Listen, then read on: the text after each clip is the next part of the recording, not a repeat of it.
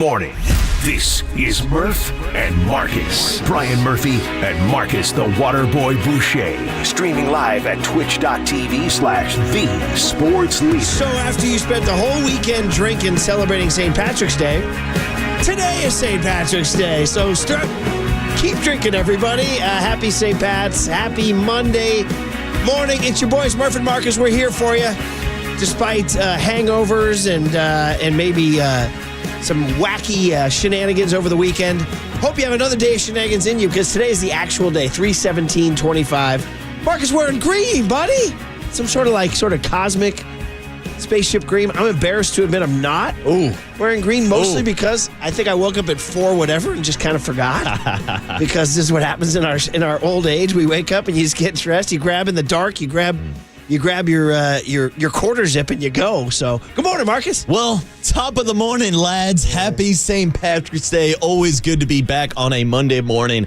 I'm wearing my green. Young Tony's wearing green. Even John Joe Curley is wearing his green this morning. I'm the party freaking pooper, aren't I? You're supposed to be the representative of the Irish here on The Sports Leader, and you're not rocking the green this morning. Today I'm representing my Italian mother. All right, had a kid. But they have green in their flag, too. So what am I doing? Well, this means I'm with that it everywhere. Myself, John Joe, and Young Tony each get to pinch Murph during the show today, right? Please, That's what we used to do in elementary school. Oh, yeah. You'd get pinched if you didn't wear green. 100%. And I'm wondering, has that been completely canceled? Oh, yeah. Because it's considered abusive. Oh, these kids are being bullies. Yeah. They're pinching each other. Bullies. Where would you get a good pinch in on someone? On the upper arm or whatever? Well, I mean, the upper arm is good, but I mean, maybe the... I grew up in the age of the purple nurple. You're going nipple. The titty twister, if I'm allowed to say that on FCC Airwaves at 6:02 in the morning. You're not, but it's okay. Bro, we used to do it all the time back in the day. Yeah. Yeah, that was the go-to back when we were growing up. 602 dump, Tony? Yeah, exactly. I don't know if I'm allowed to say that or not, but I mean, you asked where I'm pinching, I'm telling you. Hey, nobody's listening. Yeah, it's early. It's early. Don't worry We're still in the safe harbor, right? Oh, man. Well, I'm sorry for being that guy. If I had thought about it, I would have worn some green. Do I have any green anywhere? Come on, you got to find some green. That's what I used to do back in middle school, too. Like, when I was too cool to dress up in all green, I would rock like a green baseball belt. And then people would come up and try to pinch me. I'm like, no, not so fast. Yeah. I've got the green baseball belt on, or even some green boxers. Dude, wearing a baseball belt with your jeans is a hell of a move. Oh, I still do it to this day. The baseball belt? Oh, dude, I'll still rock a baseball belt. Get out of here. Like, if I can't find my regular belt, and if I'm in a pinch, to this day, I'll still... Oh, yeah, like the elastic one. I'll still go with the baseball belt. Well, with the faux leather? Yeah, I don't see an issue with it at all. You're pure class, buddy. Yeah, dude. Hey, man. I'm not trying to class up any joint. I'm going to anyways. If you need Marcus to go out on a Friday night or to break up 2, he's ready to go. Oh, dude, yeah. I've had a couple of nights where, it gets to about 2 a.m. and I'm taking off the baseball belt. It's not the greatest look. Oh, man, that is awesome. That is so awesome. And it's green. Yeah, homestead green. I had green socks. I had a green baseball belt. I got a lot of green undergear. Oh, man. I got to figure something out. Not even down to my boxer briefs am I green today. So, but my sock. No, my socks aren't either.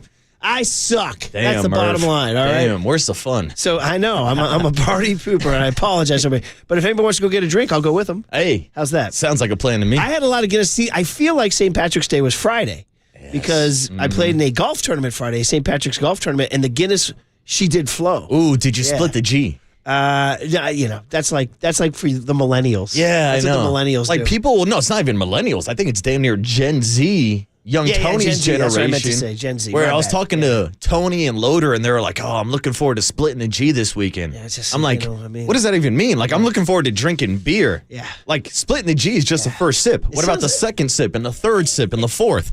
And the second beer and the third beer and the fourth? If you just told a true pub denizen of County Mayo that, ask them if they split the G, they'd just say, what the F are you talking about? Split what? Let's just have a pint of plain, man. Yeah, I'm going to split you down your noggin. I didn't bother splitting the G, but I did have some pints, and they tasted great on Friday. Shout out to my guy Kip, who was tending bar on Friday. So that's why I kind of feel like St. Pat's today isn't St. Pat's. Do you know what I mean?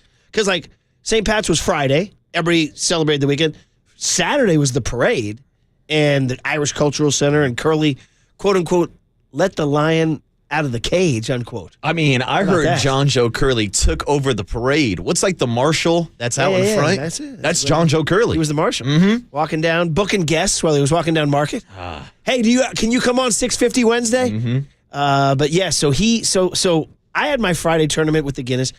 Curly had Saturday at the parade in the Cultural Center. You had all weekend. Young Tony, God knows what he did.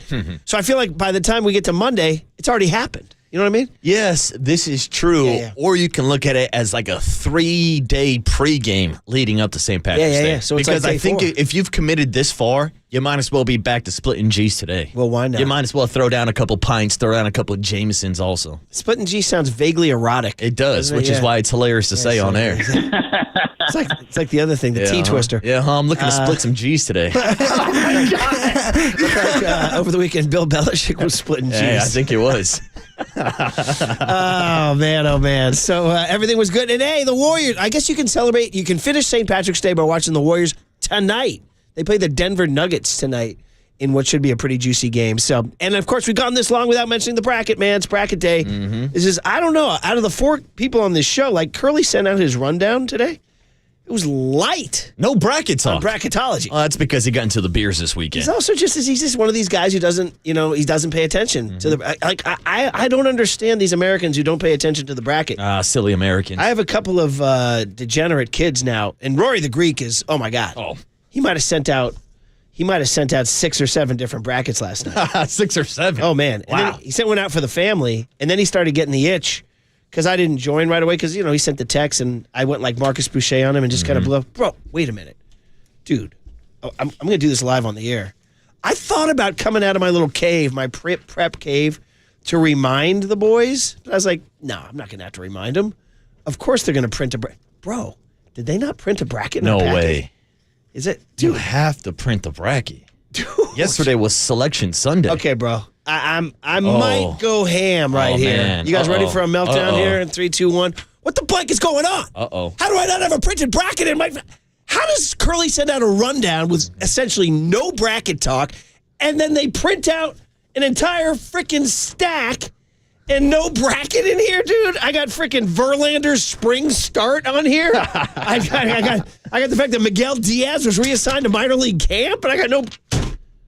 Dude, we're going to have to...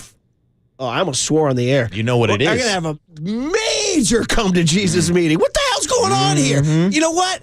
To protest this frickin' drunk lion out of the cage Grand Marshal Saturday guy, I'm going to talk nothing but tournament all day. How's that?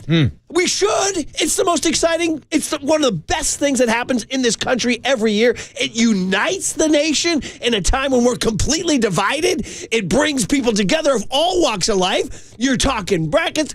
I'm spitting all over the microphone He's foaming at the mouth right now. Well, part of that's because I have a cold and I have a lot of mucus right now. So anyway, yes. I was going to tell you guys part of this whole day today is you're going to hear a lot of coughing and sniffling. So I'm ranting with mucus all over the microphone. Dude! What the hell's going on here?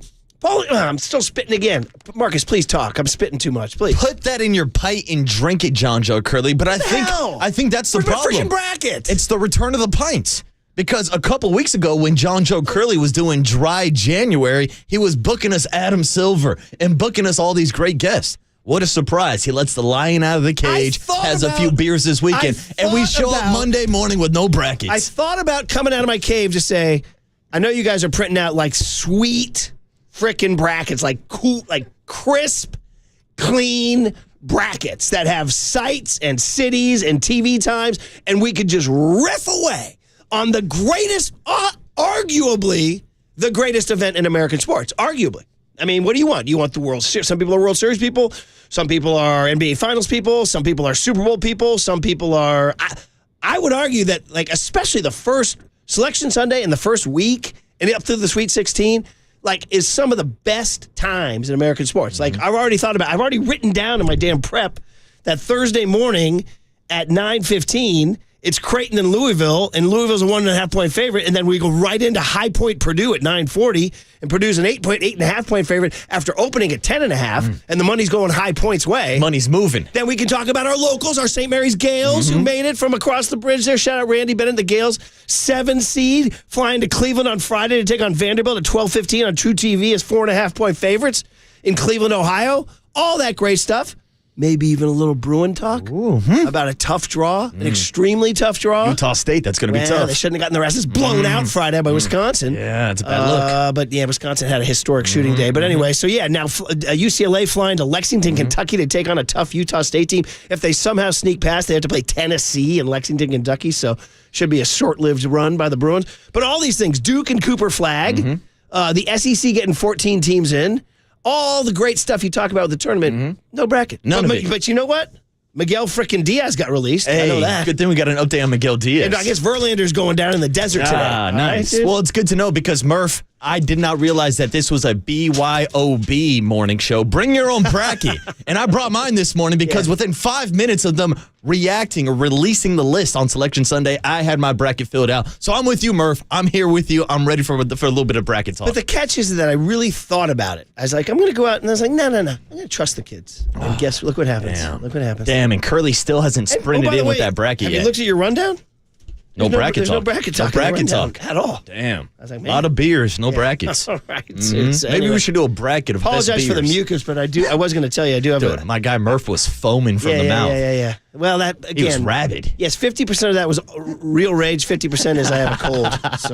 So I understand. And I hope I don't give it to you, buddy. I understand. All right, it's fine. All right. Well, listen. After all that, it's funny because at 6:06, I was not planning on that rant. Not at all. I just started leafing through my packet, and I was like, "Wait, where's the bracket? Wait, where's the bracket? Wait, where's the bracket?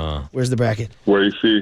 You already filled yours out, right? Yeah, I've got my bracket filled out, ready to go. Do you want to spill the beans? I was prepping on a Monday night, Murph. I'm going. What you want? Like my final two? Well, I start with the final four. Okay, final four. I'm going down to Duke with the return of Cooper Flag. I'm hoping that he's going to be healthy. I've got them squaring off against Alabama, one of the best scoring teams in the country. On the other side of the bracket, Murph, it's going to be Duke-Houston. Duke would have to take out Alabama to win their section. That's Elite Eight? Exactly. So I'm going Duke versus Houston, and I'm going Michigan State, St. John's on the other side, and I'm going St. John's versus Duke in the championship game. Wow, the Johnnies go all the way to the I'm going championship. St. John's. I'm looking for max entertainment with that'd be my incredible. bracket. I want St. John's to win that bracket and to move on. Florida's going to be tough. I mean, all the number one seeds are stacked this year, but I'm going Duke versus St. John's. That means we get Rick Pitino and St. John's here at Chase Center. Here in San Francisco. They got to come through. Yeah. All right. Well, after all that, so I sleep on it. I have ideas, I have thoughts, but I don't unveil my bracket until Wednesday. So this was my gut reaction bracket. And traditionally, How many are you going to do? I'm usually a one bracket type of man, but I've not had a lot of success over the last couple of years. So I was like, maybe this year I'll mix it up. I'll give like my gut reaction bracket, like my first kind of deep dive. Then I'll do some more research, listen to all the pundits out there, maybe make a second bracket. So I'll get back to you with my bracket 2.0 in a couple days. And does anybody around here run a Survivor pool? Because I was in a Survivor pool for 20 years, but the guy announced he's retiring it. I need somebody to start with Survivor pool. I'm not sure if we do a legit Survivor pool. I know we do a spread pool. I know we have the traditional brackets. Don't ask Curly to run it. No, Curly ain't running no brackets this year, I'll tell you that. You know what? He might walk in with an NIT bracket. That's what he might walk into. So, by the way, Overnight Dave with the text of the morning already. Back in my day, if a couple of guys said they were going to split a G, meant they were going to split a gram. Hey, I got 5 on it, Dave. I got 5 on it. All right, no more mucus. Say good morning to Tony on the other side. And hopefully I'll have a bracket in my hand. My God. This is the first time in 20 plus years I've been here on a Selection Monday without a bracket on the Sports Leader.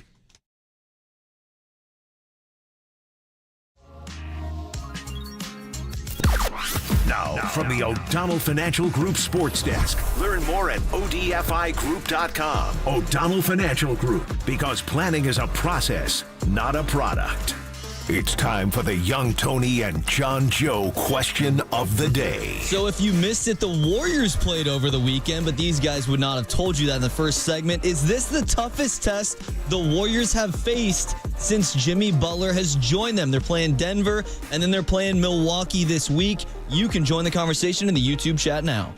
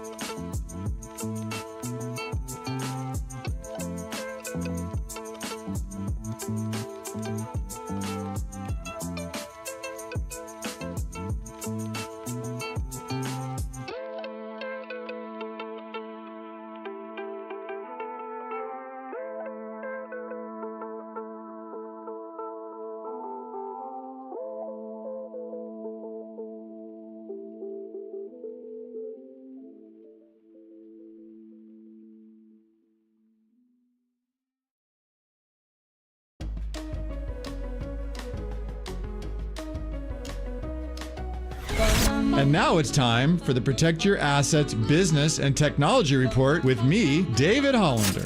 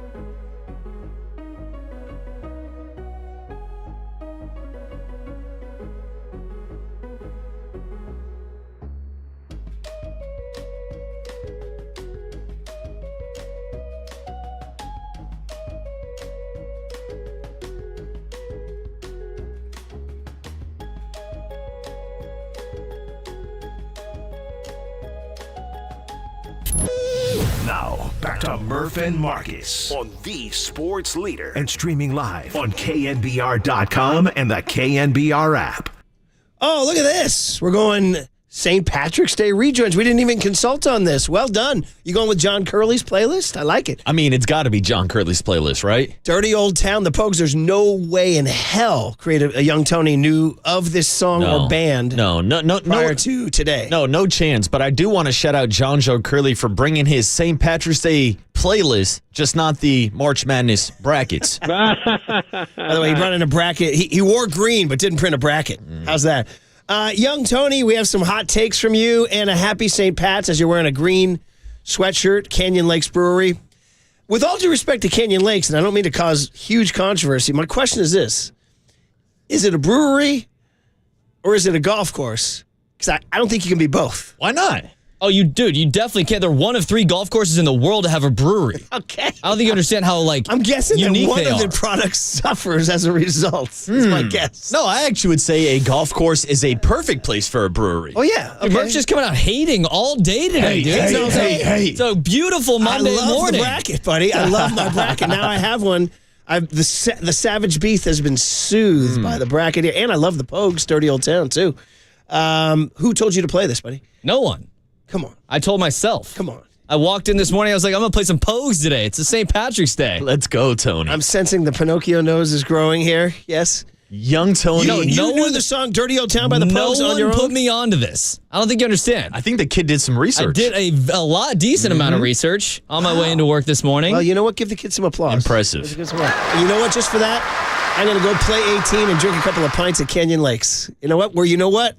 The best golf course brewery combination in the nation. Go ahead and Top 3 in the world. You're being sarcastic. It's a great spot. No, I'm not being sarcastic. I'm praising you because you played Dirty Old Town by the Pogues. I'm praising you, buddy. And you've played this course before. No, I've never played it. In fact, I've never even heard of it. It must be fairly new. Ooh. Must be within the last 10, 15, 20 years. Probably relative. I don't know the history. I just know it's a great spot. And if you're in San Ramon, you want to play a little golf, you want to go to the brewery. They got a bunch of nice beer on tap. I'd say it's a great combination. Shout out Dave Scott, the head brewer. Stop talking until we get a sponsorship, buddy. Yeah. They did not pay me to say this. Yeah, what did Young Tony ask today? Sponsored by Canyon Lakes. It says the first championship 18-hole golf course and craft brewery in the country. I told you, Murph. Come on. It's a great combination. Surprised it took this long to get one. I just need to know when it was invented, or when it was founded, I should say. Where's the About Us on the website? Where golf and beer meet.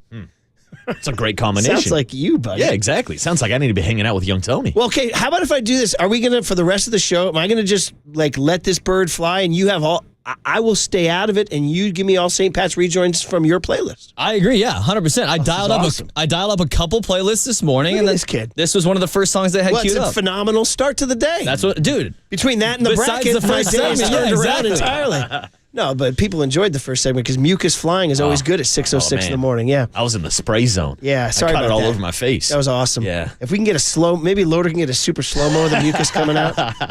Well, listen, I heard from my man John Platts, the beloved Stanford broadcaster, and he supports me 1,000%. He said, how is not like a Monday morning after the tournament on Sports Talk Radio, you got to have a bracket. You got to be talking brackets. Now, Tony, you had a different take.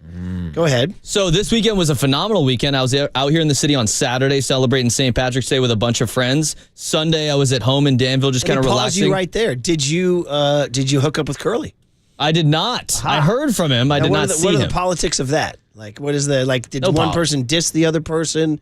Did somebody should have texted and didn't text? Actually, I will step in and say that the three of us shot each other's texts on Saturday. Okay. And we were thinking about meeting up, but we were in three different parts of the city. I was down at the Warriors game, Tony was up in the marina, and John Joe Curley was out in the Sunset. Right. So we kind of had the triangle of St. Patrick's Day going on this weekend with the morning show, but it just never really came to fruition to the point where we actually met up. Sounds like it was a friendly meeting of, I'm in this part of town, you're in that part of town. Have a great day. Hey, bud, I'm drinking. Yeah, me too, but we're too far away, and I do not have a DD. And this is a phrase that, I don't love this phrase, but the kids use it these days. Some people get, quote unquote, butt hurt. I don't love that phrase. Ooh. But if like, hey, man, I thought I was going to meet up with you, and you didn't. Yeah. You know what I mean? Do either any of you have butt hurt potential?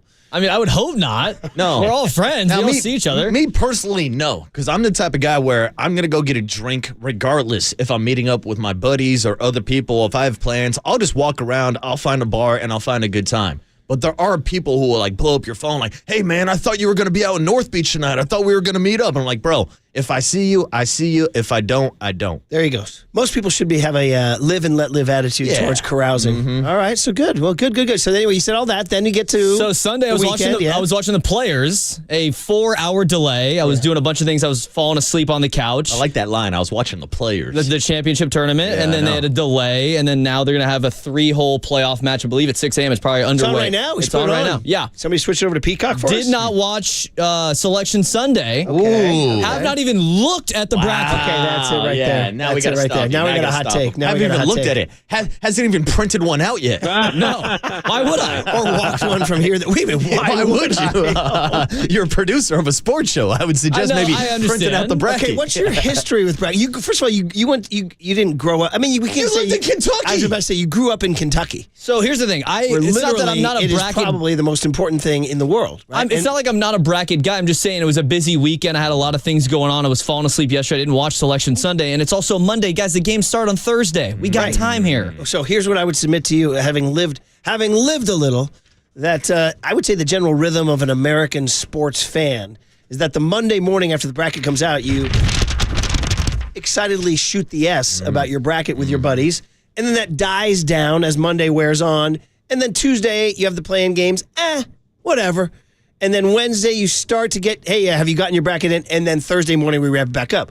So I would submit to you, from my life experience, that if you had to do like a heat chart on Bracket Talk, it's at its highest like right now, starts to slither down around Tuesday, Wednesday, and then ramps back up on Thursday, because it's our first chance to all get together and talk bracket. Yeah, I think if we're like power ranking it by like the Monday morning water cooler talk, I think your bracket's the number one thing you're talking about this morning. Yeah. Like you and all of your buddies, whether you're at the gym or at work, people are talking about their bracket. Murph, I told you yesterday I was watching the Sunday selection show, and I was literally refreshing my app just to see when was the first available time to put in my bracket. Like midway through the selection show, I was like, they've already released half the bracket. Let me start making picks. And by the way, just pour one out. I did think about 5 minutes out from the Selection Sunday, I was like, man, we're not going to get Greg Gumbel. Yeah. I sent out a tweet on that. And then they opened the show paying tribute to him. That was a nice tribute. Yeah, and I missed him. I missed the soothing presence of a Greg Gumbel, too. And then, literally, Roy the Greek had, I don't know, he had his basketball team, his 2 basketball teams, 2 brackets for those 2 teams, one for his friend group at school, one for the family. And so I told you, he sent the one out for the family, so I got an invite from him. You are invited to join a bracket. And then he starts like getting the twitch. He's like, it's like an hour later, and I was prepping for the show, doing Homes and Bums. And he goes, Daddy, you haven't filled out your bracket. Or you haven't done your bracket. I go, yeah, I will. He goes, you haven't joined. And I was like, are you feeling lonely that I didn't join? He's like, I'm just asking. I said, I'm going to join right now. So I joined under the handle Daddy wins. Wow. With a Z, by the way. Daddy wins. Ooh, with so the anyway, Z. so now I've joined the bracket. But again, I generally don't fill mine out till Wednesday. Like I got some sort of freaking. Here's the joke. If I had filled it out at 4:05, the bracket would be just as good as the bracket, maybe even better than the bracket I fill out Wednesday. Because I'm going to overthink it. Because what I'm waiting to see is how the point spreads move. Because already, like, High Point, Purdue, by the way, High Point University. Yeah. You got to love it. We've reached the high You point. just need a High Point University sweatshirt. Anyway, as opposed to Longwood, which was the big one last year. Remember that one? Longwood? Yeah, shout out Oral Roberts from a couple years ago. There you go.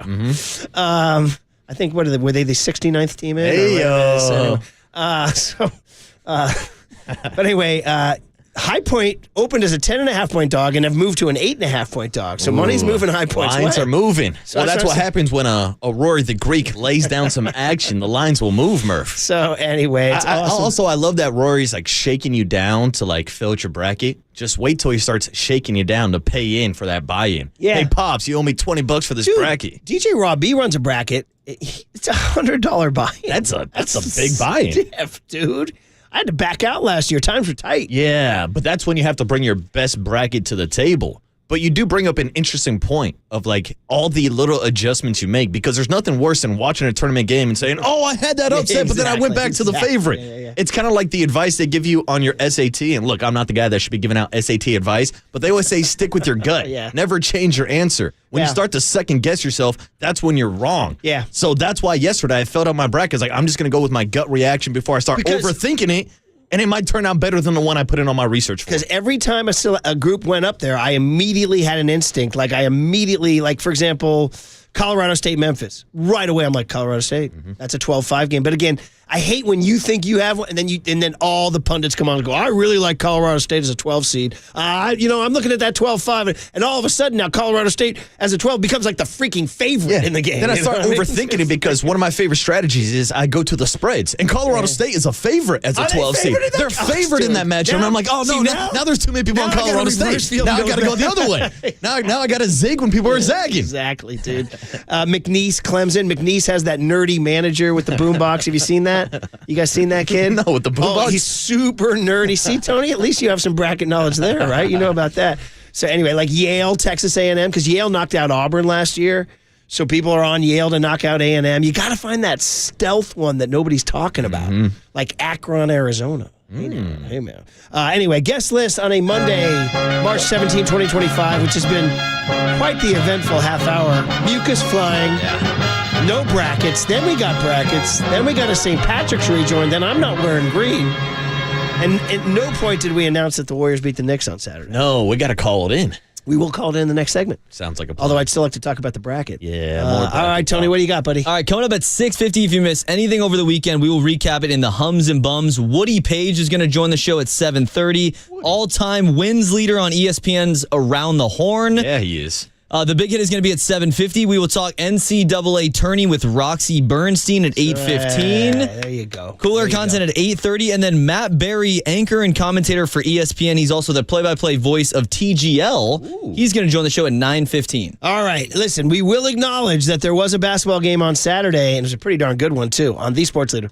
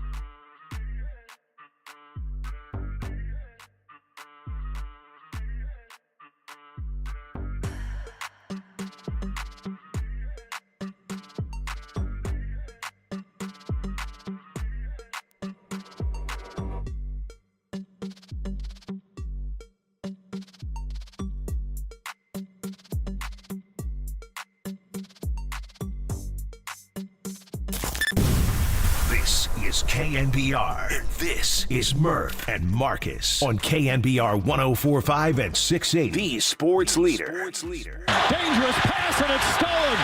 The floater got deflected by Peyton Curry, picks it up. And Moody now has it. 10 on the shot clock. Good ball denial from Anunoby. 5 on the 24. Green off the bounce, drives inside. He banks it home. Timeout Knicks. 6-point lead. And the night-night sign from Draymond Green. That's what we say in the locker room. Draymond do the nightmare. Yeah, that's probably one of the best things to come out of a really... Wait, listen to this. Listen to this. It's Irish Rovers? Is that who it is? This is the Dublin pub crawl by the Irish Rovers. Yeah, so I'm too. Look at this kid. We're leaving him to his own playlist. He started with the Pogues, Dirty Old Town, and then the Irish Rovers, of course, coming up second. So well done, kid. He's 2 for 2. So it's not a 90s Friday. It's a young Tony St. Patrick's Friday. It's a St. Patty's Monday, Murph. Oh, man. So, yeah, usually St. Patrick's weekend down in Scottsdale is awesome. By the way, enough of Scottsdale. Time to come home. We've hit the point now. It's time to come home. Yeah. Time to come home. I will say it was fun checking out that spring breakout game this weekend and seeing what the boys have been doing down in Scottsdale. 15-5 now. Giants are playing some good ball, but yeah, let's carry that momentum into the regular season. Yeah, you hit that certain time. It's the same thing that happens in NFL training camps. You're like, enough. Start the season. Yeah. And I'm at that point with baseball, which, by the way, starts tomorrow at 3:10 in the morning. Cubs, Dodgers. And I spent some time over the weekend reading my LA Times digital app. I read the whole deep dive into quote-unquote paint Japan blue, how the Dodgers conquered a nation. Yeah. It was a deep dive on how this has been a long-term strategy of sending scouts over and being present, boots on the ground for kids at a young age, even in high school and all that, so that they're not allowed to talk to them. They just see Dodgers scouts and executives in their presence, and the Dodgers have made Japan their nation. Everybody wears Dodgers hats. Any Japanese kid now is growing up dreaming of playing for the Dodgers. Bro, it's over. They conquered the nation. And oh, by the way, Japan has some good baseball players. Yeah, some really good baseball players. Yeah. It's been an extremely smart strategy, and Murph, it's just getting started. Once you see Roki Sasaki on the bump, that's going to be another generation of Japanese baseball fans. They're going to watch this team for the rest of eternity, it feels like. Yeah, man. So anyway, that happened. But the Warriors, we just told you guys there was a fun game, and you heard a little Mike Breen last night, and my kid was there. You were there. It was a tough. The Knicks are, even without Jalen Brunson, and that's, Knicks fans are saying, no Jalen Brunson. Well, I say no Brandon Pajemski. Ah, the Warriors. Tell them. Brandon Pajemski, the Jalen Brunson of the Warriors. Stop it. Yeah. No. But man, oh man, it was a fun night, and Bruce Frazier on his way out to celebrate Steve Kerr becoming the winningest coach in Golden State Warrior history. In the back of the limo, called Adam Silver. Silver said, "You keep calling me and calling me." He said, "That's because we keep winning, skinny boy." Put it in the books. Golden State Warriors 97, under 100. Golden State Warriors 97. New York Knicks 94. Woo!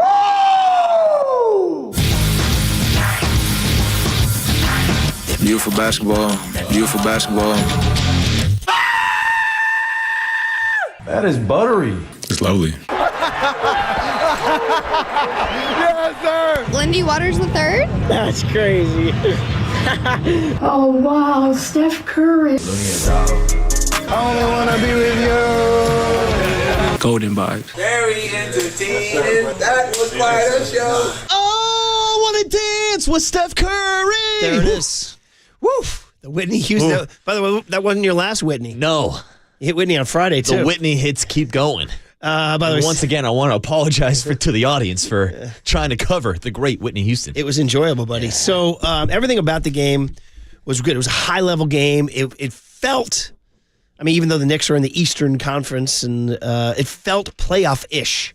I don't know. Maybe it was a Saturday night on ESPN. Maybe because it was competitive the whole time. Well, I would say game. It was very competitive, and it was intense and chippy from the jump because of the Karl Anthony Towns versus Draymond Green storyline. Yeah. And for those of you out of the loop, it's something that we talked to with Frank Isola last Friday. After Draymond Green went on his podcast and called out Karl Anthony Towns for not playing the last time that the Warriors faced off against the Knicks at MSG. And Draymond Green said it was because he was scared to play against Jimmy Butler. Well, we found out that Karl Anthony Towns actually had to go to a funeral instead of a family friend. Draymond Green was then asked about it and kind of doubled down, saying he heard something else from some other people and that the Draymond Green with Baron Davis show must go on, which led to these guys going back and forth all day long. Got a little chippy. Karl Anthony Towns got his third foul of the game, and Draymond Green's telling him to shut the hell up and go sit down on the bench. The back and forth was great, and then it ends with Draymond Green with the night/nightmare celebration. I mean, you can say what you want about Draymond Green. He will talk that S, but he'll also back it up. It was earlier this year where he hit the dagger on Rudy Gobert, former Defensive Player of the Year. And Draymond Green walked up to him like it was the N1 mixtape tour, going between the legs, drives by him, throws down a dunk, and then ran down the court with the night celebration like he was a hammerhead shark. Well, this weekend he had the same opportunity to do it to Karl Anthony Towns with the game on the line. He gets the dagger layup, hits the nightmare celebration, and the rest is history. Great line by his teammates to call it the nightmare. It's very funny. It's just not quite as smooth as the Steph one, too. Now, Towns did hit a three with about 4.5 minutes to go, made it 88-86. And then it was just a defensive rock fight all the way up until, let's see, actually the Knicks tied it at 88. Mikal Bridges made a shot, made it 88. But then it was Moses Moody's driving layup at the shot clock buzzer, made it 90-88. And then, of course, there was a lot more going on there, too. And then finally, Draymond, Cat missed a three, and the Warriors got the rebound. Draymond got fouled. He actually hit both free throws. And then Draymond made the driving layup and hit the night, too, yeah. But the facts had bared out the fact that the facts were different, though, that Karl Anthony Towns and Jimmy Butler had played several times. Yeah, and So in a lot of those matchups, Karl Anthony Towns actually got the better of Jimmy Butler. Yeah, so how about Jimmy Butler, by the way? 11 points, 7 assists, 6 rebounds. So he's now in a stretch now where he's not scoring a lot of points, and you get a little worried, like, uh-oh, is he going to be upset? And he's saying all the right things. No way, man. We're winning. I'll score when I have to score. So the guy just continues. They're 14-1 with him in the lineup. And, of course, Kuminga was back, too, for his second game, getting more and more used to it. Guy Santos started in that game. Steph scored 28. Again, no pods in that one, too. But just a classic Warrior situation. Now, going tonight against the Knicks, here's a couple issues. Steph Curry's questionable. Going against the Nuggets, yes. That back I said injury. the Knicks. Pardon me, the Nuggets. Steph Curry's questionable with a back. Pods is out again. But also the Nuggets came out and said that not only is Nikola Jokic questionable, so are Jamal Murray and Aaron Gordon. So, I don't know. They all might play. Yeah. But I'm just saying something to watch going into the game. Which I think would explain why Vegas currently, as of 6:43 on a Monday morning, has the Golden State Warriors as a 4.5-point favorite tonight. Yeah, and well, the Warriors are also 14-1 with Jimmy Butler. The other thing is the T-Wolves ain't going anywhere, bro. They won again. They've won 8 straight. Anthony Edwards scored 41 points in 31 minutes last night. They've won 8 straight, so they remain right on the Warriors' A. But the catch is the Warriors have the tiebreaker over them. So they have a 1-game lead in the loss column, essentially to the Clippers, who they do not have the tiebreaker over, have 30 losses. Warriors have 28. And by the way, are you eyeing that? Do you know who's down to the 5 seed right now? Lakers. Denver, dude. Oh, are they? I believe it is Denver. Sorry if I thought it was L.A. If my prep was not correct. Lakers won last night, so that might have given them a little hope there. I'm looking at the Lakers 41-25 in that 5 spot right now. Right above the Warriors. Yeah. Denver is the number 3 They all, seed. I guess what I was looking at was the loss column. They all have 25 losses. Yeah, they all have 25 Yeah, and the losses. Lakers have been struggling without LeBron, and Luka even went down this past week. Houston, Denver, Memphis, and the Lakers all have 25 losses. The Warriors have 28, which means, that, believe it or not, are you ready for this? The freaking 2 seed is in play. Wow. The 2 seeds. Now, no way. Not likely, but it's in play. It is. Only 3 back in the loss column. Now, all those teams would have to sort of collapse, and the Warriors would have to sort of like, I don't want to say win out, but almost win out. I mean, they got 15 games left. They're 14-1 in their last 15. What if they go 14-1 in their next 15, dude? 2 seed would be grandiose. But let's just say this. Something's out there, maybe even higher than the 6 seed, but it's very exciting. And they continue to do their things. Yeah. All right, man. So I wanted to hit on that. Who knows? They might show up in Hum Babies and Bum Babies, which are coming up. The Monday morning tradition. Your work week doesn't start until you hear it. Your weekend doesn't end until you hear it. Or the weekend might still go, given these Irish rejoins we're playing on St. Patrick's Day. On KNBR 104.5 and 680, the Sports Leader.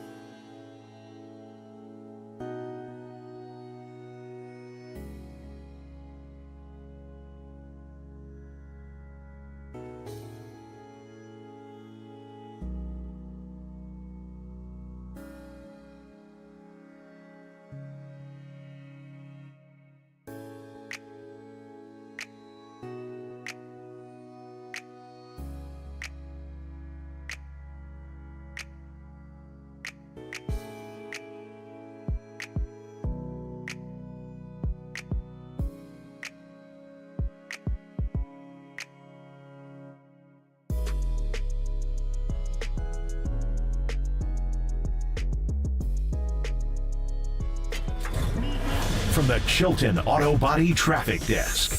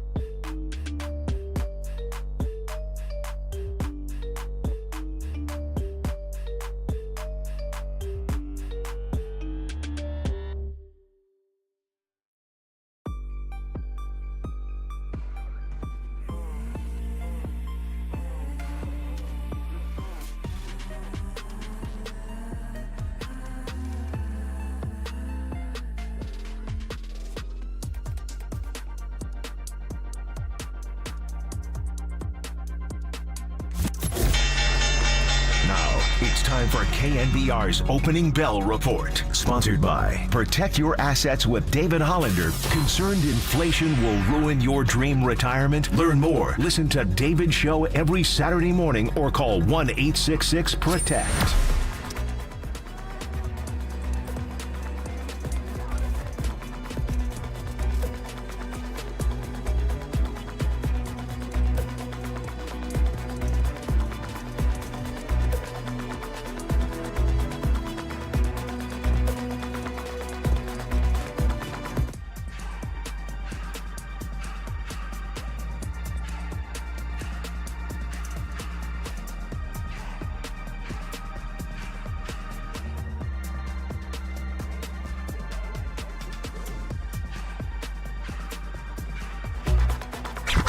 What do you want? The same as you, to remember. Time now for Total Recall. San Francisco! Adios, Canucks! A look back at the highs and lows of the weekend in sports. Get ready for a surprise! Oh, it's the Hum Babies and Bum Babies St. Patrick's style. Young Tony researched his own playlist. We got the Pogues, Dirty Old Town, the Irish Rovers. Let me listen. I can't come up with it, buddy. This is the Irish pub song by the High Kings. Okay, I'm not super down with the High Kings, but let it roll, baby. Let it roll. Very, very good. Again, I don't think I have after drinking all weekend, I don't think I have the gas tank to keep going on a Monday, dude. So there you go. That's what I'm here for, Murph. By the way, 714 says Rory just smoked J.J. Spawn in the 3-hole playoff. That's a bummer, 714, because in my pool I had J.J. Spawn. Maybe that's a foreshadowing of how my bracket's going to go this year. All right, guys, you guys know the deal. At this time of day, on Mondays, we assess the weekend, hand out your winners, hand out your losers. By the way, did you notice that the Hums and Bums sheet came with credits? Yes, we got credits now. Is this for credit or for blame? I think it's so when one of them screws up, you know who to blame. Because there's been times in the past when we say, hey, man, who didn't put that sound in there? And we don't know who to blame? Yeah. But what do we say when, hey, that package was beautiful? Yeah, well, it sounds like young Tony's looking for some credit. Well, it looks like mine says produced by Tony. Does that mean I'm in better shape than yours, produced by Curly? Well, here's the dirty little secret. Young Tony always produces your Hums or Bums packages. John Joe Curley is my guy. It's also ever since I took him to Levi's Stadium. That's it. He's your guy. He's your rider. But I also think it's because, no disrespect to my guy John Joe Curley, young Tony has been doing Hums and Bums packages for a lot longer. He's a little bit sharper with the skills on Adobe Audition. So John Joe Curley needs a little bit of help when it comes to the Hums and Bums. So I usually send him over some sound and give him some direction. Okay, look at this. Yeah. I'm getting a little stuff. This is what happens when I'm in the cave. Yeah, This is like the behind-the-scenes magic that most people don't know about here at KNBR. The timely aspect of it, too. Like, I'll get in and I'll just get to work early versus when you send them, it's like, actually, recently it's been earlier, Marcus. I give you a little credit. Sounds to me like you're taking shots at John Joe Curley for not getting here before you. I'm saying because you don't send over your He's taking shots at you for not sending him on Sunday night like I do. I know. I can read between those lines. I know what he's saying. Right? Youth before beauty, age before beauty, or beauty before age, whatever. You go first, and you got the Bums this week. You found some losers. I'm glad I didn't have Bums this week. Must have been hard. Yeah, it was a little bit of a difficult weekend, but here I am on a Monday morning with John Joe Curley's Bum Baby packages. And the first one I got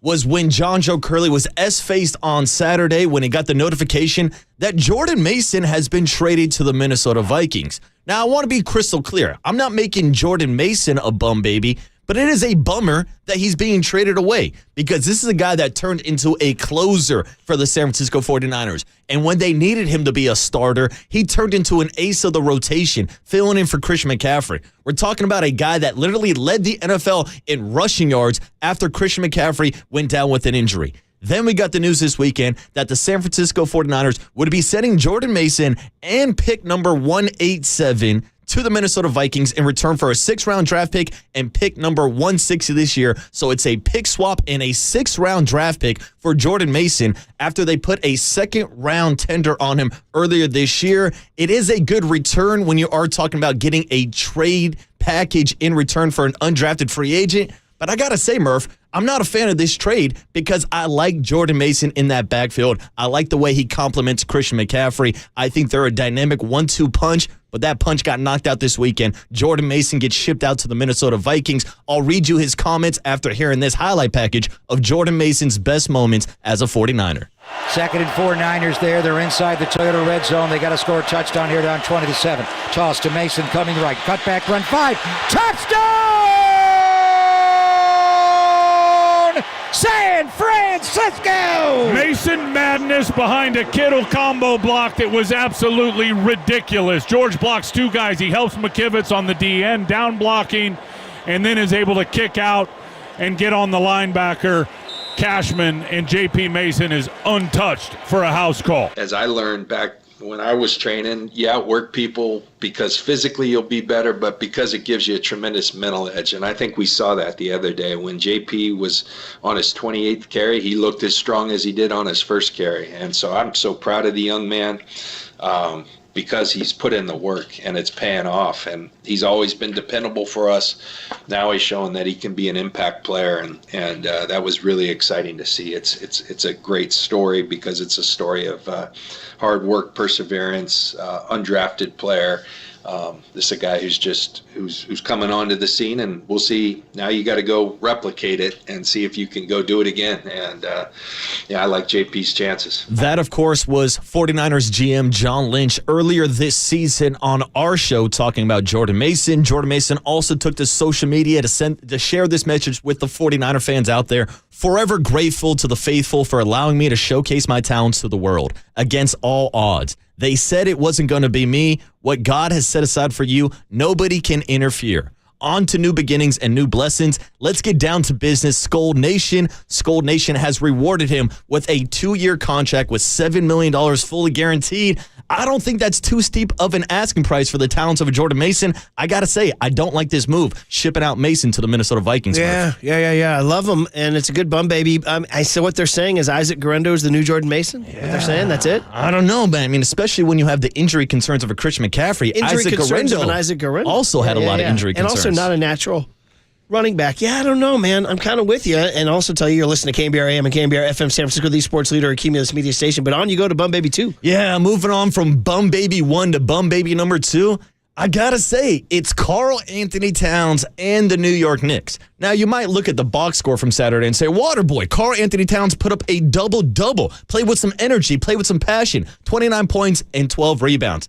But he walked home with that L and kind of had his head tucked between his legs as he's exiting the court, watching his teammates dap up and hug Draymond Green after Draymond Green disrespected the man by saying that he was too afraid to play against Jimmy Butler. Well, he shows up to Chase Center. Not only has Draymond Green talking ass, Draymond Green then hits the dagger on him, drives by him, hits the layup to seal the deal, does the night-night celebration, or as Moses Moody likes to call it, the nightmare celebration. It truly was a nightmare night for Karl Anthony Towns with Draymond Green talking that S in his ear and then putting him to sleep. Here are the highlights and post-game talk from the back and forth between Draymond Green and Karl Anthony Towns and how Draymond is actually taking credit for the motivation that Cat played with on Saturday. He's so patient with the ball. They've got a foul. That's going to be Karl Anthony Towns' third foul.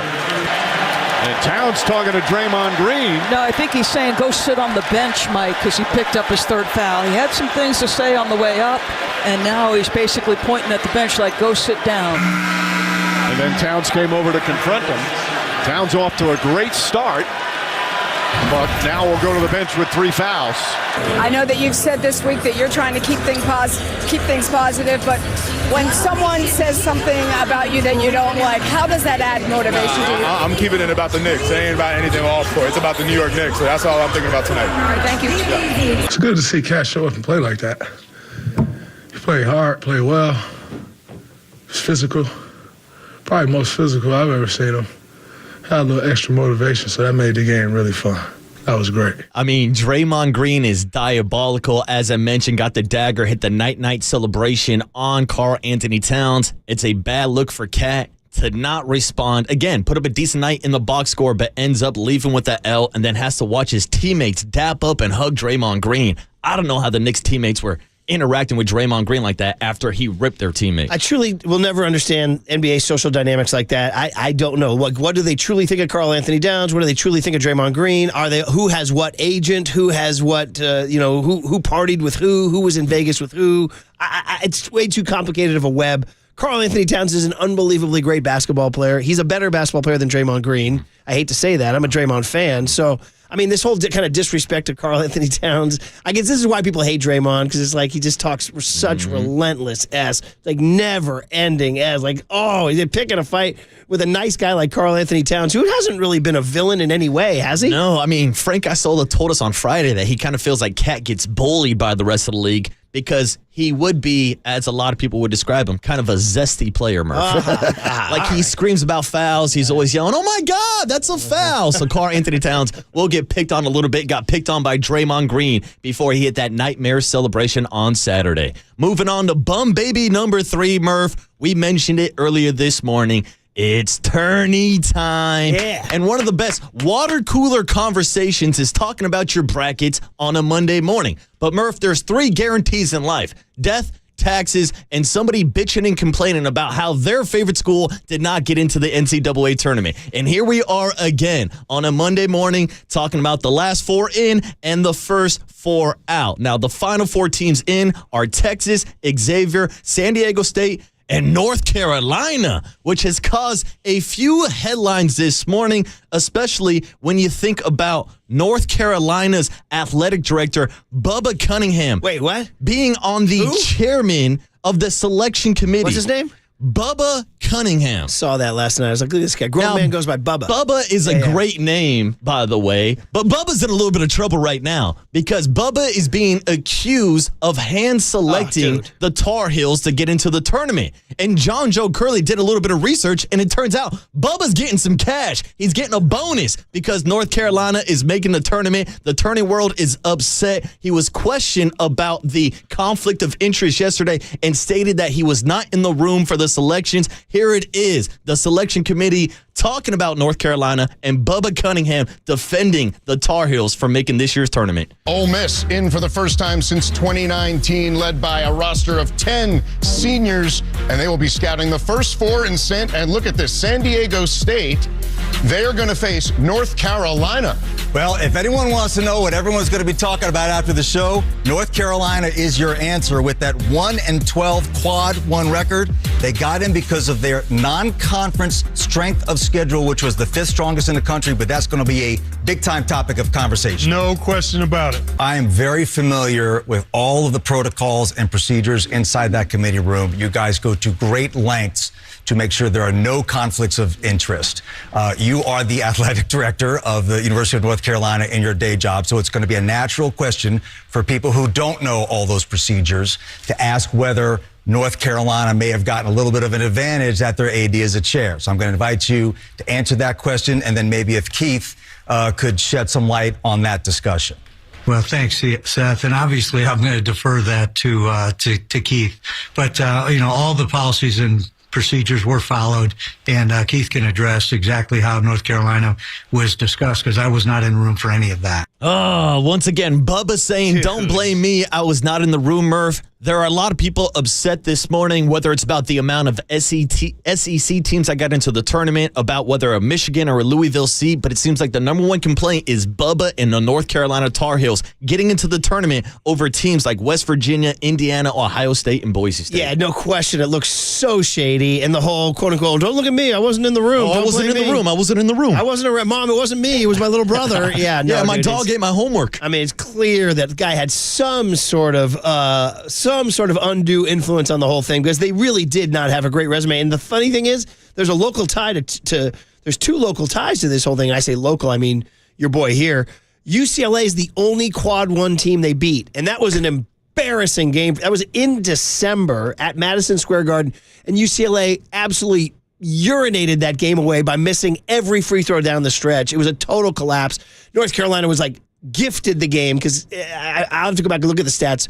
UCLA might have missed 5, 6, 7 free throws in the final few minutes to give North Carolina their only quad 1 win in December, bro. You're supposed to be credited for playing better later.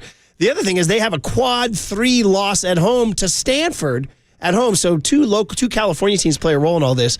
There's no question. It's highly dubious. Now watch. Watch them beat San Diego State. Watch them beat Ole Miss and go on some sort of mini run. It's funny. It happened Friday. Sports Talk Radio Goes to Die. Their game against Duke, they actually played Duke really tough. Duke didn't have Cooper Flagg, obviously. Did you see how that loss happened on a lane violation? No, I missed that. They hit the game-tying free throw in the final seconds, 3, 4, 5 seconds to go. I forget how much time was left. And one of the North Carolina kids stepped in the lane right as soon as the ball was released, which, you see, by the way, in the NBA all the time, and nobody ever bothers to call it. and they called it and waved off the free throw, and Duke won. So Carolina could argue, hey, without the lane violation. But anyway, yeah, Bubba Cunningham, and he gets a bonus in his contract for North Carolina making the tourney. Yeah. Is that right? And 8.33% of his yearly salary, which would come out to around $67,000. I wish it was actually 1,000 or two more to get up to 69. It's too. The whole thing is dubious. Yeah, it's fishy. Yeah. It's fishy. There's been a lot of gripes this morning about who made it, who didn't, who has the best seed, who got screwed. It sounds like the biggest gripe is North Carolina basketball. Yeah, here's a Tar Heel texting in at 408 on the Golden State Lumber and Sherwin text line saying, wah, go Heels. And then 559 says, like they say, he who smelt it, dealt it. I think he's talking about the tournament, right? There it is, Bubba Cunningham. Smells fishy, fishy. Do you think any of those teams deserve to be in over North Carolina? A West Virginia, in Indiana, Ohio State, like or even Indiana Boise State? had a better resume, for sure. West Virginia, too, in my opinion. Yeah. So it's dubious for sure. And, I'm not a conspiracy theory guy, but when old Bubba walks out of the room, he makes sure to give a wink to somebody on the way out. Follow the money, Murph. Right, Follow the money. Clock, and I'm following the clock. Ooh. I'm following the clock. Clock. So I'm looking at 7:07. I'm looking at three mighty hum babies that need their due, and I'm not going to squeeze them into 2 minutes. So we're going to be disciplined, take a break, eat our vegetables, get to sleep on time, and come back with the hum babies on the other side on KNBR 104.5 and 680, the sports leader. Clock.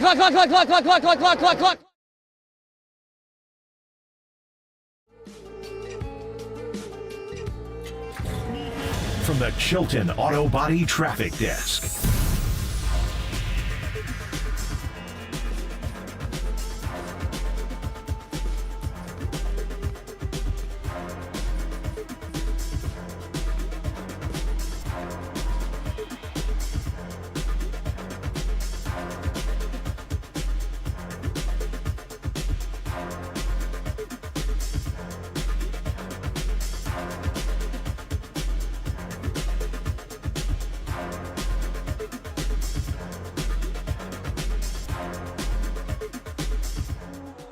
Back talking about my good friends at El Cerrito Honda. That's the place to go. I had such a great experience getting my 2025 Honda CR-V Hybrid, which I love. Everybody's like, nice color. Is it navy blue? Is it like, I don't know, it's just like handsome blue is what it is. It's a dark, rich color. And the reason why I have it is because El Cerrito Honda has such incredible selection. So I was like, yeah, I really like this car, but what about the color? Like, what do you want? I'm like, well, I'm a navy blue guy. They're like, yeah, take it. Here it is. El Cerrito Honda. March over there. It's on El Cerrito Honda's right off of 80 on San Pablo Avenue. So super easy to find. You can go to elcerritohonda.com and start cruising their selection. And we do have a special thing going on right now. We're calling it Spring Savings at El Cerrito Honda. Drive away in the new Honda you've always wanted. Check them out. Deals always. Selection, savings, service at El Cerrito Honda. Listen, you go there, you have a great experience. Take it from me. El Cerrito Honda, more than just a car dealership. We're family.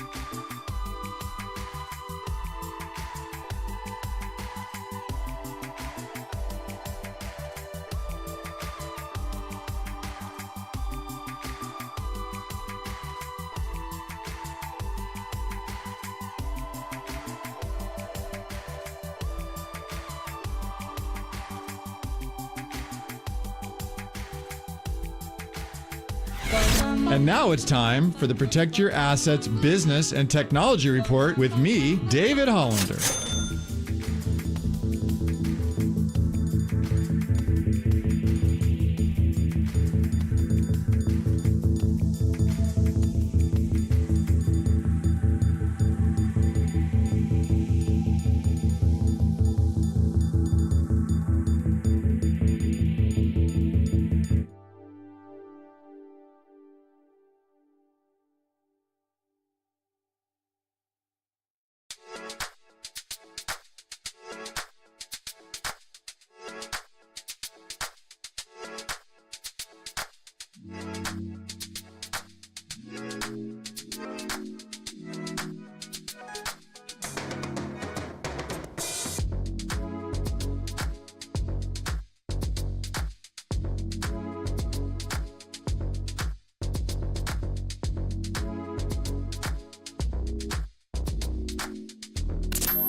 Murph and Marcus keep rolling on the Sports Leader and streaming live on YouTube at KNBR 1045.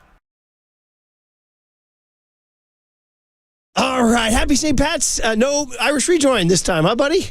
All right. We're good. Wait, come on, Mike. Defend yourself, buddy.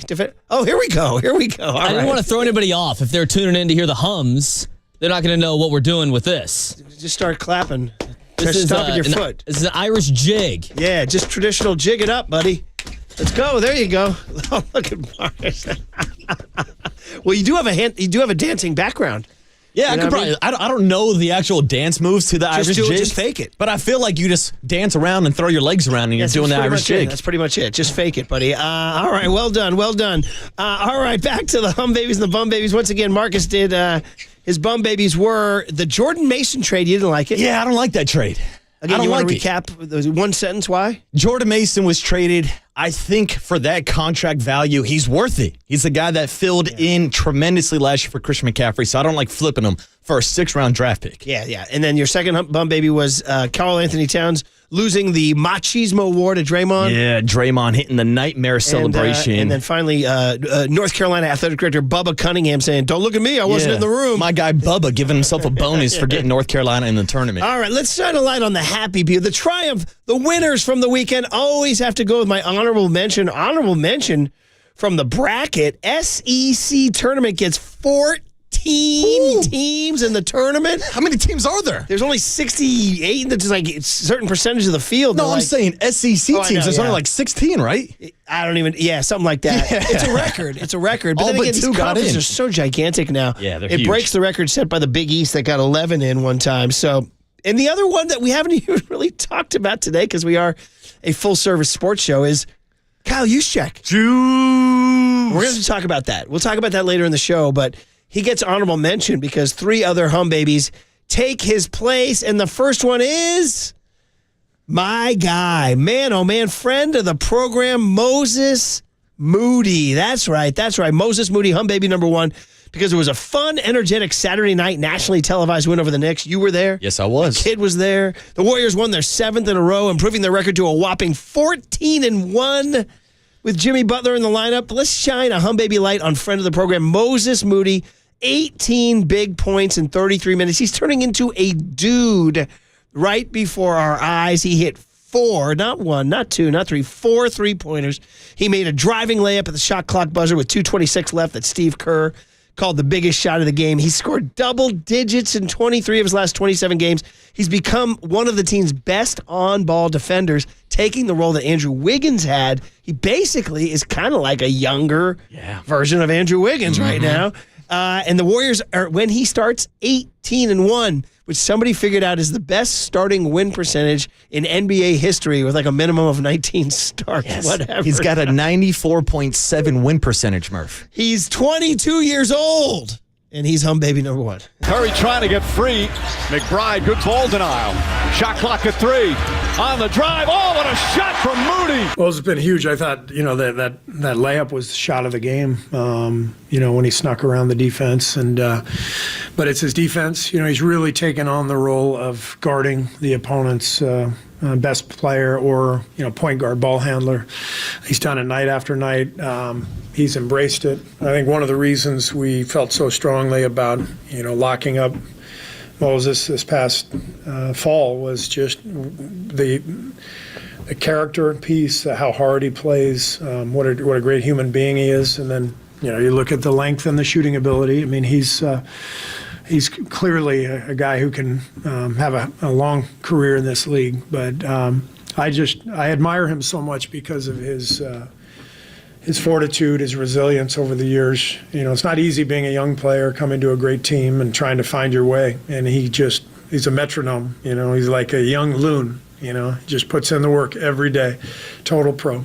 Last Bob Myers draft pick, right? It was Kuminga and Moody was the Bob Myers 21, because they wound up winning the championship that year, and then Myers stepped aside, right? So nice legacy, Bob Myers, with that pick there too. So and he's got Arkansas. By the way, just because everything comes back to the bracket, Arkansas is in the West region, and they play Kansas in a 7-10 game. Ooh. That's Bill Self's Kansas against John Calipari's Arkansas in Providence, Rhode Island. That's a fun one. Damn, here comes Pig Suey. Yeah, right. He'll be watching. We'll be calling the Hogs. Any KUJ. Well, actually, he's got a bet with Andrew Wiggins. Wiggins was a KUJ Hog. Maybe he's going to text him and say, "Bro, I took your locker, I took your job, and I'm going to beat you in the tournament." Yeah, and it's a great point by you, because it really does feel like Moses Moody has been unlocked since the Andrew Wiggins trade. And Moses Moody was a guy that was fighting for minutes with Andrew Wiggins still on the team. He leaves, Jimmy Butler comes in, and everybody's focused about the record of Jimmy Butler. But that record that you mentioned with Moses Moody in the starting lineup is unbelievable. Does Andrew Wiggins go? I mean, does Moses Moody go? The fighter in Rocky, one of the great scenes when Rocky early on is encountering obstacle after obstacle, and Burgess Meredith Mickey is so disgusted by him, gives away his locker. Oh. Remember, Rocky opens his locker and there's a bunch of ebony pictures of African American goddesses, and then Rocky's like, "Say my locker? What happened here, man? I like Talia Shire. I like Adrian." Although we didn't know it at that time. He goes back out. He goes, "What happened to my locker? You gave me my locker." And that fighter who's fighting in the ring stops and goes, "Hey, Rocky." Mm-hmm. He goes, "Hey, Rocky, I dig your locker, man." Remember that line? That's Moody. That's Moody with the candles and the golden vibes in his locker now. Hey, Wiggs, I dig your locker, man. I dig your locker, Wiggs. Baby number 2, come on, man. Anytime we get a coach in our area surpassing a legendary coach on the all-time win list, you make the Baby list, and that's Steve Kerr. Dude, he passed Al Attles on the Warriors' all-time coaching win list, win number 558. Now, that's some stuff because of what Al Attles means to all of us here in the Bay Area, to his jersey hanging in the rafters, number 16, to what he did in 1975, winning that NBA championship, and to everything he did as Mr. Warrior. And his widow, Wilhelmina, school teacher for years over in Oakland. Remember, she taught Juan Toscano Anderson, how great that was? She was there to present the game ball to Steve. Just great vibes all around. So here he is, man. 4 NBA championships, 6 NBA Finals appearances, 558 wins, more than any coach in Warriors history, and who knows what he's going to write this year. So Baby number 2, and we got a little sound here of Wilhelmina Attles at age 86, giving the game ball, and then Jimmy Butler and Curry talking about Kerr. Wasn't that high? Tonight, I just had my 86th birthday. I wouldn't have been around if you hadn't won tonight. The next thank you so much. Oh, this is wonderful. God. Thank you. Well, many more. Yeah. You're still young. Thank you. Thank you for everything your family has given to the Warriors over the years. And Steve Kerr's leadership star.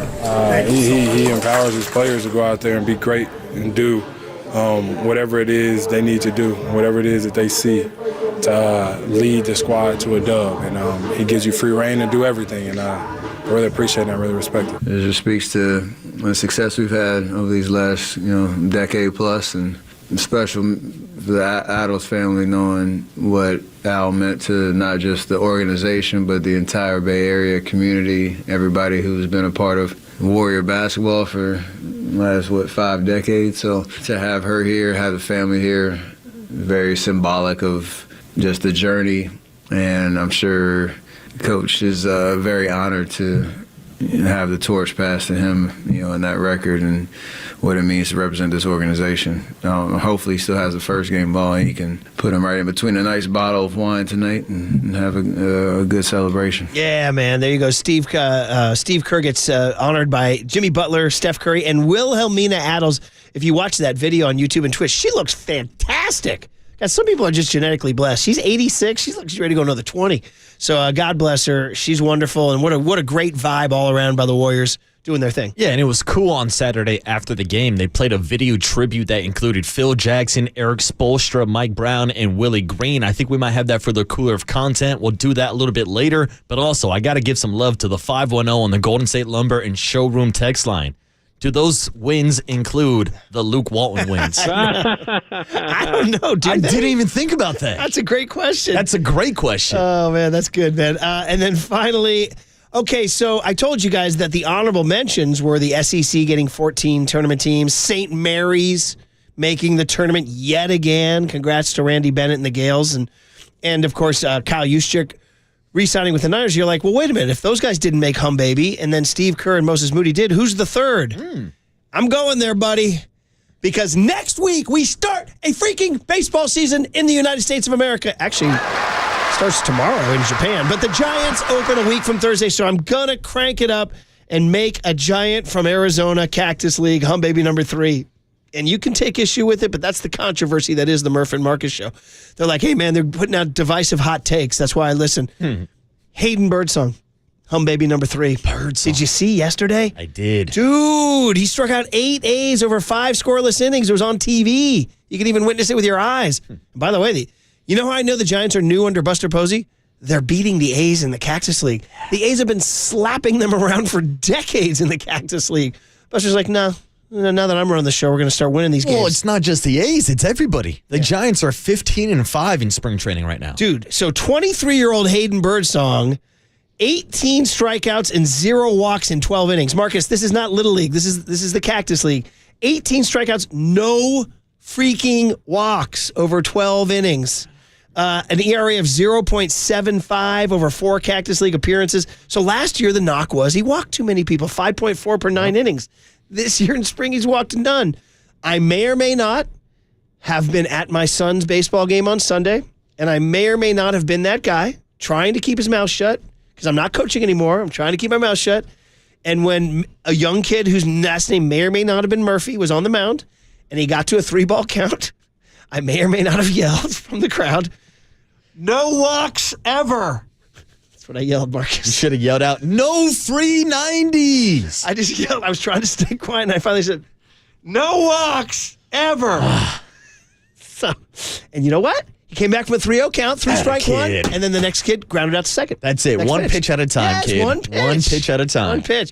I told him I'd honestly rather he give up a tank than a walk. Yeah, you never want to put anybody on base. I did. No free 90s, ever. He came in with the bases loaded, and a kid put a ball in the gap off him in all 3 strikes. I said, I don't even care. You see, you inherited a bases loaded situation. I'm glad you didn't walk the kid. Yeah, pitch the contact, kid. Pitch the contact. I said, next at bat, that ball gets caught. You know what I mean? Anyway, enough about 7th grade baseball. Let's talk about the Hum Baby. So my question is Birdsong now the dude? Because Landon Root pitched well, too, and Kyle Harrison pitched yesterday 3 innings, gave up 3 runs. Yeah. His fastball got up to 95. I saw that, so that's good news on Kyle Harrison. But you mentioned it. Landon Root on Friday over on the minor league field, but he struck out 13 guys in 5 innings, including the first 9 batters he faced. I don't care who you're facing off against. That's impressive. So there really is competition now for that 4th and maybe even that 5th spot. So, Hum Baby number 3 from the Cactus League, Hayden Birdsong. Man, he's just an electric young talent. The Giants are really, really excited for him. Got him. And our pitchers have done a nice job of that this spring. I think, the natural evolution of what you're hopeful for a guy like Birdie is something like that. Expanding with 2 strikes. He's got great stuff. Out of the wind, and the 0-2 is swung on and missed. And right back to that changeup. Here's the 0-2 to Ruiz, and he got him. And then, Dwayne, you sometimes have a pitcher that just dials in and has struck out now 3 in a row. And it is some filthy stuff. Take a look at this. Now you see me, now you don't. And caught him freezing. And beautiful on that third base side. Rooker swings and misses, strike 3.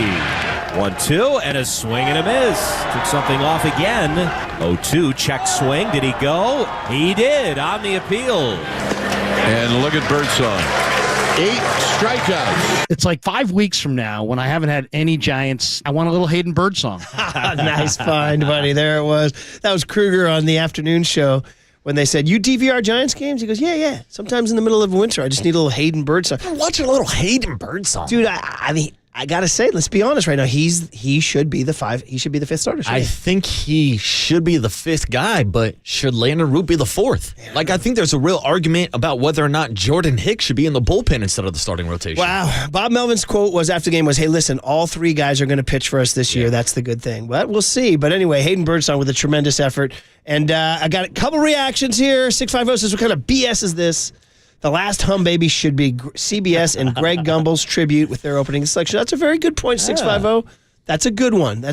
And 925 says, I'm in the car screaming at you two. Stop pumping up the Giants in spring training, knowing full damn well how the first couple of months of this season is going to go. You don't know how the first couple months are going to go. And 650 says, I feel like I haven't heard much about Jordan Hicks this spring training. Yeah. No, he has. He's been okay. Yeah, he's been okay, yeah. But I said this at the start of spring. I didn't think he should be handed that number 4 spot. I thought he should be in the competition also. I will be honest, I very surprised that they just handed that to him. Yeah. There's something going on. It's almost like a Bubba Cunningham type deal. I think it's a little bit about the contract and how much they paid him last offseason also. Maybe. 925 says, how about a Hum Baby for the Savannah Bananas playing in front of 65,000. Bro, for people who say baseball is dying, go watch the Savannah Bananas game. There you go. I know it's banana ball. It's a little different, but man, oh man, $65K for a banana game. In Tampa? Yeah. Where the Rays draw 65? Oh, yeah. Period? On a good day. All right, well, there you guys go. The Hum Babies, Moses Moody, Steve Kerr, and Hayden Birdsong. All right, Warriors Nuggets tonight. Should be really, really good. Playoff preview. Woody Page, the legendary Denver columnist, was with the Denver Post for years. He's with the new paper called the Denver Gazette. You see him on Around the Horn. Good booking by Curls. Next, Woody Page on The Sports Leader.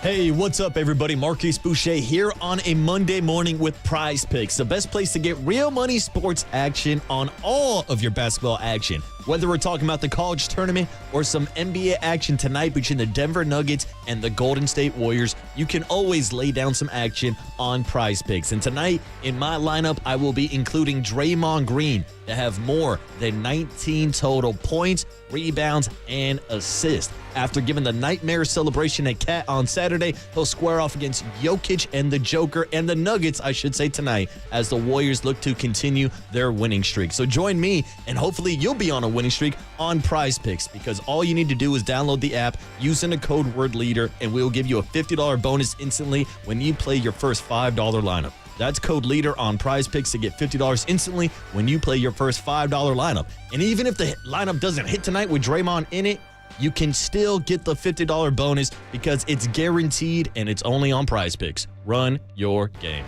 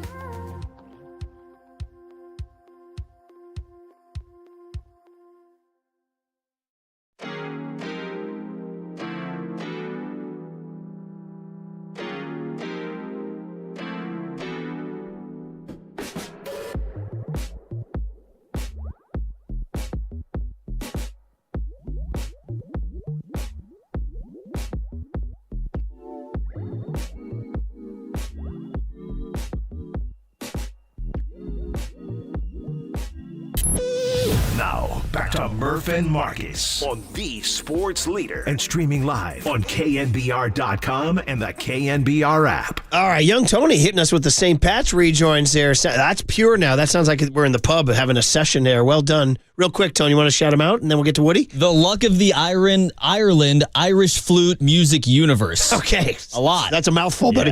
Let's get into it, man. Woody Page, of course, the legend on ESPN's Around the Horn. I believe the all-time wins leader. Kind of like the Cy Young, I guess, of the Around the Horn. And, of course, the legendary columnist, too. You can read him in the Denver Gazette. Woody, I'm not sure we've ever had you here on the show here. Murph and Marcus, Brian Murphy, Marcus Boucher, and it's great talking Warriors Nuggets and sports with you. How you doing, man? Hey, morning, Woody. Well, St. Patrick's Day. Happy. Yeah. I'm happy about that.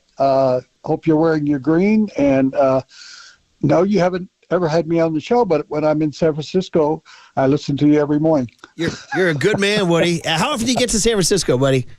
2 or 3 times a year, I would think. Yeah. Do you, being a veteran scribe, do you have your spots, certain spots for maybe a cocktail or a bite to eat? Stinky Rose. What was that? Stinky Rose. Oh, Stinking Rose. Yeah, right there. Good man on Columbus. They gave me a tie. I wear it on TV every once in a while. That's awesome. That's awesome. Well, you got good taste.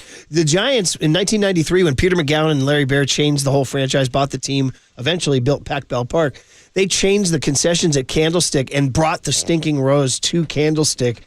I got a garlic chicken sandwich every game in 93, Woody. Yeah, you can, in the old, where the A's used to play, I could smell garlic walking around the stadium. By the way, I don't want to bring up 93 because that brings up the Colorado Rockies not beating the Atlanta Braves once and the Giants winning 103 and not winning the West. Yeah. We don't want to talk Rockies today. What do you want? No. I wouldn't even. I mean, I'd go back to bed rather than talk about I was going to say, how many people in Denver actually talk Rockies, Woody? Ever? Well, today, right now, is about the only time I talk about it. Yeah. Actually, I just returned from spring training, and I spent most of the time watching, actually, the other teams. I watched the Rockies once, but I went to a couple of Dodgers games because they were playing all their regulars. Yeah. You know, when you go on the road in the Cactus League or even in the Grapefruit League, you're supposed to, by law, baseball law, you're supposed to take 3 starters. And I saw the Diamondbacks play at L.A. in Glendale. And if those are any of the starters for the Diamondbacks, they're in deep trouble this year. Oh, man. I couldn't recognize any name that they played or pitched whatsoever, but the Dodgers played their entire starting lineup because they're getting ready to go to Japan. I don't know why we're in this discussion again, but you called me, you referred to Cy Young. I call myself Cy Old. Well, hey, man, still going, still kicking. I love it. Woody Page. All right, so the Denver Nuggets come to town in what should be a pretty darn juicy Monday night matchup before we get to our March Madness this weekend. And I'm just kind of, Woody, tell us about the Nuggets. I mean, obviously, we can talk about Jokic for hours and hours and all that, but are the Nuggets maybe, I don't want to say is the word weary or sort of in a little bit of a little wait for the playoffs sort of mode right now? Are they not playing their best basketball? Well, you said it's going to be a juicy matchup. I don't think there's going to be much juice coming from the Denver side. It's a possibility that Jokic, I'm sorry, but maybe I'm warning fans, Jokic might not play. Aaron Gordon, in all likelihood, won't play, and it may be that Jamal Murray doesn't play. It's sort of like when the Lakers came here a few nights ago, they were playing all substitutes. And it looks to me, we won't spend all the time talking about Jokic, but he looks tired. He's got an ankle sprain. He's limping on the court with a tweaked knee, and he hurt his shoulder 2 games ago, and he could barely lift his shoulder in the last 2 games. So he's battling a number of different injuries, none of them to really keep you out of the lineup for more than a game or 2, but he really needs, I think, down the stretch to get some time, because without him, they're not even a playoff team. Woody, what's always fascinating to me when I'm watching the Nuggets is the way that they play basketball. Because here in the Bay, we talk so much about the three-point shot. Steph Curry obviously just reached 4,000 three-pointers made in his career. But you look at the Nuggets as a team, and they shoot less three-pointers than any other team in basketball. So talk to us about Mike Malone, that coaching strategy and that style that has been so successful for these Denver Nuggets. Let me just make about 3 or 4 points on that. No pun intended. Jokic seems to be shooting more three-pointers than anybody else on the team. That should tell you something about what's going on. Jamal Murray's a good three-point shooter. He comes and goes. What happened with Michael Porter Jr. is he was on a tear right before the All-Star game and had 3 or 4 consecutive games with 30 points and was hitting everything from three-point range. And he's supposed to be their, top three-point shooter. And since he got injured and after the All-Star game, he's played putridly. If that's a bad word, I'll try another one. He's played awful. He's rebounding okay, but his shooting has been just terribly off. And Chris Brown can give you a couple of games. But, yes, you're absolutely right, guys. They don't depend on the three-point shot. They depend on working the ball around the three-point line, but they really like to do the pick and roll old time. One of the 2 greatest plays of all time, Sound of Music and pick and roll, and they have really looked awful lately. Using that word again. I mean, they lose at home to the Wizards the night before. They barely beat the Lakers junior varsity. It took a miracle at the end of the game to do that. So I if I were a betting person, and I've never bet a sports event, I would take the Warriors if it were 25 points, because I think it's just going to be a complete blowout. They are struggling defensively. They're in the bottom 4 teams of the NBA over the last 2 months on the defensive end of the court.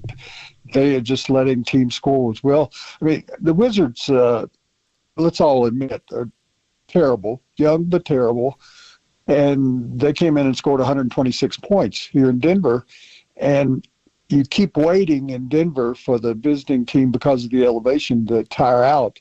And they never tired out. It looked like the Nuggets were the tired team playing back-to-back. So I don't expect much of a game tonight. I think the Warriors, with the once adding Jimmy Butler, Curry getting thrilled again, Draymond Green, what led the team in scoring for a game for the first time since St. Patrick's Day of about 17 years ago or something like that. I just don't think it's going to be much of a game. And I think it's possible that the Warriors, on the run they're on, I had said a week or so ago after the Luka trade that I thought the Lakers would end up second in the Western Conference. And if they get everybody healthy, that could happen. I think the Warriors are in a position to be a home court advantage team in the playoffs now. I think the Rockets, the Grizzlies, both are kind of playing over their heads, and I think the Nuggets are playing beneath the water. And I see those teams kind of drifting back as the Warriors and the Lakers with only 14, 15 games left for all the teams, that it's going to be a shakeup at the very end to me, because the Nuggets, for instance, are going on a 4-game road trip, and I don't know that they'll win a game on the road. And so they could fall right out of the top 6. It's such a close battle. Pretty stark analysis there of a Nuggets team not playing their best. Is there any part of you, Woody, that sees Mike Malone, Nikola Jokic, Jamal Murray and says, okay, once you get them to late April, they can change that narrative? Well, Jokic said after the Wizards game, you can't turn on the flip. You can't flip on the switch. Can't flip on the switch either, I guess. But he's not confident. He said they're playing so poorly. He said, he tends to be so honest. He doesn't have a lie in his body. And he said, we're not playing any good. Defensively, we're playing awful. We're beating teams that are lower in the standings, and they're 500 team against winning teams. So I see this, as honest as I can be with you guys, I see the Nuggets maybe lasting through the first round and no more if they're not in the play-in games. They could lose in that. I mean, this is not the team that won the championship. It's not the team that went through a stretch earlier this year where they won like 13 out of 14 games. It's a team in disarray with a lot of injuries, and they just look tired to me. Woody, last question for me before we wrap things up. First of all, I wanted to say congratulations on 23 years on Around the Horn. Truly one of the GOATs, one of the legends, all-time win leaders. But I got to ask you a question about the chalkboard. I mean, growing up, watching Around the Horn every day, I would tune in just to see the quips that you would have on your chalkboard. Talk to me about the origin story behind the chalkboard. Do you have these messages pre-planned, or is it a day of thing? Just tell us the behind the scenes that what goes into the Woody Page chalkboard. That's actually a very good question, the way you put it, because it started when I moved to New York in the second season doing a show called Cold Pizza, and they wanted me and Skip Bayless to work together, if you can imagine that. So when I die, I want on my tombstone, I'm the only person that ever worked with Stephen A. Smith, Skip Bayless, and Jay Mariotti. Only person in history. And when people walk by my gravestone, they go, "What the hell is that?" There also will be a blackboard on my gravestone. I think that will be my gravestone. But my production assistant and I were talking about something other than all of these sports places have. I'll make this quick, but all sports shows, you have a bookcase in the background, and there's helmets and footballs and books. And I told him, I said, let's do something different. He said, what are you talking about? I said, we were walking in New York by Toys R Us, and I said, look at the blackboard in the window. Let's get that. And it had magnetized letters, and we only had 3 E's, so we were very limited in what we could put on the blackboard. And so we got a regular blackboard, and I started when I was drinking in bars at night. God, this is a terrible story, but when I was drinking, I'd write down blackboard quotes on napkins. And the next morning I'd look at the napkins and I go, that is stupid. And I went, okay, let's go with that anyway. So there are awesome. Bad dad jokes, there are bad puns, they're just bad stuff, but people have adopted to it because, I'll say this quickly. After I did it for about 3 weeks, the vice president of ESPN called me and said, get rid of the blackboard. That's not ESPN. And so I got rid of it. And a week later, he called me back and said, put the bleeping blackboard back up. And I said, viewers complained? He said, no, the president of ESPN likes it. So that's the history of it. I've written, I think, 98% of them. I have an incredible associate who has great handwriting, and she puts it on the board. I send them the night before, and I send her like 3 or 4. She's an extremely brilliant young lady, and she goes, these 2 suck, and then she'll take the other 2. So I come up with 4 or 5 a day, and before we go on the show, and send them to her, and she sort of is the final judge on it. That's just a fantastic backstory. Love every detail of it. So glad Marcus asked you that. And so I guess the final one would be like, do you have the final one pre-planned, or is it going to be on a cocktail napkin the night before? That's even better. I haven't thought about that. I'm wondering about who's going to be on the last show. I thought we were going to go to June 27th, which is my birthday. And that's kind of just was a thought in my mind when we were told that it was going to end in June. And then it came out, it will be May 23rd. And I'm going to give you a hint. I have no knowledge. ESPN is in Bristol. I'm in Denver, Colorado. I'm as far away as you get. I don't know anything. Nobody ever tells me anything except show up. But I think they'll end up having a number of different panelists from the past and the present on that show. That's my guess. Right. That there might be 12, 15 taking turns. So I need to think about that. I want you guys to think about what my last... Okay, we will. Well, we might. You know what? John Curley, our producer who booked you, he's got your texts, and we come up with one. We'll send you a couple, and you can crumple them up on the napkin or throw them away, or even if you come up with it, just say, it was your idea. Or, even better, on May 24th, I'll send you the blackboard. Okay. All right. Perfect, Woody. I love the blackboard on the tombstone. That's the best idea. With a little piece of chalk every day, somebody can write a new one. Woody, great stuff. Congrats on all-time wins leader Cy Old. Good job, and thanks for the preview of the Nuggets too. Maybe we'll chase you down the road, and we appreciate you and thanks for hopping on. Thanks a lot, Woody. And the next time I'm in San Francisco, I'll come by rather than listen to you. Well, that would be great. And then we'll go to the Stinking Rose after. Actually, I got a text from one of my old high school buddies who still works there, so we'll get a good table. Yeah, that ice cream is odd.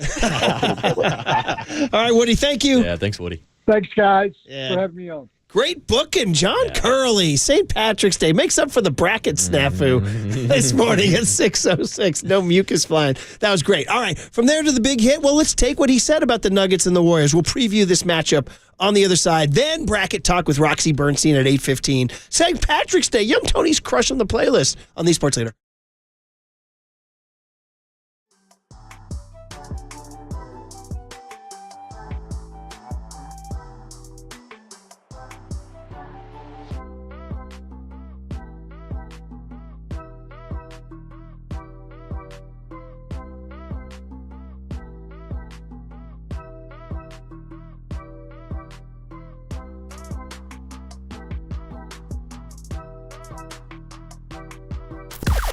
Now, from the O'Donnell Financial Group Sports Desk. Learn more at odfigroup.com. O'Donnell Financial Group, because planning is a process, not a product. It's time for the Young Tony and John Joe question of the day. Yes, indeed. So is this the toughest test the Warriors have faced since Jimmy Butler has joined the team? You can join the conversation in the YouTube chat now.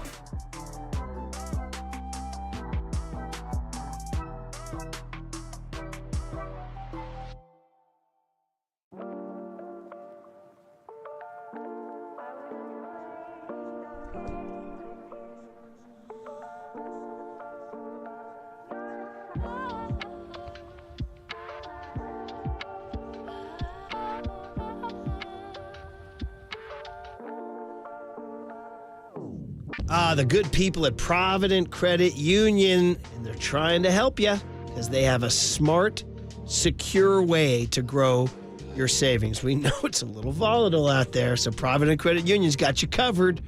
For a limited time, you can earn up to 3.75% annual percentage yield with a pick-a-term certificate. This is the perfect way to meet your short-term savings goals. You can choose from 3, 6, 9, or 12 months. You lock in a high dividend rate and watch your savings grow with zero risk. Say it again, zero risk. All right, that's no surprises, no guesswork. Just a locked-in rate and total peace of mind, okay? So don't wait. Offers like this don't last forever. Take advantage of this limited time deal and start earning up to 3.75% today. If you need help getting started, the Provident team is ready to make it easy. Visit providentcu.org or stop by your local community branch today. This rate is effective as of March 1, 2025. Minimum balance requirement of $10,000. Early withdrawal penalties may apply. Federally insured by the NCUA. Discover the best in retail and business banking right here in your community. Learn more at providentcu.org.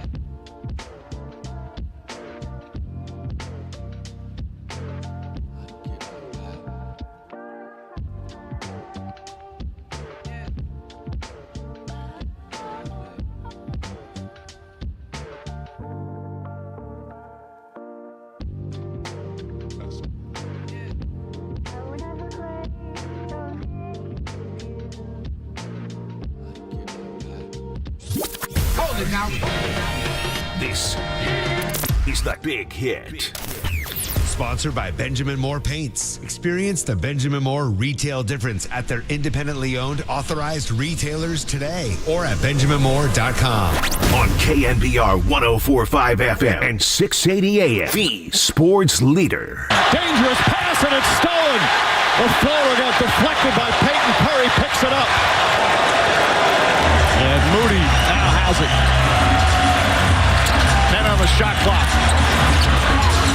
Good ball denial from Anunoby. 5 on the 24. Green off the bounce, drives inside. He banks it home.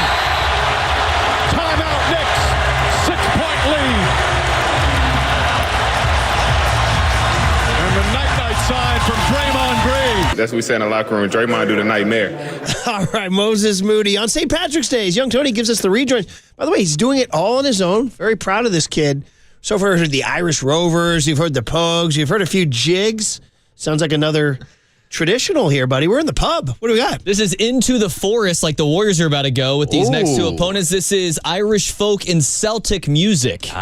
This is that's their name of the artist. I guess it's just kind of almost like a traveling house band. I don't know. Makes me want a pint. I had pints on Friday. They tasted great. No splitting a G, whatever the hell that is. That's for you Gen Zers out there. Just have a pint. I'll split the G for you, Murph. Well, so to speak. Yeah. Was Bill Belichick doing that this weekend? So they say, yeah. All right. Yeah. All right. Well, good morning, everybody. It is the Murph and Marcus Show on St. Patrick's Day. You're listening to KNBR AM and KNBR FM, San Francisco, the sports leader, Cumulus media station. And our big hit is the big game tonight, Warriors Nuggets. I would have voted for the bracket. I got outvoted by these kids saying, what bracket? So much so they didn't even print a bracket. The tribe has spoken, Murph. The tribe has spoken. But at 8:15, I will get my bracket talk with Roxy Bernstein. So we'll talk Warriors in the meantime. And Saturday night was fun. You were out there. My kid was out there. I watched the whole darn thing. Enjoyed the heck out of it. It felt energetic. It felt intense. Even though it was a defensive struggle, 97-94, we called it in earlier today. And Moses Moody had 18 points. He made hum babies with his 4 threes. Steph had 28. You, of course, because you like your UFC octagon, you were more interested in the Karl Anthony Towns and Draymond Green subplot. I was looking for that smoke. You want to fill everybody in on that? Yeah, you talked about how intense the game was and how there was more energy. I think it's because of Draymond Green's comments about Karl Anthony Towns. And I know there might be some people in their car right now like, what comments did he make about Karl Anthony Towns? Well, the last time that Draymond Green and the Warriors faced off against the Knicks out at Madison Square Garden, Karl Anthony Towns did not play in that game for personal reasons. Now, Draymond Green went on his podcast with Baron Davis and said that those personal reasons were because he was scared to play against Jimmy Butler. Now, this was debunked pretty quickly by looking at the game logs of Jimmy Butler and Karl Anthony Towns squaring off against each other since Jimmy left Minnesota. It was also revealed that Karl Anthony Towns was at a funeral of a family friend.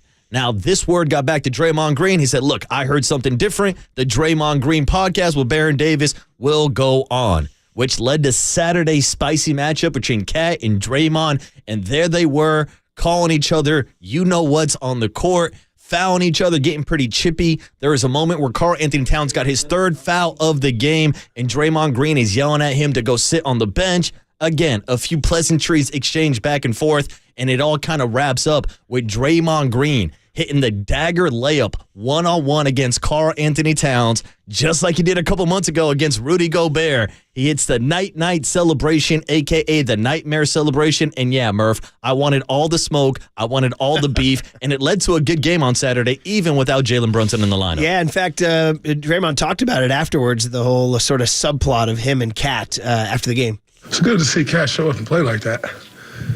He played hard, played well. He's physical. Probably most physical I've ever seen him. Had a little extra motivation, so that made the game really fun. That was great. Man, oh man. So if you hate Draymond Green, he was acting like that last night on Saturday night.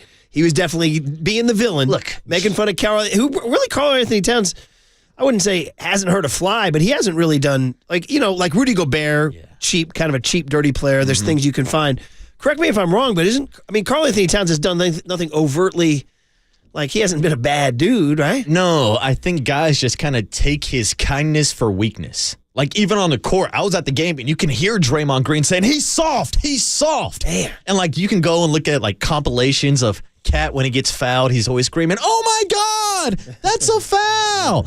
And a lot of people in the NBA make fun of him because he's not the toughest guy for being a big man. So that's why I think a lot of people pick on him. And we know Draymond Green likes to be a bully. Heck of a player. Yeah, hell of a player. Yeah, right? You wanted him on the Warriors. I wanted him this offseason when everybody was talking about making trades left and right. I wanted Cat in this building because we've seen what Quentin Post has done for this team, stretching out as a big five. But apparently Cat and Draymond Green would have not gotten along too well in the locker room. Yeah, man. Well, it was fun. And Draymond played well. He played very well, and he hit the bucket, as did Moses Moody hit a bucket. And the other story that came out of it, guys, before we look ahead to the Denver game tonight, is Steve Kerr. Yeah. He got his 558th win, which is the most in Warriors history. Incredible. Passing Al Attles, and for those of us of a certain age, just the name Al Attles is so evocative and is such a legend. I mean, really, honestly, I don't know if anybody meant more to the Warriors in the history of in fact, I know nobody in the history of the franchise meant more than Al Attles, who he lost recently.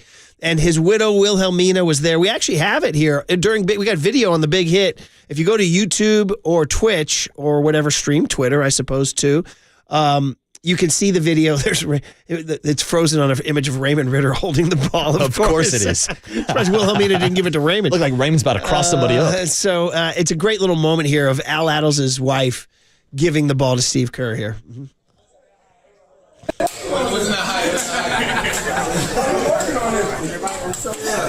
Tonight, I just had my 86th birthday. I wouldn't have been around if you hadn't won tonight. The next thank you so much. Oh, this is wonderful. God. Thank you. And many more. Yeah. You're still young. Thank you. Thank you for everything your family has given to the Warriors over the years. And, of course, Mr. Warrior, thank you so much.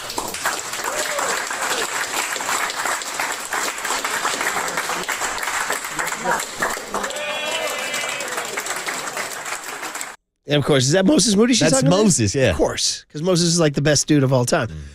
So by the way, it took Al Attles 14 seasons to get to 557 wins, 1,075 games. Steve Kerr did it a lot quicker. Of course, Steve Kerr has Steph Curry. He had Klay Thompson. He's got Kevin Durant along the way. And he also had the help of Luke Walton.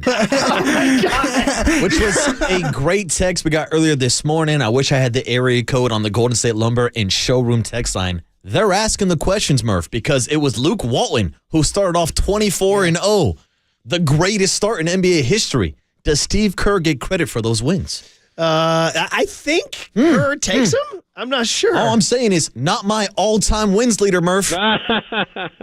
Sounds like Steve has 24 more to go. 860 wins for Kerr. I don't know. Do we know? I have no idea. You know, I'm going to It was a great text we got this morning. You can vamp for a second. I would assume. Look up Luke Walton's coaching record here. Yeah, now I would assume that Steve Kerr still gets credit for those wins. Just like we celebrated the 20-year anniversary of Brian Murphy on KNBR. You took a couple holidays, took a couple vacations. There's a couple fill-ins. He was 39-4, but those records are not, they count as Kerr. That's it. It's all Steve, baby. It's all Steve. Let's take the ball back. Yeah, you got 38 more wins to go, Steve. Oh, that's really funny, man. But anyway, enough about that. Warriors play the Nuggets tonight. Boy, we said Woody Page on, and it's so funny how if you're in a market, you look at a team different. Like, we see the Nuggets coming in, we're like, you hear Tony asking, is this the biggest test the Warriors have ever faced? And you're like, oh, here comes Jokic, here comes Jamal Murray, here comes Mike Malone, here comes Michael Porter, here comes these guys, and Aaron Gordon at a midi high school, et cetera, et cetera. And you're like, man, they're 43 wins and 25 losses. Woody Page is like, yeah, they're terrible. Yeah, he's like, they're going to lose by 25 tonight. The Warriors are going to blow them out, is what he said. Now, the Nuggets are not playing their best. They look tired. They look weary. They're banged up. Jokic is questionable. Aaron Gordon is questionable. Jamal Murray is questionable. That said, Steph Curry is questionable, too. So the Warriors have in this run, I don't want to say it's been a soft schedule, but they've gotten some breaks in the schedule. Like when they've played the Knicks twice, the Knicks were without Cat one time and without Jalen this weekend. Brunson another time. They played Giannis in Milwaukee. If you played Milwaukee, Giannis didn't play. So they've had a number of games in this streak, but it doesn't matter. You play who's in front of you, brother. Warriors didn't have Kuminga for a lot of those. They haven't had Pods for the last 5.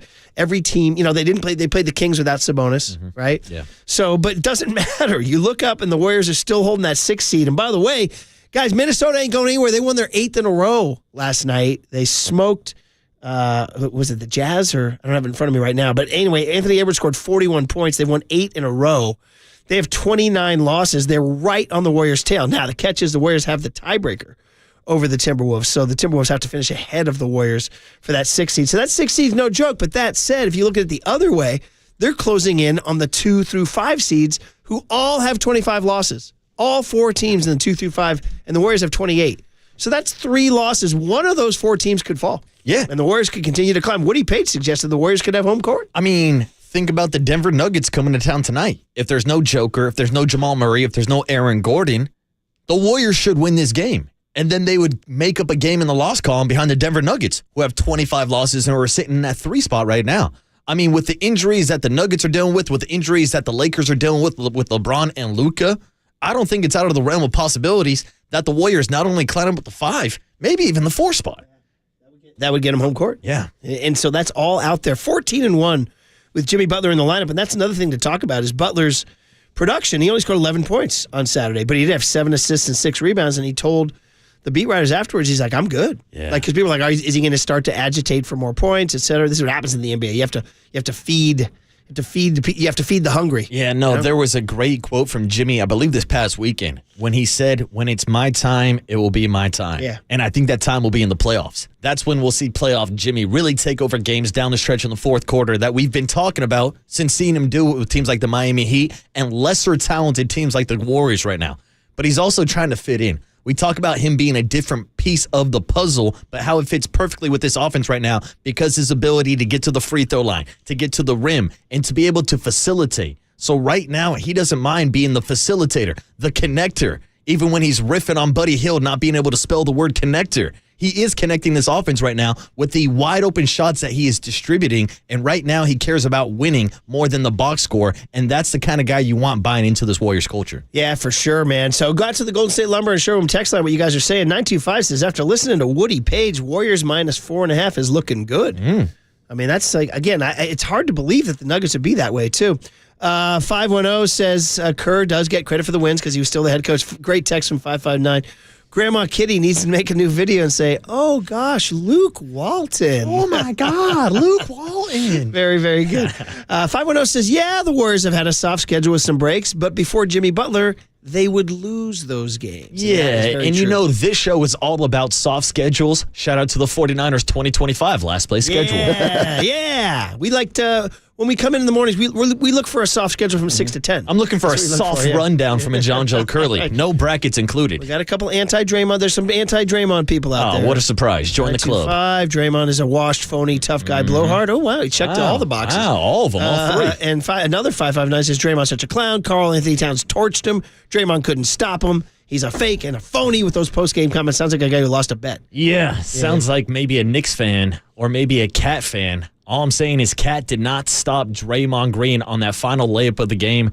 I don't know what it is. When Draymond Green starts talking S and has beef with somebody, he turns into Michael Jordan in the isolation game. Like I mentioned when he did to Rudy Gobert a couple months ago, where he pulls up and starts hitting crossovers like he's Allen Iverson or Hot Sauce from the N1 mixtape tour. You don't ever see Draymond dribble like that. He got by Rudy Gobert, threw down a dunk, and on Saturday, we saw something similar with the way he beat Karl Anthony Towns to the basket and put the night/nightmare celebration on all of the New York Knicks. But really, the guy I was on and I made him a hum baby was Moses Moody. Yeah. Moses Moody is playing fantastic right now. And guys, he is defending the other team's best player.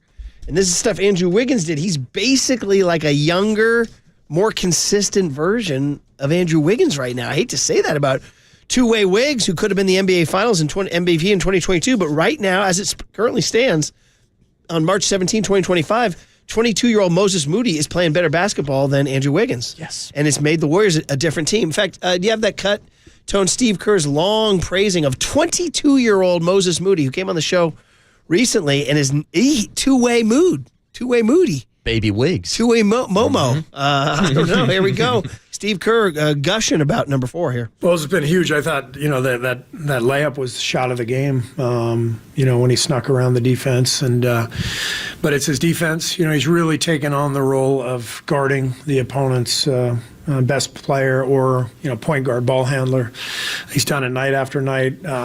He's embraced it. I think one of the reasons we felt so strongly about, locking up Moses this past fall was just the character piece, how hard he plays, what a great human being he is, and then You look at the length and the shooting ability. I mean, he's clearly a guy who can have a long career in this league. But I admire him so much because of his fortitude, his resilience over the years. It's not easy being a young player coming to a great team and trying to find your way. And he's a metronome. He's like a young loon. He just puts in the work every day. Total pro.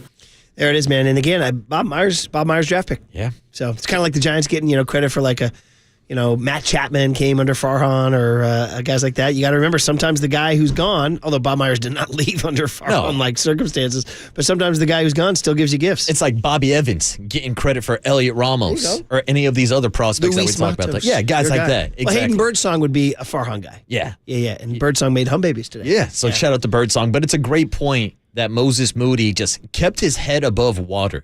Like, I'm old enough to remember when Moses Moody wasn't even getting minutes, when he was struggling to break the rotation. But this is a guy that's put his head down, has gone to work, and now, Murph, technically speaking, he's got the best winning percentage in the starting lineup in NBA history. They have won 94.7% of the games he started for minimum qualifiers. That's the highest in NBA history. Yeah. That's a crazy stat. Let's go ahead and be the greatest winner in the history of the game, Moses Moody. So anyway, there's your big hit. Get you ready for tonight. The Warriors taking on a Nuggets team that's not playing its best. Lost to the Wizards on Saturday. Jokic, Murray, and Gordon are all questionable, and Woody Page just put the whammy on him. He does not like what he's seeing from the Denver Nuggets. And take it from the blackboard, that is Woody Page. So that was fun. And thanks to everybody who wrote in about Woody Page, too. It was great booking by John Joe. All right, St. Patrick's Day rejoins continue, and the bracket. You know how I feel about the freaking bracket. I love me some brackets. Let's go! Roxy Bernstein is awesome. He does a great job covering college sports for ESPN. We'll talk to him next on The Sports Leader. Oh, my God! That's a foul!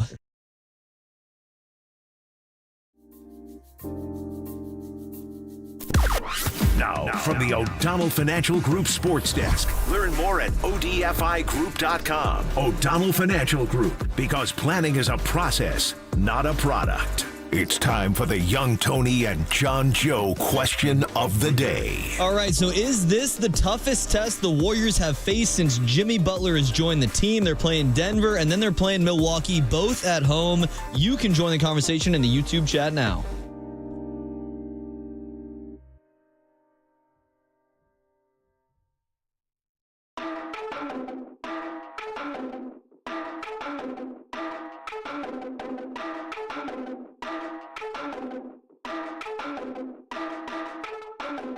All right, on St. Patrick's Day, we got our good friend Steve O. Moskowitz on the line. Steve, you want to talk to us on this day about how to get some green, right? Good morning. That's right. Good morning, everybody. Happy St. Patrick's Day.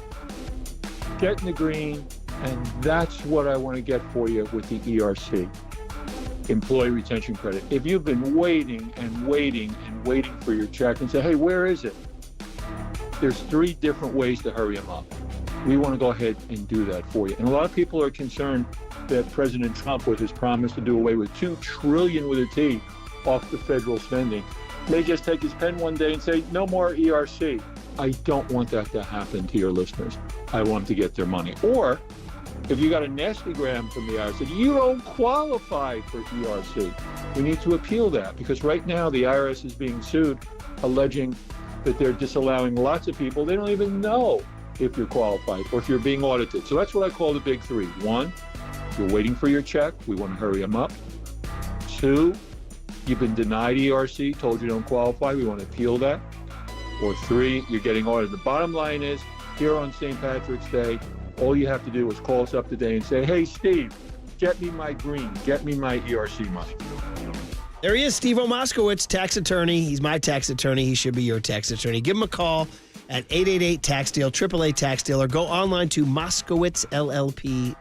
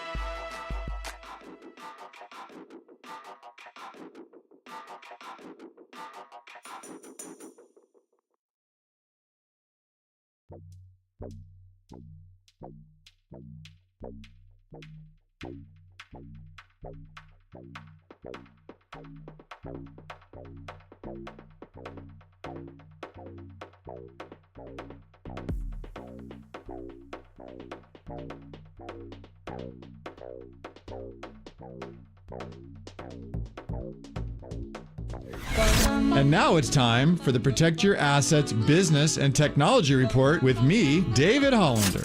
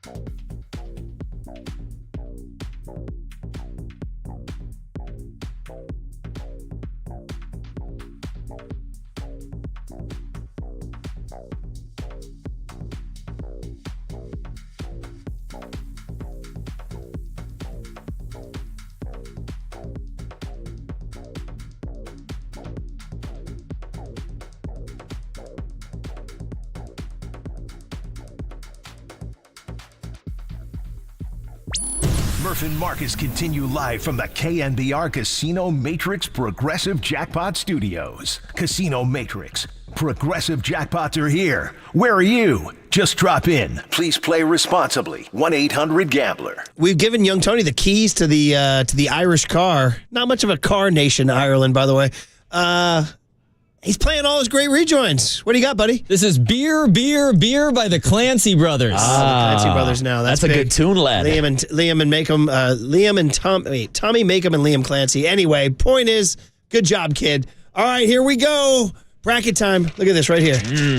Beers and brackets. Hold it up on my YouTube, and it's a hard. Somebody texted in on the text line, the Golden State Lumber and Sherwood. So you got to go hard copy. One of the disadvantages of the modern era is having to fill out these digital brackets. Thank you guys for printing out a hard copy where I can see that on April 7 in San Antonio, the championship game will be played. We're going to find out from Roxy Bernstein who's going to be in that game. Roxy, of course, great, proud Cal Golden Bear and a play-by-play man for ESPN covering college football and basketball. Roxy, great to have you back on KNBR, man. You got your boy Murph. You got Marcus Boucher. How you doing, man? Hey, morning, Roxy. Morning, guys. How are you? Happy Bracket Monday, right? Yeah, now's the day that everybody's – you wonder how much work is actually getting done in offices today, right? With everybody diving through their brackets and trying to fill it out and looking for that nugget of information. This could be one of the least productive work days outside of maybe the Monday after the Super Bowl. Yeah, and Roxy, it's funny. We were actually talking about that this morning. When do you fill out your bracket? I mean, I had mine filled out 5 minutes after the selection show yesterday. Murph's waiting for later on this week. When does Roxy fill out his bracket? It's an ongoing process, Marcus, to be honest with you. The more information you kind of get, all right, if you learn that somebody's banged up or somebody's going to be out, and then you start diving into matchups and what's a good matchup, what's a bad matchup for teams. So for me, it's like an ongoing thing as this week goes on, and maybe by Wednesday, I'm done with it, even though I know we get those play-in games coming up in Dayton the next 2 nights. By the way, so, this is the question all American sports fans must ask. Maximum number of brackets allowed on an ethical level. You got one, man. You got one shot. That's right? ethical, man. Mm-hmm. Okay. You're Eminem. You're going Eminem on us here. Yeah. Well, one shining moment, right? One shining bracket. That's the way it should work. It's not 4 shining moments, 4 brackets, right? I was thinking I was going to throw you 3. 1 being the one you fill out in the adrenaline right after it's released, like Marcus did. Gut reaction. 2 is like the Wednesday scientific one. You've digested all your information. The playing games are done. And then the 3rd one is the one where you pick Cal to win it all. Just the crazy one. You know what I mean? Even though Cal's not in the tournament, I'll still find a way to put him in San Antonio. Yeah. Well, I know you wouldn't take – you could pick a fellow UC school, and I know you wouldn't take UCLA, your baby brother, right? So maybe you take UC San Diego to win it all, right? Well, we do appreciate the calimony, Murph, that UCLA is sending Cal for the next few years, the $10 million a year. Trust me. Hey, let's start there with some fun stuff. I'd say of the 32 first-round games, the one that intrigues me the most is UC San Diego, Michigan. And you can take it for whichever direction you want, but the factoid is this is UC San Diego's first year in Division I, and they won the Big West. And they're kind of a team. I bet the nation doesn't know UC San Diego from San Diego State, from the San Diego Padres, from the San Diego Chargers, Roxy. or the Toreros, or we can keep going on and on with San Diego. But it's a unique matchup because they're a difficult team, Murph, to play against. UC San Diego, I've seen them a couple of times this year. What Eric Olin has done as the head coach there is remarkable. The transition from D2, and then they had the 4-year waiting period before they're officially a D1 program, and in that first year, and they're all D2 guys. They brought in all these transfers from all over the place, and a unique matchup, a Kiwi from New Zealand, Aniwa Tate-Jones. Now, he is going to be say that again? Say that again? Aniwa Tate-Jones. Okay. It's a great name. And he's a weird matchup because he plays basketball like he's a rugby player. Like, he just dives into people looking for contact, and he draws fouls left and right. And that's the challenge for Michigan, is to not foul him. But the way he plays, it's going to make for a unique style. But keep in mind, Michigan just won the Big Ten tournament, so I don't think they're going to be really intimidated by what they see at the other end of the floor. Roxy, you know that all politics are local, so what are your thoughts on St. Mary's matching up with Vanderbilt in the first round? You know, I think it's a pretty good matchup for Randy Bennett and St. Mary's. I really do, because Vandy's coming in. They've lost 3 in a row. Now, granted, the SEC has been so good this year. When you look at 14 teams from the SEC are in. But the one thing is they play that pressure D, Vandy, and they try to turn you over and get steals. But St. Mary's is so methodical, the way they play and how they really value the ball. They don't turn it over. That's going to be what decides this game. But I do like it for St. Mary's with Augustus Marshallonis running things for the Gales and Mitchell Saxon inside. But this is a matchup that also I think a big key for St. Mary's is they've been so good defensively, which people don't really talk about enough. Vandy doesn't shoot the 3 well. And that's something also that doesn't bode well, I don't think, for Vandy in this game. And I think this is a pretty good matchup for St. Mary's, to be honest with you. Okay, we're saying Randy Bennett. He would then presumably play an Alabama team if they avoid a 15-2 upset with Bob Morris there. How would you forecast the possibility of a team like St. Mary's going up against a team like, I mean, that Alabama's pretty darn good this year. SEC basketball has been crazy. Is that just too daunting on paper? It's a really tough matchup. And Mark Sears, who leads the way for Alabama, is such a dynamic scorer, and they've had some huge wins this year. And the problem that St. Mary's will run into in the second round, and look, they're going to deal with it a little bit in the first round, but they can handle it, is the athleticism of Alabama and the depth that Alabama has. Vandy's not as deep as Alabama is. And that's going to be a challenging part of it for St. Mary's because the Gales aren't deep. They only go about 7-8 guys maybe, and they really ride their starters, and it's going to be tough to do that against Alabama because of all the pressure and all the guys they throw at you and try to up the tempo. That's going to be a war of wills, Murph, because Alabama wants to get up and down and run, where St. Mary's is going to control tempo, that they want this game in the 60s, where Alabama wants to get it up in the 80s, and if St. Mary's is going to beat Alabama, they're going to have to keep it to a lower scoring game, because if it gets in the higher scores, that's not helpful to what St. Mary's and the way they play. The best team in St. Mary's bracket is the number 1 seed, the Duke Blue Devils. What can you tell us about Cooper Flagg's status for the tournament and the odds this year that Duke could take it all? Well, Marcus, it sounds like he's going to be ramped up today, coming back from the ankle, that they're going to do some individual workout stuff, and they hope to get him running up and down the floor with the team the next couple of days, and they can have him for – look, it's not paramount that they have him for the first round, but he's never been through this. And you want him to get that experience and the pressure of being in an NCAA tournament, but they'll need him by the weekend when they play either Mississippi State or Baylor. So you want to have Cooper Flagg ready to go for either Saturday or Sunday when they play in the second round.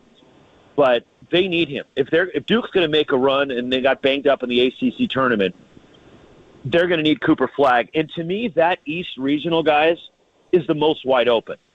And yes, Duke is the team to beat, and I think that's why that Vegas has them as the favorite, but also people tend to bet on Duke a lot more than others. But I just think that East bracket, there's not, outside of Duke, there's not one team I'm going, okay, I can see that they could make a run, but at the same time, I'm not 100% sold on Duke. I think the ACC was down this year, and they tore up the ACC, and you look at a handful of teams, and the biggest controversy yesterday was North Carolina getting in. But I just think that East, this whole bracket is wide open as opposed to the other three where I feel pretty good about the way the other three regionals are going to go. Well, let's go there then, and we'll end with the local one, which is San Francisco Chase Center. So let's start in the South. The regional will be in Atlanta. Auburn's the 1 seed. They have not played great down the stretch. Michigan State's the 2 seed. Now, the Big Ten hasn't had a ton. I read the Big Ten's last national champ was 25 years ago. How about that? And it was Michigan State. The 3 seed on that one is Iowa State. They're missing a guy. And A&M's the 4 seed. Do you think that's Auburn's bracket or Izzo's bracket? Oh, I think it's Auburn's bracket. I love this team, and I know, Murph, that they've lost 3 of their last 5. But look who they played, right? And they've been tough road games. So, yes, they did get beat by Florida in the SEC tournament, or I should say Tennessee in the tournament. But I just there's someone about this Auburn team, and Janai Broome, to me, has been the national player of the year all year long. I'm a big believer in Bruce Pearl. I love what he does with his program. I got to spend a lot of time with Bruce 2 years ago, actually, on a foreign tour. ESPN sent me with them and Jay Billis. We went for a week and a half with Auburn to Israel. They were the first college basketball team to take an international tour to Israel, and ESPN sent us for the trip. So I got to spend dinners like every night with Bruce Pearl, and I just think the world of Bruce, both professionally and personally. And I see look, he's been looking to break through, right? They've been to the Final Four once, and this is a team that has a legitimate threat to win the national championship. I don't necessarily think they're going to do it, but I think they have that potential in them. And then, Roxy, the Midwest bracket before we end with the West, Houston and Kelvin Sampson, they're so good the last several years, can't get it done. The 2 seeds, Tennessee, another SEC team. The 3 seeds, Kentucky on the rise. The 4 seeds, Purdue. Is that Houston's bracket, or do you like somebody else? No, I like Houston, Murph. Kelvin Sampson has this team just so dialed in defensively. And the thing that people don't really pay attention to is the offensive side. Now, I don't know if they're as good defensively as they've been in recent years, but they're better on the offensive end. They shoot the 3 at about 40%. And this is a tough, hard-nosed team, and I had them last week against Baylor. And a couple things stood out to me during that game. Well, first, Kelvin had the great line. We don't run plays, we execute plays. And he demands that everybody be locked in perfection. And that's why I don't think they will slip up along the way. In my bracket, I have them going to the national championship game. I love this Houston team, to be honest with you. It'd be fun because Kelvin Sampson's a veteran. And then finally, all politics is local. We end it with Chase Center is going to host the Sweet 16 and the Elite 8 on March 27 and March 29. And there's some potential for some really good box office. St. John's and Rick Pitino could be here, which is awesome. Heck, even maybe if one of them upsets them, Bill Self in Kansas or John Calipari in Arkansas. But Florida, and I don't know how many people are paying attention, is coached by former USF Dons coach Todd Golden. He was right here on the Hilltop, and he went away to Florida. We had him on the show when he went to Florida. And man, oh man, Roxy, as a guy whose Bruins got smacked by Florida in the Final Four in 06 and 07, I know that the Gators aren't just a football school anymore. In fact, their football team's not that good. But your take on the West? Florida is the team I got winning it, Murph, to be honest with you. I think the depth that they have, the outstanding backcourt, they have the best backcourt in the country. And Clayton is big time. And I think this is his stage to really elevate his game to the national level where people will pay attention to him.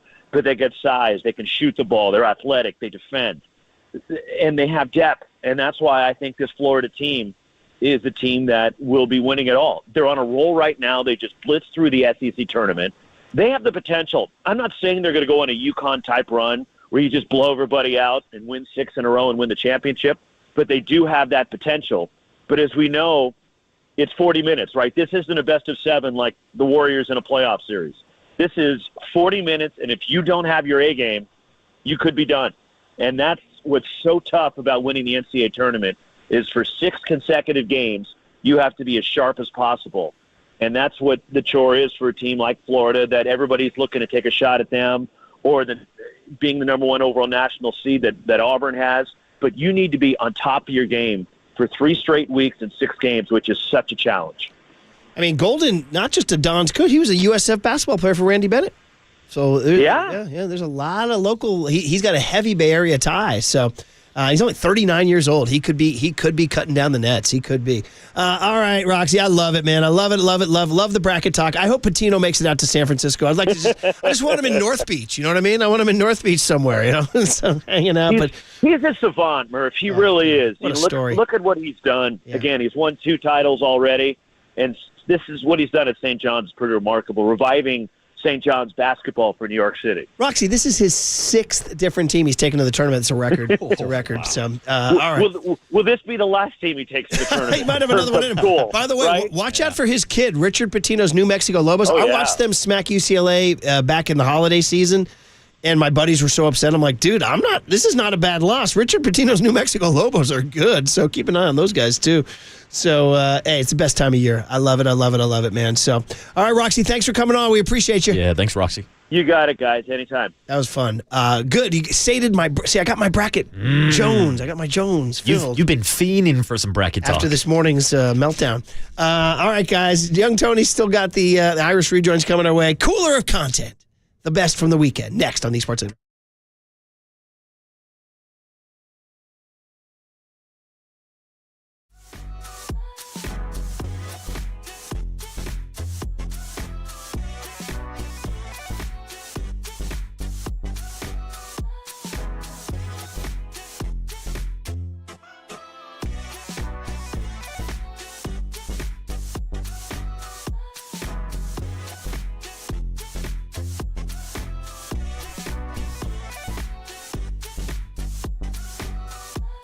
You know where's a good place to watch March Madness?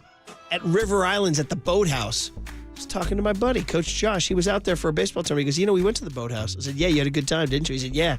I said, did you go buy a house when you were there? He said, well, not yet, but he's thinking about it because River Islands in Lathrop is what we're talking about, the most successful lifestyle community in Northern California. So head on out there and start with the choices of where you want to live. You want to live on a lake? You want to live on a park, near a park? Do you want to look out on the San Joaquin River?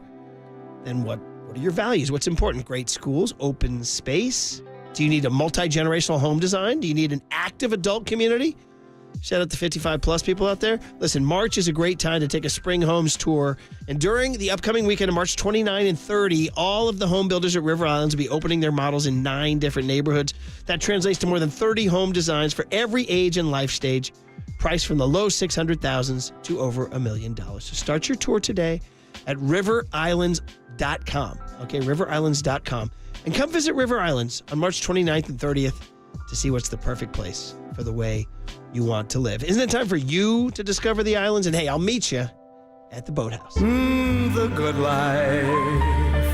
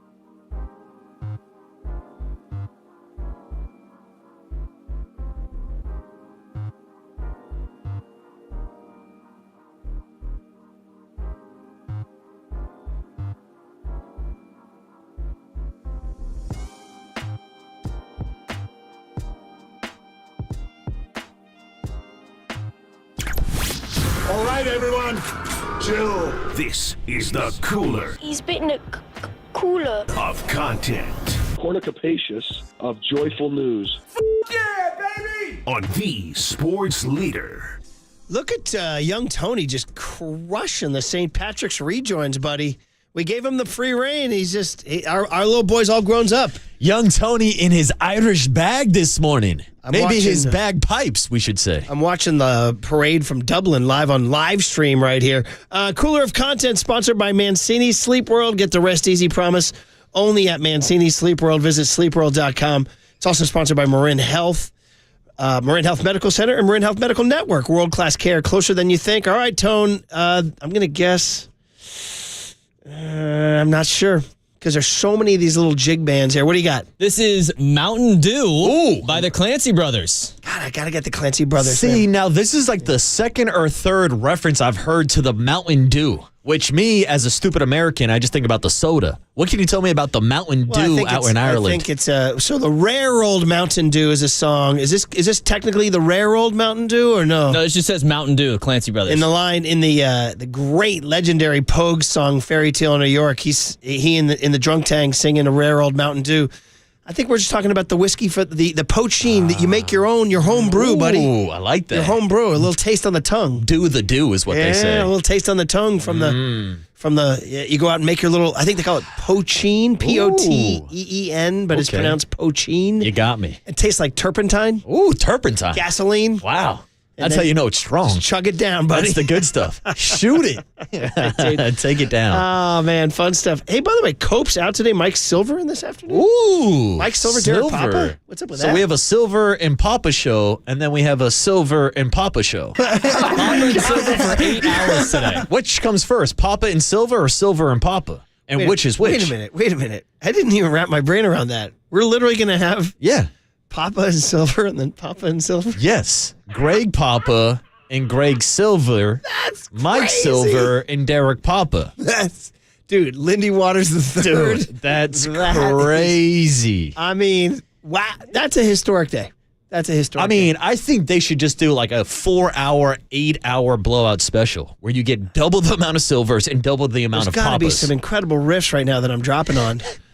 Too. Look at 831. Talking NC2A basketball, y'all must be low on topics today. Oh, don't get them started, 831. 831, bro. You and I right now, 831, we are freaking sworn enemies for life. Those are not buttons you want to be pressing right now. Is that Curly's burner phone? Nice tone. This is literally the only thing in America that unites us is our brackets. That's it. Mm-hmm. If you don't get the bracket, you're like literally like you're not an American, you're not a friend, you're not an ally, you're not a functioning human being. Keep your anti-bracket takes off my Golden State Lumber and Showroom text line. Tell them. All right? And I'm going to go ahead and I will go around and burst your bubble, 831. Whatever your bubble is, I want to burst it. All right? Don't ruin my bracket. In fact, I wish we had Roxy for another 2 hours, quite frankly. I mean, some people need to feel the felt on their fingers. Murph needs to feel the bracket in his fingers. Absolutely. Mm-hmm. What part of bracket do you not understand? Oh, my God. It's bracket Marcus season, filled boys. one out right away. Dude, I told you, I was refreshing during the selection show just to get it in. Like, I wanted to go region by region as they were announcing the teams making my picks. 408 says 831 and Murph. It's on site. Yeah. Now we got beef. You thought it was bad between the morning show and the afternoon how show. about Draymond and Cat? Yeah. Draymond, Cat, me, and 831. All right, guys. By the way, you were thinking about some riffs for the Papa and Silver. I'm upset at myself for not coming up. You've heard of a wife swap. How about a son swap? It's a father swap. I'm sort of frozen. By the absurdity of this. It's insane. As 510 says, 2 Silvers, 2 Papas. What could go wrong? That's what they say here, dudes. And 408 says, who the hell does not get down with bracket time? 831, time for you to go home, boss. And I love when this happens because another 831 on the Golden State Lumber and Showroom text line says, tell that 831 to change their area codes for that March Madness take. Yeah, exactly. I love it when people start beefing within the area codes. 623 says these anti-bracket texts are going to have Marcus sick by 10 a.m. with all the spit and germs flying. Dude, Murph was foaming at the mouth at 6:05 this morning Because young Tony and John Joe Curley did not print him a bracket. Oh, man. Here, 310 says Murphy right now. Meet me in Temecula. Very, very fun. All right, guys. Back to the cooler of content. Yeah. Where were we on the cooler? What leads us off, Young Tone? Is it the what do you got first? You got something queued up? Yeah, let's start with this Willie Brown clip. Former Warriors assistant coach, now the head coach of the New Orleans Pelicans. Willie Green. Willie Green, excuse me. Willie Green. Why are you talking about Willie Brown? He ain't the mayor no more. I'm the mayor, Tony. Speaking of the mayor, I saw the governor and dapped up the gov at a CYO 7B basketball playoff game. Made him promise to come on talk Giants. He said he would. Ooh, so look at you. Everybody booking. save your political takes. We're talking Giants baseball. Yeah, all let's right, talk Gigantes. With a great, if you get the gov to California talking Giants baseball, I think that's a good guess. I think it is. Although 831 might disagree with the bracket. Yeah, probably. So this isn't just Willie Green. It's also Eric Spoelstra and Phil Jackson. They're all praising Steve Kerr for passing Al Attles. Congratulations on the most wins in Warriors franchise history. This couldn't happen to a better coach and human. I'm so grateful for the opportunity I had to work with you, to work under you, with our staff and our players. And once again, congratulations, my man. Wishing you all the best moving forward. Hey, Steve, congrats on the all-time wins record there at Golden State. I know it must be bittersweet passing Warrior legend Al Attles. You've been on so many deep runs. As a coach, that's like dog years in coaching. So I think you have something like 3,500 wins. Keep it going, all right? All the best. Steve, congratulations on passing a great all-time player and coach, Al Attles, winningest coach of the Golden State Warriors. Congratulations. It's been my pleasure to be around you as a player, watch you succeed as a general manager, and now as a coach with all those championships and those wonderful years. Congratulations. Hey, man, it's Phil Jackson, the GOAT. That's awesome. And I like Spo. By the way, I finished Court of Gold. Ooh. Loved it. And Spoelstra was his right-hand man in the Olympics, along with Mark Few and from Gonzaga. That's right. But it was great to see Spo doing his thing. That's cool, because I was thinking about the connections of why they picked Spo, and obviously they picked Phil Jackson going back to the Chicago days. Yeah. But it was cool. Mike Brown was also on the tail end of that message also. We have it. Ooh. You want to cue it up here? The great Mike Brown, who's watching the Kings plummet, by the way. Oh, man. They now have 33 losses. Yeah. They're fading and fading and fading. Yeah, good thing you fired a former coach of the year. Man, we like Mike Brown. So We here's do, our a guy, lot. Mike Brown. He's been a part of this whole scene for Steve Kerr.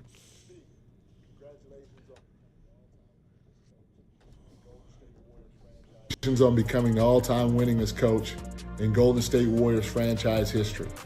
It's not surprising, being around you for 6 years, seeing your work ethic, your determination, your passion, but more importantly, your ability to touch people and bring people together. Now it's time to go home, pop open a nice bottle of wine, turn on Jelly Roll, Kane Brown, Chris Stapleton, Luke Bryant, to name a few. You know what? I'm okay with Too Short or E40. They're right up there too. But take some time to reflect, because this is a huge accomplishment. What you've done for the organization, what you've done for the city, it's second to none, my man. Also, what you've done for me too. I want to thank you from the bottom of my heart. Mike Brown, he's always a little flavor there. Who did he mention? He mentioned Jelly Roll. He's that sort of quasi-country pop guy, like a fake Post Malone kind of thing. He's like a bigger Post Malone. Yeah. Tatted up country guy. He mentioned Luke Bryan. Is that what he named? He named E40 and Then Too he went Short. to 40 and Short. Yeah. Sounds like Steve Kerr has one hell of a playlist. Yeah, it is pretty good, man. I like it. And I love that Mike Brown and all these guys are checking in. But Murph, are they going to have to check in 39 games? Because we've been doing some investigating this morning, and it turns out Luke Walton won 39 of those games for Steve Kerr. Yeah. It's kind of like the movie Mr. 3000 with Bernie Mac. I don't know if you've ever seen it, but the whole premise of the movie is he retired at 3,000 hits. Then they find out that he did not have 3,000 hits, so he has to come out of retirement to get like 3 more hits. Steve Kerr has 39 more wins to go before he really breaks his record. Yeah, that controversy, man. I'm not even sure if we should bring this up, because it's like the great moment. Then you're like, yeah, but 39 of them were Luke Walton's there too. I'm saying. Count the vote.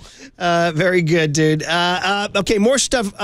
JB Bickerstaff went off on. By the way, did somebody say Mike Green? We said Mike Brown, didn't we? Did somebody say Green? We meant Mike Brown. Somebody's correcting No, it was Tony mistakenly said Willie Brown. Okay. It was Willie Green, but also Mike Brown. A lot of last name colors. Yeah, here. Draymond Green. A lot going on. Willie Green, Mike Brown. Because it was confusion. As opposed to Russell White from Crespi, who ran at Cal. Shout out Mike White, the Let's go with quarterback. color name. Anybody named Vita Blue. Vita Blue. Anybody got a red? Anybody's last name Red? Red. Ron Burgundy. Does that count? JJ Red. I'll take it. Oh, okay. Whoa, careful. Careful how you say that. Oh, easy now, buddy. What'd you say there, kid? Oh, he wants us to go with the Jalen Brunson podcast. Okay, when's this from? So this was from like a week or two ago, and I mentioned it that Karl Anthony Towns will get made fun of a little bit for the way that he reacts on the court, which is going back to our conversation about guys like Draymond Green constantly calling out Karl Anthony Towns, whether or not he's scared to face off against Jimmy Butler or not. You were asking why guys seem to pick on Karl Anthony Towns. Well, here is his own teammate, Jalen Brunson, and I believe Josh Hart, we have the video on the live stream, reacting to Karl Anthony Towns when Karl Anthony Towns reacts to being fouled on the court.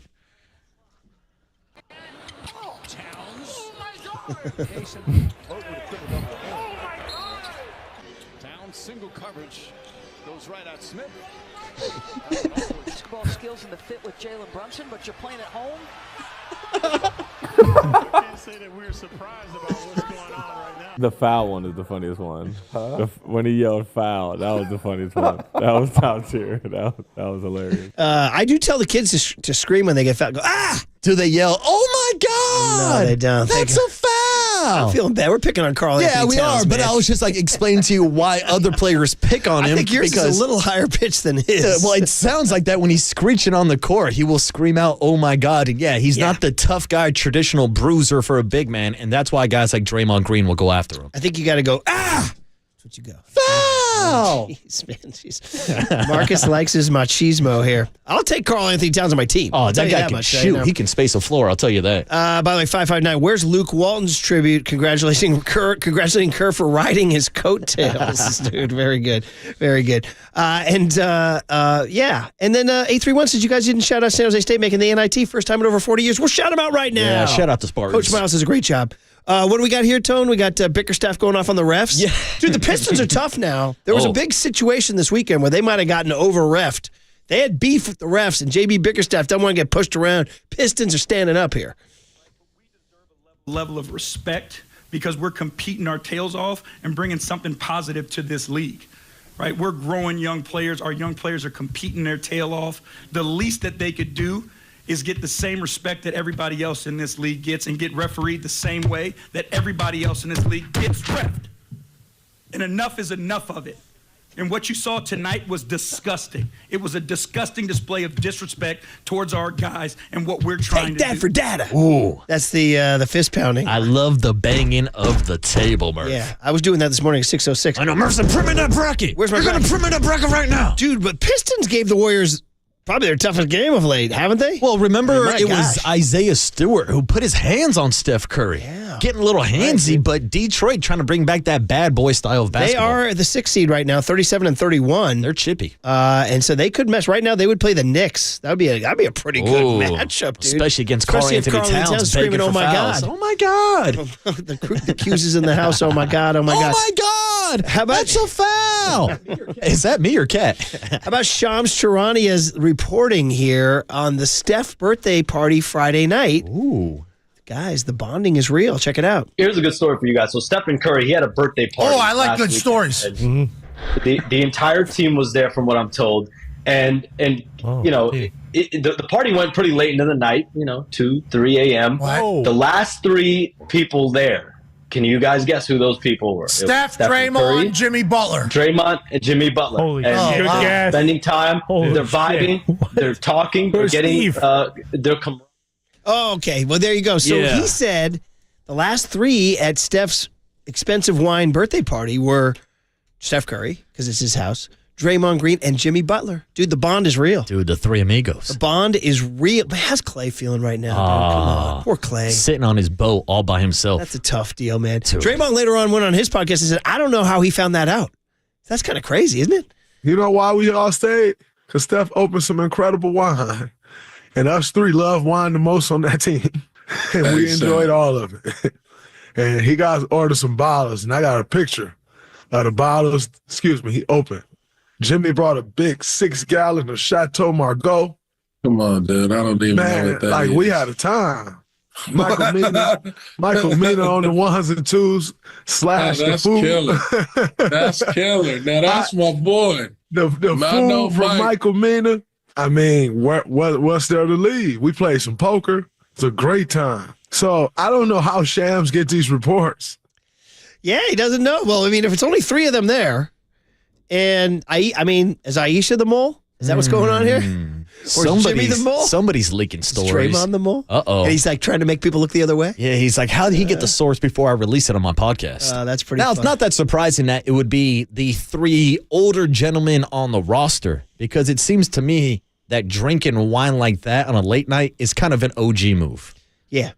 Yeah. Like me, I'm getting into the beer, I'm getting into the bourbon. Well, you're not drinking wine late night? I'm not a big vino kind of guy, to be honest with you. Like, exactly. That's what I'm saying. Like, once I kind of age into it, like a fine wine. Yeah. Once I settle down a little bit. You know what Carl Anthony Towns would say, "Oh my God, you're serving wine! This is a great wine. Oh my God, that's a foul." Well, by the way, real quick, I got one more question. Did they say that they were drinking Chateau Margaux? Yeah. Was that the name of the wine? Yeah. Oh, I think I stayed in that dorm up at Sonoma State. Perfect way to end it, buddy. Long, extended, cooler of content. Hope you all enjoyed it. And pour yourself a glass of wine. Matt Barry from ESPN is going to come on a little bit later on. And, of course, we continue to talk about the Warriors and your brackets. People are saying, don't forget the great Gary Radish. You say, nobody cares about your damn bracket. And that's part of bracketology. On KNBR 104.5 and 680, the Sports Center. From the Chilton Auto Body Traffic Desk.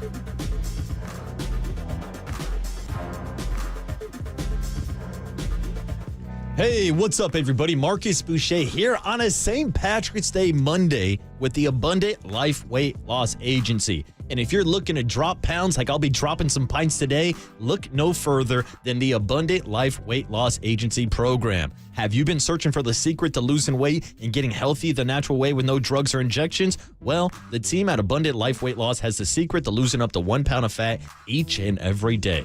Their weight loss program makes it easy to lose weight and get healthy naturally and safely. I went on this program for 3 months, and guess what? I hit my goal of losing 25 pounds. And I did it without counting any points or calories, without any prepackaged meals, and without any surgeries, drugs, or injections that have serious side effects. So if you want to learn more about the Abundant Life Weight Loss program, go ahead and schedule your free private weight loss consultation by calling 925-594-7110. That's 925-594-7110, or visit them online at AbundantLifeWeightLoss.com. That's AbundantLifeWeightLoss.com.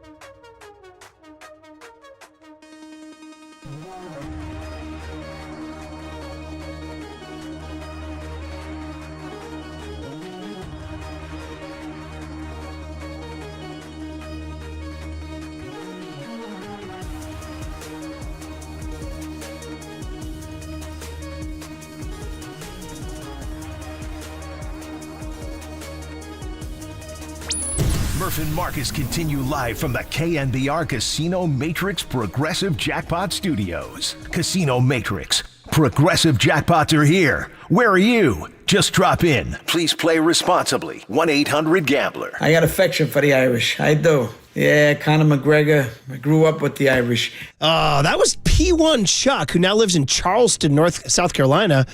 Got that for us on a, what you call it? The Cameo. Cameo, thank you. Tony! This may be, turn this up, buddy. So Whiskey in the Jar, very famous sing-along, great songs covered by many. Never better than by Phil Lynott and the boys from Thin Lizzy right now.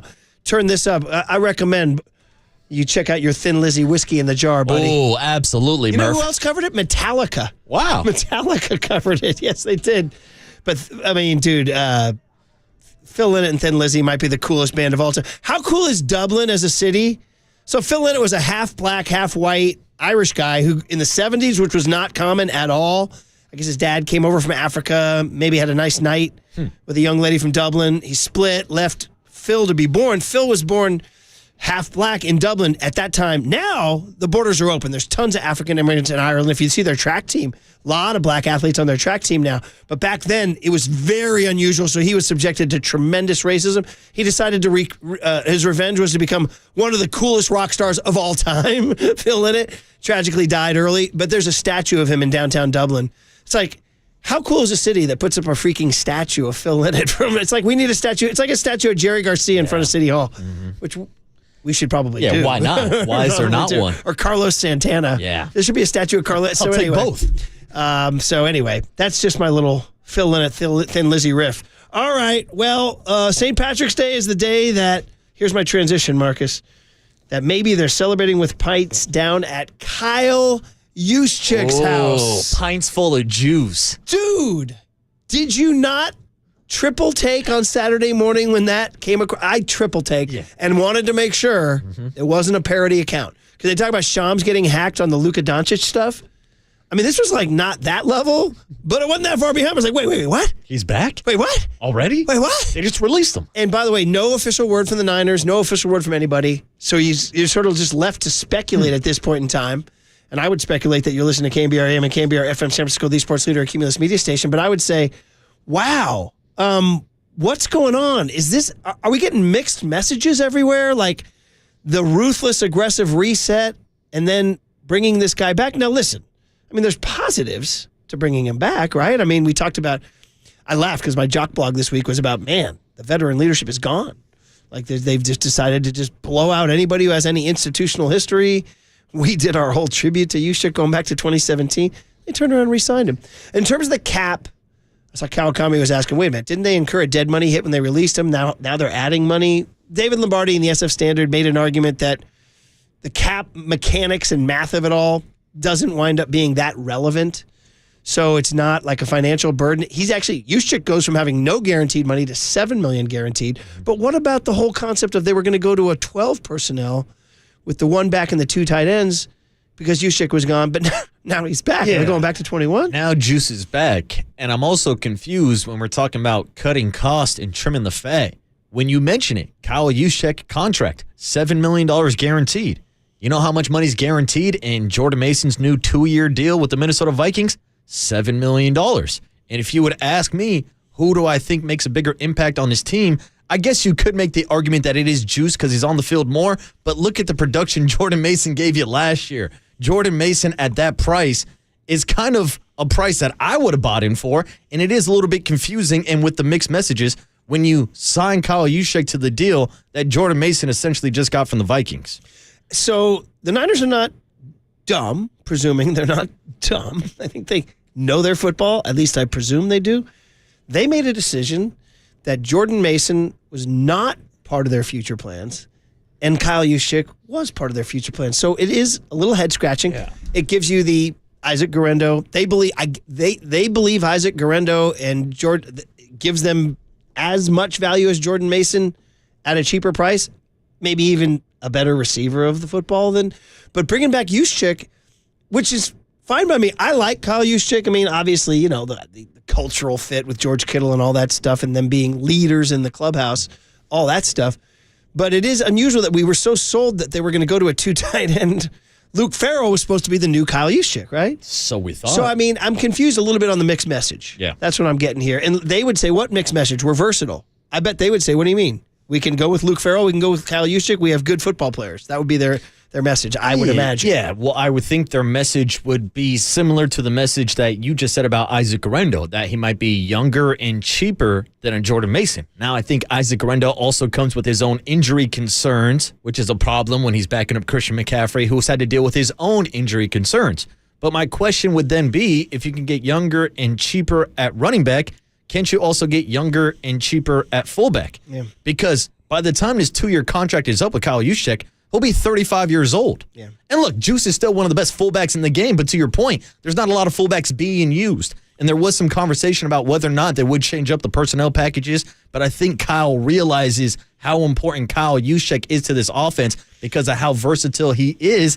And maybe he's the one running up to the room just like he did last year with Brandon Ayuk to stop the trade to saying, hey, we need to re-sign Juice if you want to run my offense. A couple other details is that he actually flew to Pittsburgh, and the Steelers apparently made him an offer that reportedly was worth a couple more dollars than the 49er one, and that he took less money to stay with the 49ers. Now, part of that is you saw his wife was all over social this weekend. Did you see her very artful freaking through the years videos? Like, geez, what's her name? Kristen, I think? Yeah, Kristen Juszczyk. She's not just a fashion designer. She also has some pretty good video, pretty good poster. Because I was like, how do you do that? How do you string together all that? And she said it to the tender ballad Harry Styles' Sign of the Times, which when Candace and I went to Saturday Night Live, he sang that in studio. And then Candace claims that he gave her a look at the bar at the after party. I was like, what, do I have to go on site with Harry Styles now? Yo, how about you back the hell up, Harry? So I got to go on site. That's one guy I might be able to take. I might be able to take Harry Styles. Let's set it up. Celebrity boxing, Brian Murphy versus Harry There's Styles. not a lot of guys I could take, but I might be able to take Harry Styles. Yeah, you want to check with Candace? You got to check in with Murph. You got to check in with the Murph Diesel, baby. Or you know what I said to Harry Styles? I said, yeah, she's with me. Yeah, loser. You know what I mean? And we play some ball on the West Coast. How do you think I bagged Candace? And then anyway, the point is that she put together this video, and it was from 2017, 2018, 2019, 2020, 2021, 2022, 2023, 2024, and it had videos for the whole year. It's watching them age, if they were younger, 70. It was like you were crying by the end of it. And then she's like, "Oh, by the way, we're back." Yeah, so it's a family reunion. So I mean, and Kittle had written that heartbreak Juice post, and then he wrote one about him coming back. So I mean, the Niners have made so many freaking moves that deserve explanation, and they're just hiding in their ivory tower right now. We're not getting any media availability. I would imagine we're not going to get it until the run up to the draft, which is in April. So we may have to go another month with no explanation from John Lynch and Kyle Shanahan as to what's going on. But I think the biggest takeaway is, I mean, it has to be a positive that Juszczyk's coming back, right? It's a positive for veteran leadership. It's a positive for his knowledge of Kyle's playbook. It's a positive for the fact that he's a pretty productive player and is a good blocker. Yes. But it feels a little confusing and or mixed message. Other people saying, no, it's not a mixed message. They were just negotiating with him. And that we, who have to give hot takes on the radio right away, just jumped to a conclusion that he was gone when in fact he was coming back all the while. Yeah, well, that's what confuses me because Kyle Juszczyk has restructured his deal multiple times with the 49ers. So I'm sure they asked him again this offseason to restructure it. I'm guessing his answer was no, and that's why they actually released him. You said he went out to Pittsburgh. They might have offered him a bigger contract, but I think he realizes what he has here in San Francisco. And he's a great glue guy. He's a great locker room guy. And he's a big piece to Kyle Shanahan's offense. So maybe I should be attacking this as two separate stories instead of one, since both of these pieces of news, I believe, came out on Saturday. Kyle Juszczyk coming back and Jordan Mason being shipped out. I think I'm more upset about Jordan Mason being shipped out because of what he brought to the table. Yeah. Like you saw what the Detroit Lions were able to do with David Montgomery and Jahmyr Gibbs. Yeah. That's how I wanted the 49ers to use Jordan Mason and Christian McCaffrey. Yeah. I mean, especially during an offseason where Deebo Samuel gets traded away, I've mentioned the possibility of having Jordan Mason line up as your halfback,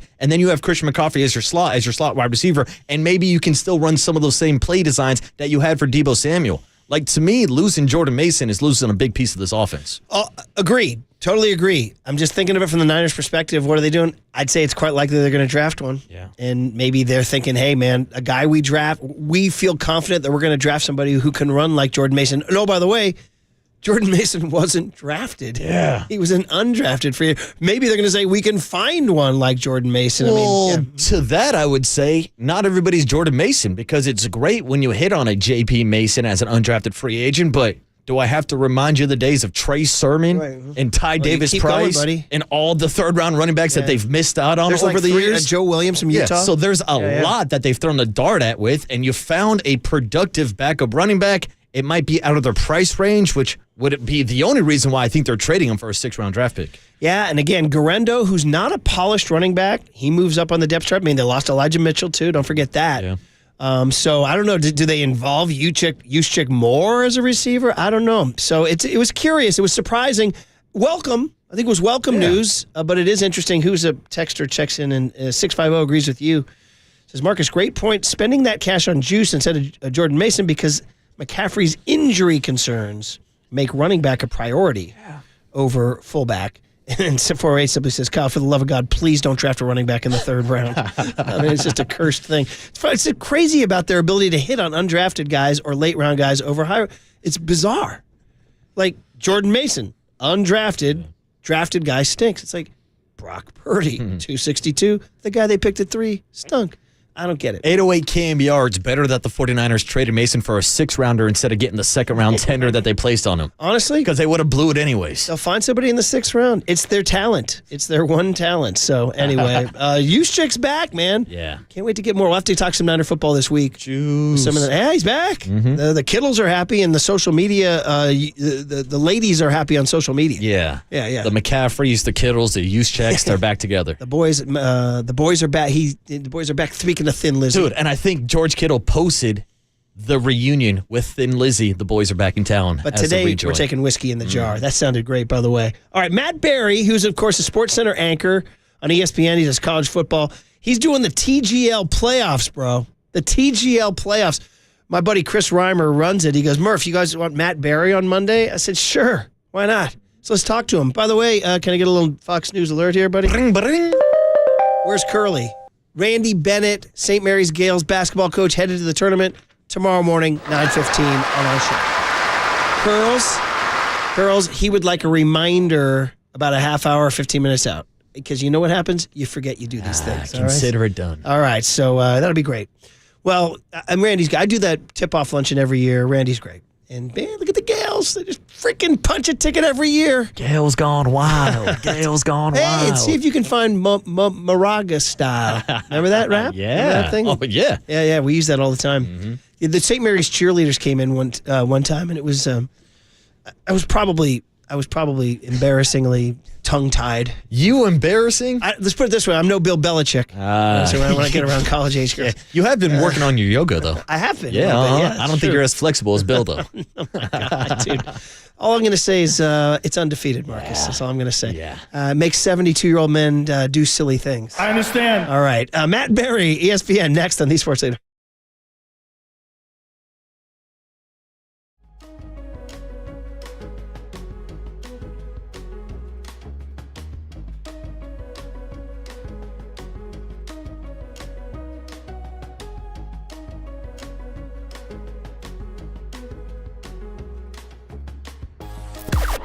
Now, from the O'Donnell Financial Group Sports Desk. Learn more at odfigroup.com. O'Donnell Financial Group, because planning is a process, not a product. It's time for the Young Tony and John Joe question of the day. Yes, indeed. So it's about the Warriors today. Is this the toughest test the Dubs have faced since Jimmy Butler has joined the team?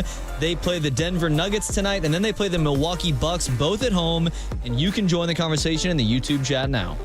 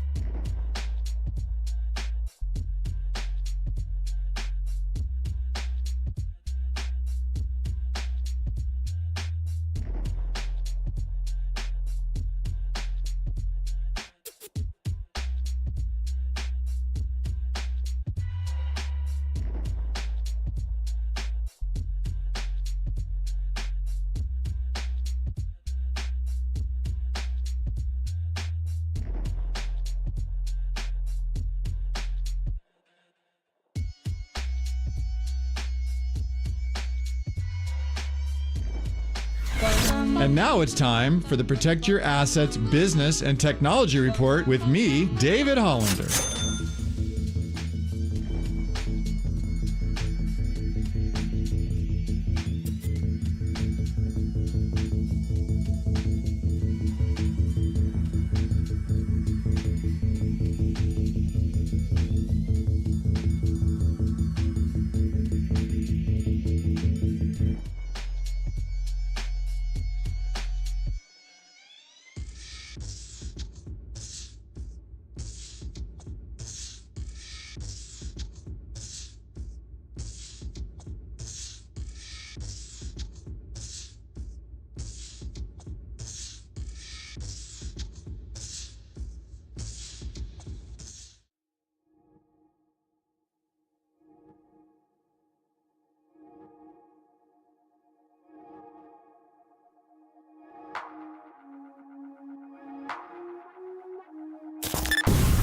This is KNBR, and this is Murph and Marcus on KNBR 104.5 and 680, the sports leader.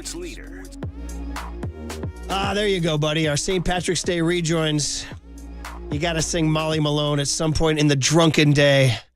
Did you sing it on Saturday, Curls? Molly Malone? Alive, alive, oh? He sang maybe. All right. Let's get to it. Matt Berry, ESPN's Sports Center anchor. He does college football studio hosting and the TGL, which we've been watching. And, of course, Marcus, I know you know the Bay Golf Club is the 2 seed, taking on Atlanta Drive GC. Shout out the Bay, baby. Let's bring Matt on the Murph and Marcus show on the UMA guest line. Matt, good morning. How are you, man? Hey, morning, Matt.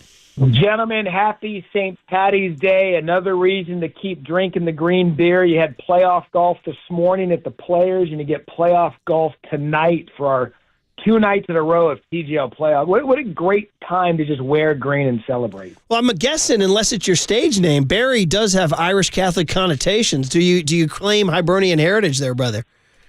Yeah, sure. If it means a shot of Jameson and a green beer, we're in. I'm in. There you go, buddy. Did you see Rick Pitino said, they said, how are you going to celebrate? He goes, I'm going to drink a quart of Jameson's. I was like, a quart? Oh, that's an interesting I believe it. measuring stick there. So okay, let's talk about this. So TGL, and obviously the guy who founded the darn thing, Tiger Woods, was playing it until he blew out his freaking Achilles. My God. Actually, Matt, what does that mean to the whole TGL situation, Tiger's injury? Well, for Tiger, unfortunately, fortunately now that he got hurt, Jupiter Lynx didn't make the playoffs, and so we're hoping Tiger recovers. One of the reasons I know that he was very interested in TGL and getting this league started was because of all the stuff his body's been through. He didn't have to walk 18 holes to play TGL. It's in the arena. It's less stress on his body, and so hopefully Tiger's able to rebound, rebuild, and rehab and be available next year. But look, he's done so much for this league already, and we just hope he gets better so we can see him around here next year. Yeah, what a story, and who knows what happens with him in the future. We're talking to Matt Berry, who among his many talents at ESPN, Sports Center, and college football is doing the play-by-play for the TGL, and it's been the first year. So let's talk about it before we get into the Bay, our hometown kids. How's it been? Like the pluses, the minuses, the future? What's your macro on the first season from TGL? So I would say the positives are how excited the players are to be a part of this. These guys, when they get in here and we do our player meeting with them in the locker room, they've got their game faces on. They're ready to compete, and they love coming out here and competing in the team format. I think a lot of skepticism preseason, are the players going to like this? I can tell you firsthand the players love it, and I won't give you any more information than that. The list to play TGL next year with players that may not be playing it this year, I would bet there's a lot of players that are going to be interested in joining TGL next year because of how fun it's been, how popular it's been, how good the ratings have been, how we've garnered a young audience to watch it. We've got the youngest audience along with the NBA. And it's just been amazing for people to see another side of these personalities and what golf is all about. And so I'd say one, the players lead the way with the positive, and I'd say two, the fact that the TGL is going to grow. It's going to just continue to grow. I would be stunned if we didn't have more teams next year. It's just going to be something that you continue to see these players buy in and just watch TGL from becoming a startup to something you can expect annually. Yeah, and Matt, I know there was a lot of excitement here in the Bay Area once people found out that Steph Curry, Andre Iguodala, and even Klay Thompson would be involved with the Bay Golf Club. So what can you tell us about their involvement and maybe some future athletes who could get involved in TGL? You know, it's funny you say that because when we talk about golf, I mean, think about what you just said. You just named 3 Hall of Famers in their respective sports that don't play golf that are interested in golf and interested in investing in a franchise. Because to me, I get it. Golf can be an old white guy game. But not anymore. It's changing. It's the great connector of sports. In what world could you have Steph Curry, Justin Timberlake, Kenny G, and John Hamm go hang out for 4 hours on a golf course? It's just a great connector sport. And I think with those guys involved, Serena Williams owns L.A. She's been here every time L.A. has played. That's Serena Williams, the greatest of all time at what she does. And so just the support we've been getting, Mike Trout's been here. Big Poppy's been here. We had Boston versus New York a couple of weeks, and Derek Jeter was here. All of them are involved because they love the game of golf. And to me, that's been the most exciting part, to see how different cultures of sports have collided with the golf world, because it's such a cross-section now between other pro athletes and pro golfers. And I would bet Steph Curry, if you asked him, he's won all those titles. He's won MVPs. He's the greatest pure shooter in NBA history. I would bet if you asked him if he could do one thing, if you could trade one skill for anything, you know what he'd probably tell you? I wish I could play golf like Tiger Woods. He's not that far back. He's a pretty darn good player. Think about it, right? He won Edgewood. Exactly. Yeah. So it's just a connector, and I think that's been the exciting part, to see all these athletes and celebrities be involved. It's fun to talk to Matt Berry for a few minutes here. So let's get the details out of the way. The Bay, come on, you got to ride with our guys. Noted Bay aficionado Ludwig Oberg out of Sweden. Shane Lowry, St. Patrick's Day, the great Irishman. Shane Lowry is on the Bay team, and so is Min-Woo Lee. So we got an international crew. It's pretty awesome. And the Bay is playing in its playoff match Tuesday, 4 o'clock our time, against Atlanta Drive. Atlanta's going down. It's the semifinals presented by SoFi. The other semifinal is tonight, New York Golf Club versus LA, a little bi-coastal action. That's on ESPN2 at 4 o'clock. Matt, one of the things I think that's been smart, listen, let's be honest. I mean, video game golf is not like, the NFL, right? But you guys were smart about targeting like an empty spot on the sports calendar. It's like one of the, I think it's one of the smartest things is like, hey guys, there's nothing on. Let's go. Has that been a huge part of the strategy? Someone asked me, I did an interview last week or a couple of weeks ago, and I was asked a question like, why do you think TGL is going to succeed? What's going to be one of the things that keeps TGL around? And my answer was as candid as it can be. I'm pretty certain that from January till even now and a couple of weeks later, it's going to be cold and dark in the northeast area of the country, and there's going to be nothing on. And you hit it on the head. When you find these corridors of the country, when you come out of the football season, everyone is so programmed during football season. Here's when they play. And nowadays, the NFL plays every day of the week. But when you're programmed between that and college football, and then it just goes hard stop, well, TGL came in and saw that and said, you know what you can't do? You can't play primetime golf. You can't play it in 2 hours. And you can't play the team format except for every couple of years in the Ryder Cup. Let's take advantage of it. And that's been what we've seen in the ratings with people commenting about it. We watch these guys play 15 holes in 2 hours, and you see every player hit their shot. And, oh, by the way, it sucks in the Northeast right now because it's still cold. You can't play golf up there. So sit inside, have a beverage, get warm, and watch some primetime golf. It's been every bit a part of the success. Matt, I wanted to circle back to your talk about celebrity involvement in the TGL because we've seen celebrity golf matches before, like Patrick Mahomes and Travis Kelce taking on Steph Curry and Klay Thompson. Do you think there's ever going to be a possibility of maybe like a celebrity edition of TGL where we will see Steph maybe take a couple strokes? I would say the possibilities are limitless, and I would say you probably will see a one-off in the future because I can promise you guys this. If we went to Josh Allen, Steph Curry, Derek Jeter, name a pro athlete, Mike Trout said, hey, do you guys want to play against this team for a one-night primetime special? You wouldn't even get to finish the sentence, and they would say yes. And so that's another thing that makes this unlimited a women's component, women golfer component. I mean, there's so many components you could do with a one-night, one-off NFL quarterbacks versus MLB pitchers. You combine whatever you want. I think that you understand that it's possible that you'll see that because of the popularity.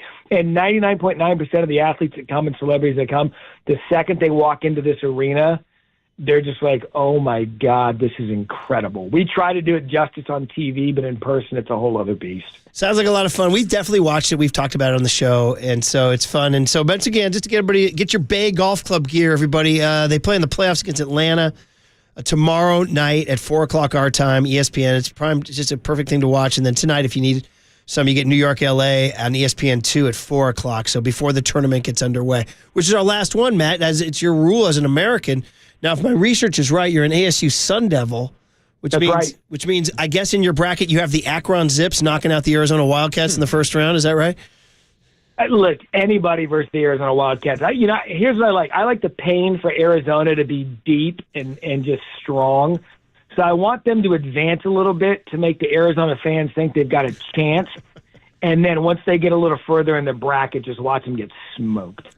Oh, man, I'm with you, though. I'm a UCLA guy, and UCLA, Arizona have a pretty healthy basketball rivalry, too. So I'm trying to figure out whatever the max pain is. I think first round exit. I think Akron, Arizona.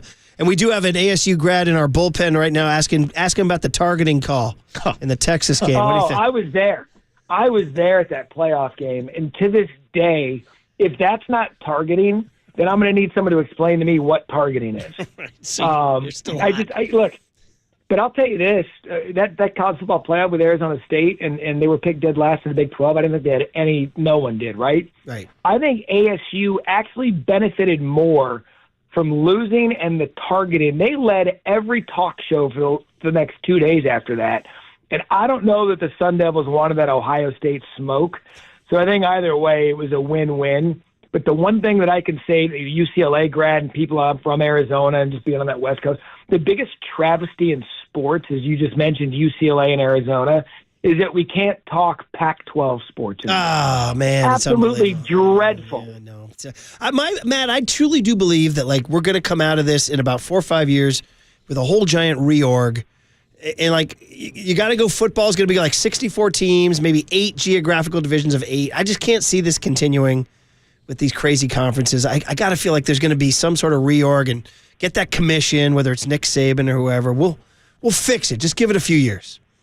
Were you saying UCLA, Maryland isn't a regional powerhouse rivalry? Hey, man, when my guy Mick Cronin's crying about seeing the Statue of Liberty twice in 2 weeks, that's we got a problem, too. So. All right, Matt. Hey, listen, have fun with TGL, man. It's cool. It's good TV. We got our board op is a 26-year-old kid. He's a golfer. He freaking loves. He's your target demo, man. He watches it all the time. So you guys are right on it, man. We love doing it. And I'll say this about the Bay Golf Club. From top to bottom, we think that they've been, at least what I've seen, one of the most talented teams in the league. But you know what I love about them? They buy into representing the Bay. They entered the arena last week wearing Steph Curry jerseys, Klay Thompson jerseys.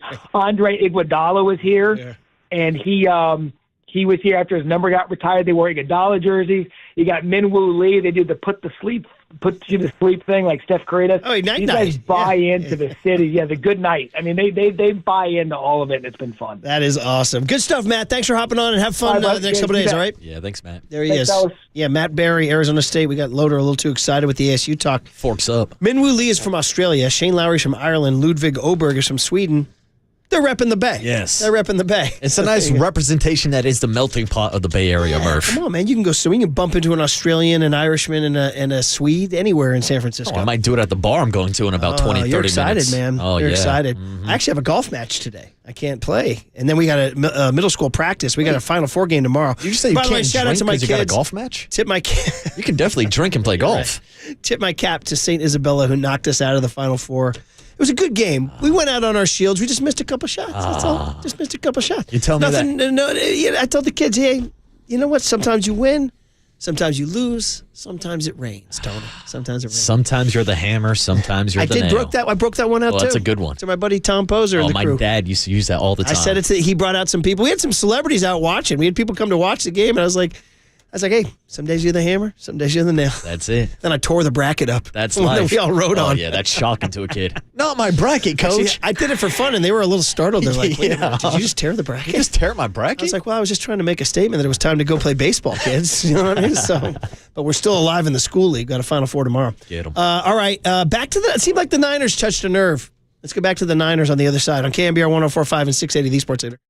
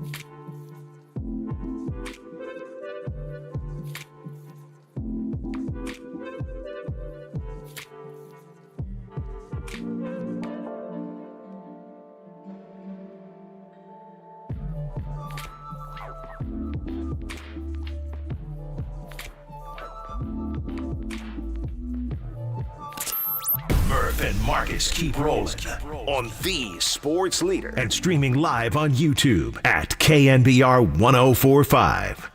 All right, well done. I recognize that. That's Luke Kelly, right? In the Dubliners, isn't it? Yeah, listen, this kid, he's crushing his rejoins, man. Luke Kelly's quite a revered figure over there in Irish music. When I was talking about the Phil Lynott statue, I just showed Marcus a picture of me at the Phil Lynott statue. I was a couple pounds thinner, by the way, back in that picture. It's always tough to see those. You were Thin Murphy back in those days. I hate when you see a picture, you're like, yeah, I've gained weight since then. It happens. It happens. That's why I grew the beard to try to hide it. Yeah. Well, Murph, if you're looking for a free weight loss consultation, you should call my friends at the Abundant Life Weight Loss. That's pretty darn good there, buddy. Anyway, the Phil Lynott statue, somebody pointed out on the text line, there's a Luke Kelly statue, too. You got to love a city freaking throwing up statues of the musician. Where's my Santana statue? Where's my Jerry Garcia statue? Marcus, where's my Too Short statue? Ooh. I'll take it. Give me an Andre Nicotina statue. Well, do you have to be deceased to get a statue, by the way? It feels like that. Like, does anybody get living statues anymore? Well, actually, Gaylord Perry, Dwayne Wade, Orlando Cepeda. Dwayne Wade just got one from the Willie Miami Mays. Heat, and it was terrible. So no, you don't have to be dead to get a statue. Willie Mays had his statue. Willie McCovey had his statue. Let's erect those statues. I miss Willie McCovey. Speaking of the Giants, I teased the Niners, and then a little Fox News alert. I mean, listen, I don't want to overstate it. I'm just going to state it. But according to Alex Palvich's Twitter right here, Jung-Hoo Lee has gone to get an MRI on his tight back, which kept him out of the lineup over the weekend. So I don't want to overreact. All I'm saying is it's not good news. No. Okay? No. I remember I read way back in the 80s when Oral Hershiser, forever Giant, got his MRI. He goes, yeah, MRI, you know that just stands for maybe really injured. Oh, don't say come on, bro. So listen, we're not saying anything dramatic. We don't know. All I know is I'd rather have Jung-Hoo Lee's hitting third today and got 2 knocks instead of Jung-Hoo Lee's in a tube right now getting his tight back looked at on an MRI. Marcus, this is the whole point of having young players, that they don't get injured. Yeah. Like, that's the thing. Like, oh, the Giants are old and injured. No, the Giants are young because Jung-Hoo Lee's young and athletic. So anyway. Yeah, I'm with you. I don't want to freak out too much until we actually get the MRI results. Could be nothing. But if the Giants want to be successsul this year, they need Jung-Hoo Lee in that lineup. Honestly, right now, let's just say he's out for a couple weeks with it. I mean, right away, you're sort of up against it. Because you could put Tyler Fitzgerald in center, Casey Schmidt at second. Luis Matos? I don't know if he can handle it defensively. Yeah, Elliot My Ramos guy, Grant played McCray? a little bit of center. I think McCray might get the... Or Ramos to center, Encarnacion to left. Yaz in center, Matos in right. Yaz in center, Matos in right. I know Yaz is great against the wall, but he's played a little center also. There are options. Yeah. But it's just, But it's like you're expecting Jung-Hoo Lee to either be hitting leadoff or your 3-hole hitter, and you're expecting him to provide Gold Glove defense up the middle. Yeah. And we're talking about this Giants team improving defensively and how important it is to have a Gold Glover and Patrick Bailey behind home plate and a 5-time KBO Gold Glover and Jung-Hoo Lee in center field, bringing in Willie Adames with Matt Chapman. If they win this year, it's going to be with pitching, defense, and timely hitting, and Jung-Hoo Lee checks off all those boxes. I'm not totally sure, what to make of it. Let's not freak out just yet. But all I know is you'd rather not hear this news right now. Oh, by the way, opening day a week from Thursday. Yeah, come on, Dr. Akazuki. Give me some good news. Well, Akazuki would be more of the elbow shoulder guy. Yeah, but he is checking in with Akazuki. Oh, really? Yeah, he's the team physician. Akazuki does everything. Are you sure about that? Yeah. I mean, I've been to Doc, but he's usually shoulder elbow guy. I know. He did my Tommy John surgery. He did? Yeah, Oh, yeah. Yeah, We've both been to shout out Akazuki. Dr. Ken, yeah, He's crushing it. Akazuki's the best. Yeah. I'm not sure if he does the stuff. I mean, Dr. Bob Murray. Well, anyway, either way. Whoever's looking at him, let's hope the pictures look good. Yeah. There. So there's something nice with our guy, Jung-Hoo Lee. And while we were at it, just before we get back to the Niners, just real quick, if you had to vote for the... Bang, sorry. Just to interrupt, John Shea is reporting that he is having a follow-up appointment with Dr. Ken Akazuki. Okay. I thought he was strictly a shoulder elbow guy. Okay. He does it all. Okay. Okay. Go Dr. Akazuki. Yeah, sorry to interrupt. Yeah, it's all good. All good. Here's the deal. If you had to vote right now for who gets the 5th spot in the rotation, who is it? Oh, I think you go Hayden Birdsong. Yeah, I'm going Birdsong. Now, if we want to be completely honest with you, I think Hayden Birdsong should be in the 4th spot of the rotation. And I think Landon Roop should be in the 5th spot. I mean, when we talked about this open competition to start spring training, I did not understand why Jordan Hicks was being handed a 4th spot. Yeah. Now, you can do a little bit of a reading in between the leaves, and talk about the contract that they handed him last year and how they want him to be a starting pitcher so badly. And for the first 2 months of the season last year, he was a great starting pitcher. And we've heard a lot about him putting on muscle and adding conditioning into his routine and how he should be a better pitcher this year. But I thought he should have to go out and earn that 4th spot. And I think 2 guys have pitched better than him, Hayden Birdsong and Landon Roop. Right. But obviously the Giants have been very high on Hicks since the offseason. It's been surprising, but it's something that they're sticking with. So we shall see. Maybe they will be rewarded for that whole thing. By the way, Mike Breen joins Papa and Silver at 11:50 this morning. All right, tease the Niners before the break. And so just to touch on it, if you're just getting in your car, you're just waking up or whatever. First off, you're just waking up, God bless. Yeah, it must be nice. I wonder what it's like to live like that. But I don't know where you were when you got the Kyle Juszczyk text. I woke up Saturday morning and picked up my phone as one does, and it was literally the first tweet on my timeline. I was like, well, no, wait, what? Adam Schefter said the 49ers are bringing Kyle Juszczyk back on a 2-year deal, $7 million guaranteed. I honestly had to triple check because it made no sense. We had just gone through this whole thing of, well, we called it ruthless. Remember David Lombardi said, ruthless reset. We had the heartbreaking text from George Kittle, all the heartbroken juice thing and all that. And everybody made the decision, well, they're going to go to a 12 personnel, 1 back, 2 tight ends. Luke Farrell, George Kittle, Juszczyk was phased out. Whoop, he's back. Now it's like, okay, are we going back to the 21 personnel now? Or are we just keeping both open? What's Luke Farrell's role if he is? He's a blocking tight end, I guess, like Charlie Warner, right? But I don't know. I guess I have to look at this as good news in the sense of some continuity. We were talking about veteran leadership gone, continuity gone. There's some continuity there. I know there are people that think, the fullback is outdated in today's day and age, but Kyle Shanahan sure likes it. And that 21 personnel is what the Niners run so much. So he's back. And now in terms of the cap, David Lombardi says that the math it's a wash, essentially, that he explained it through 25.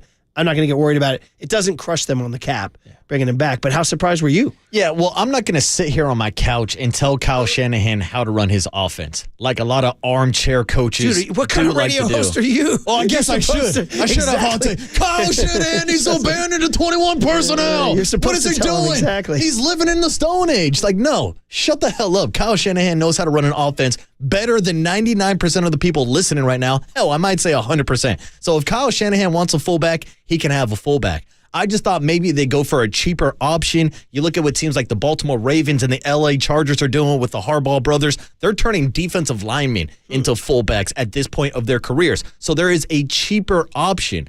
But really, Murph, my bigger reaction was later on that Saturday afternoon because I understand how important Kyle Juszczyk is to Kyle Shanahan's offense. But you can't tell me by the time you woke up Sunday morning that the running back room was in a better shape because they also traded away Jordan Mason on Saturday night. Yeah. And then we start sitting here and comparing contracts and look at the $7 million guaranteed for a Kyle Juszczyk versus the $7 million guaranteed of a Jordan Mason. I don't like the move of trading away Jordan Mason for a 6th-round draft pick. I understand that maybe they don't want that cap, that salary on the books, but to me, there's more value in Jordan Mason at this point of his career than Kyle Juszczyk for the same price point. Yeah, I would love to hear their explanation. I mean, obviously, they're going to say Isaac Guerrero can do what he does. They're going to say, watch us go get a guy either in the draft or the undrafted free agency.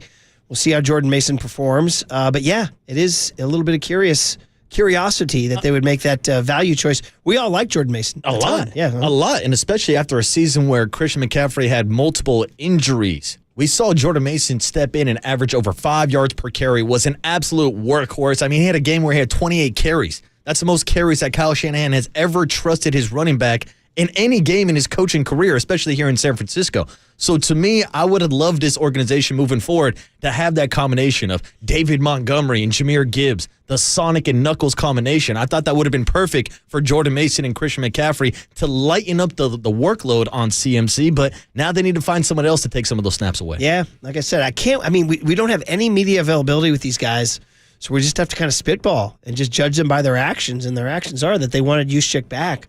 Again, culturally and continuity-wise, it's good. It's funny because I just wrote a whole jock blog, like, my God, end of an era, all that stuff. Well, guess what? He's back. At least he's back. Now, Trey Greenlaw's still gone and others. But I just wanted to get that out there, guys, because it was big news over the weekend as part of a busy weekend that included the Warriors' big win over the Knicks. We talked to Woody Page, if you missed it today, about the Nuggets. He was very pessimistic about the Nuggets. He doesn't think they're playing good. He thinks they're tired. He thinks they're not looking good. So think about that as we go tonight. Plus, it's been St. Patrick's Day. Plus, the bracket. I'm so happy ever since I got my bracket printed out like this right here. See that bracket right there? Love a good bracket. We talked to Roxy Bernstein. And of course, we have Randy Bennett coming on tomorrow. That's it. All right. So it's a bracket season, Murph. And it even got to the point that Murph was yelling for his bracket this morning, but I think there's a good reason because the boys were busy behind the glass. We didn't want to step into a Gary Ratnich type of situation. Mike, can you put your bracket up your ass for a minute and produce the show?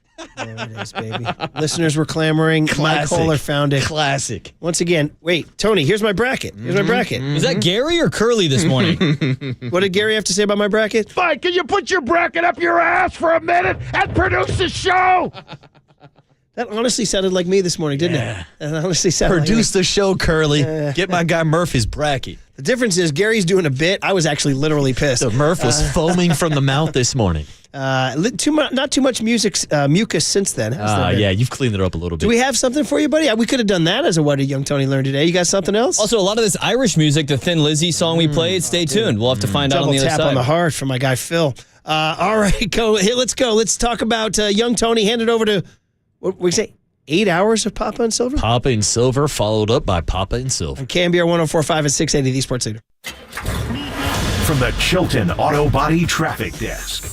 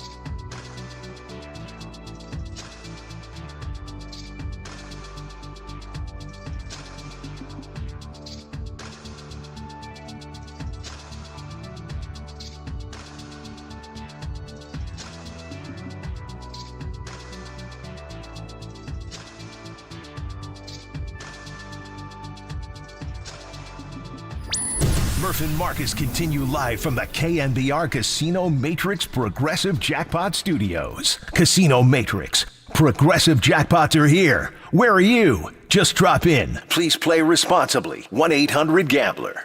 There it was. Nice run. Nice St. Patrick's rejoins from young Tony. Crushed it. Kid, we gave you the keys to the car and you nailed it. So this sounds like Luke Kelly and the Doublers again, or no, Irish Rovers? A little bit of both. This is the rare old Mountain Dew, Dubliners and the Pogues. Wow. Oh, nice. Well, Nicely in the song, done, young Fairy Tony. Tale in New York, he says, it was Christmas Eve, babe, in the drunk tank, and old man said to me, won't see another one. And then we sang a song, The Rare Old Mountain Dew. I turned my face away and dreamed about you. One of the great opening lines in music history. Well done, kid. Well done wearing your green sweatshirt. Marcus wore his green pullover. Almost a quarter zip, isn't it? Yeah, it's almost. It does go a quarter way down. This is me, my quarter zip. I'll go all the way up. But Murph, I said I'll do it. Here's your pinch for not wearing green. I'm so soft. I pinched him, folks. I pinched him. Wait a minute. Oh, my God. Who are you, Carl Anthony Towns? Complaining about being pinched. Oh, my God. That's a foul. That's really good. Thanks for the pinch. You took it easy on me, buddy. I did. I didn't go for the area I was talking about at 6:02 this morning. No, we do avoided that. That's for after the show. That was a heck of an opening segment. Yeah, it was. You can go back and find it on YouTube. It's mucus included. Hey, by the way, just like not to end the show on a total downer other than Jung Hoo Lee getting an MRI, but Susan Slessor just dropped a huge story about the Giants' real estate interests at Mission Rock. And in the story, an agent wonders, are they spending too much time investing in that and not the baseball team? Something we'll have to discuss this. That's interesting. I know, exactly. It's a total Russ Westbrook. Speaking of which, she's coming to town with the Nuggets, right? Yeah, here comes Russ. Even though Woody Page says the Nuggets are dead meat tonight. Yeah, he doesn't think Joker or Aaron Gordon will be playing tonight. Wow, they might not. Yeah, they're both. Well, that Jamal Murray's also questionable. Yeah, no, man. And Steph Curry's questionable, too. Yeah. As is, and Pods is out.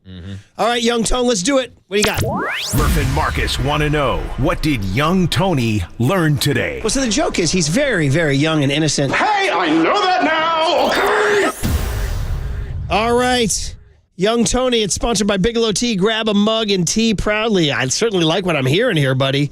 What do you got? What dazzled you today, bud? We've gone all bangers today, and this is one of them that you threw out that I had not heard. Whiskey in the Jar, Thin Lizzy on St. Patrick's Day. Happy St. Patty's, everybody. Well, you're welcome, buddy. And do you drink whiskey, kid? I do. I got actually a funny story. I was at Danny Coyle's. They lost my credit card, which I still have to get back today, by the way. That's my homeboy. That's Evan, my Brian, behind the bar. No, Nice. Brian, the owner, is one of my oldest homeboys on the Irish bar scene. So what do you need? I'll take care of you. So I was there on Saturday night till like closing, and the guy lost my bar. Shout out Evan, nice Irish guy. He didn't know where it was, so then I got a couple free rounds of Guinness, topped it off with a couple free shots of Jameson. Wow. And you did all this without dropping Brian Murphy's name. Yes, indeed. So Brian Coyle tended bar at Martin Max. So Candace and I moved to the Haight-Ashbury in 1996. We lived there till 03. We had no kids, and I didn't have a morning radio job. That's two big factors. Once again, no kids, no morning radio job. So you know what we did every night?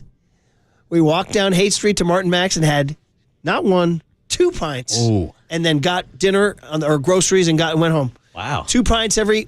Maybe we missed a night here or there, but I'd say 95% of the nights we walked down Haight Street. And Brian Coyle tended bar there and became an extended member of our family. And then after years and years of savings, he launched his own ship down there in Lower Haight, Danny Coyle's, and it's still going. It's a great bar.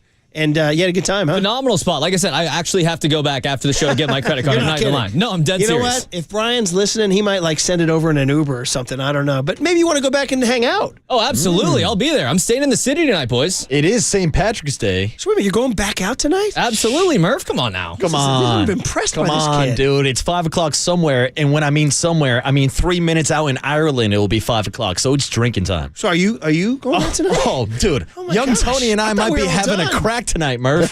Having a crack. We're having a crack. Having some crack. Having some crack. We're going to be... I feel like it sounds worse when you say I'm having some crack. We'll be looking for a bit... You were looking for, quote, a bit of crack. No, that sounds even worse. Saying you're looking for a bit of crack. Curly, tell him it's okay. We're having a crack. And then I'm going to ask you tomorrow, how was the crack? And you're going to say, mighty. There you go. All right, buddy.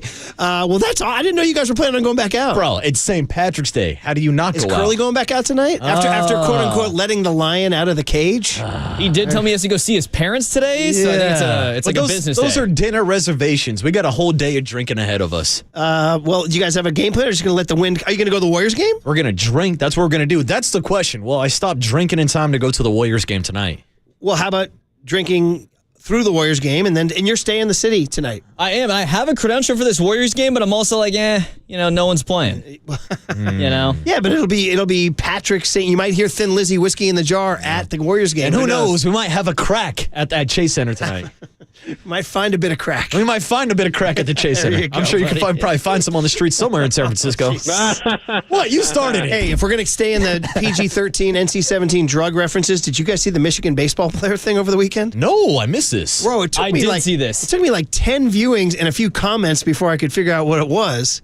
A guy dove headfirst into third base, Marcus. He was safe.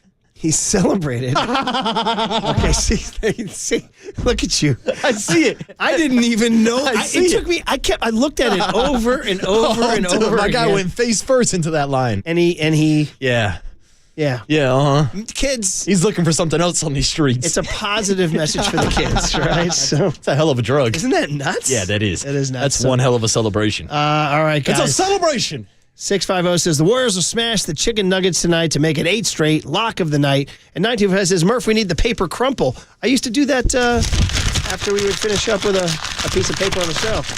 You hear that? Is that AMSR? Yeah. ASMR, yeah. There it is. Same thing. You got it. All right, guys. Happy St. Patrick's Day, everybody. Enjoy the basketball game. We'll see you guys tomorrow with Randy Bennett will join us. And when it's time for a change, think Speedy Oil Change and Auto Service. Engine light on. We can fix that. You're listening to KNBR AM and KNBR FM San Francisco, the sports leader, a Cumulus media station. Oh, my God. That's a foul. Gentlemen, happy St. Patty's Day. I got affection for the Irish. I do. Yeah, Conor McGregor grew up with the Irish. Top of the morning to you. That's the end of the game.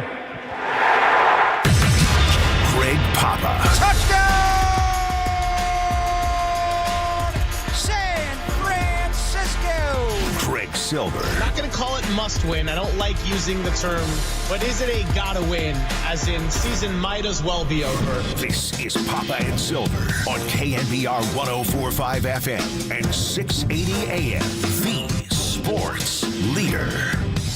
I don't know how you could say J.P. Mason probably wasn't the biggest bright spot on the offense this year in terms of what he brought to the table, despite the circumstances week after week with those downhill explosive runs. Toss, J.P. Mason coming left. Good hole. Runs out for a first down, breaks a tackle. To midfield, gets wide right. Turns the corner. Witherspoon will throw him back inside, but J.P. Mason still won't go down. Finally, he's dropped on the Seattle 28-yard line after a run of 38 yards. What a run for J.P. Mason. Mason alone back. Purdy going to give him a handoff off the left side. Touchdown! San Francisco. Third penalty on the Niners. Straight drop by Brock. Throws left. Juszczyk wide open. Inside the 10. Inside the 5. First and goal 49ers on the 3. Can we all do it now? Juice! Here's Dobbs with a boot roll now. Going to throw back left, and he throws deep. Wide open! Kyle Juszczyk diving for the end zone! Touchdown! Juice! Yeah, that's right. We had to get it in there a couple of different times. Happy Monday. Happy St. Patrick's Day, everybody.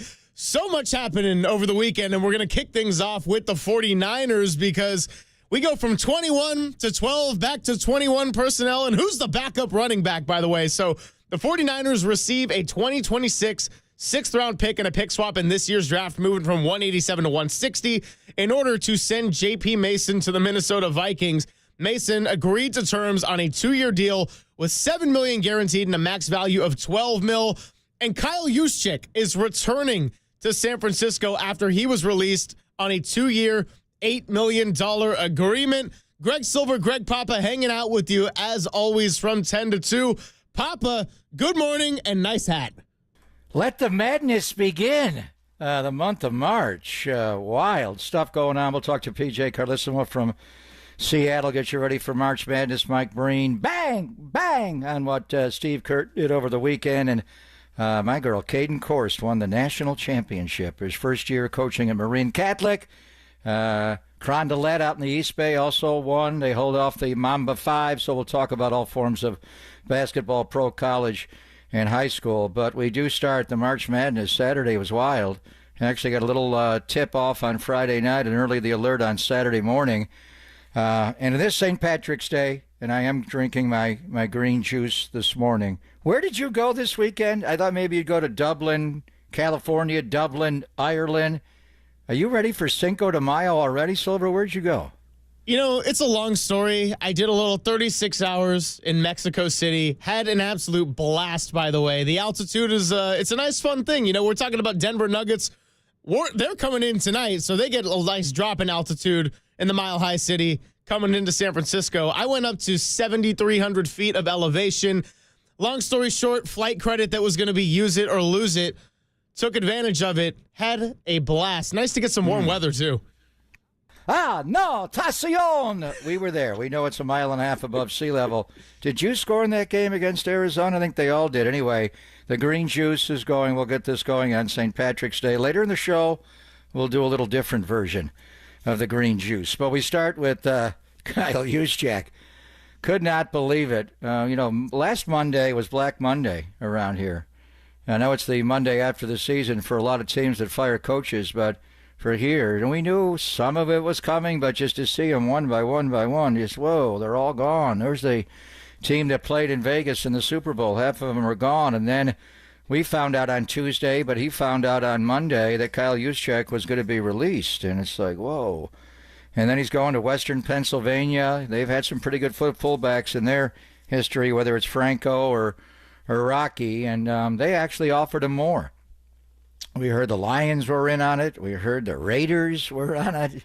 You got the Mosterati, you're not getting juice. So early Saturday morning, we find out that the longest tenured 49er is back. Now, I think he's still the longest tenured 49er, even though he was gone for half of a week. And it was a good contract to give him a 2-year deal. We'll play with the money of it all. But we had met Mayoko on Friday, Greg, and I know Luke Farrell's a good player. He's a really good inline blocker. Charlie Warner's been missed here. Eric Saubert last year tried to fill that role. Luke Farrell is just huge. He is more than just an inline blocker. He's great in pass pro. It's not just the run game. But anybody who thought he could do what Kyle Juszczyk does is not watching the tape. He is tall, angular. He cannot bend. He can move across the formation and do the sift block. You heard Tim Ryan talking about it when they start one tight end right. He goes across the formation, kicks out the left end. That's a sift block. Away and block is the guy in the middle. He does that well. I mean, that's kind of his movement. But he's not Kyle Juszczyk. He can't bend around the edge and run all that structure fool stuff they do when they have Kittle going and Juszczyk going and then Trent behind it. It's the essence of the running game. So, all this past week, I'm thinking, we see any fullbacks in Indianapolis? Who's a fullback out there? Who could you convert to a fullback? Are they thinking they're going to get Tyler Warren from Penn State at 11? Yeah, he's a fullback. He's a quarterback, an H-back, a tight end, an X, an F, a Y. He can play everything. He's a center who can also run a go route and catch a touchdown. He can. But if you get him, just take him. I don't know if you take him at 11, I don't know if he'll be there. But the point is, Kyle Juszczyk just fits this sophisticated running game. And it's not like Jim Harbaugh's running game where you pull Mike Upati and you slam it up. They do that a lot with Chris Verster, but this is all on the edges, creating an edge. And Juszczyk, the Harvard grad, is just perfect at it. He's so all the while I'm thinking, everybody, they can play more 12 personnel. Okay, they need Kyle Juszczyk on the field. This running game needs a fullback. Kyle Shanahan will have a fullback the rest of his coaching days. Just like his dad with Howard Griffith. He may have traded change 1,000-yard running backs every year, but he always had a fullback, even on that outside zone. You got to have a fullback, and that dictates the other team's defense. You put Juszczyk on the field with a running back, now you're in 21, 22, whatever it is. By and large, they're going to match up with 3 linebackers on the field. Now you hit them, with Debo as a runner. That can't happen, but you can do other things. So that was the good news this Saturday. The other news, and I remember one day what was it, a month ago? You and I were slamming the table. You got all the restricted free. They brought Curtis Robinson back. They brought a lot of guys back that I wanted to be brought back. But I wanted J.P. Mason back just based on he knows how to run the outside zone. 3 steps downhill after contact. Really successful player.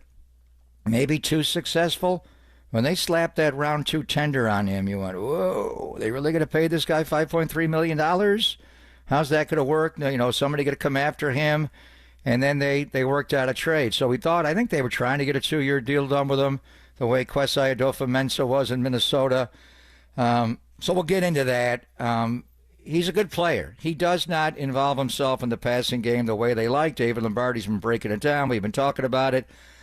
He tried, this past offseason, not this one, the year before and the year before. He went to his native Nashville, bought a jugs gun, and his dad feeding him balls. He did improve a lot catching the ball, but he doesn't catch the ball the way Garendo does. Garendo is a wide receiver in high school, early in college, who made the transformation to halfback, but Garendo gets hurt a lot. JP had a high ankle in Buffalo. The bottom line is, they talk about Mike Shanahan, Alex Gibbs, Bobby Turner was there. How the Broncos of that vintage with Mike winning Super Bowls went through a running back every year, 1,000-yard back. Why? Because they got hurt a lot. Whether it was Mike Anderson, Olandis Gary, whoever you want to mention, obviously even Terrell Davis got hurt quite a bit. Then they made the trade to give up Champ Bailey to get Dewich Big, Clinton Portis. But those guys, by and large, get hurt. So you're going to have to go through these guys like they have with Matt Breida and Raheem Mostert and Jeff Wilson Jr. And now Elijah Mitchell's gone. They just kind of go through it. We'll look at it and see. I think they're going to draft 1, maybe 2. I was going to say at least 1, maybe 2, yeah. Well, I went 2 because I said draft 1, draft 2, and go scataboo. We actually saw him. Remember? What was it, the Friday of the combine in Indianapolis? He just sat down to the table next to us visiting with a Bears podcast, and we let him do his thing, but he had the hat. He was Cam. I'm like, how do you pronounce his name? Is it Scatabo? It's B-O at the end, not Boo. He is scary. He said, I'm Cam Scataboo. And I said, you want to come play for the 49ers? And he said, we've been talking to them. So back then I thought, they got so many running backs. Good luck, Cam. Where do you think Cam Scataboo is going to go in the draft? I got to look at him more. We'll get into it. You're not going to take him number 11 overall. Maybe the Boise State kid could go that high or even higher. But where do you think Cam Scataboo will wind up going on draft day? Oh, like you just said, I got to do some more watching as well. It seems like everything I've seen on scouting reports and mock drafts and just kind of reading up that he's projected around a 3rd-round pick right now, so definitely a day 2 kind of guy. If he falls to day 3, we'll see. I don't know if that's the case, given that you got Ashton Genty. He's going to go high, and then we'll see what happens with the way the other running backs shake out. But D-line, obviously the deepest position in the draft. What are the 49ers going to do there? Because they certainly got to bolster up that D-line, and if they don't do it with pick number 11, they're going to have to do it with many of the other draft picks, many of the 11, that is. So, yeah, we're going to get into it. J.P. Mason, now a Minnesota Viking. They are very active right now. Kyle Juszczyk, longest tenured 49er, and we're going to ignore that little half-a-week gap because he is coming back on a 2-year, $8 million deal.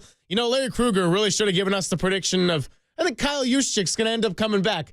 Then he would have washed away the Joey Bosa Blues. But it's all a new week. It is St. Patrick's Day. Quite the opposite. He said Kyle Juszczyk wasn't that good anymore. Yeah, I know. I listen. I know. I pay attention. We'll get Krug on at some point and give him his tough love because I do love having Krug here on Pop and Silver. And speaking of guests, I'll tell you all about that on the other side as we set the table for the show. Let's talk about J.P. Mason, Isaac Garendo, the new number 2, and McCaffrey. Let's see if he can stay healthy because what is this 49er running back going to look like next year in 2025? Well, this year, but the fall. You know what I'm saying. Pop and Silver here on KNBR 104.5 and 680, the sports leader.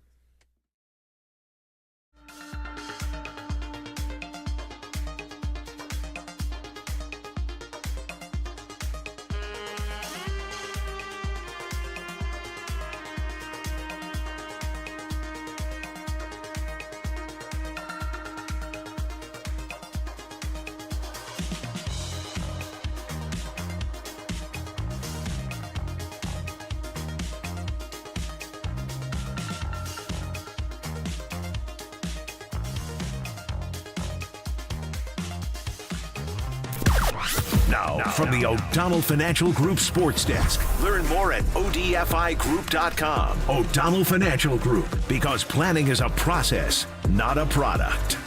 Well, when Steph Curry does it, it's the night-night. When Draymond does it, it's the nightmare. The Golden State Warriors were victorious over the weekend against the New York Knicks, clinging onto their hold of the 6th seed and pulling within 2.5 of the 5 seed, which is now the Los Angeles Lakers, where the Warriors play later this month. How are we feeling, Dub Nation? I want to get a gauge on how excited you are about this Golden State Warriors run as they prepare to take on the Denver Nuggets tonight on St. Patty's Day. Let us know your thoughts in the YouTube chat or give us a call at 415-808-5627. That's 415-808-KNBR to join the conversation.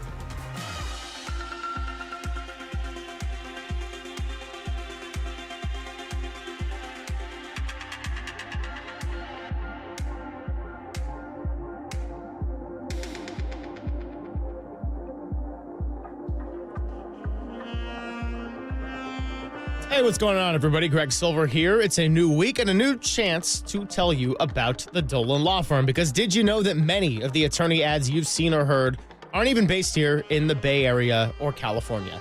Well, Chris Dolan and the Dolan Law Firm, as you know by now, are based right here in the Bay Area and have been for more than 25 years. Award-winning personal injury and employment attorneys fighting for you right here where you live. So if you've been discriminated against at work, sexually harassed, wrongfully terminated, just know that your rights matter, and you can go to dolanlawfirm.com to learn more about your rights. Over the last year, well, unfortunately, Chris and his team saw a sharp increase in no-fault injury accidents. And in a place like the Bay Area, I mean, even getting to the building today, people, motorcyclists, pedestrians, children playing, they're all around us. So please, be careful and let's work together in making the Bay Area a safer place. Feel confident that you're in good hands with award-winning California Lawyer of the Year. The Dolan Law Firm has secured more than $1 billion in verdicts and settlements on behalf of their clients. That's right, billion with a B. You pay nothing up front, no hourly rates, and they don't get paid until you get paid. They live here, they work here, they win here. DolanLawFirm.com.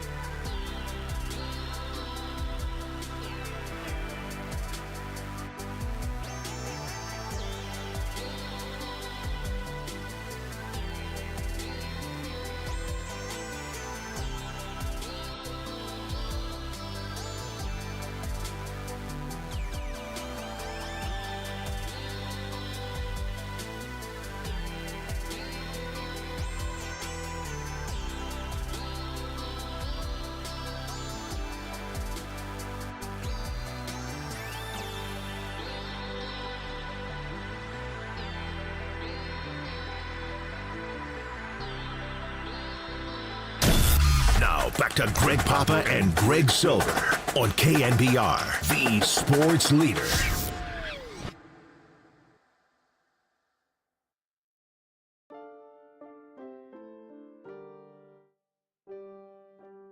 Cleveland Furl's going nuts on their side. They run away from him left to J.P. Mason. 10, 5, Mason all the way down to the goal line. Touchdown! San Francisco! In the Papa Bowl, let's go, J.P. Mason! Great call, great memories, but J.P. Mason, as we teased at the top of the show, is heading to Minnesota. And before we get back into that, let's do a little teasing of the guest list here on Papa and Silver on a Monday. The Hall of Famer, Mike Breen, who was on the call for Warriors-Knicks Saturday night, and Dubs back on ESPN against the Nuggets tonight. Well, he's going to join the show at 10:50. Keith Law is going to join us at 11:30, so we'll get into some baseball to start off the 11 o'clock hour. PJ Carlesimo following him at 11:50. He'll be up in the Seattle region doing some calls for Westwood 1. Everybody rage about the seeding and the fact that North Carolina's in the tournament and whatever else you want here because the March Madness is on. Sam Gordon of the San Francisco Chronicle is coming by at 12:50. Get a little Silver Linings playlist in around 1:15 and mix in a bunch of talking points there. So, Papa, back to J.P. Mason. This is somebody I know we were both feeling very good about. He made 6 starts. He proved he could take the load of a number one, and not just for any team, but he understood the zone reading. He fills in nicely. He gets 3 touchdowns, 789 yards. And at the time, before he got injured in Seattle, I want to say he was the 3rd or 4th leading rusher in the entire league. Now this is a piece they've lost. They're going to move forward with, at the moment, Isaac Guerrero, Patrick Taylor Jr., and possibly any additions in the draft or free agency. J.P. Mason, Jordan Panchez Mason, undrafted rookie, May the 13th of 2022. He was not invited to the NFL scouting combine or any of the All-Star games. Not invited at all. He was at Georgia Tech. They had a guy named Jahmyr Gibbs that came in there and took his playing time away. Kyle was wondering, how good is this guy? He couldn't even make his college team. How's he going to contribute? But Bobby Turner saw what he sees, and that is a guy that can run the outside zone. Just 3 steps and downhill. Some guys can do it. Some guys can't do it. Jordan Mason, a natural feel from the moment he arrived to run the outside zone. Not a fast guy, ran a 4.58 40. That's why he's undrafted, uninvited, but he became a player. The game in Seattle, remember Brock Purdy's first road start, played that game, and not 1 but 2 fractured ribs. He had a big run, Brock, on a 3rd and I think it was a 3rd and 4 out to his right. Remember, he had because the ribs were broken on one side of his body. He only could slide a certain way, and he slid exactly that way, got exactly a centimeter enough to get the first down, but they still did not run the clock out. They ran it out with J.P. Mason, and I can see him streaking down the left sideline up in Seattle on Thanksgiving night. Was that Thanksgiving? Or was it just a regular Thursday night? And I'm saying, don't score, don't score, don't score. He wound up going 55 yards, but he iced the game. He ended the game, and that ran. The 49ers clinched the NFC West at that point. It was so early in the year. And then the call we just heard coming in, I'm like, why am I so excited about that J.P. Mason touchdown? Because that was the one in Vegas against the Raiders on January the 1st, and that was a huge touchdown. They wound up winning in overtime on a field goal, 34-31. What a shootout it was. Nick got the pressure and the interception thrown by Jared Stidham. But I remember J.P. Mason, when we went in there for media night at the Super Bowl opening night, just in that end zone, he was kind of getting reflective. He had scored a huge touchdown, in that end zone to bring the Niners back. It may have even tied the game at the end. It was a big late game touchdown. That was his only touchdown his rookie year. He had 3 more in 2023. The growth had to be in the passing game. And he had no catches as a rookie. Good special teams player. That's why he beat out some other higher drafted. He wasn't drafted at all, Jordan Panchez, but because he was so good on special teams. But just 3 catches his second year in the NFL for 31 yards. This past offseason, as we said, he made a real effort. He did the year before, but it didn't make a huge improvement.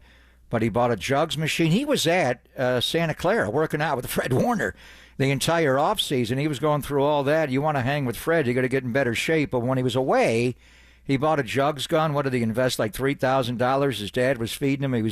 He grew up just outside of Nashville. And we could see it, the first preseason game this past year was in Nashville against the Titans. And you could see he could catch the ball a little better, but it wasn't remarkably better. He carried the ball a lot last year, early in the year while Christian was out. He was leading the league in rushing total and up there in yards along with Derrick Henry. And you mentioned that early season Thursday night game, October the 10th. He dug his elbow into the ground. You can see him laying hard on the ledge, shot up into the shoulder, and it numbed out his shoulder. He tried to take a pain-killing injection at halftime. They just couldn't hit the spot. He came in for one play, and he circled back out because they just couldn't find the right spot. Sometimes it's hard to get the needle in the exact spot. He had that same injury at Georgia Tech, so he knew it. But he did play other games. Obviously got back into the rotation. Same thing happened against Dallas. He got hurt. And Garendo began to find a little bit of a role. And the bottom line is, I would say J.P. Mason is a better running back than Isaac Garendo. Garendo's got work to do on the steps, on the outside zone. He didn't thrive in it initially. He's kind of slamming into holes and bopping off, and he's an upright runner. He got better, obviously, and he's got great speed. He's got big-time speed, a big body at 220 pounds. But where Garendo is just obviously better, and you could see it in training camp, the OTAs last year, Garendo's rookie year, he runs, I don't want to say he's McCaffrey, but he runs routes more than just an average running back, whether it's in the flat, the Texas route over the middle, a wheel route and out and up, whatever you want to say, and he catches the ball. He was raised as a wide receiver, became a running back early in his college career. Problem with Garendo, like in college, he just gets hurt a lot. So what is he really? Yeah. Is he a guy you can go into the season with and make him RB2? Well, let's see. He gets hurt, and that's a hard. Well, they all do. Christian got hurt, JP got hurt, Elijah Mitchell got hurt. They all get hurt. It's a vicious, and the way they teach it, 3 steps, 1 cut, downhill, truck the guy. If there's somebody in your way, a big Mike linebacker, just run him over. 3 yards is not bad. Don't lose a yard or stop in the hole. And a lot of guys, Trey Sermon had a hard time with that. So is that the reason they got rid of him? I think it's just the money. He had too good of a year last year. He averaged, he had 153 carries for 789 yards. So his average per attempt was over 5 yards a carry, which is really strong. I think it's just, and it's a really good draft class for running backs, Greg. We were there watching them all work out on that Saturday when the quarterbacks and wide receivers were working out, and we paid, somewhat of attention for them. There's a couple of Ohio State backs that are really big and interesting. Would they fit the scheme? We got to look at a little more, obviously, Scattaboo. The Boise State kid's got to go really early. Would you take him at 11 if he's there for you? Could he be a difference maker like Jahmyr Gibbs? So I wanted to keep J.P. Mason. I wanted a way to find him to sign a 2-year deal. But I think economically where they are this offseason, it was just time to move on. And I know the Minnesota Vikings like him. Quetsai liked him. They re-signed Aaron Jones, but he does have a role there. And our friend Paul Allen has already sent me the text. 11 a.m. cornfields time, 9 a.m. Tenderloin. He wants me on his radio station to talk about J.P. Mason in Minneapolis. Nice, so you're doing a little home and home. Yeah, you're doing a little home and home. And we absolutely. do that all the time. We do that all the time. I love J.P. Mason, man. I really wish they could have kept him. And I guess I don't like the move in the sense that with the $5.25 million, and I know you said they were trying to get another deal done. It ultimately didn't happen, but that's not too much for me for a running back that had a lot of value. And yes, I understand this is not my money. I'm not playing the fans game of, it's too much money. This is Jed York's money that we're talking about. Isaac Garendo, he's got talent. You mentioned the history as a receiver and his potential effectiveness in the pass game, but he's been banged up, and he had one really solid start this year, but a really small sample size. And considering Christian McCaffrey with the injuries he dealt with this year, and I'm not saying it's going to be a repeat next year, but he's getting a little older and he's had some injuries and everything. I think you wanted a guy like J.P. Mason there available to help run your offense because he did that so nicely. I mean, if we're talking about bright spots of the 49ers season, there really weren't that many overall, but J.P. Mason was one of, if not the single biggest plus for the 49ers until McCaffrey ended up coming back. And running backs don't get paid a lot of money. I get that. But I do think it's one of those positions where young legs should be valued. And J.P. Mason, still 25 years old. I'm disappointed that he's not going to be wearing red and gold next year because although he wasn't effective in the passing game like a McCaffrey, and you mentioned the jugs machine and working out with Fred Warner, he knew how to run the zone read effectively. He was a great option if McCaffrey was getting some rest or if he was just downright injured like he was for the first 10 weeks of the season, and the end for that matter when J.P. Mason also joined him on the IR. He also just ran with attitude and anger, and that was something that defined Deebo Samuel for a lot of his time in San Francisco. He's gone now, so I would have liked to seen the 25-year-old stick around, and I wish him well in Minnesota, and Paul Allen's going to get to talk all about him. Yeah, we'll talk to Paul about him, and we'll keep an eye on him. We'll root for him. The bottom line, Saturday was a busy day because you bring Juszczyk back, and it was done Friday night, and they probably told JP earlier, and then JP got traded to the Vikings. If I had to pick one or the other, it would be Kyle Juszczyk. I can't see anybody else in the league that quite plays like him. Alec Ingold in Miami is a thumper. Patrick Ricard in Baltimore is a thumper. The guy they have in Minnesota, C.J. Ham, a little bit undersized. He's a little bit more like Juszczyk, but there's only one juice. When we drafted Garendo and they tried to take Kyle to take a haircut last year, I'm looking at Garendo like, can you make him a fullback? And then the reality is, a lot of people had that thought with him. He'd be a hell of a, but he doesn't bend. He's so linear. He's so straight up and down. Nobody bends like Juszczyk. Luke Farrell's a good inline blocker. He's not Kyle Juszczyk. You're not going to run structure full with him. That's more of a sift block. And he can make that block, and that'll alleviate a lot of George. I'm not saying he doesn't have value. Luke Farrell's a really good blocker. He's better than Charlie Warner. He's better than Eric Saubert because he can pass protect. You can treat him like an extra tackle. If Colton's having a hard time with somebody over at right tackle, you just leave the tight end. You go double tights, and you don't have to have a back stay in and ship. And these backs got to block better. That's part of it. I think of the block that got Brock hit at the end of the year. Some games where they just they miss blocks on at the end of the year. So anyway, I think you can find a J.P. Mason. You leave it up to Bobby Turner. That probably was the motivating factor as you go to a board. And they wound up moving 27 spots up on the board. They're going to get a future 6 and 26. But this year they went from 187 to 160. Yeah. They come back from Indy and they have everybody's on a board, a master board. And then, Bobby Turner has an idea of what running backs he likes. Kyle's involved as well, and Chris Furster, but it's the OG Bobby Turner. Where can we get a running back we like? Maybe we can get one in the 160 range where at 187 we think we can't get one, but we can get a couple. Maybe we get one earlier, one later, and it's just more cost efficient. So J.P. Mason is a good running back. He's not the weapon overall when you include pass pro and also receiving. And if I had to pick, I don't know if it came down to one or the other, but Kyle Juszczyk is indispensable. There's nobody in the league that plays the way Kyle Juszczyk plays, and there's no one in the league that will use him. Now, I'm sure there were other teams. Pittsburgh talked about it, the Lions, and the Raiders were talking about it, but it's beautiful. That's why he came back. He and Kyle are just made together. The two Kyles, Kyle Juszczyk, Kyle Shanahan. Just the way he uses him at fullback is just different. So there was no Juszczyk out there. I'm like, who's going to play the Juszczyk role? Who's going to do that? There is nobody but Juice that can do that.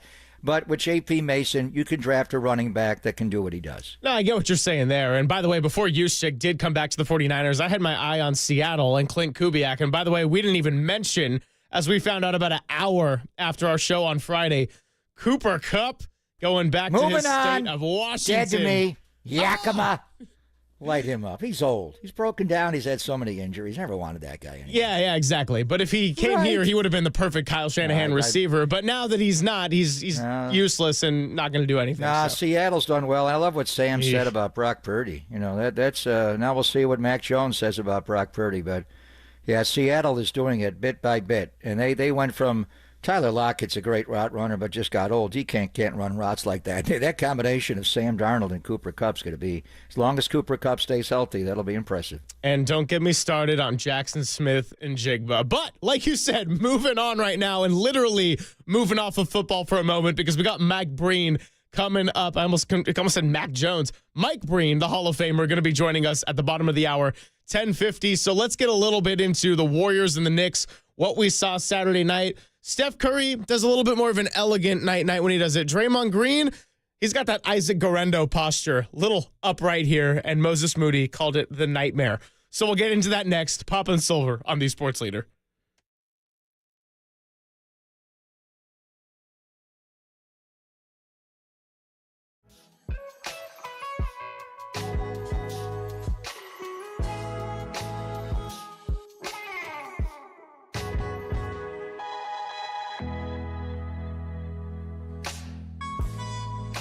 Greg Papa here from my friends at the Laser Eye Center of Silicon Valley. For over 25 years, the Laser Eye Center of Silicon Valley has been the Bay Area's leader for modern vision correction. Do you struggle with distance vision, need reading glasses, or wear bifocals like I did for years?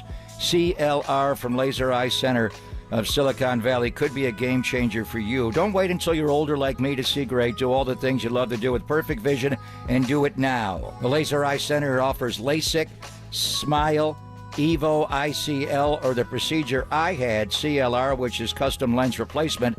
It's the permanent solution to glasses, contacts, and readers. Plus, you'll never develop a cataract.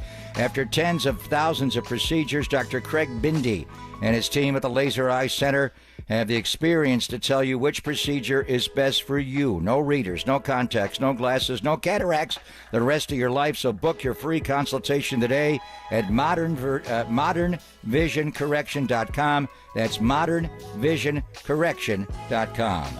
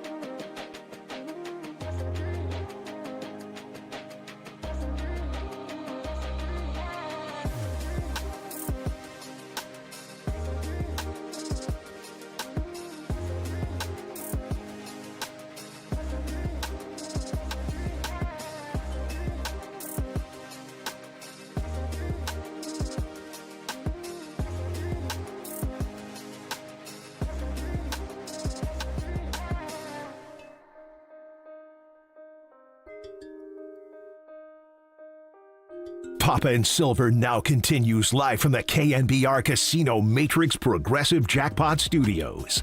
Casino Matrix. Progressive Jackpots are here. Where are you? Just drop in. Please play responsibly. 1-800-GAMBLER. No, it actually just came to me once I laid the ball up. I wasn't really thinking about it. Then I laid the ball up.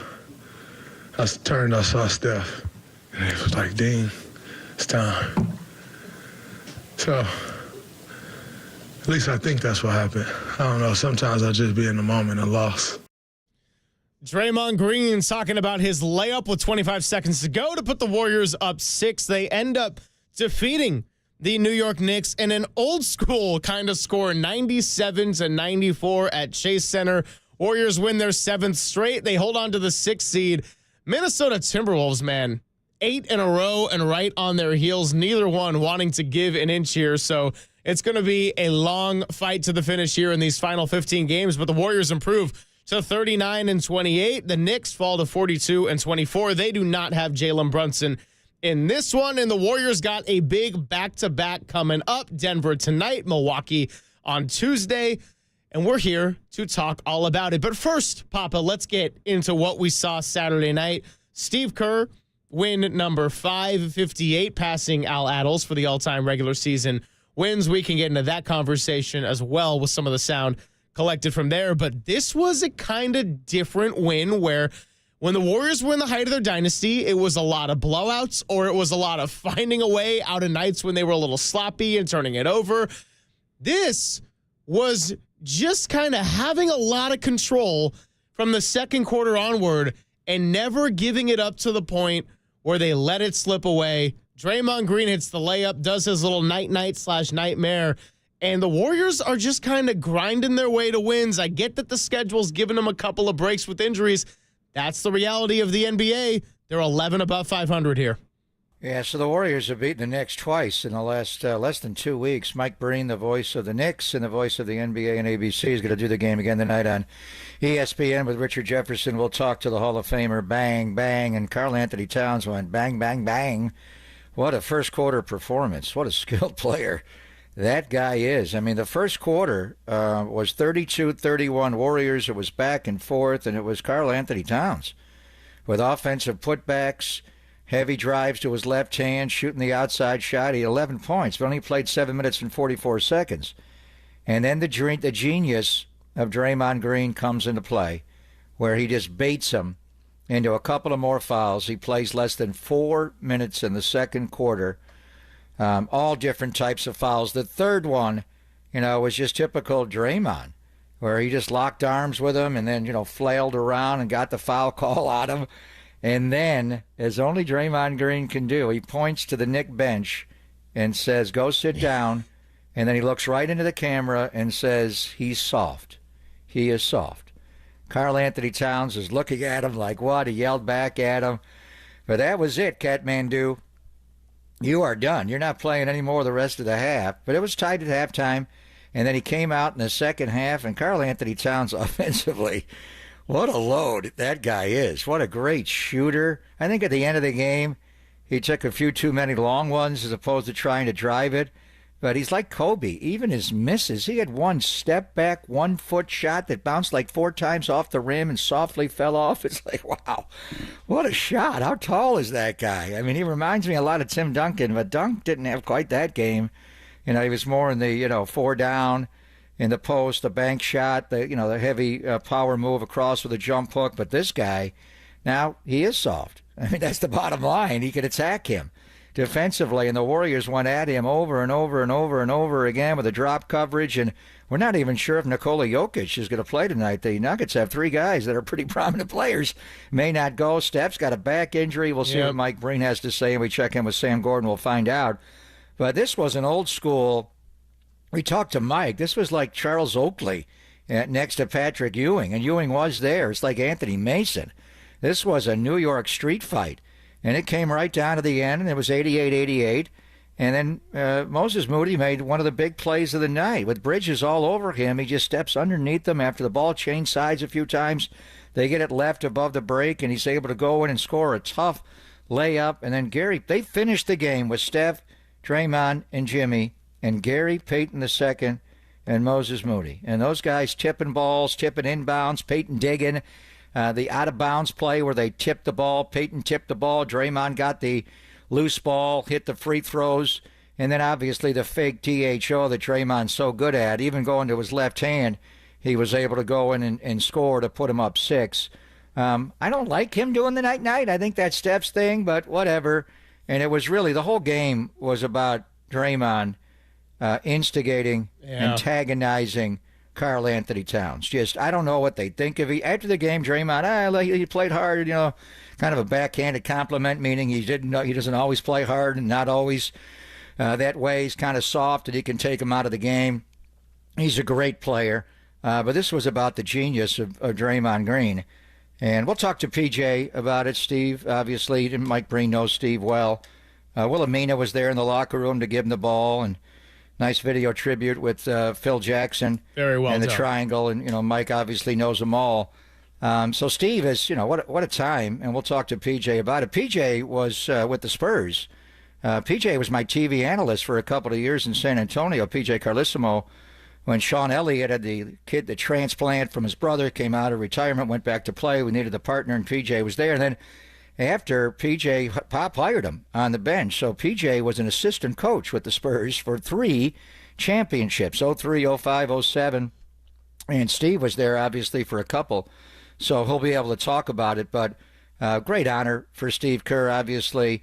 But that was supposed to be a Draymond Green kind of game, just a throwback alley fight with the New York Knickerbockers, and he took on Karl Anthony Towns. And Steve better put that number way out there as far as all-time Warrior wins, because I think the next guy to break that record will be Draymond Green. Oh, laying down the hammer right now. know. I love it. But Who knows? no, I mean, just a couple of quick thoughts before we end up getting to Mike Breen is defensively in the 16 games since Butler's arrival. And again, I get that they've gotten some breaks on the schedule. Hasn't been the toughest stretch they've seen this season, but not an insignificant sample size. Warriors have the second best defensive rating in the NBA, 107.9. That's not something I would have expected when you got rid of Andrew Wiggins going the other way in the trade package. That would have been on the list of high concerns. But Moses Moody, who had the clutch step-through layup with the shot clock expiring, has also become a big part of that. And I think in large part, that's why he's getting a lot more minutes, because Steve Kerr is out there trusting him defensively, and he's the one that has embraced the assignment of taking on the other team's best ball handler or point guard. And tonight, if Jamal Murray goes, Moses Moody's going to be the one getting that assignment, which was always Andrew Wiggins. When the Nuggets have given the Warriors a couple of heartbreakers in these 8 straight wins that they've faced. So much we can get into and keep reacting to the Warriors, but we'll do it next, not just with us, but with a Hall of Famer, voice of the Knicks, and play-by-play for NBA on ESPN ABC. Mike Breen joins Pop and Silver on the other side on the Sports Leader.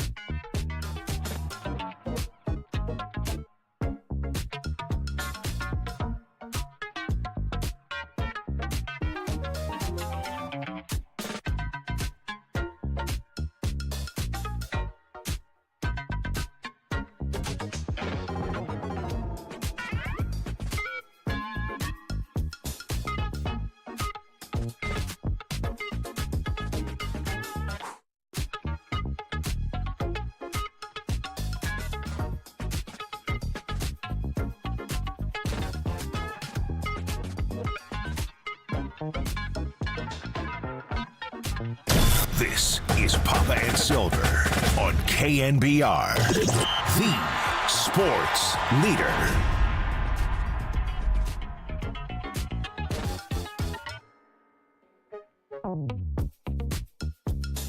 Dangerous pass, and it's stolen. The floater got deflected by Peyton Curry, picks it up. And Moody now has it. 10 on the shot clock. Good ball denial from Anunoby. 5 on the 24. Green off the bounce, drives inside. He banks it home. Timeout Knicks. 6-point lead. And the night-night sign from Draymond Green. All right, first of all, what a mashup there with Feel Good Inc. by the Gorillas playing on our airwaves. And then when you hear that call there from the man we're about to talk to, Mike Breen, you get a little blow the whistle instrumental playing there for the Bay Area. Not quite Rorical and East Oakland, but it was enough for Draymond Green to drive past Karl Anthony Towns, get the layup, hit the awkward-looking night-night/nightmare. And here to help us break it all down and talk some NBA is the Hall of Famer, the voice of the New York Knicks. And you can catch him every NBA Finals on ESPN and ABC. I'm talking about Mike Breen, who joins us courtesy of the UMA guest line, first guest of the week. And what a way to get things going. Mike, Greg Silver, Greg Papa out here in San Francisco. How are you? Hey, guys. I know it's blasphemy to ever compare anything to the sound at Oracle. But, man, it's that the atmosphere the other night was probably maybe the loudest for a regular season game that I've heard at the Chase Center. Is pretty intense. Well, now you're getting right to it, though, where I think the Jimmy Butler trade has not only given life to the team and Steph Curry, but Chase Center itself has looked entirely different and sounded entirely different than anything I'd seen in the last year and a half. And just getting into this type of game right off the bat, Mike, this type of game in a 97-94, this was not rare for the New York Knicks and their identity and toughness and defense, but it's probably not as much what you're used to seeing out of all the Golden State games that you have called in this dynastic run. What are you seeing about the Warriors and how they've reshaped their identity as they're trying to give this dynastic stretch one last push here? You know, I think what Steve Kerr and Steph Curry and Draymond Green have all said is the acquisition of Butler all of a sudden gives them hope and belief that they can win on any given night and can beat any opponent. And that's pretty energizing for players like Curry and Green, who have seen the mountaintop, and they're all of a sudden infused with this hope and belief, and that obviously spreads throughout the roster, and that spreads throughout the fan base as well. So, you know, we saw Luka Doncic go to L.A., and that changed the whole perception of the Lakers, not only this year but for the immediate future. And it's the same thing with Butler. You know, there were more people that, okay, Butler's a good player, he could probably help them. But I don't know if anybody saw this type of turnaround, and, you know, still a long ways to go, but he has really changed the perception right now for this season and for the foreseeable future. And Jimmy came with a lot of baggage, Michael, as you well know, going back to his ending in Miami with Riles. So you are such a great basketball historian, and thank you for dropping Guy Rogers during the broadcast to educate us all in the 20 assist game, and Wilt got 100. So we were thinking, you know, but when Butler was here, before they got him, this team was just wandering. They were not a very good team. They started to lose confidence. They went 14-1 with Jimmy on the floor, Mike, and they won 7 in a row now. In the recent history, or even go back, you know, to the 60s, whatever you can think of, a mid-season acquisition flipping the fortunes of a season, of a franchise. Pau Gasol, when the Lakers got him from Memphis, won a championship. Clyde Drexler, even before that, with Rudy T's second title, going from Portland to Houston. You guys were talking about Rasheed Wallace and Steve mentioning that. I mean, it just doesn't. Maybe we got 2 this year with Luka and the Lakers if they can get healthy. But what Jimmy Butler is doing for the Warriors, I mean, who saw this? It's historic. Yeah, there's no doubt, Greg. And I think, you know, maybe everybody was a little tempered with the Butler acquisition because of how poorly it ended in Miami. And this is not the first time that it's happened to him. He has not had the most pleasant exits That was in Minnesota. That was in Philly. That was certainly in Miami. So now, all right, where is he at in his career? But we've seen in every place he's been, including Minnesota, including Philadelphia, and certainly now in Miami and Golden State, the guy's a brilliant player, and he's even better in the playoffs. He's one of the smartest players I've seen in 30-plus years covering the NBA. Just thinks the game out there, and he makes such an impact on both ends. Steve Kerr had a very interesting thing. I may have said it on the air the other day. He goes, he had a 6.2 for 7 from the field game, and he dominated because he's that way. He is one of those players, you hear the phrase a lot, makes those around him better. He does. But the last couple of years, because he was unhappy in Miami, because he sat out a lot of games, and the knee was certainly a part of that. The knee had been bothering him. So there's like, okay, he's good, but what does he have left, or where's his head at? Well, he clearly has a lot left, and his head is clearly in a great place, and the Warriors are the beneficiaries. Talking to Mike Breen here, kind enough to join us on the UMA guest line. And by the way, you're listening to KNBR and KNBR FM San Francisco, the sports leader, a Cumulus media station. And Mike, just to shift over to the New York side of it for a second, Karl Anthony Towns, as I haven't watched a ton of Knicks basketball this year, admittedly, focusing so much on the Warriors, but I've watched a lot of Karl Anthony Towns over my lifetime, and he is someone that can just kill the Warriors with his skill set. And he had a great game on Saturday, but the discussion and part of it with Draymond Green and the comments he made, why is it, do you think, that Karl Anthony Towns gets somewhat picked on by other NBA veterans or winners in the past? I mean, do you think it's just a finesse to toughness ratio perceived in his game? Do you think that there wasn't a lot of winning in Minnesota in his career prior to last year? I mean, what is it about Karl Anthony Towns, who was an all-star this year, has been a great acquisition, but still kind of can be a little bit of a target to get picked on by the NBA? Yeah, I don't know the answer to that, Greg. There's always a handful of players who seem to have some criticism from other players. I've watched him this year pretty much every game. I've watched him his whole career, but not as much as this year. And I think this is the best he's ever played. And I think part of it is he finally got a taste of winning and going to the conference finals. And he's just desperate to have that taste again, to the point where he's even sacrificed quite a bit of his offensive game. He refers to Jalen Brunson as the captain. He's acquiescent to him. He's been sharing the ball so much. The other thing this year, like people will say, oh, he's not the toughest guy. Well, on offense, he's as tough as they come. He takes a lot of contact. He plays aggressively. I think he's got great toughness offensively. He's not going to be named to an all-NBA defensive team. That's not his strength.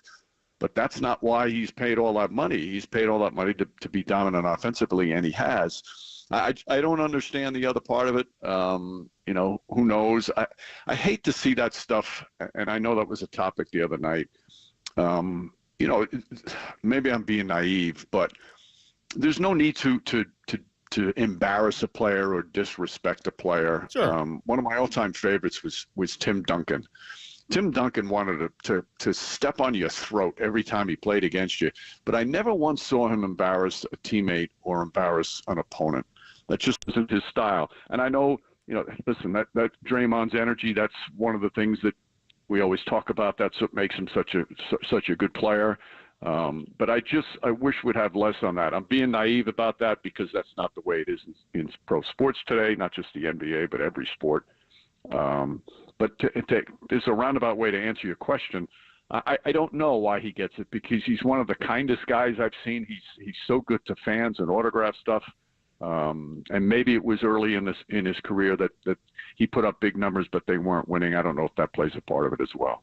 Yeah, and you guys did a great job of chronicling. And Lisa asked him after the first quarter, do you want to ask what do you want to answer what Draymond accused him of when you guys were the Warriors were in New York? But what a skilled player! He's just unbelievable. He got into foul trouble in the second quarter. He only played 29 minutes and 50 seconds before fouling out. But Draymond, just got into him the way Draymond got into him. One time, when he got his third foul, he pointed to the bench and said he's soft.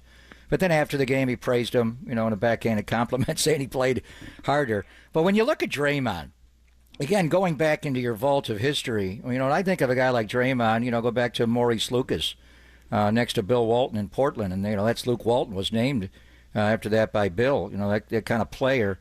You saw Charles Oakley and Anthony Mason in New York for many, many years. And Dennis Rodman's the one that's out there, although Draymond's got more overall game than I think Rodman. Maybe Ben Wallace, who Draymond grew up watching. When you watch Draymond play and the way he defends, the way he just plays the overall game, but the way he instigates the opponents, Mike, who does he remind you of?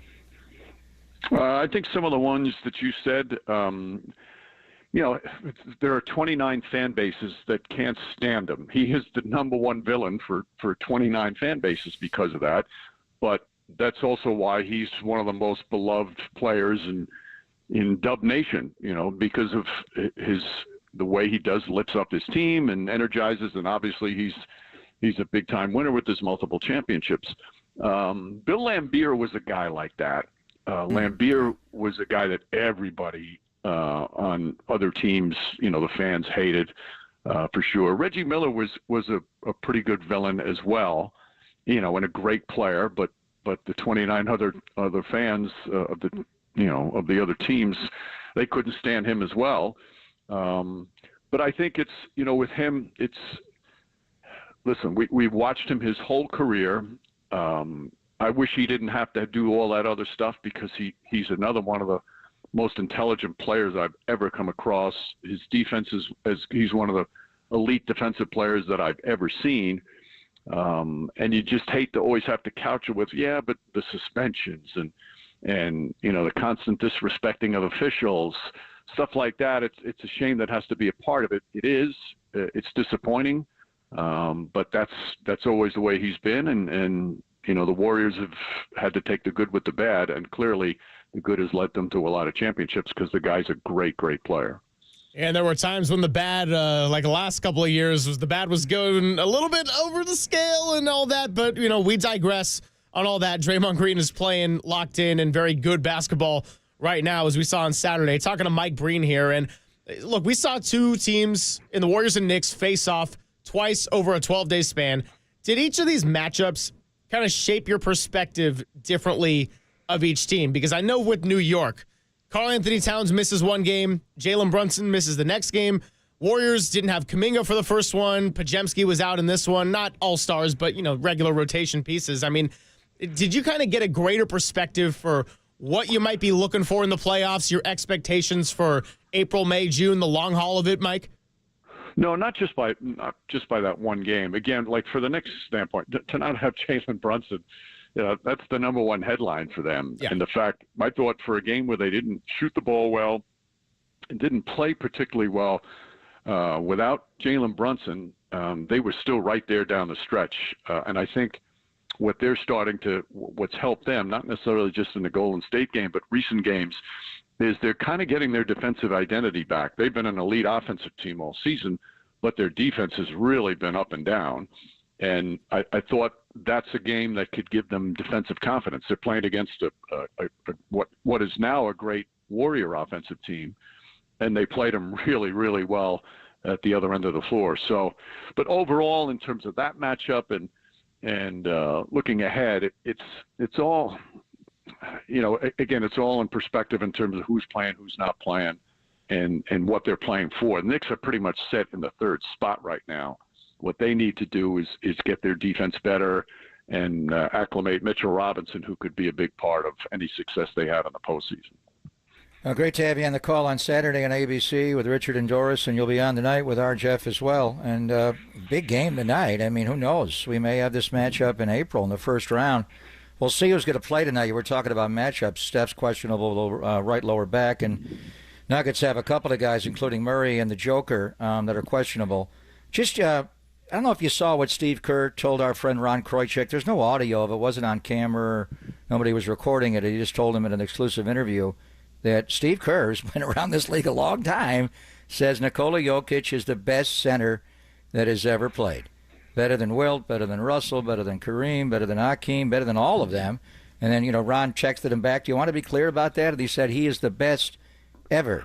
I mean, he has won 3 of the last 4 MVPs, and he's even been better this year statistically, Michael, with he's averaging a triple-double. Would you go that far and call the Joker the best center of all time?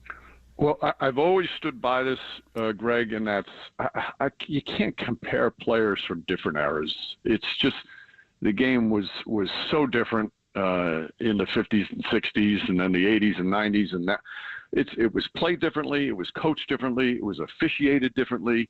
So I'll never do that. What I will say is he is in the conversation now, and not just centers. He's in the conversation of one of the greatest players of all time. Center, forward, guard, doesn't matter. He's in that conversation. That's how good I think he is. But I can't say, is he a better center than Russell? Again, it was two different games from when Russell played and from when Jokic was playing. But the guy has cemented himself as one of the greatest players of all time.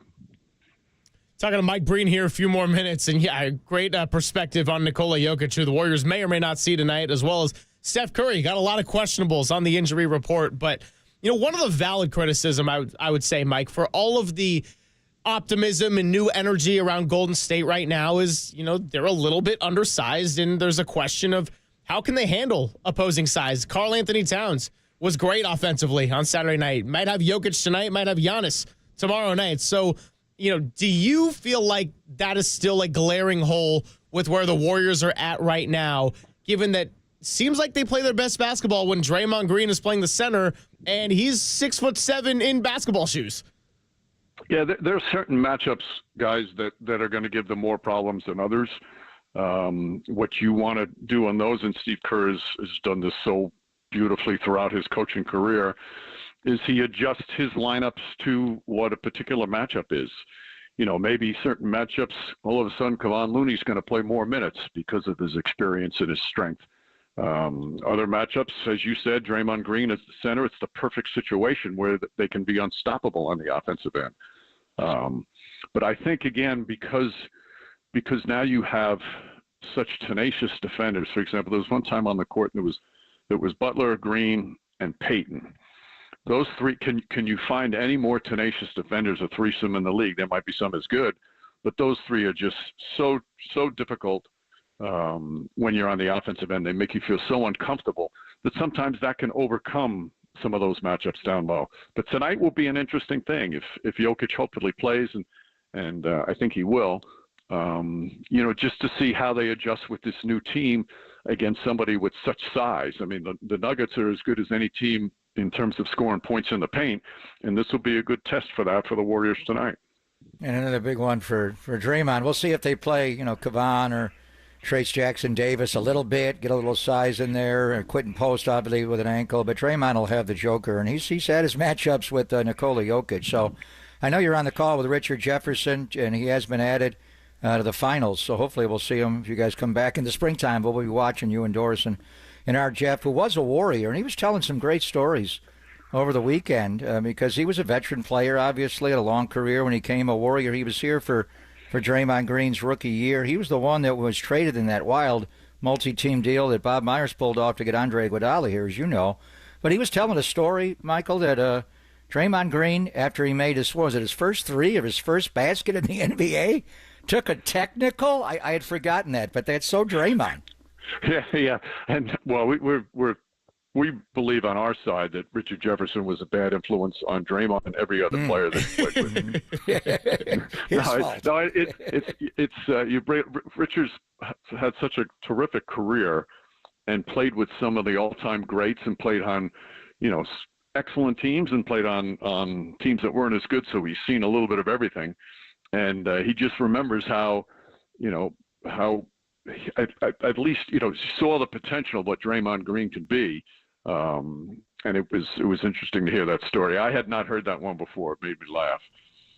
Oh yeah, I didn't know you didn't know that, Papa. The technical on the first ever basket. That clip is surfaced on my social media. Is that real? It's real. His first basket or his first three? How do I not remember that? Wow. Yeah, it's surfaced on my social media every 2 months or so. Just one of those videos that always comes up. Pretty much every time Draymond Green gets a new technical foul, which he said he was going to get less than 10 this year. I stopped the count at about 6 or 7 because he's well past that. But Mike, thank you so much for coming by Papa and Silver today. Have a great call tonight. we'll do this again at some point down the road. Maybe when the Warriors get to the NBA Finals, one can dream, right? The Draymond Green All-Star proclamation. But in all seriousness, you're the best, and thank you for coming by. Thank you, as always, guys. Gee, talk to you soon, bud. Be good. Bang! Bang! Have a great call tonight, Michael. He is the OG of the double bang. I mean, Tim Ryan did a great rendition. Don't get me wrong. It's like ball out. Yeah, sometimes the covers of songs, you can have a great original and a great cover. Mike Breen is, he's the OG, and Tim Ryan did a fantastic cover as well. We're very lucky here in the Bay Area. Are we going to get a bang bang or just one bag? Is Steph playing tonight? He's got the wrap on his back, and I know he's questionable going into the game. Quentin Post is also questionable, right ankle soreness, but Steph's got right lower back strain. We've seen him working on that. Pajemski's out. GP2 is available. Michael seems to think the Joker is going to play with the right elbow contusion and the ankle impingement. Everything you got a list as far is Jamal Murray going to play? Is Aaron Gordon going to play? I mean, Woody Page was on with the morning show and saying Aaron Gordon probably won't play. We'll see what happens with Murray and Jokic. He missed their last game. He's not been playing, but Michael did think the Joker will play. But we'll find out. And with the Warriors, it's back-to-back, and it wasn't too long ago Steph was not playing back-to-backs. Even at the home, he didn't play. Remember that Sacramento back-to-back? The next night they were home, and I think against Chicago, at that point he wasn't playing. And Dennis Schroeder was still here.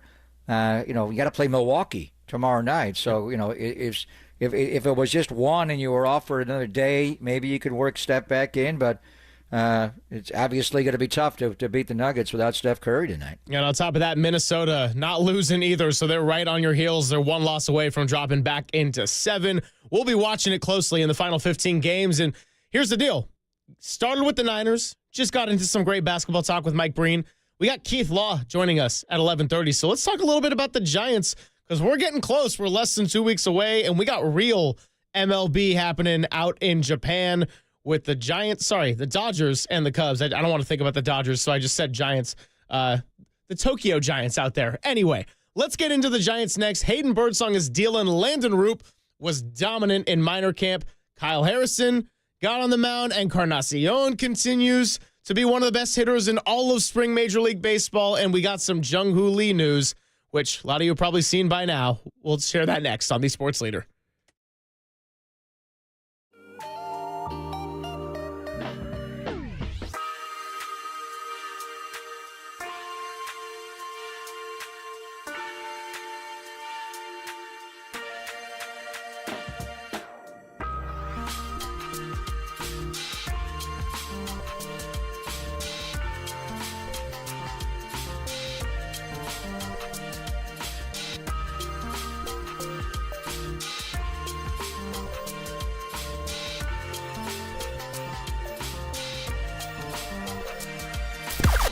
Now, from the O'Donnell Financial Group Sports Desk. Learn more at odfigroup.com. O'Donnell Financial Group, because planning is a process, not a product. All right, Giants fans, I got good news and I got bad news for you. The good news is that the Giants will open up their season a week from Thursday in Cincinnati. The bad news is that they might be without their starting center fielder, Jung-Hoo Lee, who is dealing with some back tightness. He will be getting an MRI later today because that injury kept him out over the weekend. So keep it locked here on KNBR, the sports leader, for your updates on Jung-Hoo Lee and the Giants as Cactus League play continues as we inch closer to opening day. And let's hope that everything is good with Jung-Hoo Lee.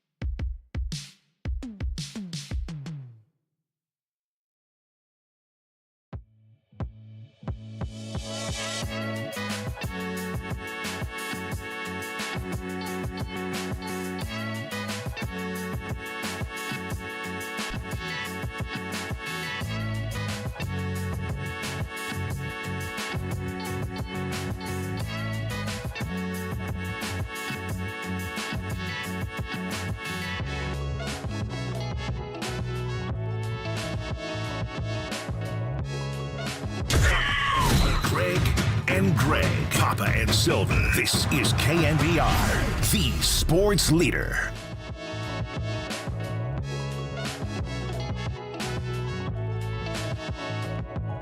Oh, 2 check swing. Did he go? He did on the appeal. Brown chases the changeup, and for Hayden Birdsong, 3 strikeouts in a scoreless top of the 4th. He's got 7 strikeouts now in his 4 innings of work. Joe Rizzo on the call there, and yeah, Hayden Birdsong would add 1 more inning and 1 more strikeout to get to 5 innings yesterday, no earned runs, 8 strikeouts to add on to what has already been an impressive spring showing there from the youngster. Landon Roop was dealing at minors camp, striking out the first 9 batters. I don't care what level you're going, that is damn impressive. And Kyle Harrison also saw the mound yesterday, did hit 95. We'll get into all of that, but the big news of the morning is that the Giants announced that Jung-Hoo Lee will get an MRI on his tight back, which is what kept him out of the lineup over the weekends. Not going to overreact, not going to panic, but not exactly the kind of headline I want to see 10 days before opening day, Papa. No, he was injured, obviously, in South Korea before he came here, and he was hurt last year for different reasons. So it's something to certainly monitor. If he cannot go, and he has to go on the IL, and they're just getting an MRI, but that's not good. He was a late scratch. He was in the lineup originally yesterday, and then they shut him down. I mean, what do you do? Grant McCray is by far your best center fielder. Yeah. But he strikes out a lot. Ramos did play center last year. It was not great. He's a much better corner outfielder. Yastrzemski can play center. But again, for some reason, Mike tracks the ball much better in right than he does center. It's odd. Luis Matos, we thought, was a future center fielder, and he's not. He's the worst of all of them defensively. So if those 3 have to play, to me, you would put, referring to Ramos, Yastrzemski, and Matos, I'd put Matos in left. I'm not sure what I would do, how they'd move it around. So does that open it up for Grant McCray, who really does need some more work? He's just got way too much swing and miss in his game. He is going to he's bunting a little bit more. He's got to use his speed more, but he can drive the ball for a little guy. He's not real strong, but he's whippy. He gets one, he can drive it. So we'll keep an eye on that. I mean, that's obviously what you don't want to have happen. Today's St. Patrick's Day. They start the year March 27th in Cincinnati. A week from today, they're back home playing the Detroit Tigers Monday and Tuesday, not playing the A's in the Bay Bridge before the year. So odd, and they're flying to Cincinnati on Wednesday and next week, and they go. So we'll see, but that would change things, obviously. We did watch the spring breakout game. We had Joe Rizzo on. Joe did a great job yesterday with John on the radio. He just goes back and forth, but he made his national TV debut to the spring breakout game on Saturday night. He was just terrific. We saw Carson Whisenhunt. I've seen a lot of tape of Carson. But to actually watch him on the mound, the tats on the arm, the way he turns and throws, and the changeup is really as impressive as it comes across, but low-end velocity. He's got a sinker. Can he learn a four-seam fastball? He doesn't really throw all that hard. It's low 90s. Keith Law was there to watch it and write about it for The Athletic, and he'll be on in a couple of minutes. I heard him on yesterday with Marty. And Carson Whisenhunt, of all the guys, Texas just brought one flamethrower. They all look like Nolan Ryan. Like, who are these guys? They're all throwing 95 and upwards. 95 is average right now. We're talking upper 90s, 100. It was unbelievable. Carson Whisenhunt, was he Tom Glavine? He's Jamie Moyer. We've got a great changeup, but, if you need more fastball, what's that third pitch? So anyway, we'll talk to Keith about that. But the strength of the Giants minor league system, as Keith will break down, is their upper level pitching. And some of those guys, Whisenhunt will probably begin the year at AAA. Some of those guys are upper level that are borderline major leaguers, referring to, and they did pitch in the big leagues last year, Landon Roop, Kyle Harrison, Hayden Birdsong. We've talked a lot about Landon Roop. He had the one bad start against the Cubs. Otherwise, we've seen him on TV. He just looks so poised. That curveball plays. To me, he's your guy. But then Hayden Birdsong, whoa, what has gotten into him? Is it Verlander just moving him from the first base side of the rubber to the third base side? It's that, and he's not missing anymore. He used to have so many easy misses right out of his hand. He'd come out of his hand that it'd be, Patrick Bailey'd have to go up there, and Bailey didn't even catch him all that much. It was mainly Casale last year. Anyway, He is a different dude. I thought he needed AAA to begin the year, but he is so poised. Obviously, the changeup, his fastball just pops out of his hand. Virtually untouchable. He gave up an infield hit, one other one. He pitched beautifully, 60 pitches. So now, who do you pick, Roop or do you pick Hayden Birdsong? I would think Birdsong would need a little more seasoning. We'll talk to Keith Law about it. The other guy who was a big leaguer last year, and he was up the year before, is our guy from Dela, Kyle Harrison, who is just, you're worrying too much about the velocity. Everybody. I don't care that he's throwing 92, 93, 94, touching 95. He has no command of it. Hayden Birdsong had a intermittent lack of command that held him back. Kyle is just, there's so many, and it's all glove side, but really it's everywhere. He got sick in the offseason. We talked to him. He had the ankle injury in the weight room last year, put him on the IL, the shoulder, they shut him down. It's just too much with the velocity. He could rear back and throw it hard. He has no idea where the ball's going. That is the problem. And then when he falls behind because he misses so badly on 2, he throws a 2-0 pitch right down the middle. He gives up a home run. So to me, and I've been saying it's pretty obvious Roop was the guy, but now I don't know. I don't think they know. Hayden Birdsong is good. His stuff is by far, is it the most electric on the entire staff? He's got more stuff than Logan Webb and Justin Verlander at this stage, and Justin will be there. Robbie Ray's stuff is different. He's got to be in the zone. Hayden Birdsong is just this kid. He's so whippy and boom. And now it's all strikes. He bounced a couple of curveballs, but they're good chase pitches. Wow, he looks ready. Does he need more AAA? Roop, I think, is ready. I don't know, but then the question I keep asking was, can you move Harrison to the bullpen? Well, I personally don't trust him in the bullpen. You want to bring him into a spot, and he did follow Birdsong yesterday. He did work out of the bullpen. Birdsong, that was his first start. He had made a couple of other spring outings in relief, so they're trying to get him all used to getting up in the pen and coming in. Right now, he is just, it's not the velocity. And maybe he's worrying too much about it and he's coming out of his arm slot. But he has got to have more command. There are still, with Kyle Harrison, there are still so many easy misses right out of his hand. Yeah, no doubt about it. And I was reading Andy Baggerly's piece in The Athletic about his projection for the opening day roster because we know that managers don't want to talk about it a couple weeks leading up to it. They're superstitious. But guess what? That's our job to kind of project. And I was thinking Landon Roop, probably the guy as well. But Hayden Birdsong going out there, he's hitting 98. He's not having the walk issues that we were seeing. And again, I don't want to overreact to the spring, but you said it well, Papa. Intermittent command. It was inconsistent at times, and he really struggled there down the home stretch of the season. And he went a clean 5 innings with 8 strikeouts yesterday. He's also only made 2 AAA starts. So could he use some more seasoning down there? Possibly to start the year. What are they going to do with Kyle Harrison? I don't know if I want to see him go and try to be a reliever right now. 1, for the trust factor, and 2, he's still 23. I don't want to get too much into this path of overreacting.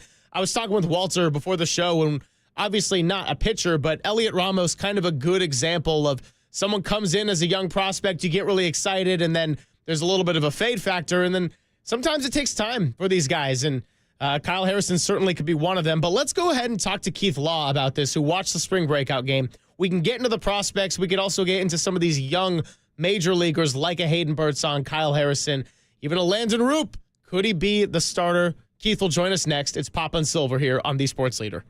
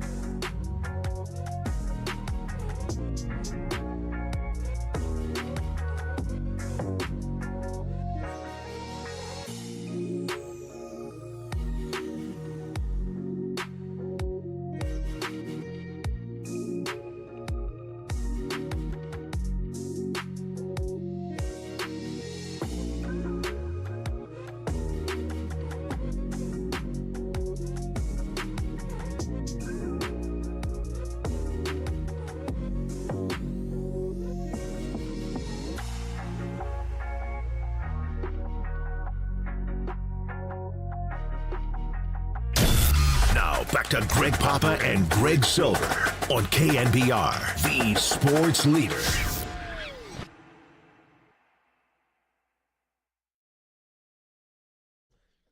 Happy Monday. Happy St. Patrick's Day, everybody. Thanks for hanging out with Greg Papa, Greg Silver. We're going to talk to Keith Law coming up in just a moment, and then PJ Carlesimo joining us at 11:50. So we're going back-to-back on the guests. If you want to share any of your thoughts, well, first of all, shout out to the YouTube chat. Good to see a lot of our regulars in there this morning. And we've also got the phone lines in the text line. That's 415-808-5627 to go ahead and chime in. Sam Gordon of the San Francisco Chronicle will be joining us at 12:50. In the meantime, the focus is the San Francisco Giants. We mentioned it last segment. Jung-Hoo Lee getting an MRI on his tight back. That's what kept him out of the lineup over the weekend. Hopefully does not permeate into March 27th and beyond, because we are 10 days away. That's right. We're almost single digits from Giants opening day. You know what we are single digits away from, Papa? Is the roundtable out in the Presidio. All 6 hosts will be together, as you guys have heard on the promo. So what is that, the day before? That is the day before, 3 to 5 p.m. out at the Presidio. So 3 to 5, so we'll spill into happy hour? Okay. Oh, absolutely. As long as we're drinking, that'll work. So Grant McCray is leading off and playing center today. I do wonder if Jung-Hoo Lee has to go on the IL to start the year. What do? I mean, Grant McCray is by far the best fly catcher. I think he rivals Jung-Hoo Lee. I think he's better. But they're not going to do that. But if Jung-Hoo Lee can't go, what do? Do you just put McCray in center and leave Ramos in left and Yaz in right and Matos platoons with him? Do you move Yaz, who's not as good of a center fielder as he right fielder? Do you move Ramos to center? And he is not a good center fielder. We talked to him last year in Texas. Yeah. When he got there before he became an all-star, and he's not as kept running into guys. He's not as good. I mean, I think Ramos' best spot with his arm is right, but Yaz is a right. I mean, so I don't know. We'll have to ask, Keith Law what they would do there. And then the big thing is the young pitching right now. And does Hayden Birdsong need another full year of, or at least a start of a year at AAA? The guy barely got there last year, and they called him up to the major leagues. Let's get into it right now with Keith Law, because we have made the connection on the UMA guest line. Senior baseball writer for The Athletic. Previously worked for the Baseball Prospectus, ESPN.com, ESPN Scouts Incorporated. Keith, thanks so much. Greg Papa, Greg Silver, we're getting excited for baseball season to officially begin. How's it going with you? Oh, good. How about you? We're doing well here on a Monday, a little green Monday. And I read your column about the spring breakout game, and first of all, very nicely done. But I want to start off with the lead of that column and velocity being such a dominant discussion point. Now, we've talked about Kyle Harrison and everyone reacting to him not having the velocity at where it wants to be right now. Meanwhile, Hayden Birdsong is throwing at 98 right now. So I just want to ask you, why is velocity such a dominant discussion point? And is it just more so on the prospect end because of, the wow factor and the potential of what it could be? Our star pitcher, Logan Webb, isn't necessarily a velocity guy, but he goes over 200 innings and finds so many ways to get people out. So what do you think it is about this era that velocity just has so much pop and pizzazz, Keith? Well, it's easy to teach. I mean, that's really the bottom line, is that everyone, teams, third parties, pitching labs, pitching coaches, they've all figured out we can increase velocity. For most guys, there are always some exceptions. You can teach guys to throw harder. It's a lot easier to teach guys to throw harder than it is to teach them how to pitch, how to throw strikes, how to set up hitters, teaching them a better breaking ball or a better pitch for hitters on the other side. And the result is that we got a lot of guys out there throwing hard who aren't actually very good. I think one of the notes I had on that Giants-Rangers breakout game was there were a whole bunch of guys throwing 96, 98 with a fringe average, so like slightly below average slider, and that was it. They're not really prospects. I mean, one of those guys might figure something out and end up in the big leagues, but throwing hard doesn't make you a prospect like it did 10, 15 years ago. Being able to touch triple digits does not automatically make you a prospect like it once did. Because hitters have shown if you throw really hard and really straight, they can hit it. And if you throw really hard, you can't find the plate, they just won't swing. And either of those is a fast ticket back to AAA. Yeah, what you need obviously is command of that stuff, but they want swing and miss stuff, so that's why the high end velocity plays. But you don't need always that, which leads to Carson Whisenhunt.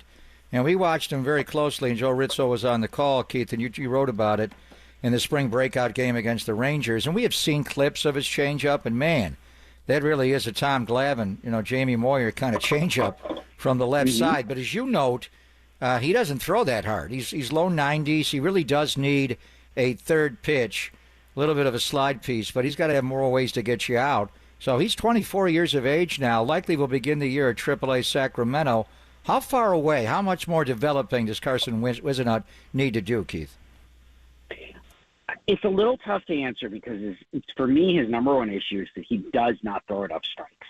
You can see it if you just look at the walk rates across his minor league career. But I've also seen him, 4 times now since he signed, and it's always the same thing. If you're that fastball changeup formula with a below average breaking ball does work if you throw a lot of strikes. I always bring up Michael Wacha as a guy he's right-handed. Obviously, Carson's left-handed. But just Wacha is a good template for how you can succeed and even be a mid-rotation, league average or slightly better starter leading with a changeup. Wacha threw a tick hard, not a ton, getting the elite changeup, but he threw strikes. That's true going back to college at Texas A&M. Whereas Carson, obviously he didn't pitch his draft year at East Carolina, but before that the command was shaky, and basically since he signed, it's been his biggest drawback. I actually thought his breaking ball was a little better the other.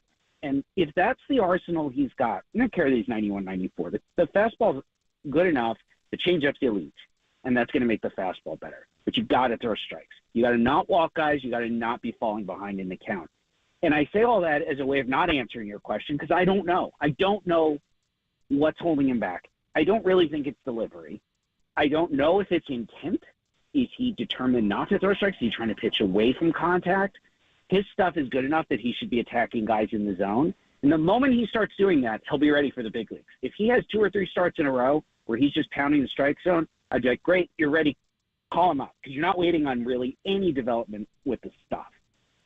Talking to Keith Law here, and let's talk about Kyle Harrison for a moment because, 2 years ago, he was this enticing left-handed prospect, and now he is fighting for a 5th spot in the Giants rotation. So as you're in the business of evaluating different prospects and seeing how everyone's kind of got their own journey to possibly being in the big leagues, I mean, what is it with Kyle Harrison, some of the things that 2 years ago made him so enticing compared to some of the things that haven't necessarily panned out to this point, Keith?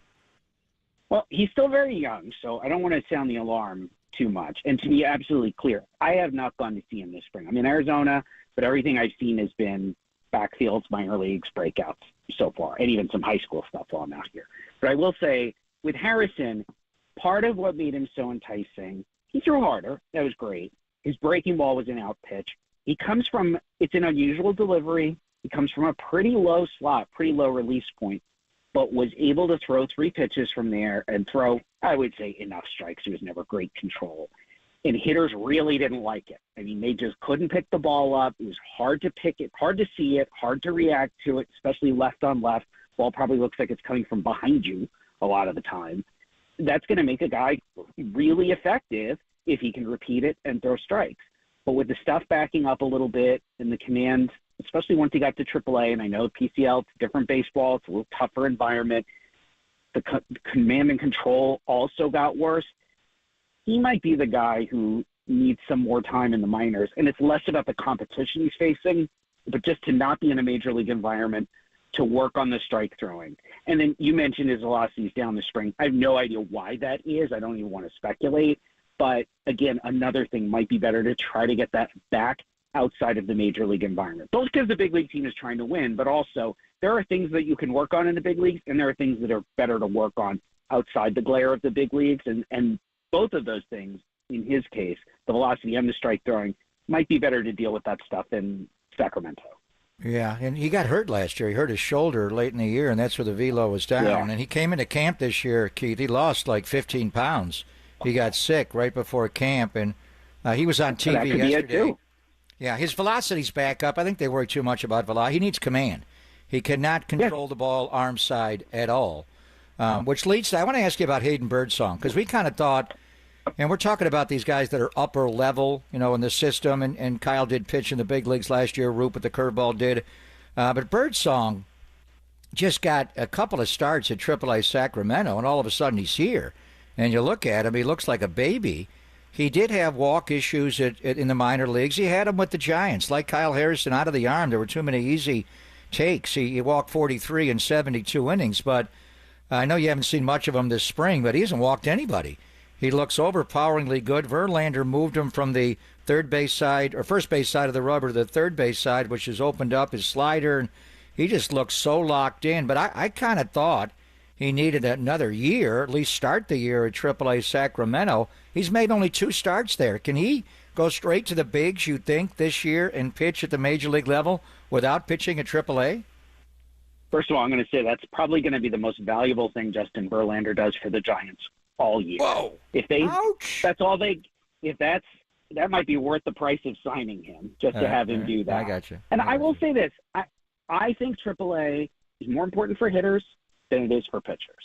And part of the only real value in AAA I see right now for the majority of pitchers is that in AAA they're using the Major League Baseball, and AA and below they're using the minor league baseball. It's incredibly stupid, right? There's no reason we should be doing that, but that is absolutely the case, and that's an adjustment for a lot of guys. But otherwise, if your stuff is good enough and you're throwing strikes, I feel like that's the theme of our conversation today, you can absolutely go from AA to the majors. And I think Birdsong's stuff is more than good enough for him to pitch in the majors. He's got plenty of velocity. He's got life on the fastball. It's got really good run. He's got a great changeup. He can absolutely spin. I mean, these are both types of breaking balls last year. I'd rather him probably just stick with the curveball, but whatever it is, just pick one and go with it. You could always reintroduce the other one later, but your first time through the majors, pick 3. These are my 3 pitches. It's fastball, it's one of the breaking balls, it's the changeup. I think his are good enough. I am cautiously optimistic that the strike throwing you're seeing here is an indicator that he's gotten adjusted to using the major league ball, and we're going to see better results. Because he was better in the low minors, and that walk rate went up to triple. When he got to, I believe it was when he got to AAA that it really went up. And we're seeing that with a lot of guys because of the adjustment to using a different ball. And some guys take to it immediately, and some guys need, a dozen starts or so to get used to it. And unfortunately, some guys never really quite get used to it, which is all the more reason we should just be using a uniform baseball at all levels. So what's the deal? They use a different ball in the major leagues than they do in the minor leagues at certain levels? Yeah. In fact, I was in the backfields for the Brewers the other day, Brewers and Diamondbacks. It was an A-ball game, but because we actually had rain in Arizona, the starters were major leaguers who missed their starts on Thursday and needed to take their turn.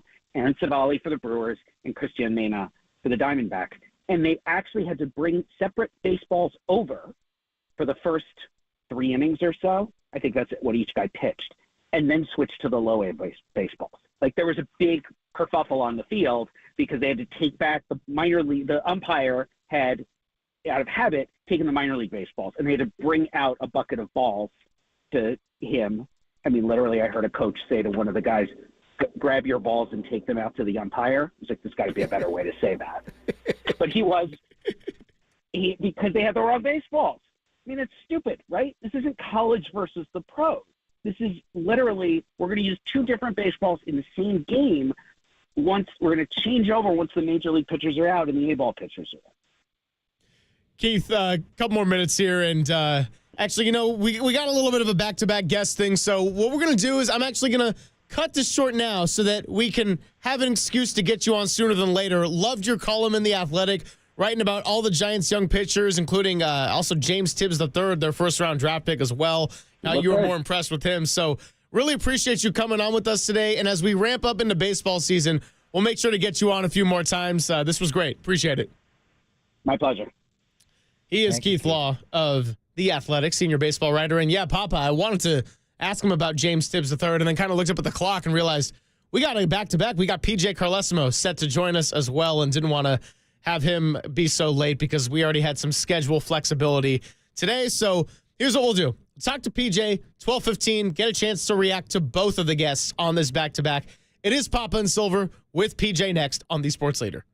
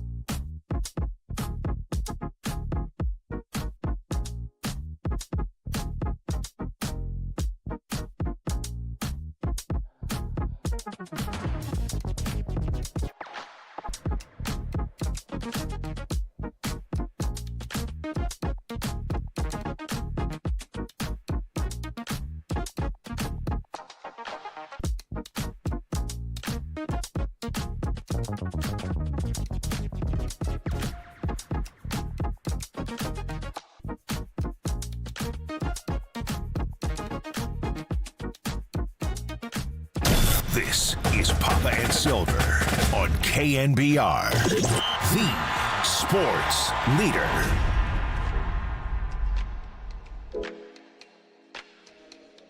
Thanks for joining us, Greg Papa, Greg Silver. Just had a good conversation with Keith Law, talking a little Giants as we ramp it up. But right now, Greg Papa on the stream, if you're watching us on YouTube or Twitch, he's wearing a different kind of orange because it is the madness of March, and we're here to talk a little college basketball. Now, there will be no Syracuse Orange. There will be no UC Santa Barbara Gauchos who lost to UC San Diego, which is actually a good story. And now that I'm not bitter anymore, I will root for them.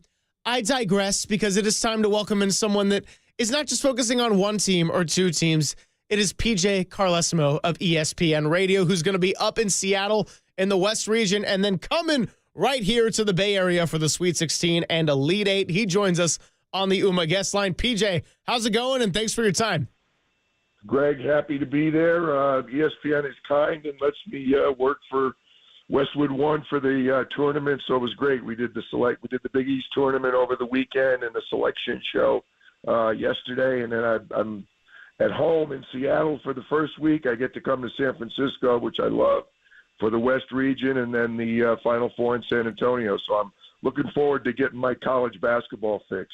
Yeah, you know San Antonio well. You've been there. So just your thoughts before we get into time there, partner. Yeah, you and I worked together. We had many a night drinking at the Riverwalk, and PJ buying me dinner and telling me stories. So his Seton Hall Pirate days. So we do have 5 from the Big East. I think the big story before we get into some of the games, 14 schools from the Southeastern Conference. Wow. How many are in this tournament? Is that too many from one conference, PJ? Well, I don't know. The idea is to get the best teams in the tournament. It's hard to fathom that in a 16-team league. The whole thing with the expanded leagues is just insane. I'm an old curmudgeon anyhow, but I hate the fact that there's not double round robin. You get the inequity in the scheduling. Somebody plays somebody else on the road. You don't play them at home. Some teams don't even play everybody else. I mean, it's insane. But 16 teams, they're supposedly really good, and 14 of them are in. That's what's amazing to me. You only got 2 teams in that entire conference not in the NCAA tournament. Obviously, the Big Ten, the Big 12 did really well also. Big East was the big intrigue, if you will, over the weekend was whether Xavier was going to get in, and they did. And happy for Sean Miller. I thought he did an excellent job. They were playing really well at the end of the year. The feeling kind of was they needed to get by Marquette to get the bid. They didn't, but the committee put them in anyhow, so I'm happy for Sean. And again, that's going to be it's interesting. Some of the first 4 in Dayton, you look at Texas against Xavier, you got 2 teams that, weren't sure they were going to get in, and Illinois sitting there as a 6, like, well, that's great. We're a 6, and you're going to get either Texas or Xavier for your first game. I mean, that's a tough call. Yeah, no doubt about it. And PJ, I got so many questions that I can ask you. I guess I'll just start by focusing on your region, the West. I mean, you got St. John's. What an incredible story there with Rick Pitino. Florida won the SEC tournament, and there are 14 teams in there. So when you just kind of look at the West region and the one you're going to be focusing on, what are the teams and storylines that stick out to you the most? Do you think we're going to see Florida come out of there, or you think it's going to be possibly a little bit of an upset region? Well, I don't think it's going to be an upset region. I just think it's too strong at the top. I mean, I think it's loaded. You mentioned Florida. Florida's playing as well as anybody. They were going to be a 1 or a 2, probably based on what happened their game with Tennessee. They got it done. They're a 1. They're a very deserving 1. I mean, 30-4 in that conference is incredible. So I mean, they are a legit 1. They're going to be a very, very tough out.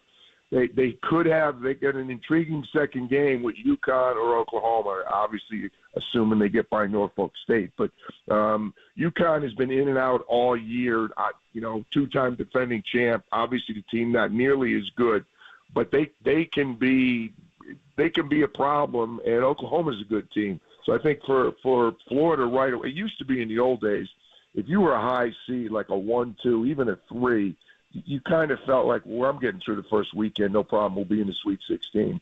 It's more of an adventure now, and even for a team as good as Florida, Florida UConn or Florida Oklahoma in the second round is a good game. I haven't seen Memphis in person. I'm dying to see them. I have seen Maryland. Kevin Willard's team is very good. I think they both have kind of tough matchups. People put so much stock in the seedings and everything this time of the year, because the committee has to do their job. We got to do the pairings. But, I mean, if these teams played in the regular season, it would be a good game. I mean, like you said, it was a nice matchup.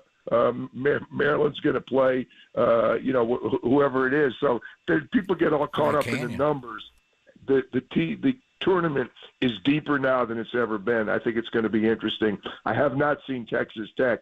Everybody thinks they're really good. They're the 3 out west. And how about Greg, how'd you like to be a coach? Chris Crutchfield's a heck of a coach at Omaha. The other 3 guys in the little pod with him are all in the Hall of Fame, and they've all won national championships. I mean, you got Kansas, Arkansas, St. John's, and Omaha in Providence, where Rick obviously, had a couple of great years at Providence with Billy Donovan. So I like the West. I'm biased because it's where I'm going to be. I thought the West was the best region. I thought the East was the second best region. St. John's was impressive as hell. Had them 3 games over the weekend in Madison Square Garden. They own the city. It's really amazing how much they've invigorated New York City for college basketball. He's at 30 wins right now. The record at St. John's, they went back-to-back 31 wins back in the 80s, I think it was. So he's got a chance to have the best record in the history of St. John's. His team, Rick Pitino's team, is one of the best rebounding teams in the country, along with Houston. Maybe one other deserves to be in their category. Great, not good, great defensive team. They just wear you down. Seems they're behind 10 points every game, like midway through the first half, and they just keep grinding and grinding. They're a really poor shooting team. It's amazing how poorly they shoot the 3 and free throws, but they're a great rebounding team. So they miss. They're like John Thompson's early Georgetown teams, that their best offense was the offensive rebounds. They'd shoot it and get it off the glass. And that's the way St. John's is. They're a veteran team. He's got transfers from other places. He's got 3 great players. R.J. Lewis, who's the player of the year in the Big East, is a big-time scorer, really talented player. Zubi Ejiofor is the most improved player. He was at Kansas, didn't get any run at all. Last year, I think he averaged like 4 points and 3 rebounds. This year, he's incredible. Scoring, rebounding, best offensive rebound in the country, over 4 a game. And then you got Kadari Richmond, who was at Syracuse. Then he was at Seton Hall. He's first-team All-League at Seton Hall. Transfers to St. John's. I told him I liked him a lot more in blue than I do in red. But he's a 6'6" guard, strong, athletic guard. Not a great shooter outside, great mid-range shooter, but he gets points, he gets assists, he gets steals, he gets rebounds. He's really a heck of a player. I think St. John's unfortunate because this region is so good, but I'm biased. But I think St. John's has a chance of coming out of the West.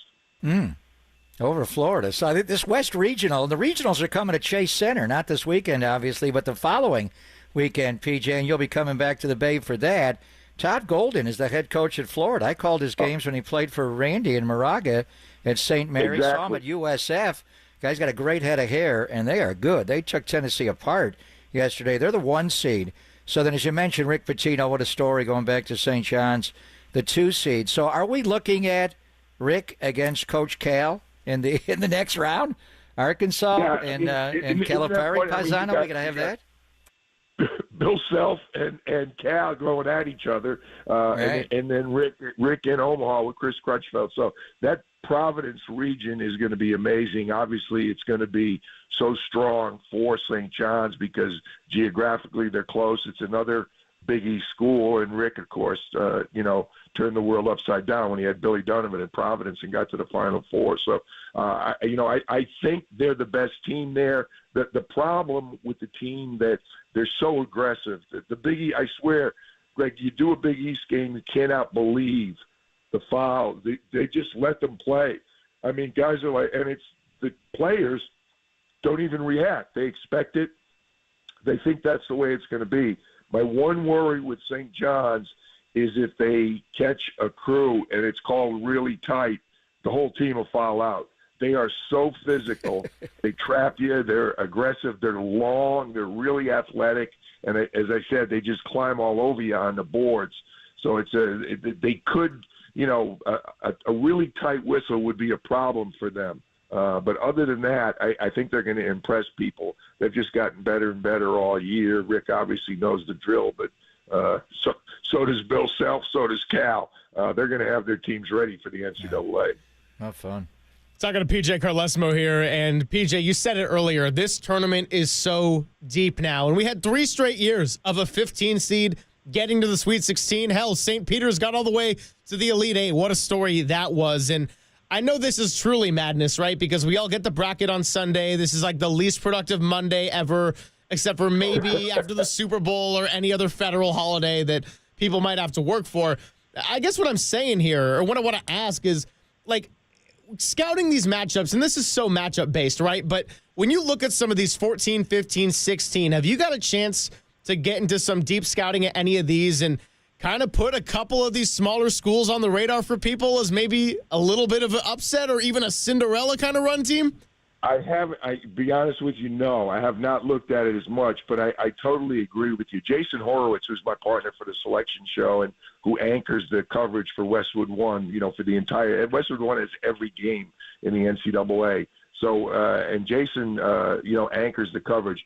He's making the case that I think a 5 or better or a 4 or better has gotten to the Final Four like 5 years in a row. It's not quite as, going as deep as you are with the 15s and the 16s. But he just says forget about chalk. This year's a lot of people feel 1 through 4, those teams are so strong.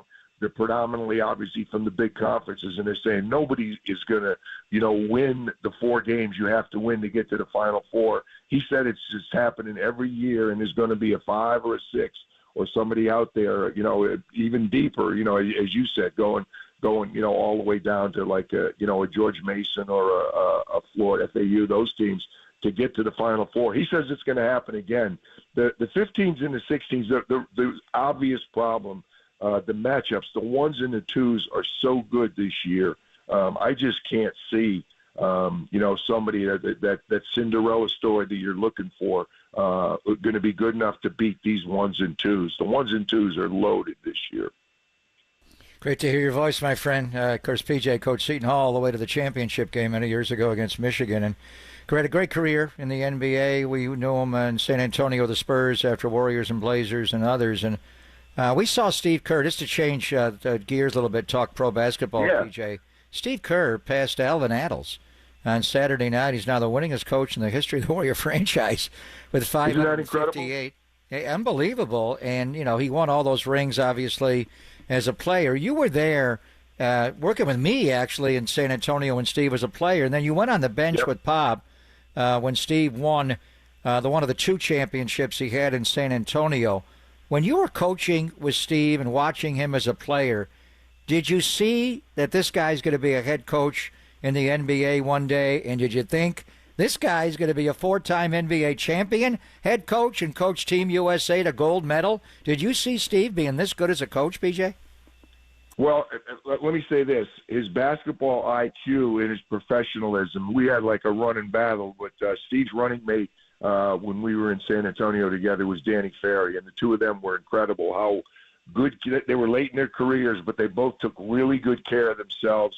Pop would go 3, 4, 5 games without even playing him, and all of a sudden he'd throw him in, run a play for him at the end of the game, and he'd be ready. So his knowledge of the game, yes, not surprising at all. His work ethic, all that he brings to the, and the kind of person he is, I mean, that's a big thing, even probably more so nowadays, how well you're going to be able to relate with the players. All that was there. Probably, though, and candidly, I thought he was too smart to be a coach. Why the hell would he want to be a basketball coach? I never could. So I wouldn't have figured that out. It was funny if you think back. He was a broadcaster. He was such a good broadcaster for Turner. Then he became a front office exec, and it didn't work out because of some of the management, other people that were there in Phoenix. He's going to excel at whatever he does. I can't say I'm surprised Steve has been as successful as he is. Winning 4 championships, I would absolutely say, yeah, that's surprising. I can't believe anybody could do that. I mean, what he's done, he's made it look too easy, with he and Steph and Clay and Draymond and all the other guys that played there. And then the job he did he'll never get enough credit for the Olympic team this summer. I mean, that was a lot tougher job than at times they made it look like. That was a great win. That was the most stress he's been under. Forget player, forget coaching the Warriors. What he had to deal with this summer with the Olympics was amazing.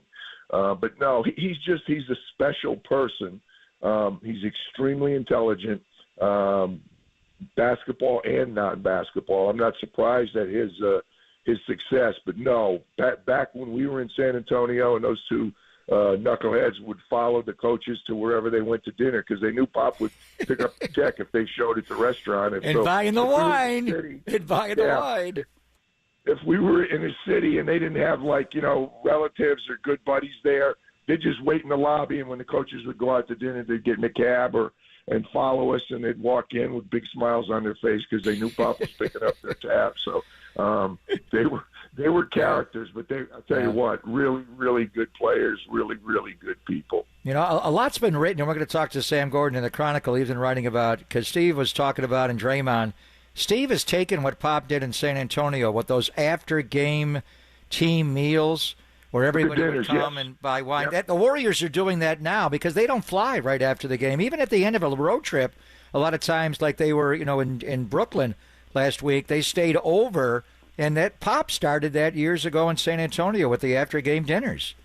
Yeah, and he felt it was really important, the camaraderie. It wasn't mandatory; you didn't have to go, but again, that was the good news. You had guys who did want to be together. I mean, some people would be with family or friends, but the majority of the team would go there. You'd spend time together, and Pop just felt that that camaraderie, that respect that the guys had for each other was important. Steve is so good. He even includes Ray Ritter, which I can't believe. I would not invite Ray Ritter to any dinners, but he even includes Ray Ritter in these dinners. So it's open to everybody, which is amazing, and it's really been a part of their success at Golden State, no question. Oh, man, I kind of stopped paying attention because you mentioned the Olympics, PJ, and I'm still mad that Jason Tatum didn't get his fair share of minutes. I would have taken a bronze medal, but Tatum seeing the floor, and no, I'm just joking, but great. Guess what? Not going to surprise me if he's still there in Los Angeles, and JT, because he really, he wanted it. It was just, that was the one thing about that team. There's kind of two ways to go. You can get a couple guys near the end of the bench that are obviously great players. They wouldn't be on the Olympic team, but maybe they're younger guys, or they're waiting their turn for the next Olympics. They loaded up like they had Embiid there, and they really needed him one game, and he delivered against Serbia, against Nikola Jokic, and you knew they were so overloaded at the wing position that somebody was going to fall by the wayside. People in Boston are even more bitter that JB wasn't on the team, that Jaylen Brown wasn't on the team. Forget that JT didn't play enough. They wanted that. So you're never going to make everybody happy. But, again, that was that juggling act that I think that coaching staff, and Steve will be the one to tell you. Mark Few from Gonzaga was the college guy, and, of course, Eric Spoelstra and Tyronn Lue. It was a heck of a staff, but impossible to play everybody and keep them happy with that group. Oh, yeah, no doubt about it. Jason Tatum is one incredible player, but I just had to laugh at people making that the forefront of a discussion rather than, hey, Exactly. you know, this team is trying to win gold, right? But PJ, thanks so much for coming by. Have some great calls on Westwood One for that Western region, and enjoy your time out here in San Francisco when you do make your way down. I'll do that. I look forward to seeing you guys. We'll go to Potsy or Seven Hills. We'll have a good time. Oh, that sounds Shoot fantastic. me a text. Let's have dinner, Paisano. Love you, PJ. All right, Greg. Thanks, brother. You back at you. See you, Greg. Thank you, PJ. He is PJ Carlesimo. ESPN Radio has really done it all because you mentioned, what is it, Seton Hall, San Antonio Spurs, calling the Warrior games. I mean, if we're going to talk basketball, he's the guy to do it with. So we had a back-to-back. Keith Law, PJ Carlesimo. On the other side, let's do a little bit of reset, process everything we heard, and get ready for Sam Gordon coming up at 12:50. Pop and Silver here on the Sports Leader.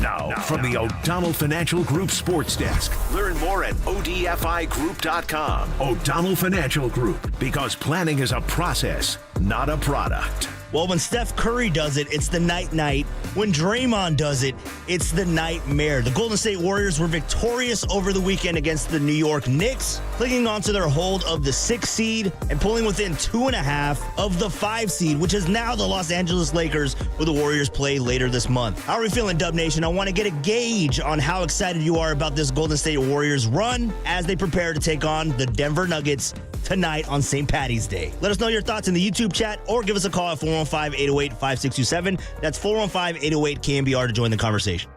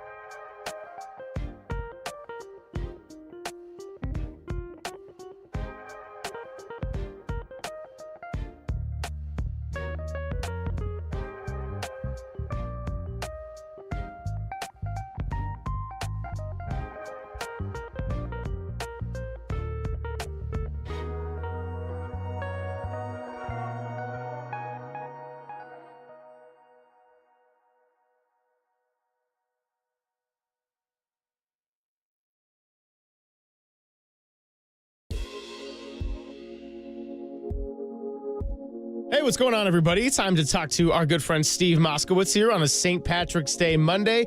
And Steve today is going to tell us about the ERC. That's right. It's St. Patrick's Day. I want your listeners to enjoy it. And we're talking about wearing the green. I want your listeners to receive the green from ERC. And there's 3 big things. 1, are you waiting and waiting and waiting some more for your check? There's 3 different ways we can hurry them up.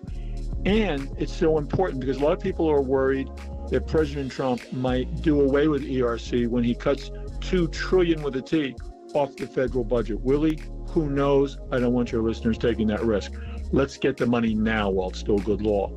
Or what if you got a letter from the IRS that said you don't qualify, no ERC for you?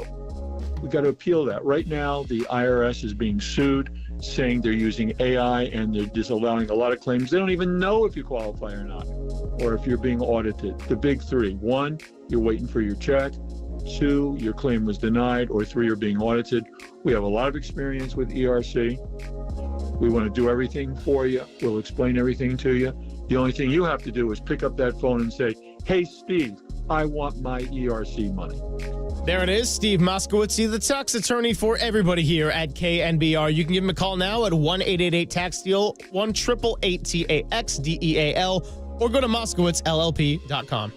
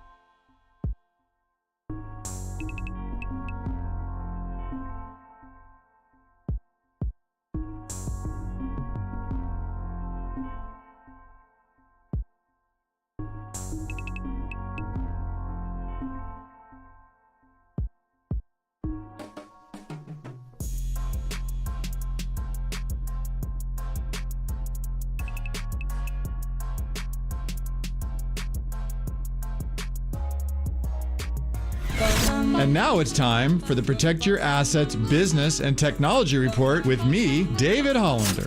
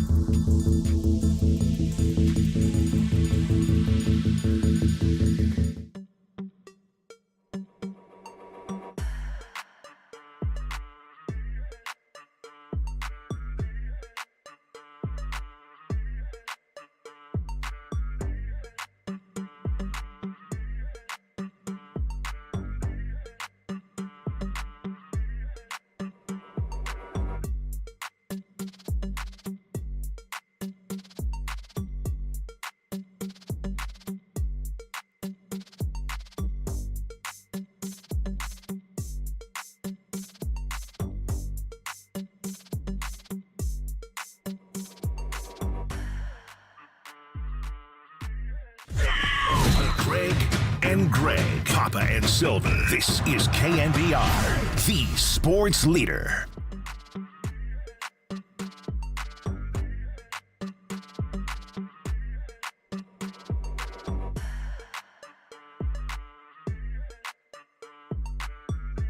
Springs, a long set at the belt. And now the 1-2. Adames swings and drives it high and deep out to left center. Ruiz back, looking up. It's gone. Willie Adames homers for the second straight day here in Scottsdale. Crushes that one out to left center. A 2-run shot here in the third inning extends the Giants' lead. It's now 3-0. Thanks for hanging out, Papa and Silver. Good to have Keith Law join us and PJ Carlesimo in a little back-to-back segments of the guests. Also good to hear /C Willie Adames, 2 home runs over the weekend, make it 3 in the Cactus League, and he's got an OPS of over 1,000 right now. Lots to get into as we kind of recap both of those conversations. How are you feeling today on a Monday? Are you angry because UNC got into the tournament and Bubba Cunningham is the chairman of the committee? Are you happy because Hayden Birdsong is throwing some heat and got 8 strikeouts? Lots to process here, but Papa, I'm feeling good. What are you angry about? There's no reason to be angry. We're drinking green beer. What the hell? You want an NCAA tournament without the North Carolina Tar Heels? Come on, Dean Smith, they kind of invented the tournament. So there is a little debate on whether or not they should have got in. But in any event, the regionals are coming to Chase Center.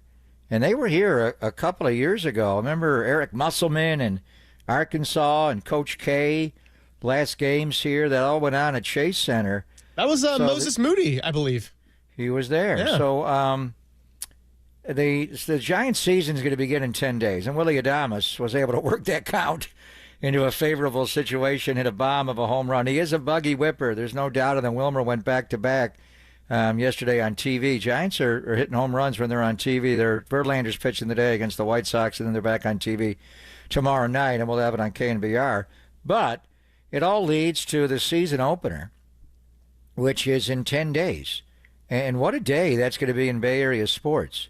So we're going to be off the air that day at high noon, March 27th.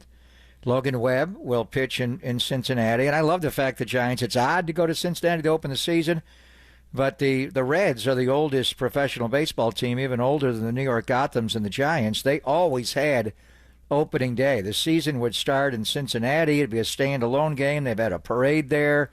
And a lot of years they were great, whether it was the Big Red Machine or the Nasty Boys, or they love baseball there. They closed the city down. That's all changed now that we have, we're going to have a game coming up in the wee hours this week with the Dodgers and the Cubs playing in Tokyo, and they actually played some exhibition games this weekend, which are interesting. But in any event, that's going to be our opener as far as the season opener. Right when we get off the air that day at noon, we will listen to John Miller and Dave Fleming call that game. But we can also go over to Chase Center at that very moment, Thursday, March the 27th at high noon, the NCAA Men's West Regional. Sweet 16 Session 1 will occur right at noon, 3 o'clock Eastern Time. And then later on that day, they roll right into the next session. I mean, what a confluence. Listen to Giants baseball. We'll be watching Giants baseball. But the West Regionals are coming. PJ will be broadcasting it. A lot of competition for Giants baseball. Get it out of the way before the next week in the home opener. And I haven't filled out my bracket yet. I want to do a little more research. I love YouTube TV. You've already got it done? You're done? No. This is just the printout, so I could look at it. Yeah, I'm sure. I'm fresh off the airplane, I'm going to call man. in a lot of spies. The one thing with YouTube TV, in like February after the Super Bowl was over, I just programmed record every single men's college basketball game, and they're all there. So we'll be able to watch them all and get a little handle. Just watch a few minutes of each to get ready for it. I don't watch college basketball at all until March Madness, but we do love it. But I did watch Florida yesterday. Wow, they took apart the Volunteers of Tennessee and a load of the SEC. They are so strong on both ends of the floor. They're the number 1 seed. And a lot of times at this time of the year, we root for head coaches. The Rick Pitino story's great.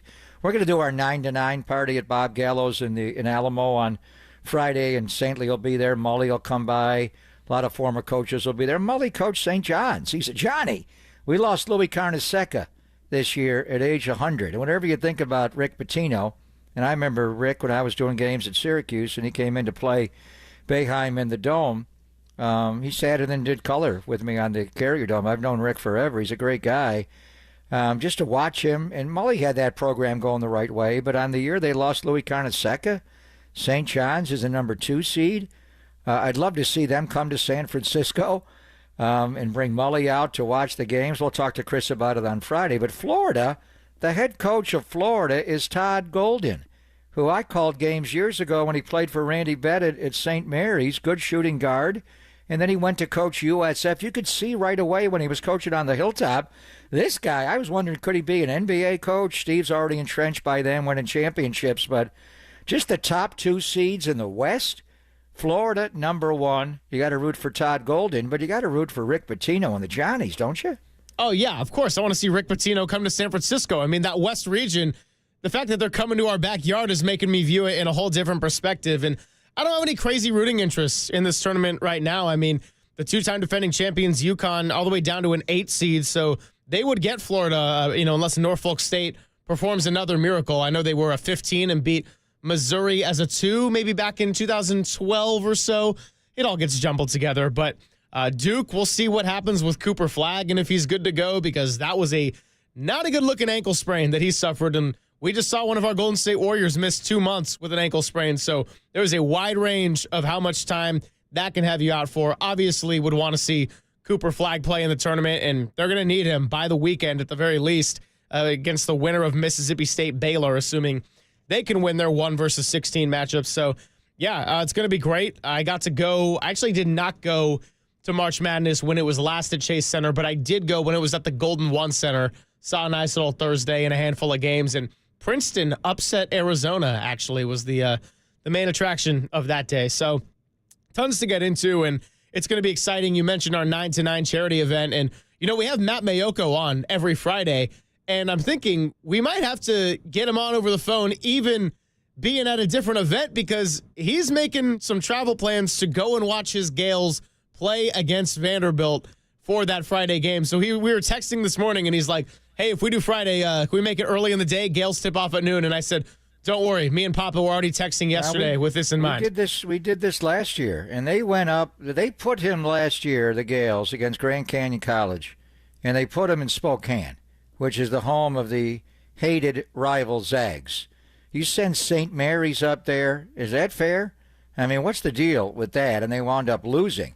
So they're going to be in Cleveland. So the hard thing is, we didn't know if they were going to make, would they be Thursday or Friday. We're going to Gallows for St. Lee's 9 to 9. There's going to be wall-to-wall people there. We'll get you the guest list later. We'll get all the Berries are going to be on. There's going to be a lot of former coaches and players. We're going to have a great list. We would like to get Randy Bennett from St. Mary's on. I think he's coming on the station this afternoon. But they're actually playing that day on Friday. So maybe we'll have to work and work for him. The one thing, so we're obviously rooting for St. Mary's every year. The odd thing to me, so in the WCC finals, the championship game, and St. Mary's did not play well. And we know we're going to get on to Sharunas Marshalonis. His son is the star of that team. That guy's a good player. But they did not play well against the Zags. They turned the ball over too much. They could not make a single three. What were they, 0 for 16 in the three ball and 18 turns in the game? So I don't follow college basketball all that closely, but I can do base 10 mathematics. Well, why is it?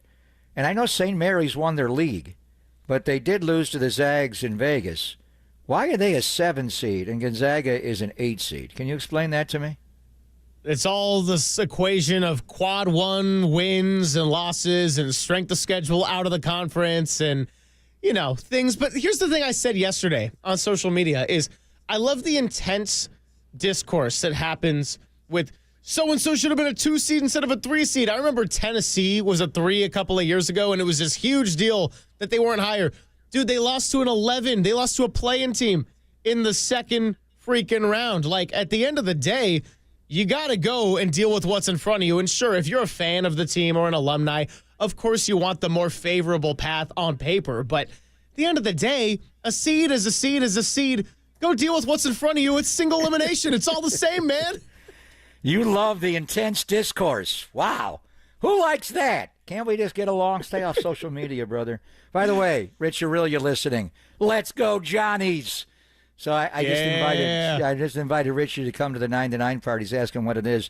I'm not going to tell him, but just because I want him to bring the Red Stitch wine is why we're going to invite him. Friday, 9 a.m., we're drinking your wine now. Yeah, we're getting Richie on the show for sure.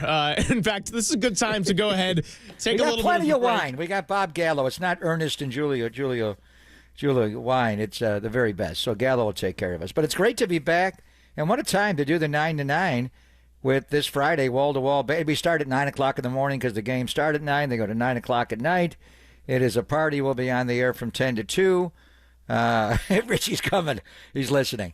We'll get Mully out there. But what's so great about it is the following weekend, the teams from the West will be coming to Chase Center. So how fun is that?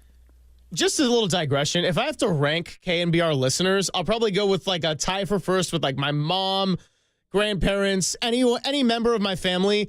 And Rich Aurelia is probably somewhere in that top 5. We can drink wine anytime together, Richie. We'll have you on the show soon. So we got He's Sam gonna Gordon. Send the wine. He's coming. I don't know if he's coming, but he's going to send the red stitch. There's no doubt. Him, Randy Wynn, drop it off for us, Richie.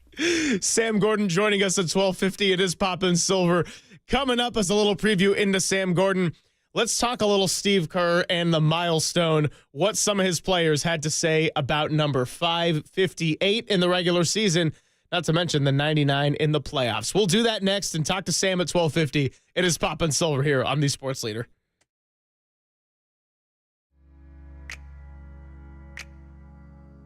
Greg Papa here from my friends at the Laser Eye Center of Silicon Valley. For over 25 years, the Laser Eye Center of Silicon Valley has been the Bay Area's leader for modern vision correction. Do you struggle with distance vision, need reading glasses, or wear bifocals like I did for years? CLR from Laser Eye Center of Silicon Valley could be a game changer for you. Don't wait until you're older like me to see great. Do all the things you love to do with perfect vision and do it now. The Laser Eye Center offers LASIK, Smile, Evo ICL, or the procedure I had, CLR, which is custom lens replacement. It's the permanent solution to glasses, contacts, and readers. Plus, you'll never develop a cataract. After tens of thousands of procedures, Dr. Craig Bindi and his team at the Laser Eye Center have the experience to tell you which procedure is best for you. No readers, no contacts, no glasses, no cataracts the rest of your life. So book your free consultation today at modernvisioncorrection.com. That's modernvisioncorrection.com.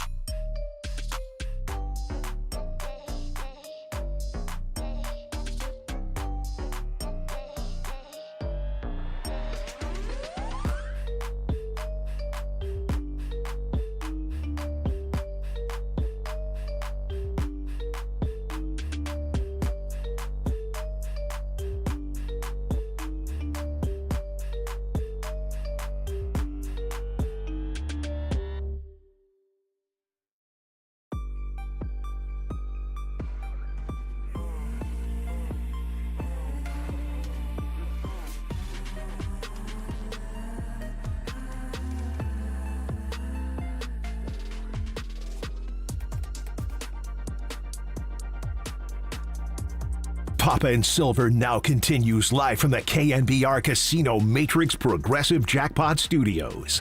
Casino Matrix. Progressive jackpots are here. Where are you? Just drop in. Please play responsibly. 1-800-GAMBLER. Stevie Kerr, congratulations on the most wins in Warriors franchise history. This couldn't happen to a better coach and human. I'm so grateful for the opportunity I had to work with you, to work under you, with our staff and our players. And once again, congratulations, my man. Wishing you all the best moving forward. Hey, Steve, congrats on the all-time wins record there at Golden State. I know it must be bittersweet passing Warrior legend Al Attles. You've been on so many deep runs. As a coach, that's like dog years in coaching. So I think you have something like 3,500 wins. Keep it going, all right? All the best. Steve, congratulations on passing a great all-time player and coach, Al Attles, winningest coach of the Golden State Warriors. Congratulations. And it's been my pleasure to be around you as a player, watch you succeed as a general manager, and now as a coach with all those championships and those wonderful years. Congratulations. Yeah, the Warriors there did it with just 97 points. And right there, you heard the voices of Willie Green, the New Orleans Pelicans coach, Eric Spoelstra, his assistant at the Olympics, and of course, the coach of the Miami Heat, and the legendary Phil Jackson and his role model. And you know what's crazy? And I got to credit your son for alerting this one to me because he said it nicely, Papa, which is the fact that Steve Kerr got that win to set the record against the New York Knicks, which is the team everybody believed he was going to go to when Phil Jackson was working in the front office. And he ultimately ends up taking that Golden State Warriors job, teaming up with Steph Curry, Klay Thompson, Draymond Green, and many others.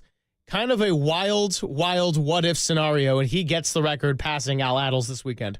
Yeah, and you wonder about how close Steve was to taking that job. The Knicks weren't ready to win yet, obviously. Steph and Klay and Draymond were already in place, but that was the word then, that he just couldn't say no to Phil. It was like a second father to him. And I remember Bob Myers and Joe Lacob chartering an airplane and flying to Oklahoma City and sitting in the hangar there waiting for him. He was in Oklahoma City. They do a playoff game on TNT as a broadcaster his last year there. And they were able to get him the job and sign him. And look at the, not just the 558 wins, but he did it in only 860 games.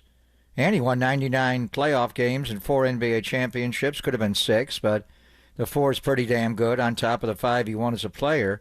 I mean, Phil Jackson won 70% of his games and 1,155 wins in his career.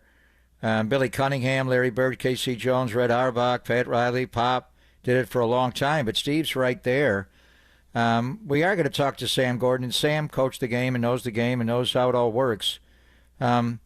Steve, from the moment he got here, and we were talking to PJ Carlissimo, we called Steve's games in San Antonio. He sat on the bus right in front of me, and PJ actually got on the bench with Pop and coached him, and he told the story about Danny Ferry, and we knew about his civility, who he was as a person.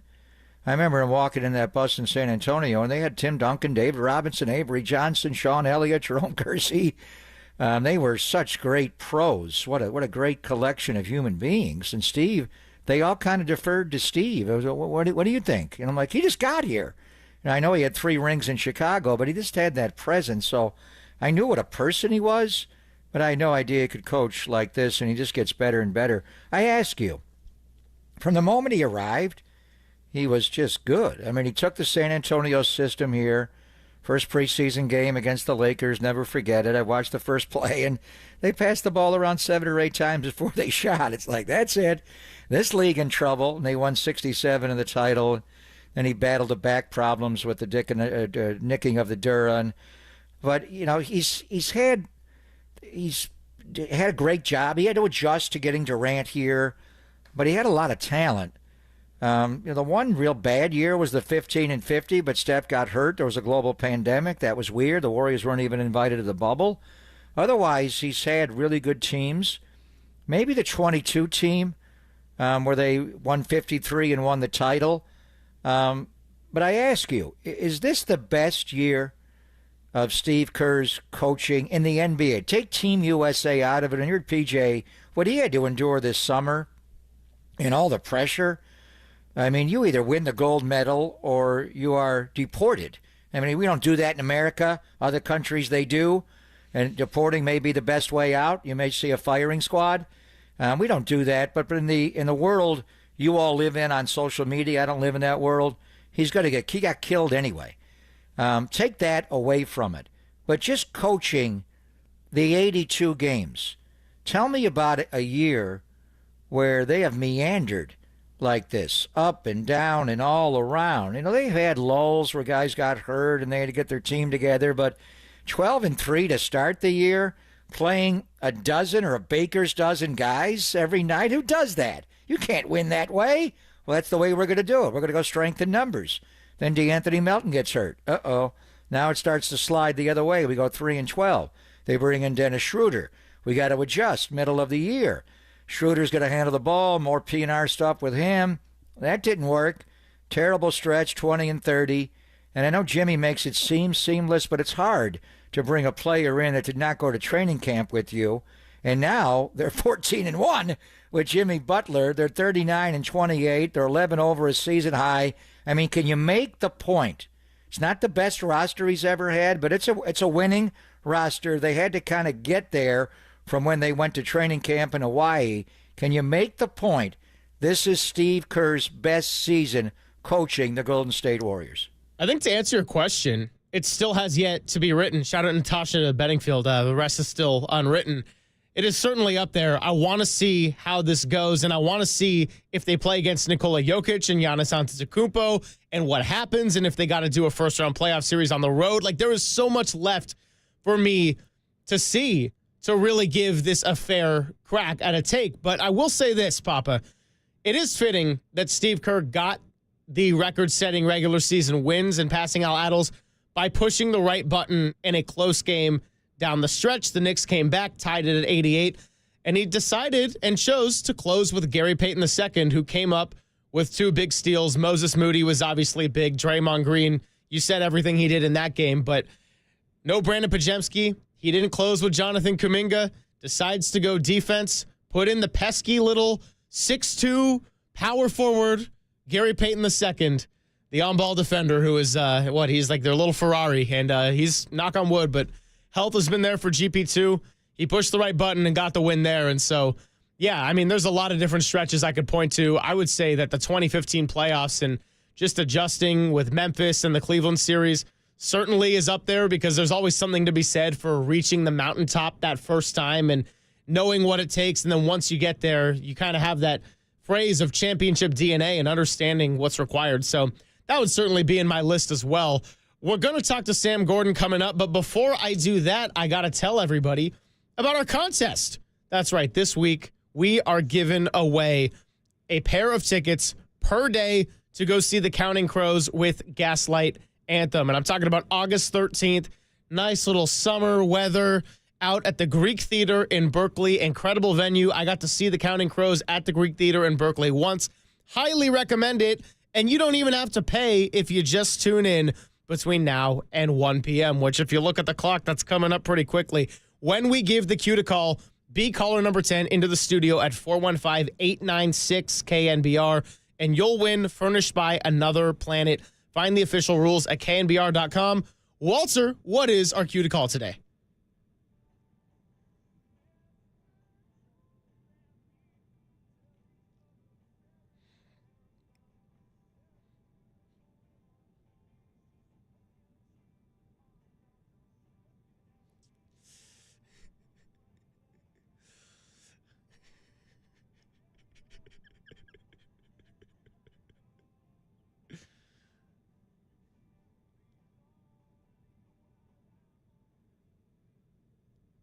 That was fantastic. That was like the longest cue to call we've ever had, and I won't even complain. Is he done yet? Yeah, on the right side. If you watch us on YouTube and Twitch, I think tomorrow the cue to call is going to be an audio, but you will get the visual of Derek Papa dancing in the control room. So, anyway, be caller number 10, 415-896-KNBR. That's different than the usual 808 KNBR.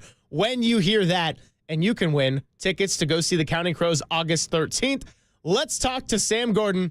Coming up next, it is Pop and Silver here on the Sports Leader.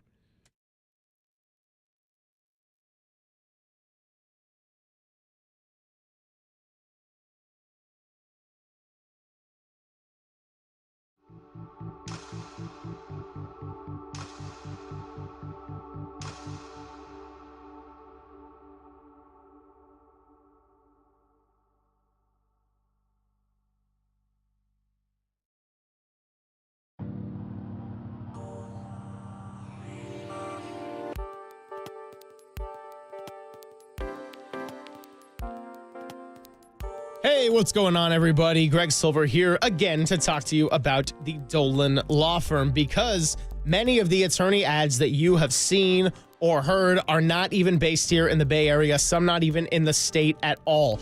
But Chris Dolan and the Dolan Law Firm are based right here in your local region and have been for more than 25 years. We're talking about award-winning personal injury and employment attorneys fighting for you where you live. So if you've been discriminated against at work, sexually harassed, wrongfully terminated, or any violation of your rights, just know that your rights matter, and you can go to DolanLawFirm.com to learn about them. Unfortunately, over the past year, we've seen a sharp increase in the no-fault injury accidents, motorcyclists, pedestrians, cyclists. The Bay Area chaos is all around us, so please be careful, and let's work together in making the Bay Area a safer place. Feel confident that you're in good hands with award-winning California Lawyer of the Year. The Dolan Law Firm has secured more than $1 billion in verdicts and settlements on behalf of their clients. And here's the deal. You pay nothing up front, no hourly rates, no upfront fees, and they don't get paid until you get paid. They live here, they work here, they win here. DolanLawFirm.com.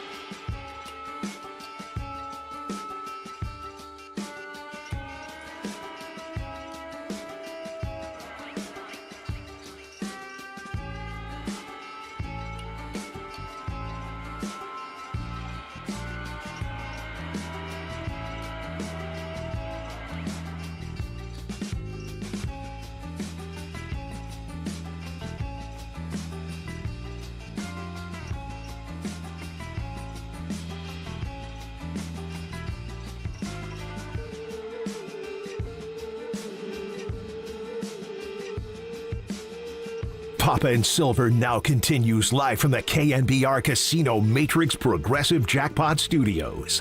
Casino Matrix. Progressive jackpots are here. Where are you? Just drop in. Please play responsibly. 1-800-GAMBLER.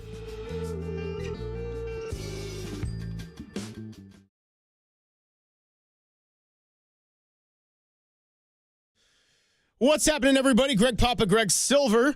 Thanks for joining us. About an hour and 7 left here on the show on a St. Patrick's Day Monday. Got to wear the green while I can, even though we are talking about the blue and gold. Sam Gordon of the San Francisco Chronicle is going to be joining us momentarily. In the meantime, before we get to Sam Gordon, I want to continue the conversation on Steve Kerr's winning milestone. And Draymond Green had some great comments after the game, as well as Jimmy Butler and Steph Curry and everything. But it is interesting and goes to show how connected those three in particular, Steve, Steph, Draymond, how connected that they have been throughout this journey. And now that they're finally winning games again, and Mike Breen said it well, it's interesting thing about the production meetings, all it took was just a little bit of belief that they can go out and win any given night. And if you give that to a Draymond and a Steph Curry and a Steve Kerr, well, considering how much winning they have done over the last 10 years or so, it's had a powerful effect to this point. And then you bring in Jimmy Butler, who's known as Playoff Jimmy, and he hasn't won a championship like all those guys have, but he's been to 2 finals with lesser rosters. So the point I was making earlier about Steve, I'm not talking the playoffs. When you get into a playoff series, things change. Yeah. It is the highest level coaching. Every game in the playoffs is like a football game, and you don't have a week to get ready. It is a detailed scouting report, the way this team executes. I can't wait to see the Warriors hopefully get in the playoffs, not the play-in, and get a detailed scouting report into Jimmy Butler's hands with Steph and Draymond and Gary Payton II and Moses Moody and the young guys. And we'll talk to Sam about how they're going to bring Podziemski back into the rotation. But you make a lot of changes in playoffs. Even when you win a game, you change. If you're up 2-1, in Memphis, you don't guard Tony Allen. You have Bogut zone off of him, flips the whole series. You go to Cleveland, fall behind 2-1. Nick Uran, video guy, says, let's downsize. Let's play small and bring Andre in the starting lineup and not play Bogut. Don't start Bogut. That happens in playoff. I'm talking about traversing 82 games. And you just tell me a year where they've been up and down and all around.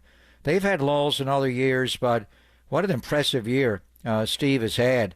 To start 12-3 of a stretch where they were 3-12, lose 20 out of 30, and maybe it's more Dunleavy as being executive of the year, but I think this is arguably the finest season of Steve Kerr's coaching career, to get through 82 games with the highest of the high, the lowest of the lows, a crisis in confidence, he said. Whoa, they look pretty confident to me now, and I know a lot of it is Jimmy, but a lot of it is Steve and the coaching staff putting this whole team around him. Yeah, no question about it. And we can keep talking about this, but we also want to get the opinion and weigh in from Sam Gordon of the San Francisco Chronicle, who has now joined us on the UMA guest line. We've made that connection. Sam, always great to have you on with the Gregs. How's it going this weekend? You have a good St. Patrick's Day? Spectacular, gentlemen. Happy Monday. Appreciate you guys having me. There was spectacular playoff caliber energy in Chase Center on Saturday when the Knicks were in town, and expecting that tonight, tomorrow, and for all the home games the rest of the season with how the Warriors are playing in the thick of the Western Conference race. So St. Patrick's Day went well, and here we go. Another week. Let's see how things go for the Golden State Warriors.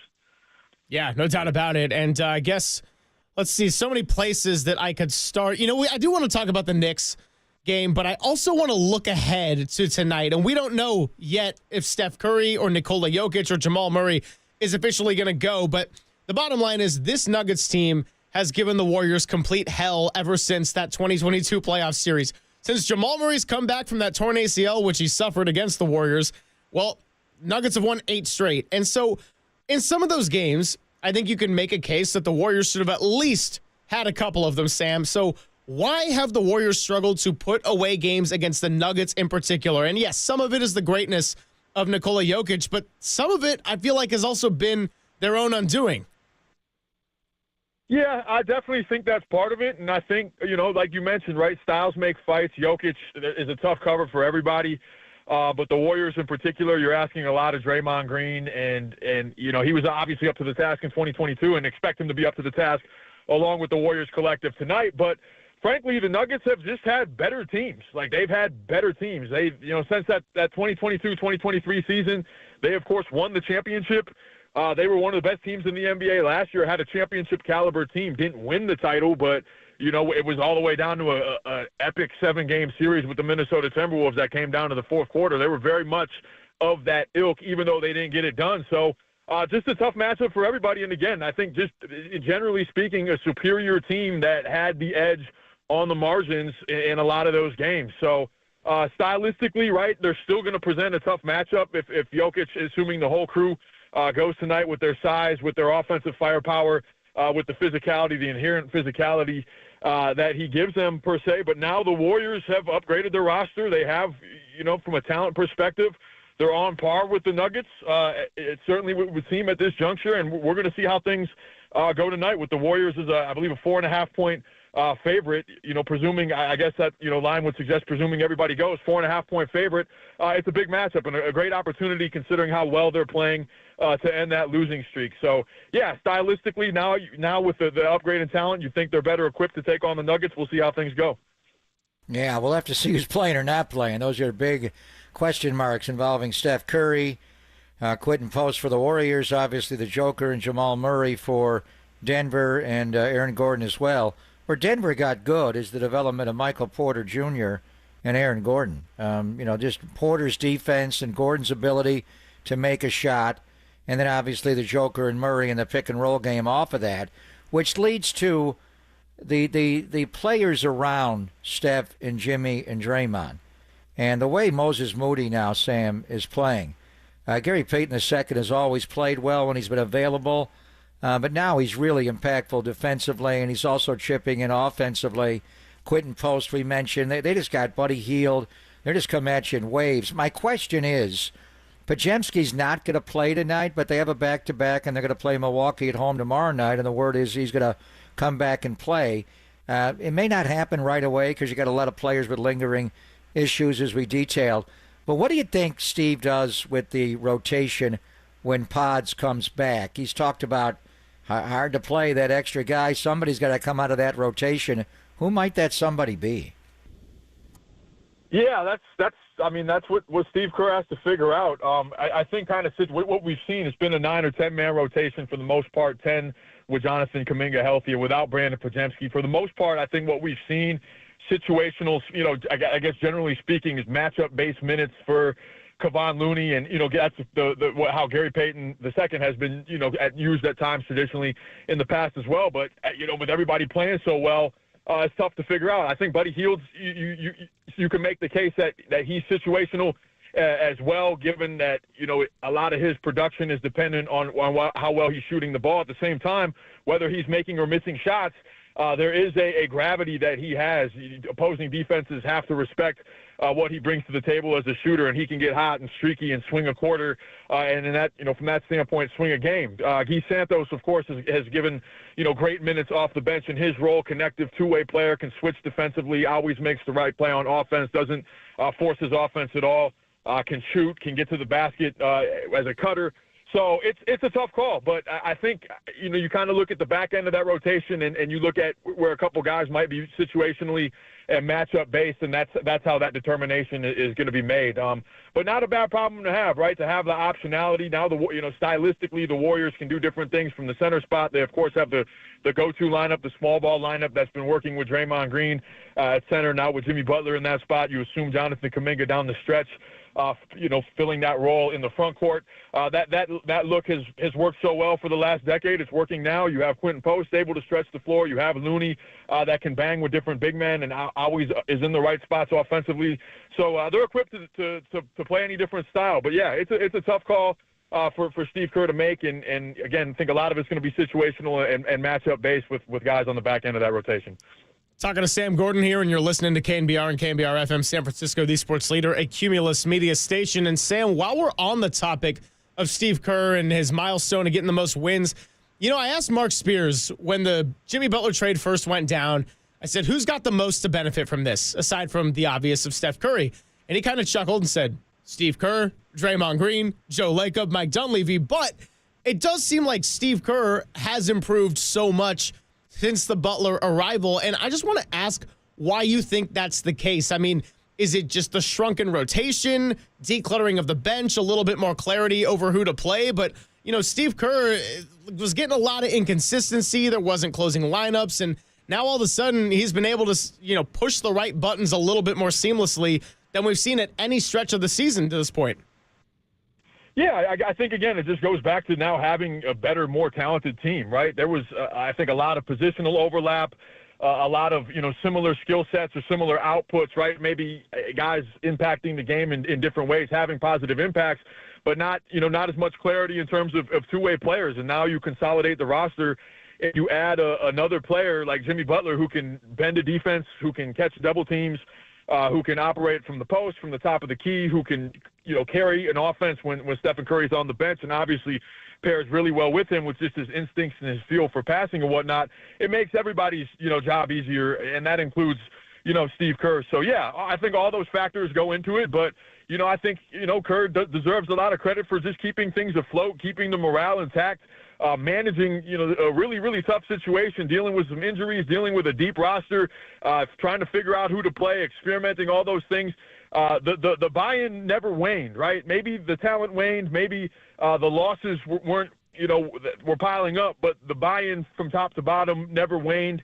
The Warriors, maintained a pretty competitive spirit throughout that whole thing. There was certainly games where they were overmatched, but there were a lot of close games that they were in, fighting down the stretch, fighting through injuries, all those things. And Kerr kept things afloat. And lo and behold, you upgrade the roster, you add, the jet fuel that is Jimmy Butler, and here they go winning 14 of 16. So, he's, again, done another masterful coaching job. There's a reason, he's one of the all-time great coaches in NBA history, and we're seeing that on display this season as the Warriors, look to peak at the right time and continue to develop this identity and mold this identity as they step up in competition these next couple games and, try and build towards the playoffs in general.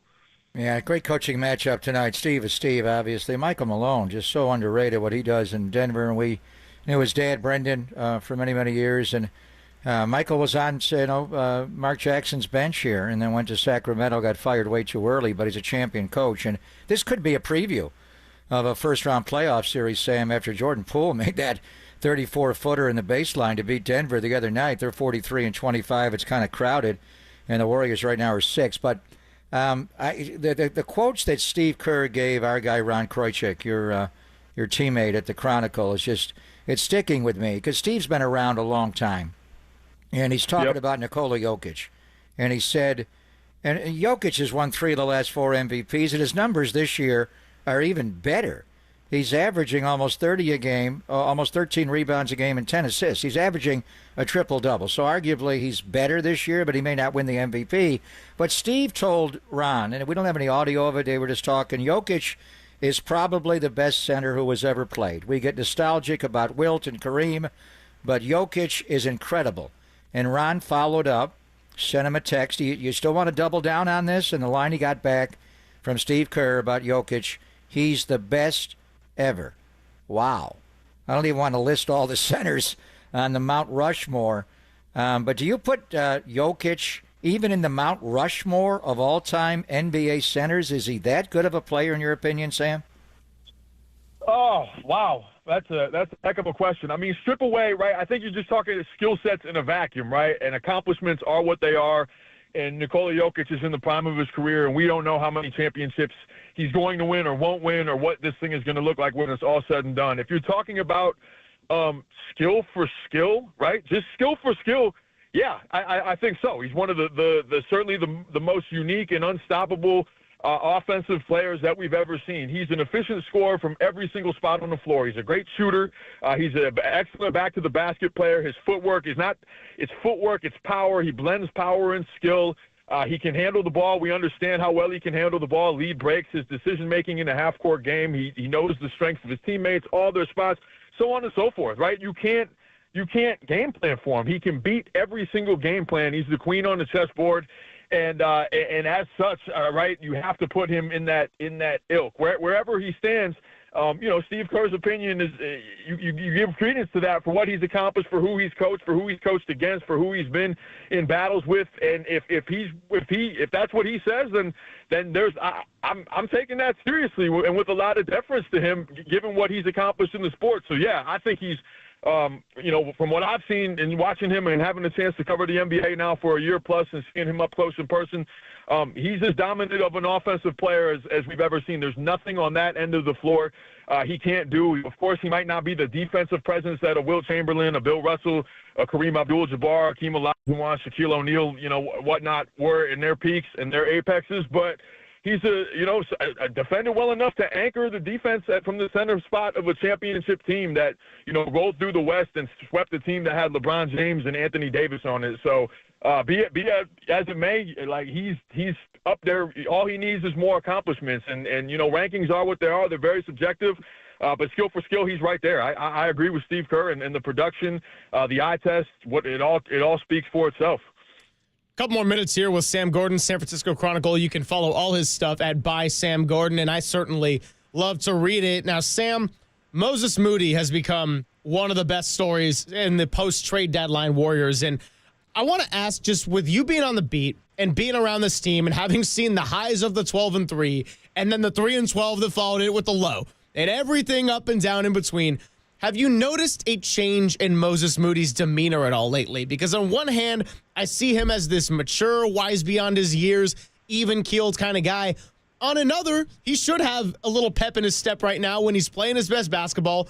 He's starting, he's getting the most minutes, and he continues to earn the trust of the coaching staff, not to mention what he's done on the defensive end. So do you notice a different version of Moses Moody at all? Yeah, a little bit, right? I mean, to your point, he's always been steady, always maintained a positive attitude, always been a team first, kind of self-aware, understanding where he fits into the bigger picture. That's always been his demeanor. But again, like winning, when you're playing well, when you're getting the kind of production and opportunity that he's getting, and they're delivering, and he's delivering, and he's a huge part of what they've been able to do, right? Last 13 games, I'm actually finishing up a story on Moses Moody as we speak, but last 13 games, he's been 44% from deep, giving you 13 points a game, defending at the point of attack, using his length, his physicality. He's talked about working with assistant coach Jerry Stackhouse, who's, of course, coordinates the Warriors defense, about the different nuances of defense and angles and positioning and footwork and things like that. And now you see him bothering ball handlers, funneling them into the help, pickpocketing great offensive players like Zach LaVine and taking the ball the other way. And then offensively, the speed at which he's playing at right now, again, playing off Jimmy Butler and Steph Curry together. When he's in lineups that include Draymond Green, Brandon Podziemski, Quentin Post, so on and so forth. Well, those are all guys that are connecting passers. And now when you have him spotting up, shooting 40+% from deep, he's in a position to attack closeouts. He's finishing with power at the rim. He's helping their defense. He's switchable. He's versatile. We've seen him guard power forwards. He has the size and the strength and the length to bother them. So, yeah, his emergence has been a huge part of this. And again, it goes to, in a lot of ways, it also goes to speak to, what Jimmy Butler brings to the table, right? Like, complementary players play off of the stars, right? The stars are who dictate coverages and who create opportunities, and Moses Moody is maximizing those opportunities. And, playing with Jimmy Butler now on the back line of the Warriors defense, strengthening their help defense, strengthening their team defense, that's helped as well. And then just now the ball movement that they're getting offensively. They've not that they ever, stopped passing the ball, but you're seeing a lot of 0.5 kind of prime Warriors possessions now with Jimmy Butler connecting him, knowing how to read the floor, where to screen, where to cut, and that's had such a profound effect. And again, Moses Moody, it's a credit to, his patience, his work ethic, his skill, and his maturity. So yeah, not that he's not, too emotive, about this. He's still very steady, but he's playing well, and it does definitely reflect, and he's, earned the opportunity he's getting, he's delivering. What is it, 18-1 as a starter now? I think something like that. Well, we'll see. 18-1. Yep. 18-1. We'll see if they can improve tonight. We'll see if Nikola Jokic, Jamal Murray, Aaron Gordon sounds like probably won't go. And then, of course, Steph Curry for the Golden State Warriors. Sam, you're the absolute best. Appreciate you as always. And we'll do this again many more times. And hopefully we can be talking Warriors basketball into April and May And if we're really lucky, the Draymond Green proclamation of June. Hey, it's certainly, there's belief within the locker room and within the organization that can happen. So, yeah, it's on the table, Greg. Appreciate you guys both for having me. Looking forward to the game tonight, and we'll talk soon. Take care. Thank you, Sammy. Awesome. He is Sam Gordon of the San Francisco Chronicle, and you can read him at by Sam Gordon. That's where you can get all his posts. And, one of my favorite beat writers in the entire biz. But then again, I feel like I say that about a lot of the Warriors media because we're lucky in the Bay Area with the people we got covering.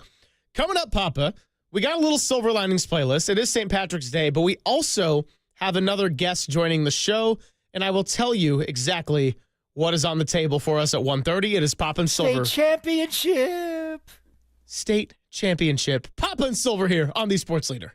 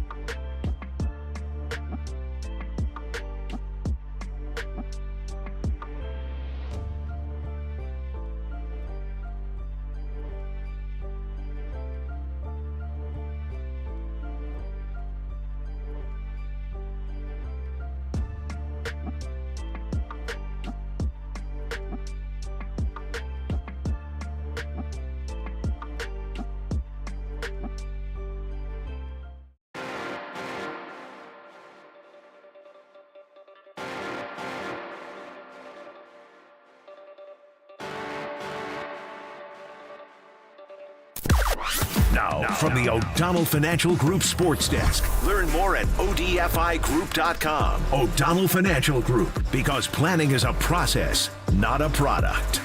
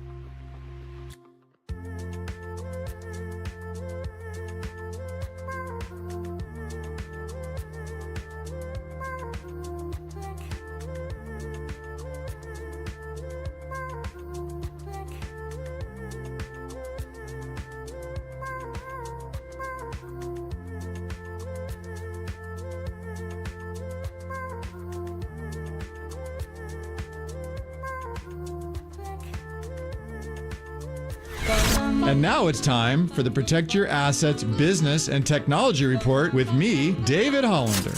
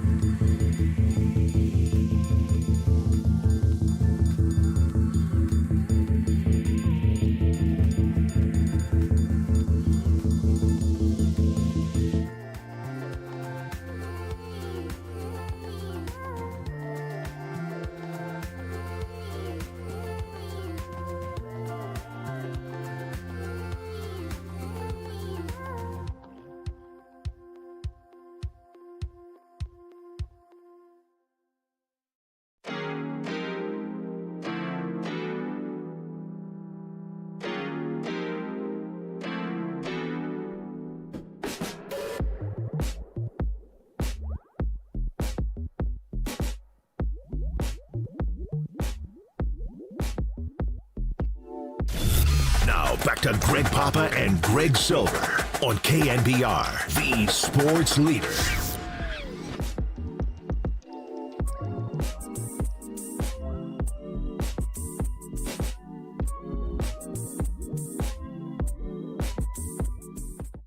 Silver Linings Playlist with Greg Papa and Greg Silver.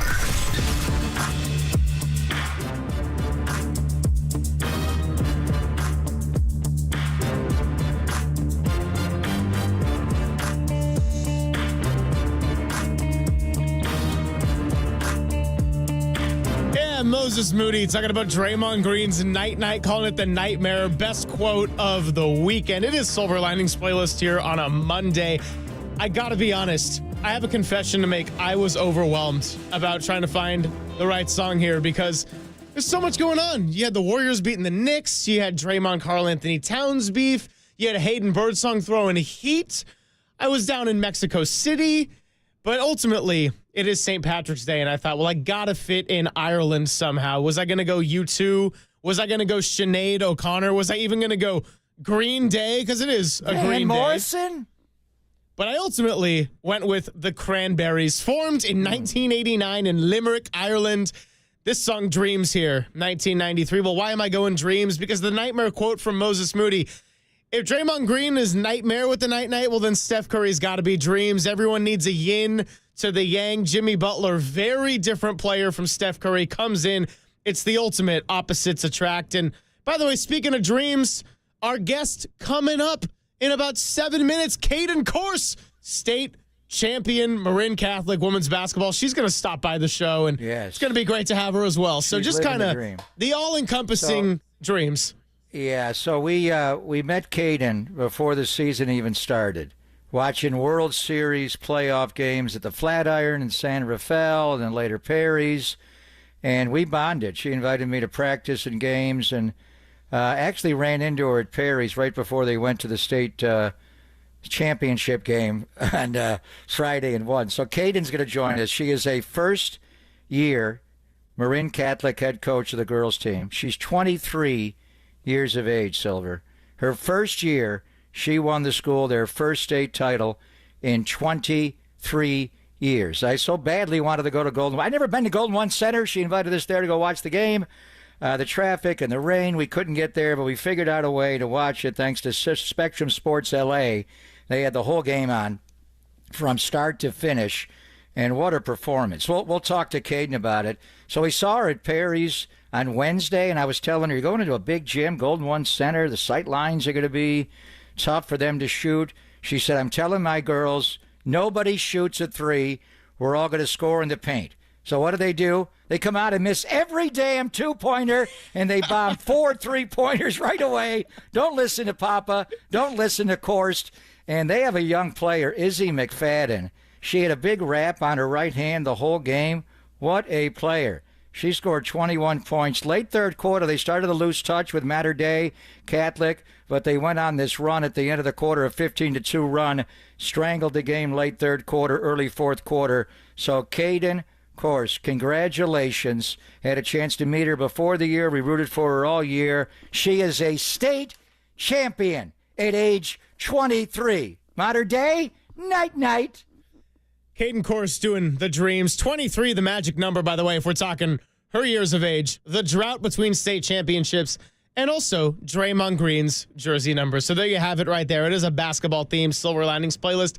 Been trying to save the baseball ones in the bank, knowing that we got a lot of Giants ball coming our way and a lot of headlines to be tracking too. So we'll see what happens with Jung-Hoo Lee. Obviously, that the news of the day that has everyone a little bit antsy. But yeah, Caden Corse is going to be joining us coming up. She went to college at Cal State San Marcos, where she was actually teammates with now UCSB Gaucho assistant women's basketball coach and someone who went to my high school, Kelsey Forster there. And if you're looking at the stream, Greg Papa has got the interview post-game celebration going right there. Izzy. So Izzy is a player.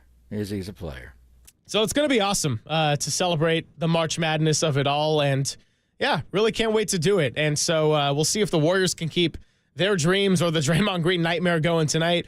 Caden Corse, though, can just sit back and enjoy this one. So lots coming your way. And the other reason I was a little bit worried and overwhelmed about doing the right thing today is, like, if I did an old Irish jig, I was going to hear about it from one of my parents who happens to have just walked into the bullpen about 5 minutes ago. He wasn't going to be in a very good mood. Yeah, dirty work. They accuse everybody of stealing their bits. I would say that they're kind of stealing our show today. Papa and Silver rendition number 2 coming up from 2 to 6. So, yeah. But that's all aside. Let's talk to Caden Corse next, coming up. It is Papa and Silver, the original, here on the Sports Leader.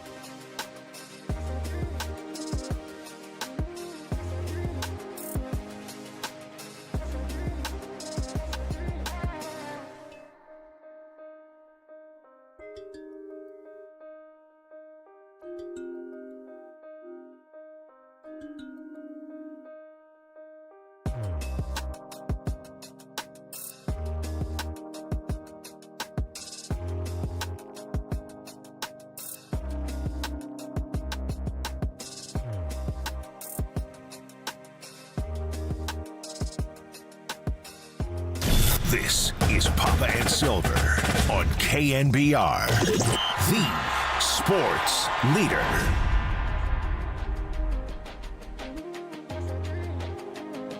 What's happening? Thanks for joining us. Greg Papa, Greg Silver. Another half hour to go here on a Monday. So much we've gotten into today. Jordan Mason, Kyle Juszczyk, the Golden State Warriors, Steve Kerr. They're playing the Knicks, and they got the tough back-to-back Nuggets and Bucks. We got into the Giants. Keith Law joined the show, and now it is time to take it to not college basketball and March Madness. We're talking about high school basketball and a state championship because Caden Korst, the first-year head coach for the Marin Catholic women's basketball team, is now a state champion. Caden, great to have you here. Greg Silver, Greg Papa, KNBR, the sports leader in San Francisco. How's it going? Are you still in celebration mode? Is there a 1:30 hangover going on, or what's the deal here? Let's go. No, I can't stop smiling. This has been unbelievable. Yeah, we, as I was telling the audience earlier, Caden, we met you before the season started watching baseball. We bonded, lived near you and where your team is, and then just the whole event. So we were talking when we ran into you at Perry's right before the game about going to Golden One, that tough to shoot in there. And you said, I'm going to tell the girls, no threes in this game. They couldn't make a two, Caden, and you were bombing threes. What was going on there? Well, yeah, if they don't listen to me, they usually do their best. So they killed it. They were awesome. They didn't miss. They shot it well. It was really impressive and fun to watch. So, Caden, I myself am a UC Santa Barbara Gaucho. That's where your old college teammate Kelsey Forrester is now. It's good to see a lot of the players from San Marcos get into coaching right away. Now, just tell us a little bit and tell the listeners how this all came about and them being like, hey, Caden, fresh out of college, you want to go coach a Marin Catholic girls team? Yeah, well, the girls coach, Ashley Saya, who was here before, stepped down to go start a family and get married, and so the job opened, and I thought I had no shot, but it was be a good opportunity to go through the job application and interview, and I did, and then I got another interview, and then season started and literally went so fast. But now state champs, so it was awesome. Yeah, and you got so many great players, dude. But I do want to single out Izzy McFadden, and you were telling us about her going in. So, and she's just a baller. But she had a wrap around her right hand early in the game that reminded me of Steph Curry and the thumb injury at one point. Was she a little bit dinged up going into the game? Does she always wears the wrap? Because it didn't bother her at all in the game. No, she, a couple weeks ago in NCS, I think we were playing Moreau Catholic, she fell on her wrist. There were a few days, and it was purple and blue, and she could barely use it. Thought it was fractured. She got an X-ray after the game on Saturday. So that came back negative, which is great. But, yeah, she's this tough kid. She'd play through any injury. So the training staff here at Marin Catholic is awesome and let her go. So that was great, too. So, Caden, you talk about interviewing for the job, and you get another interview, and then you get another one, and then you ultimately get the job. And I have to imagine that's a bit of a, whoa, oh, okay, this is real. Like, how am I going to do this? And so I guess I want to ask, like, who'd you go to for advice, and how'd you go about just building everything from the culture to the X's and O's and kind of just hitting the ground running as you get this job? Yeah, that's such a good question. I don't even know. Like, I can't even put my I've got so many great mentors.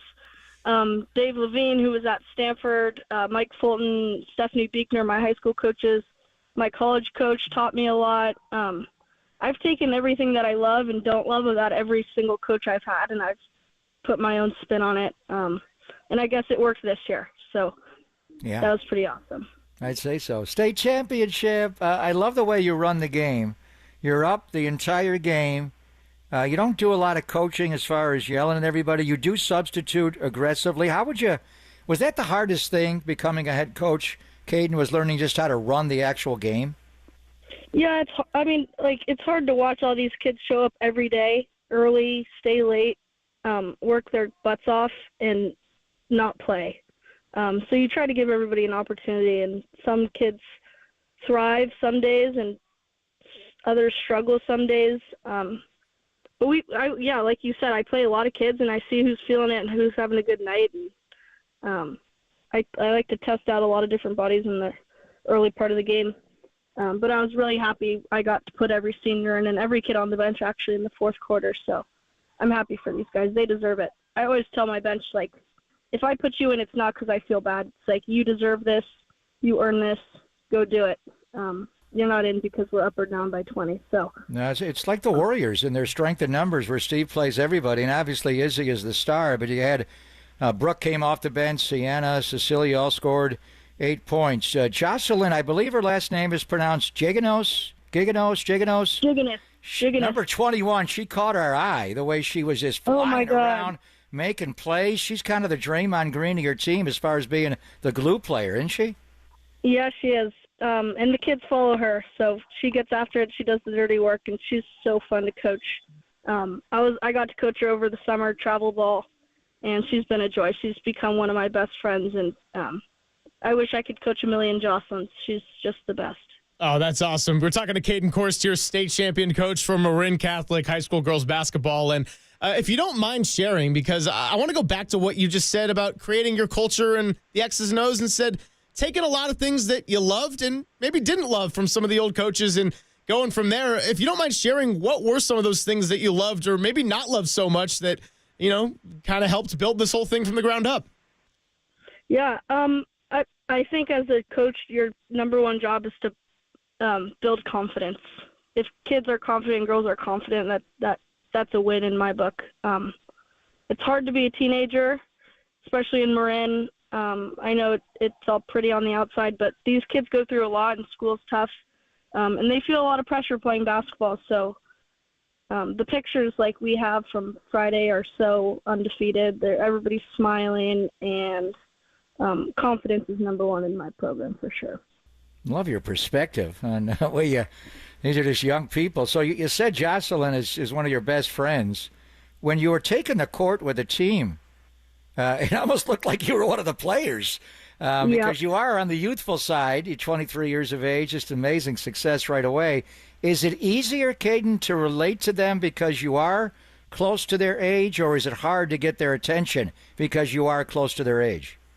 Yeah, both. The beginning of the year was tough. Like, that was a hard adjustment when we would play these tough teams, and we played a tough schedule. We got our butts kicked.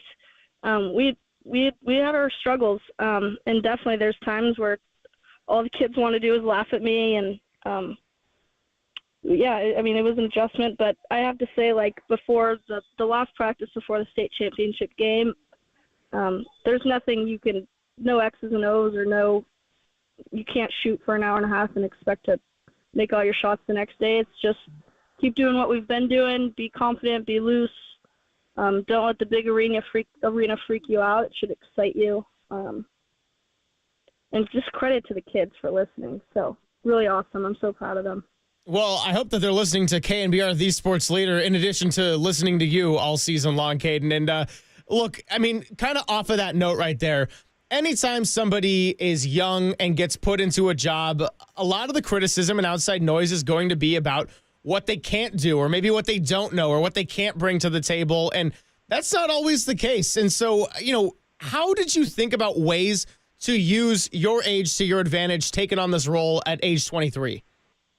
Yeah, I'm so open to feedback from my kids. I'm not stubborn. I don't think I'm the smartest person in any room I walk into.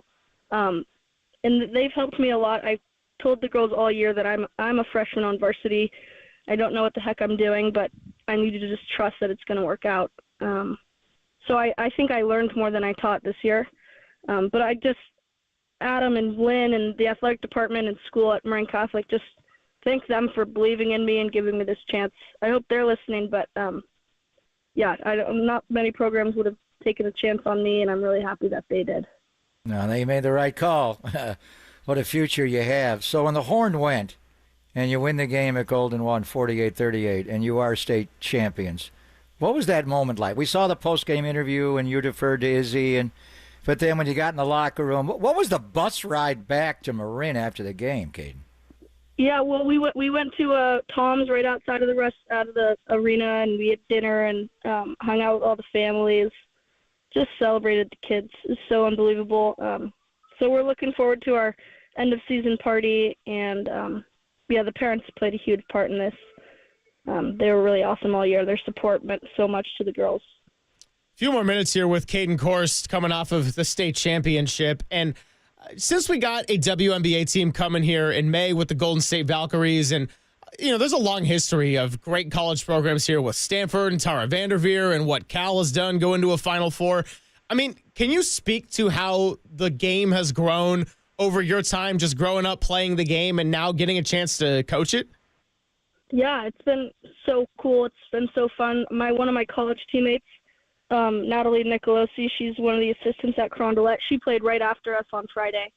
So we got to take a cool picture there. And then the head coach at Carondelet was one of my club coaches. So it's really cool to see where some of my teammates were still in the game, coaching, not playing. And then the new people and friends and coaches I've met doing this has been really awesome. And Carondelet won as well. I mean, it wasn't a great weekend for did. Northern California schools. Reardon had a tough one, but Carondelet took down the Mamba 5, Kobe's girls, huh? Yeah, they're good. They kicked our butts. We lost by 40 a few months ago, so yeah, they're legit. They've got Division I talent, great coaching staff. But it was fun to just see them after. My girls are like, we're on the same stage as Carondelet. It's like, yes, you are. You earned this. You did this. You've come so far. Let's go. So that was awesome. All right, Kate, I'm going to put you on the spot here, and you do not have to have an answer to this question, but have you gotten a chance to think about what the long-term goal in this coaching journey is? Do you want to coach on the college level? Would you like to coach on the pro level? Like, is there a specific vision you have for this point, or are you kind of just basking in year one success of a championship, as you should, by the way? Yeah, good question. I really live 15 minutes by 15 minutes. Like, I don't know what I'm going to do tomorrow. I don't know what I'm doing in 15 minutes. Like, just how I got this job. I just apply and try. Why not? But I love hoops, but I also love kids. So I love the youth, and I love high schoolers. And like I said, I think high school girls a tough time, and being able somebody to help them. And I think when girls hit high school, they look for somebody other than mom and dad. So that's been a really great pleasure. Well, I know we're doing the next 15 minutes. Let's go drink some green beer. You're a state champion, girl. Congrats. Let's do it. Thanks, guys. Congratulations to you. Thank you, Caden. Congratulations. Thank you. Bye, guys. She is Caden Korst, 23 years old, 1 year, one championship. Hey, we've been talking about Steve Kerr today. He won as a rookie with a championship. It's a little something in the air here out in the Bay Area, in the North Bay. Not too bad, huh? George Seifert, he wasn't exactly a young man, but George won his first year. Sometimes it does happen. Sometimes you have to wait a long time to do it. But she is, I just love her perspective. Obviously, they're well coached. They're well played. They play a lot of zone. They move the ball around. They get the ball to their best player. Mater Dei had a really good player. Promise was her first name, and they just took her off the floor. But her perspective on they're just kids, and everybody needs to play. And at the end of it, they had their ups and downs. They had some humbling losses, but in the end, as a first-time coach at any level of basketball, she's a state champion. Congratulations. Yeah, I mean, hey, the results are going to speak for themselves. So congratulations to Caden Korst. Nice little fun break in the show. The living 15 minutes by 15 minutes kind of sounds like how I plan our shows sometimes, Exactly. We just move on. So and I think we hit all the levels of basketball. We talked a lot about pro basketball, obviously Caden in high school basketball and what they did at Golden One Center, and then the madness is starting now. So I'm gonna be listening to you coming up with our guy JR and try to get some thoughts on how to fill out the bracket, because it's that time of the year where we haven't watched college basketball all year, but now we're all college basketball experts. You know what's great about it, though? And this is no insult at all over the people who do this year-round and know their college basketball. But you can get real insight, some great facts, some good nuggets, and still nobody knows what the F is going to happen at the end of the day. That's what it's all about. And, Papa, you said JR, hope you got a pen and a notebook nearby, because you know what time it is. It is time to make you some money. The following interview is being paid for by TakingVegas.com, and the views, opinions, and picks expressed do not reflect those of the station or its ownership.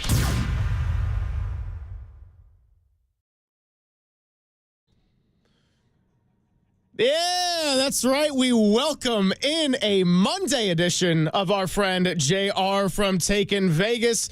8889 WIN-NOW is the number you can call, or you can text WIN to 545454. JR, all right, we got to talk about it. It's the basketball game of the day. There's a lot of injuries on the table, so Nikola Jokic or Steph Curry playing, not playing, that's kind of a big difference, but you got to be talking about Warriors Nuggets, right? No doubt about it. We're going to give this one out as, again, our NBA game of the week. I've won this game now 5 weeks in a row. Take advantage of it. It's absolutely free via text message.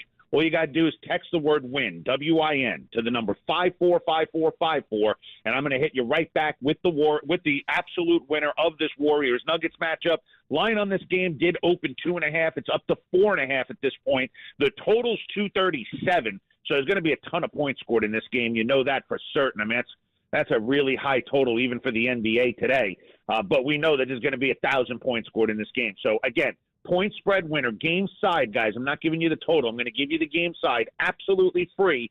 Text the word WIN to the number 545454, and you're going to get the point spread winner of this Warriors-Nuggets game absolutely free. And while we're here on the air, JR is actually going to tell you how to fill out the first ever perfect bracket. Okay, maybe not. Maybe the odds are a little too tough for that one. But let's just talk about a basketball game happening in the NBA tonight, because this is kind of the time of year where if you want to go and make some money, you'll be sniffing around at all sorts of random games. We're talking NBA League Pass. We're talking maybe a little Pistons and Pelicans. We are. As a matter of fact, yeah. I mean, I gave you another winner last week on air. I think we've been red hot, another 3 or 4 in a row for you. It always seems to go that way too, right? Like I'll hit 4, 5, 6, 7 in a row sometimes for you, and then we lose 2 or 3, but we come right back with another 4 or 5 in a row. So I really like this one. I'm not going to give any explanation other than they're going to steamroll. Look for the Pistons to really beat up on the already beleaguered New Orleans Pelicans, who've only won 18 games so far this season. Pistons not doing phenomenal, but 6 games above 500, laying 6.5 on the road. And another one, I'm expecting a lot of points scored in this game, but it'll still be a tight number as far as the 234.5. So I'm going to take the Pistons here, lay the 6.5. They're going to get the job done. I expect them to win this game between 12 and 15 points.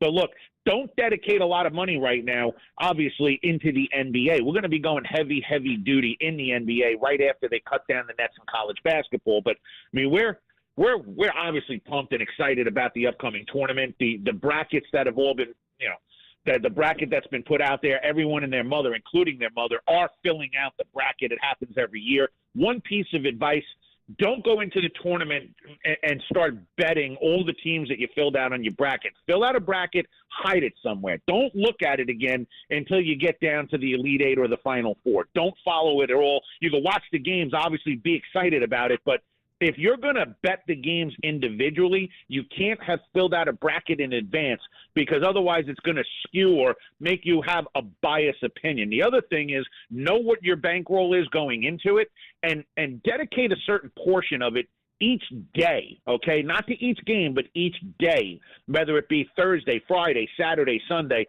Don't go more than 20% a day, not 20% per game, and split it up amongst 1, 2, 3, 4, however many games it is you're going to bet for the day. We've got strategies in place. Obviously, this is what I do for a living. I make people a lot of money betting on sports. I love what I do because we not only are so successful at it, but it's exciting. There's nothing better than betting games and making people money and being able to watch it actually happen. So, I'm going to Vegas. I will be there on Wednesday. I'm not leaving until Monday. We're going to make a fortune. I have a ton of clients coming out to meet me for Thursday through Sunday. We're going to roll over tons and tons and tons of cash. So be a part of it. Starts out tonight with a big winner in the NBA, obviously. I know you guys are going to watch the game. Man, it's going to be a good one. So if you're going to watch it, you're going to have a little action on it, be on the right side. Nuggets taking on the Warriors. It is absolutely free. I'm going to send it to you via text message. All you got to do is text the word WIN to the number 545454, and you get that winner absolutely free. Again, all you got to do, text the word WIN to the number 545454. Nuggets Warriors, absolutely free, and you get it via text message. And again, one more time, guys, get in the Pistons tonight minus the 6.5 to go along with the winner of this Warriors Nuggets game. As always, Be safe, have fun, and guys, let's go out there and let's make some big tournament money. The preceding interview has been paid for by TakingVegas.com, and the views, opinions, and picks expressed do not reflect those of the station or its ownership.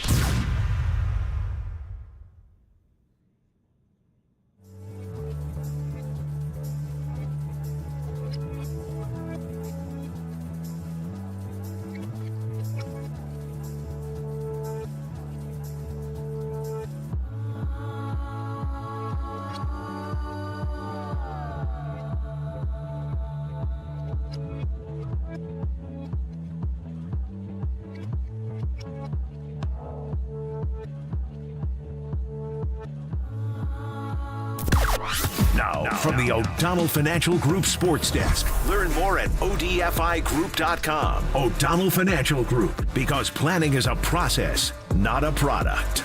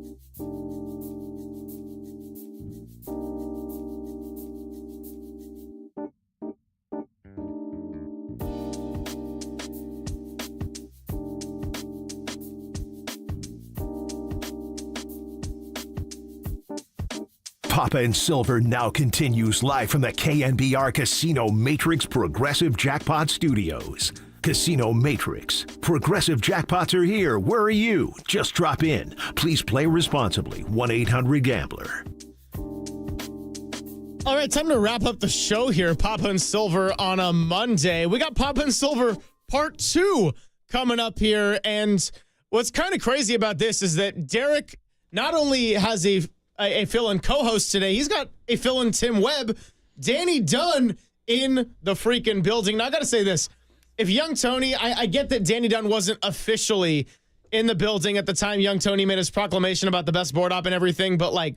Oh, no, Dan Dunn's definitely ahead of Young Tone. I say he's ahead of most... Yeah. He's in like Overnight Dave upper echelon. Oh, yeah. Ask Greg. Greg knows Dan Dunn, I think.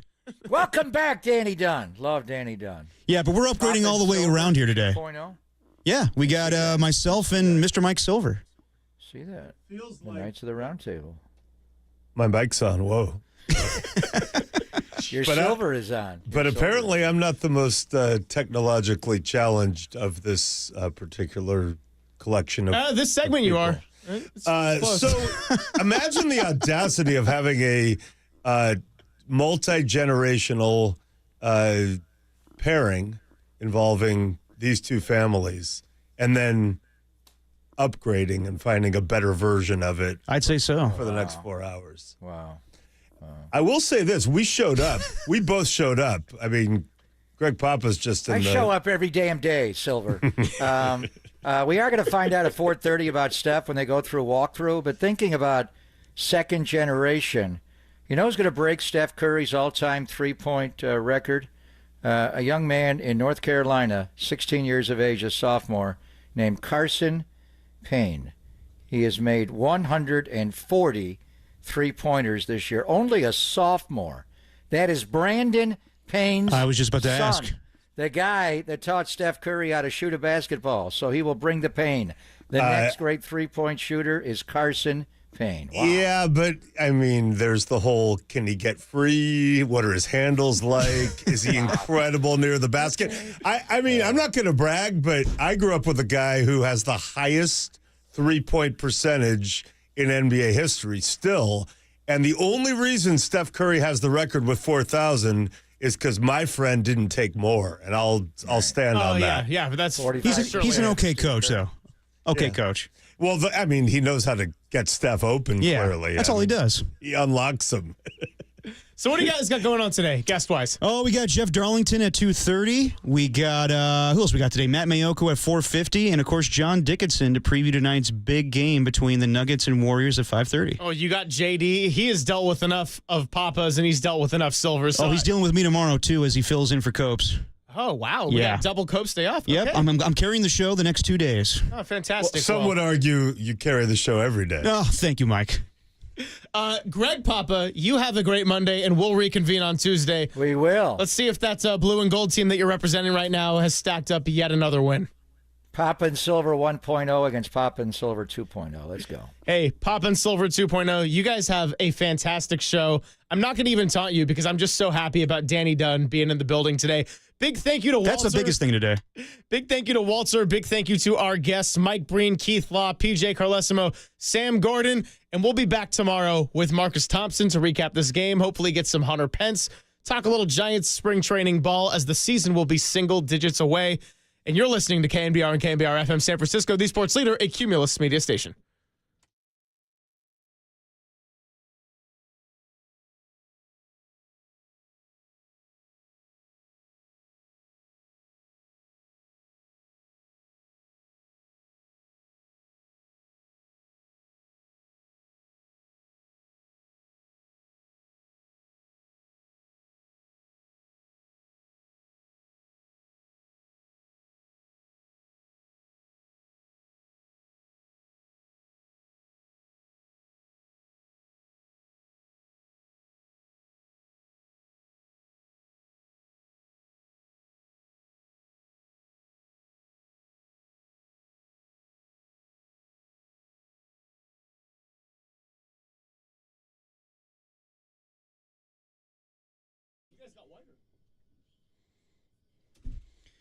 Papa and Silver rolls on although it's the better version of Papa and Silver. Adam Copeland out today doing God knows what. Ladies and gentlemen, it is an honor to have the best Silver at the station today, Mike Silver, the Athletic of the Athletic. What's going on, Mike? What an upgrade for... I'd say so. For Papa and Silver fans, of which there are clearly many. I have not been out of the house much, I got to be honest, for the last couple weeks since the combine ended. I was hoping for like a long beard then. I did get to the Cal softball game on Saturday, which was awesome. A walk-off 16th win in a row for the Bears, now ranked again. I know everybody's been worrying about if they're going to get back into the top 25 like me. They are today in Softball America. So I did that, but I've mostly been working the phones and grinding on NFL free agency. And it isn't just that first flurry because an all-time great player remains out there, and we still have not resolved the Aaron Rodgers situation. So I've really been doing that mostly, and so it is good to get out of the house. Having said that, it'll probably break now that I'm here for 4 hours. Yeah, I mean, we're still waiting on... Oh, don't do that to me, Danny. Don't you dare do that to me. This is why they say Danny Dunn is so good. He is the best. Dan Dunn is with us today, too. Tim Webb out as well. Dan Dunn back in the KNBR studio just feels right again. What's up, Dan Dunn? What's up, D? Thanks for having me on Dirty Work. Of course.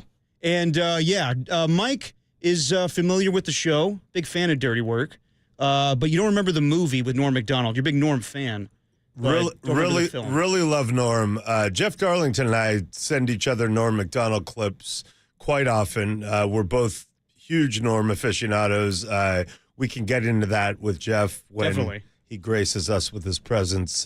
He's been around a lot of arrests this year too. He has a knack for people on their way to compete in premium events getting detained by officers of the law. He is now the foremost expert on that. But Norm Macdonald, I kind of vaguely remember seeing parts of the movie, but I obviously need to bone up on that. But you, my friend, need to revisit the title track from the often forgettable 1986 Rolling Stones Dirty Work album that has the great song One Hit to the Body on it, which I will stand on. But Dirty Work, maybe not one of the most memorable Stones albums or songs, but obviously the Steely Dan Dirty Work, everyone knows that one. But we'll play that at the end of the show. We need to get into a little Stones Dirty Work just to make me feel like I'm back at Cal, seeing lots of Grateful Dead shows and bemoaning the state of music otherwise in the mid-'80s.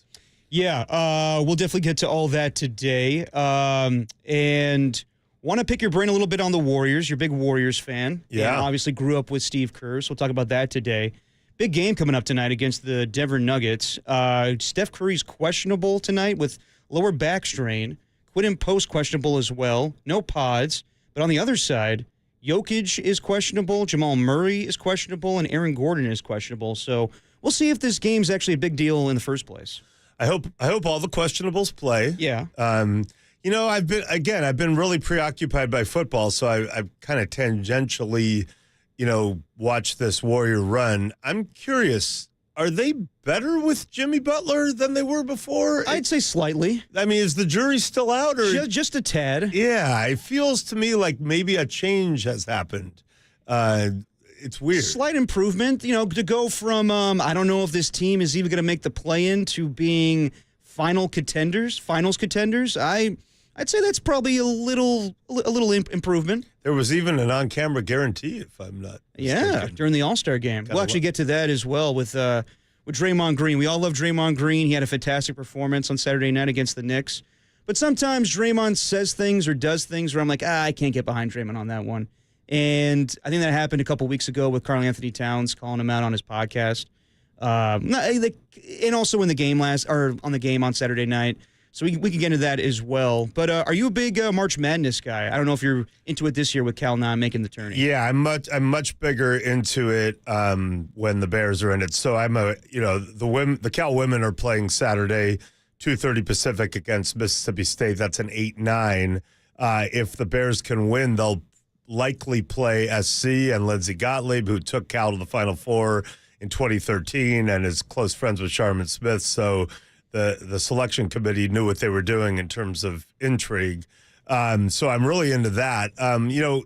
This is a weird thing that happens. So my wife, Leslie, Greg Silver's mom, she has 4 brothers and she's known me forever. So she's been around sports, her entire life, and she gets into it, especially Cal, but also, doesn't get into it like I do. Right. And then last year, something really wild happened. She filled out a bracket, and she transformed into a completely different human. I don't think I've ever seen anyone go from 0 to 60 on March Madness like Leslie Silver. She was obsessed. And my daughter similarly got obsessed. She was visiting, and at one point I flew in from somewhere and went to meet them out to dinner, and I was sitting in this Mexican restaurant for like 25 minutes, and I'm like, where are they? They were in their car watching the end of like a Kentucky game that could have ended in overtime or something because they were both obsessed with their bracket. So, our kids are grown, and, we don't have to, go to youth sporting events every 12 seconds, which was the best, by the way. But I decided then and there when I saw this that this first weekend of March Madness this year, a year from then, I'm taking Leslie to Vegas. So we will be in Vegas Thursday through Saturday. And not only will she fill out brackets this year, but I expect her to gamble on whatever game she wants to. And I don't really care, but I just want to watch her get emotional about these games in a sports book, and it's just so entertaining for me. That sounds like a good time, but what happens if Aaron Rodgers news breaks then? Then we're going to give thanks that I only had like 2 beers instead of 12. That could also happen. And listen, we could get into this whole Aaron Rodgers thing. Yeah, definitely. But it is wild that, the Steelers don't really know what's happening. The Giants don't really know what's happening. Many, many people around the league don't know what's happening. A lot of people in my business don't know what's happening. I'm not one of them, but hey, a lot of people don't. And yet, normally this would be a deadline type thing because, for example, the Steelers would say to Aaron, hey, I know you might be waiting on the Vikings, but we can't wait any longer. Yeah. And if you don't tell us by 5 o'clock, we're going to X. But right now, the we're going to X Joe Flacco is so underwhelming that I don't think anyone believes that. So they're not even trying. They're just like, okay, let us know when Kevin O'Connell tells you what he's doing. So that's why Diana Rossini and Alec Lewis and I wrote, the article that dropped Saturday, which is all eyes on Kevin O'Connell. He really is waiting and weighing what's it going to do with J.J. McCarthy if we bring it, Aaron. They're strongly considering it. It's been depicted to me by multiple sources who know as maybe 50-50, and it is a big decision. So that's what's happening. Everyone's like, why won't Aaron Rodgers make up his mind? He's such a drama queen. Well, in this case, he's hoping the Vikings side him, and he's waiting to see what Kevin O'Connell decides. So that's really more accurate. Yeah, I mean, you detailed it perfectly in your article with Diana Rossini and Alec Lewis this past Saturday, so we'll get to that a little later. We have Jeff Darlington from ESPN coming up at 2:30, Matt Mayoko at 4:50, and John Dickinson right before the Warriors and Nuggets tip-off at 5:30. We'll get to it all today. Real quick, I wanted to ask you, I noticed you're wearing an A's shirt for your green today, a little less dive bar action. I'm wearing their hat as well. Do you lean towards the A's if you had a baseball team? Yeah, I did. Growing up, I kind of liked Giants and A's in L.A., and I was a Niner Warrior fan and was happy about both Giants and A's. But then living in Oakland for a long time, I kind of skewed more A's. That's after I had to cover them for a while. Backing up as a baseball backup guy sometimes. So obviously I didn't really care then. But once I became exclusively NFL, I skewed more A's. And, it kind of really aligned well with being a Cal fan because, getting hope, having them not come through in huge games, blow leads. Sounds like the A's. It's going great. You think it's going to last a long time, and then the team falls apart. Kind of like you mentioned Cal in March Madness. We had 4 NBA players on a team, including Jaylen Brown, who's an elite NBA player. But at the time, 4 NBA players with Tyrone Wallace and Ivan Rabb and Jabari Bird. At least short-term NBA players, and 2 of them got hurt abruptly right before the tournament, but even then lost a 4-13 game and have not been back since. So, I did skew more A's. It's hard for me to talk about the A's right now. It's really frustrating. So, hey, when I get to be a baseball fan, go Giants. Let's go. Yep, I hear you. They're trying to convert me as well. And it's just so hard to do because I grew up my whole life rooting for the A's. I'm not going to root for them anymore because why would I? But I'm just going to cover the team, Mike. Can't you cover a team without being a fanboy of the Giants? For sure. But I always bandwagoned the Giants with the best of them, even when I was clearly A's. Like in 2010, 2012, and 2014, don't get me wrong. I was laughing at the out of town teams fans because I just felt like I deserved a bandwagon once in a while. Yeah, we all deserve a bandwagon every now and then. All right, so like I said, we got Jeff Darlington, Matt Mayoko, and John Dickinson coming up today on Dirty Work, and we're also giving away tickets. We are giving away tickets to see Metallica. 2 tickets going on this whole week with tickets to see Metallica, Limp Bizkit, and Ice Nine Kills. When's it going down? June 20th at Levi's Stadium. Tune in between 3 and 6. We give you the cue to call. Be the 10th caller into the studio at 415-896-KNBR, and you'll win. Furnished by Live Nation. Find official rules at knbr.com. Danny, what do we got today? Oh, sorry. You'll have to forgive me. I can't hear a damn thing. Went to a rock concert last night at the Garden. My seats were right up against the speaker. It's a heavy metal group, Metallica something. Ka. Huh? What? Ka. So when you hear that, call in to, what's the phone number here? Hang on, 415-896-KNBR, and you can be, and for the 10th caller, you can win tickets to see Limp Bizkit, Metallica, and Ice Nine Kills. I don't know Ice Nine Kills. I don't either. Yeah, I mean, they must be pretty good if Metallica and Limp Bizkit are like, hey, open. Probably good. Are you a Metallica guy or Seinfeld guy? That's the only clip I could find where the two are merged together. Huge Seinfeld guy. Love Metallica. Saw them at the Coliseum. Nice. Saw them with Guns N' Roses like in the heyday. And that was right after Hetfield had injured his hand when an explosive device on stage at an earlier show severely burned his hand. So it was a weird Metallica played first and Hetfield sang, but couldn't play guitar. They were still great. And then Guns N' Roses came on in the heyday. It was cool. Nice. Well, yeah, you can win tickets to Metallica. Just listen for that cue to call.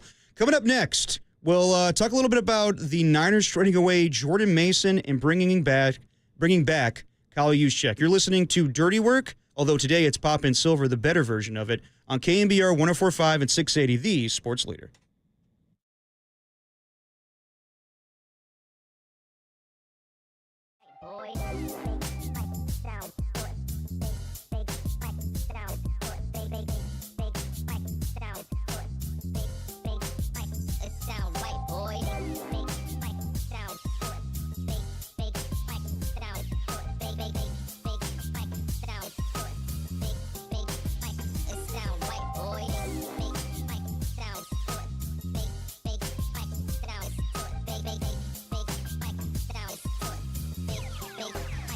Sound white, boy.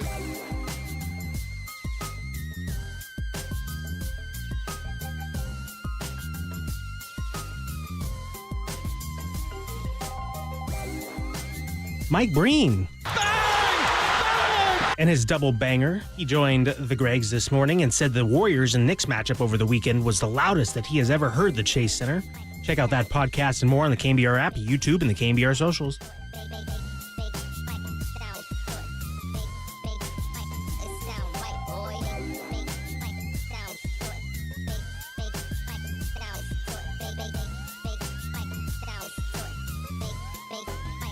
sound right, boy.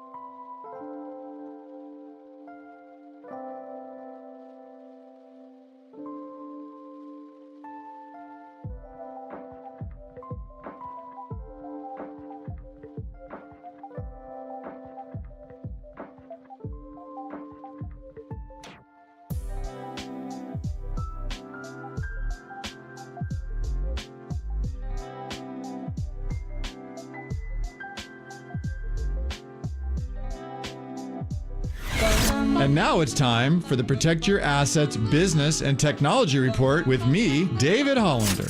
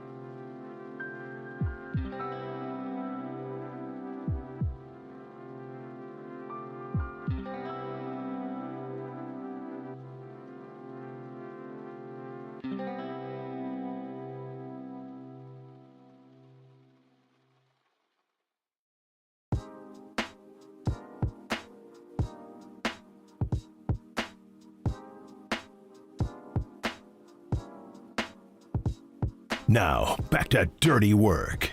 Adam Copeland and Derek Papa on KNBR 104.5 and 680 AM, the sports leader. Top of the morning to you. That's my terrible Irish accent. Dirty Work on a Monday. Adam Copeland out. Tim Webb out. Mike Silver in. A different edition of Papa and Silver. Jeff Darlington going to join us in about 8 minutes, so let's go a little quick here. Over the weekend, we saw the news that Kyle Juszczyk is signing back with the San Francisco 49ers after he was released. Took a little trip to see the Pittsburgh Steelers and came back, signed a 2-year, $8 million deal. Also saw that Jordan Mason was traded away. So let's start with Kyle Juszczyk first. I'm assuming that he went to Pittsburgh and the 49ers are the team that's going to use him the most as far as being a fullback. That position's kind of being devalued a little bit over the league, and it's kind of just another pay cut. He took a pay cut last year, stayed with the team, and really he's doing it again, I would say. The juice is on the loose, and now he's back. Hey, okay, first of all, the fans needed a win. I'm sorry, and that's where we are, that's a win. We got rid of him, and now he's back, but, like, just the optics of what's going on, and Mac Jones coming, we can get into that. That's all in my book and all, but really a lot of L's if you're a fan. Greenlaw being the most crushing. People got excited about Joey Bosa. That didn't happen. And so maybe that motivated the 49ers a little bit to be like, So this is how this stuff works. And I went and hung out with Juice in Tahoe last year for that golf tournament. He sat down with me, told me about how it had gone down, the previous March. And, this is a guy who has always said, I'm not taking a pay cut. I know my value. I've told Kyle, don't even bother. When faced with it last year, he ultimately did take the pay cut and come back. And so here's how it works. The 49ers will say, hey, we want you to take this pay cut or else. At that point, your agent can kind of gauge what the market would be were you to be free. It's tampering-ish, but, it happens. So you kind of know what the market's going to be vaguely when you tell them yes or no. He told them no, and part of that might have just been pride and being like, no, I'm not doing it again. And he went to Pittsburgh. Apparently the Raiders poked around. But what he got from the 49ers is pretty good because he got the second-year guaranteed. So what I have to, at one point, Kyle and I were communicating, and he had indicated that the 49ers had come back to him while he was free, but in a very underwhelming financial way. So I think he probably just said, nah, and he was in Pittsburgh, and then they were like, okay. So to his credit, he leveraged it up a little bit, and I think it's great that he's back. He's best friends with George Kittle. Their wives are best friends. By the way, Kyle's wife is super successful, so he's not groveling for every dollar now. But, he's obviously comfortable here. Kyle Shanahan knows how to use him better than probably anyone. He should have been an All-Pro again last year. Weirdly, was second-team All-Pro. I don't know what that was about. But he's the best fullback in the league. He has not dropped off. And in my opinion, it's weird to hang your hat on that this long in a free agency, but the Niners got a dub. They got him back. Yeah, that's the best move of the offseason, and a lot of people thought that maybe the guy they picked up from Jacksonville, the tight end, Luke Farrell, would be the fullback, but no, he's another blocking tight end, so they got their guy in Kyle Juszczyk. Have they signed two Lukes? Luke Farrell and Luke Gifford? Yeah, the special teams ace. Are we sure they're not the same guy, like masquerading? I hope not. And they just changed their last names just for the hell of it? It feels like the Niners are trying to put one over on us. Like, okay, we've got two guys you never heard of. They're both kind of vaguely important to us, but you don't really know why. We're not paying them a lot. And, hey, here's your new guy. I mean, we haven't seen them in the same room together, so you might be onto something. Yeah, like if they don't do a joint press conference, I think we need to start asking some questions. Do they often have press conferences for special team aces? No, they do not. Okay. I'm going to put Matt Barrows on this. He is all over it for The Athletic. In fact, I'm sure I'll get a text from him if he happens to hear about this. But yeah, Matt Barrows needs to confirm that the two Lukes are separate. The great author of Muddying the Waters. Unbelievable that Matt Barrows. I thought I was cool doing a book about football and football coaches. No, man, he's writing about murder. I know, it's wild. It is wild. I actually need to read that. And then Jordan Mason gets traded during the Warrior game on Saturday night. He's traded to the Minnesota Vikings, and the Niners get a 2025 fifth-round pick and a 2026 sixth-round pick for Jordan Mason and a 2025 sixth-rounder. And Mason signs a 2-year deal worth $12 million total, 7 guaranteed. My question is, what's the whole point of the second-round tender if the 49ers in the end just trade him away for a couple of draft picks? First of all, it would have been wild if he got traded during the Warrior game, like wall courtside with teammates. Yeah, like someone comes over. Jordan?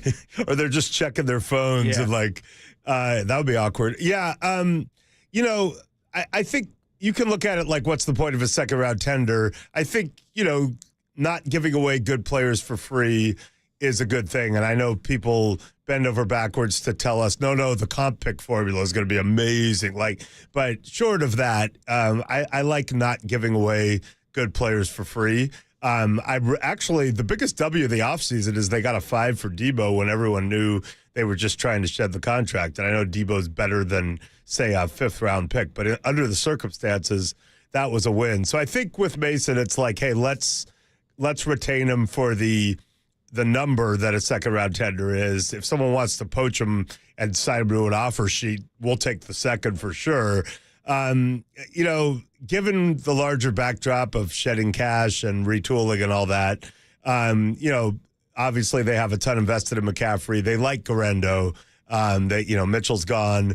And, this regime has shown an ability to find running backs and get productivity. Jeff Wilson, I believe, was undrafted. Jordan Mason was undrafted. That was the Ty Davis-Price draft. Yep. They tend to miss on third-round running backs, but they hit a lot of times on the undrafted guys, or drafted later. So, Jordan Mason looked really good last year. I think in a different era, you keep him as your number 2, but they like Garendo, and they got something for him.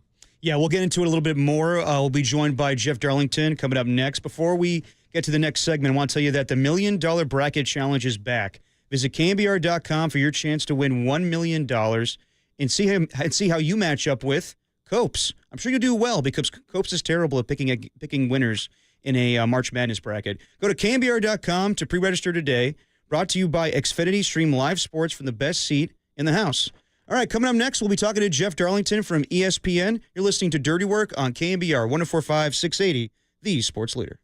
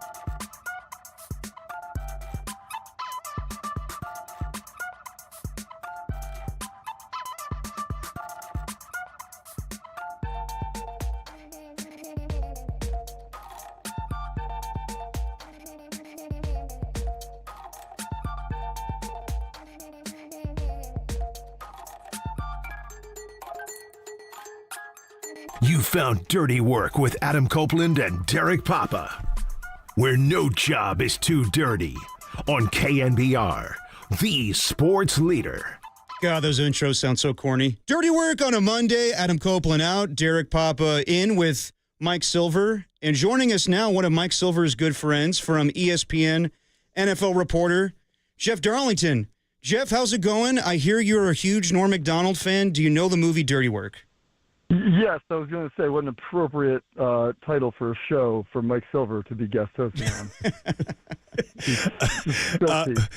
Would be a better word. Jeff, I don't know if you're familiar with the world's oldest person. Yes. She died recently, and as Norm Macdonald likes to tell us, it's almost like that position is cursed. Yes. Good luck to the next person to take on the title of the oldest person in the world. Happened again, man. It's tough. The odds are against them. I mean, Jeff and I send each other Norm Macdonald clips. I would say, I don't know, about every week or two. Oh, nice. Yeah, it's one of There's some great ones. I feel like of all the awful things about social media, one of the great things is that, especially with the algorithm, is that it feeds you. It's that long tail theory. Like, long after Norm has passed, his legacy lives on through the stupid clips that show up on my Instagram feed all the time. Yeah, and I got to, O.J. Simpson's a legend here in San Francisco, went to Galileo High, but one happy thing about his death, not happy, but less terrible, was that Norm Macdonald.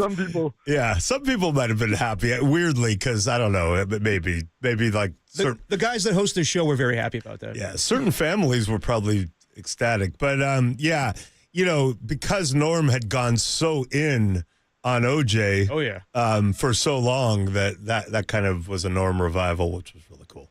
Yes, always. I'll always take a Norm revival, even if it means death. And we're off. All right, well, let's get off death for 1 second. Jeff, let me ask you about the quote-unquote reset of the 49ers offseason. What did you make of all the moves they make or didn't make? It's one of those things where I feel like if you read the aforementioned Michael Silver for the last year, I remember the column he wrote before the season that basically said this is the last dance. And so none of this really surprises me. I mean, I know that it's still going to draw the ire of a fan base that wants to see this team continue to find themselves in a winning window. But, to a degree, they made their bed.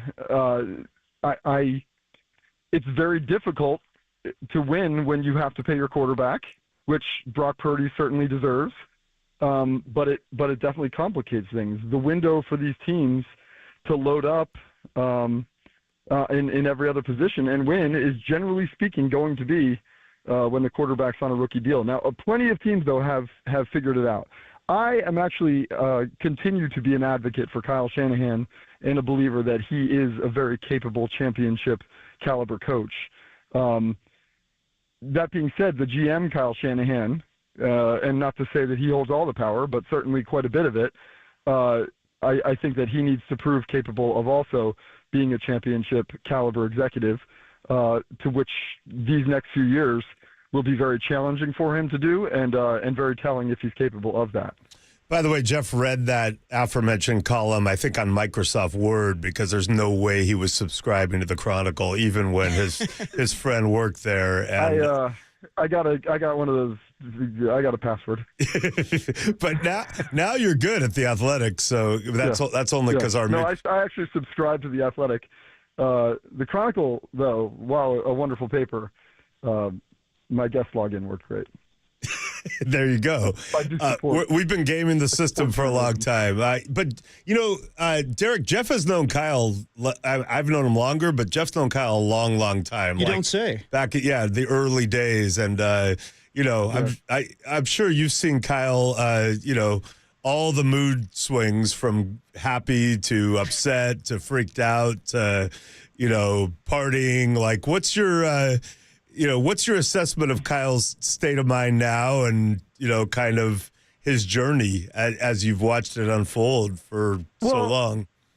I think that he has gone through so many learning experiences that he is not to the point where we should, by the way, consider him to be old or aging or nearing the window of incapable of winning a Super Bowl. Like, he is so weathered at such a young age and has been through so much that I hold out hope that all of that will eventually help him.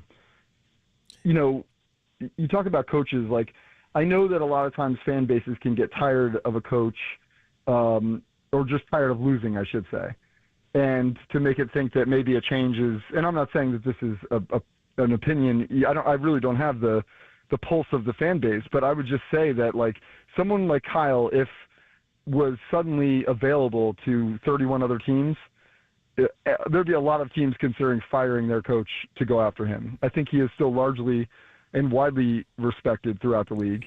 Personally, I still think I actually still think, Mike, he's a lot of the same person that we have always known. Yeah.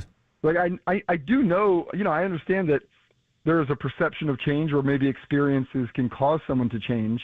But generally speaking, like, he's always been pretty, what's the word I'm looking for? Just, he's always had a direction, even if also a stubbornness that went with that still exists to this day. In my book, The Why is Everything, I know you're a huge fan of that title, so I'm going to say it again. The Why is Everything. There's a story in the book, as you know, that Kyle, as a young coach, got arrested with his friend Raheem Morris at the Combine after he felt Raheem was being racially profiled outside the Have a Nice Day Cafe very early one morning. And now that's a ride or die. Yep. The only thing that surprises me about that is that you weren't there to document it. I met Kyle 1 year later. Otherwise, I feel like that would have been the first chronicled police altercation in my career.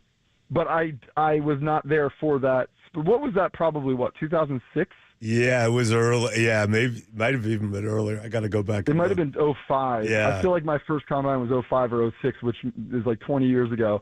I would have been there. The only thing is, I don't know that I don't think cell phone cameras were a thing. I probably would have been, unfortunately, at that point in my life and career, in handcuffs, side by side with Kyle.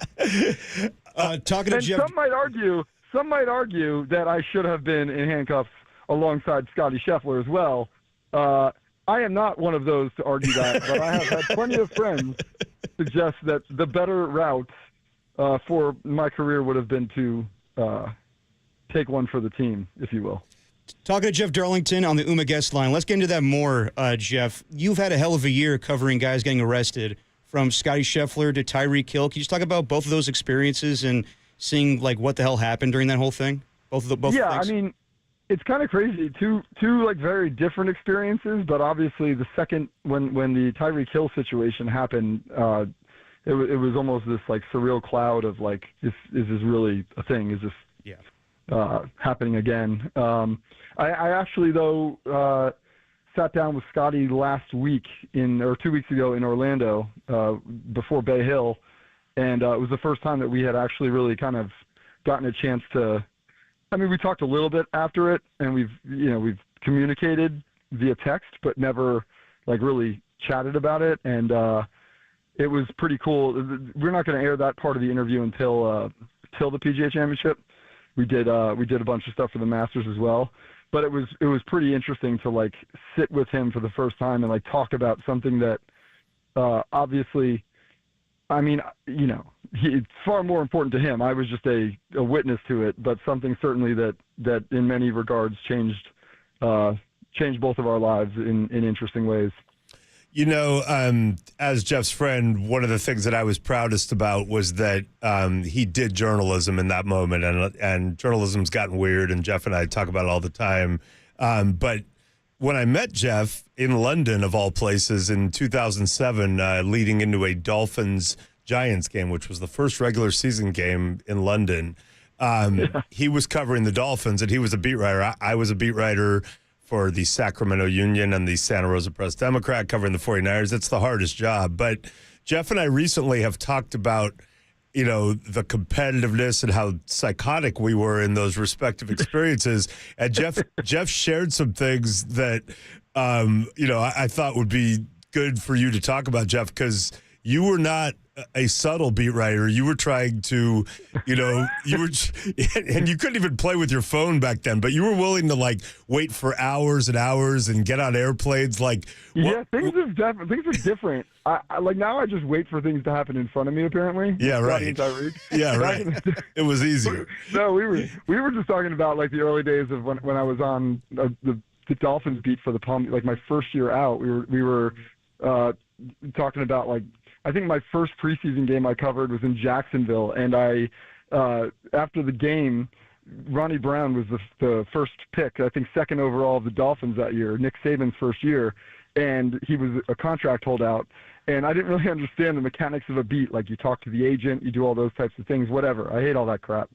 So I was like, well, was anybody just asked Ronnie? And my boss was like, well, I don't know. And I'm like, he lived in Cartersville, Georgia. And I was like, well, here on MapQuest, this is 2006. It says it's a 4-hour drive. So I just drove to Ronnie Brown's house in Cartersville, Georgia, and knocked on the door and was like, hey, Ronnie, I'm Jeff.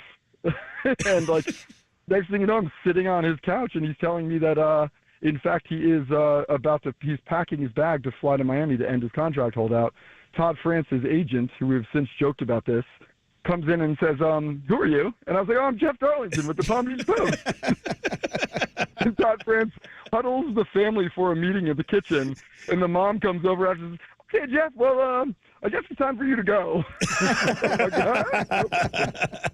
You're like, you're not cooking? You're not cooking? Come on. No, yeah. Yeah, no, it was, that was a different, I did a lot of things like that, or when I slept in my rental car outside Brett Favre's house.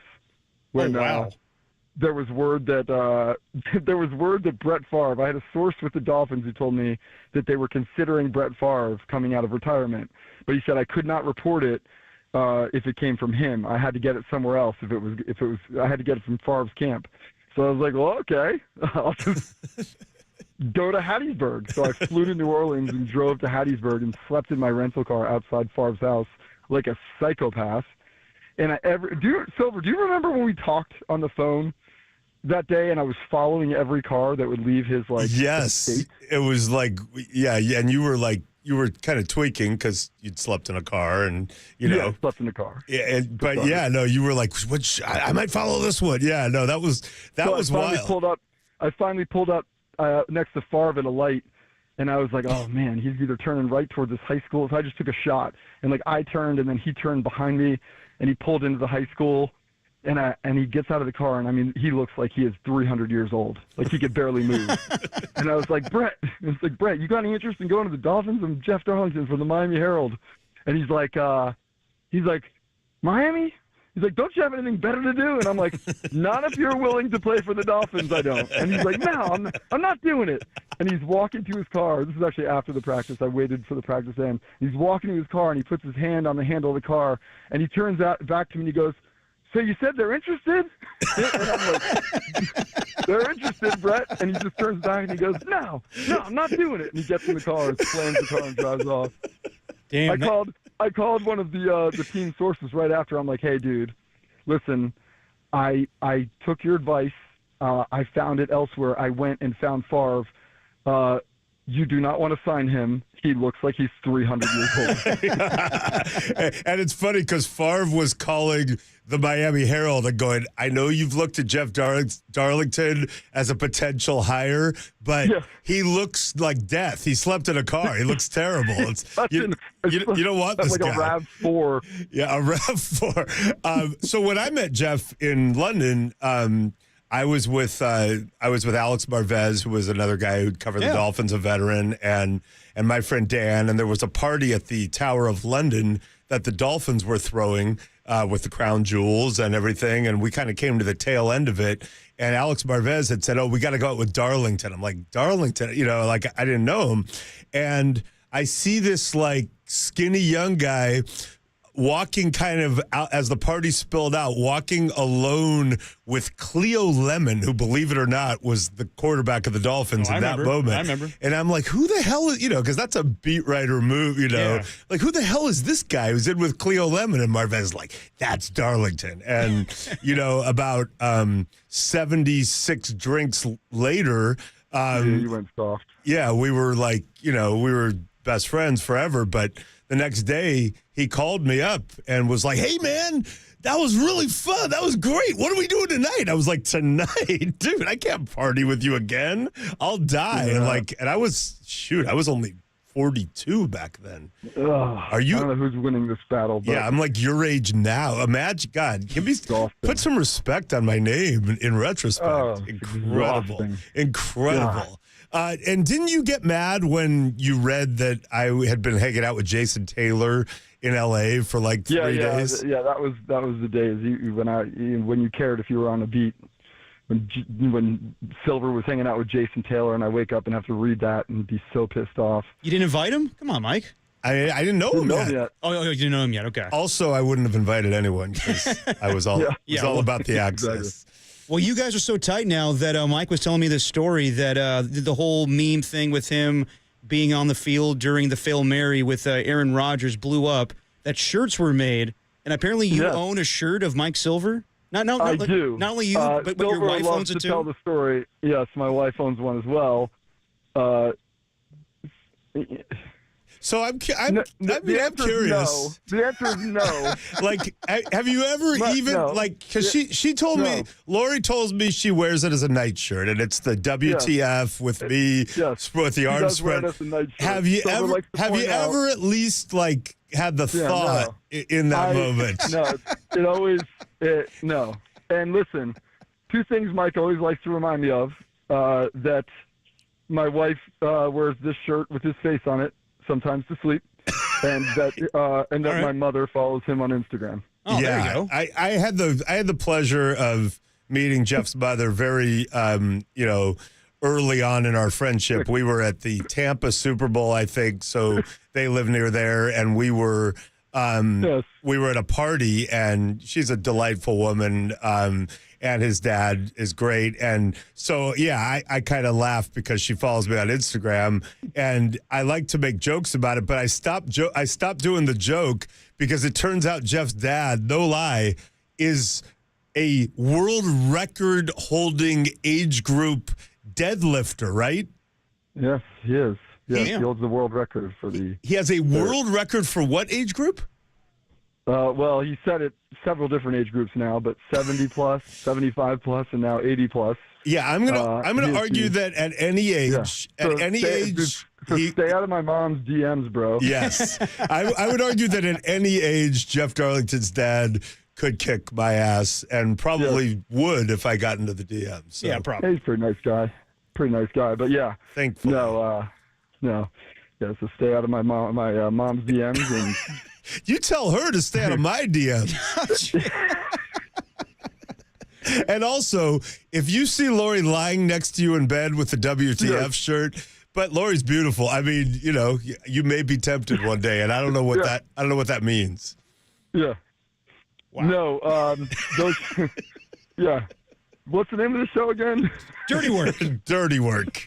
It's funny because I was on Derek's podcast yesterday, and his co-host came in he was broadcasting from his in-laws, and I did not tell the story of you at your in-laws. Oh yeah, be careful. Be careful at your in-laws, especially if you accidentally connect to their Bluetooth. Oh, good to know. Leave it there. Yeah. Good to know. Yeah. I mean, if you always make sure if you're setting up your in-laws' new stereo at their new condo at Lake of the Ozarks, make sure that you disconnect from Bluetooth.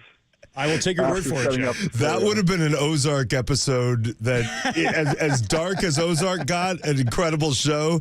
Imagine, like, if it had gone in that direction where a Bluetooth snafu with the in-laws. But I think it was crisis averted. Right, it was crisis averted. It was crisis averted. Don't worry, everybody. But you don't want to share content with an entire household all the time. No. No. By the way, this has gone great. I really like going on more with your son than I do with you. I can imagine. I'm just glad my son and the rest of America will never hear this because we're just having a private conversation. This is the pre-interview, everybody. And later, right now. Jeff Darlington will be on 50,000 watts, Dirty Work, KNBR. This is the pre-interview. Yeah. I have you one golf question in, Jeff. What does the future hold for Tiger Woods, you think, after this Achilles injury? I mean, personally, I like many, I'm holding on to every time that he can play, but I've been at the last 4 Masters, and I mean, when you start to root for him to make the cut, and when he does make the cut, you know that that's pretty much the extent of the achievement. Like, I think we all just sort of need to accept the reality of it. And I'm not. Golf's interesting though because you can't. It's not like a traditional retirement in golf. Like he could come back in 10 years and play the Masters again because he's a former champion. So it's not like tomorrow he could say I'm retiring from competitive golf, and anybody would then somehow no longer hold out hope that one day he'll do it. But I think we just have to expect that. I mean, when you tear your Achilles on a leg that should have been amputated, like medically speaking, it should have been amputated. It's hard to expect greatness, even from someone as great as Tiger Woods. What do you think is less likely? Tiger Woods winning another tournament, any tournament, including a senior tournament, any tournament, or him getting arrested in front of Jeff Darlington? I do not want to answer that because the reality is unfortunate. Yeah, it's sadly I think it's the latter. Champions Tour. He could get it. Champions Tour. And by the way, Scotty Scheffler, for all we know, did nothing wrong. Everything is alleged. No charges were filed. Ultimately. No, not just alleged. Dropped. Charges dropped. Dropped. And Jeff Darlington did not get arrested, though some of his friends have suggested that would have been the clout move. Did your suit get ruined? Because I know that you were in a car full of people and it was raining. I was a wet dog, and a lot of people. My friend has my contact information on his phone as a screenshot from that day. That's awesome. Because I walked into I was out in the pouring rain. I was in a soaking wet suit at this point. I had not put on my man makeup that morning, which I am accustomed to doing because it was so early. I show up to the studio after all this happens, like this makeshift studio on the course. I walk in the door, there's all sorts of chatter, and all of a sudden everybody just shuts up and looks at me like an episode of Newsroom. And everybody is awkwardly silent, and one of the directors says, 90 seconds to air, and that's what cuts the awkwardness. I go and I sit down. The makeup artist comes over and looks at me and says, I don't think there's anything I can do. I get that a lot. Brown paper towel. Yeah. Hands me like one of those brown paper towels you used to use in elementary school and says, just try to dry your hair with this. So, needless to say, I'm having like 1,000 text messages in my phone at this moment. Cannot keep up with it. I look down at my phone, and there's this one friend. Silver probably had a similar text to me at this point, but I got this like Kentucky friend, this real Southern guy who lives in my neighborhood. I see the text sitting there, and it just says, "Man, you look like cheese." I've always assumed like I'm wearing leather right now. I'm freaked out to get raindrops on it. I've always assumed that if a suit gets that wet, it's literally ruined. But can you dry clean it and get it back? Yeah, I've jumped in pools with suits and they've not been ruined. You like with Jason Light after a game, the Bucks general manager. That's his thing on social media. I didn't do it as any part of celebration of anything other than life. Was that in Vegas when you had to go buy a new iPhone? No, but I did have to do that. Different story. Okay. Yeah. Turned out if you just So, but if you drop your phone in the pool and immediately put $500 on black and black comes up, you get a free iPhone. So, no, what if red comes up? You get an iPhone for double the price? It's exactly right. Or you double down and hope you get it on the next one. There you go. By the way, Jeff, I'm taking Leslie to Vegas Thursday because she got so weirdly into March Madness last year out of nowhere because she filled out a bracket and transformed into a completely different human for like 2.5 weeks. So I decided that we're going to do it up and go full. Sounds fantastic. Yeah, it's going to be good. Going to be wholesome. Go jump in a pool with the suit. I may. No, this has gone great, guys. Yeah. Lost every listener you've had by now. The calls. It's like I just envision like the phone was all like the ringing lights, and now they're just all dead. Like there's no more calls coming in. That was the case when the show started, when people found out it was me and Mike doing the show together. So no worries there, Jeff. Yeah, it's just pretty much status quo. Thank you. Of all the days, Jeff Darlington on St. Patrick's Day does not appear to be partying. No, I'm not. I have to go to Valspar for a golf tournament, which I know you really care about, Mike. Yeah, I'm hinging on that result. Mike on a golf course is not a good thing for anybody. Not the golfers nor Mike. It's a bad mix. You should tell the story. When I hang up, you should tell the story about when was it John Elway? Jim Kelly. Yeah. Asked you if he could punch you in the face. He asked how much it would cost to punch me in the face. I will tell the story when you're gone. I'd like to thank you for taking so much time, and I would like to tell you I will see you next television appearance. There you go. Jeff Darlington of ESPN. Jeff, thank you so much for putting up with Mike shenanigans. Oh, and he's gone. Well, there you go. So wow. Jim Kelly wanted to punch you in the face? Okay. Hold on. We'll get into this. But let's tease. There was a price and everything? What Jim Kelly wanted to know was, yes, he wanted to punch me in the face. He wanted to know what it would cost from start to finish, and I will explain how I got into that situation and how I answered it when we come back. All right, and that's a tease, ladies and gentlemen. We'll talk about that along with the 49ers offseason. We'll get into more with Mike Silver's article from a couple weeks ago talking about the Niners offseason. You're listening to KNBR 104.5 and 680, the sports leader. Whatever. I hate all that crap.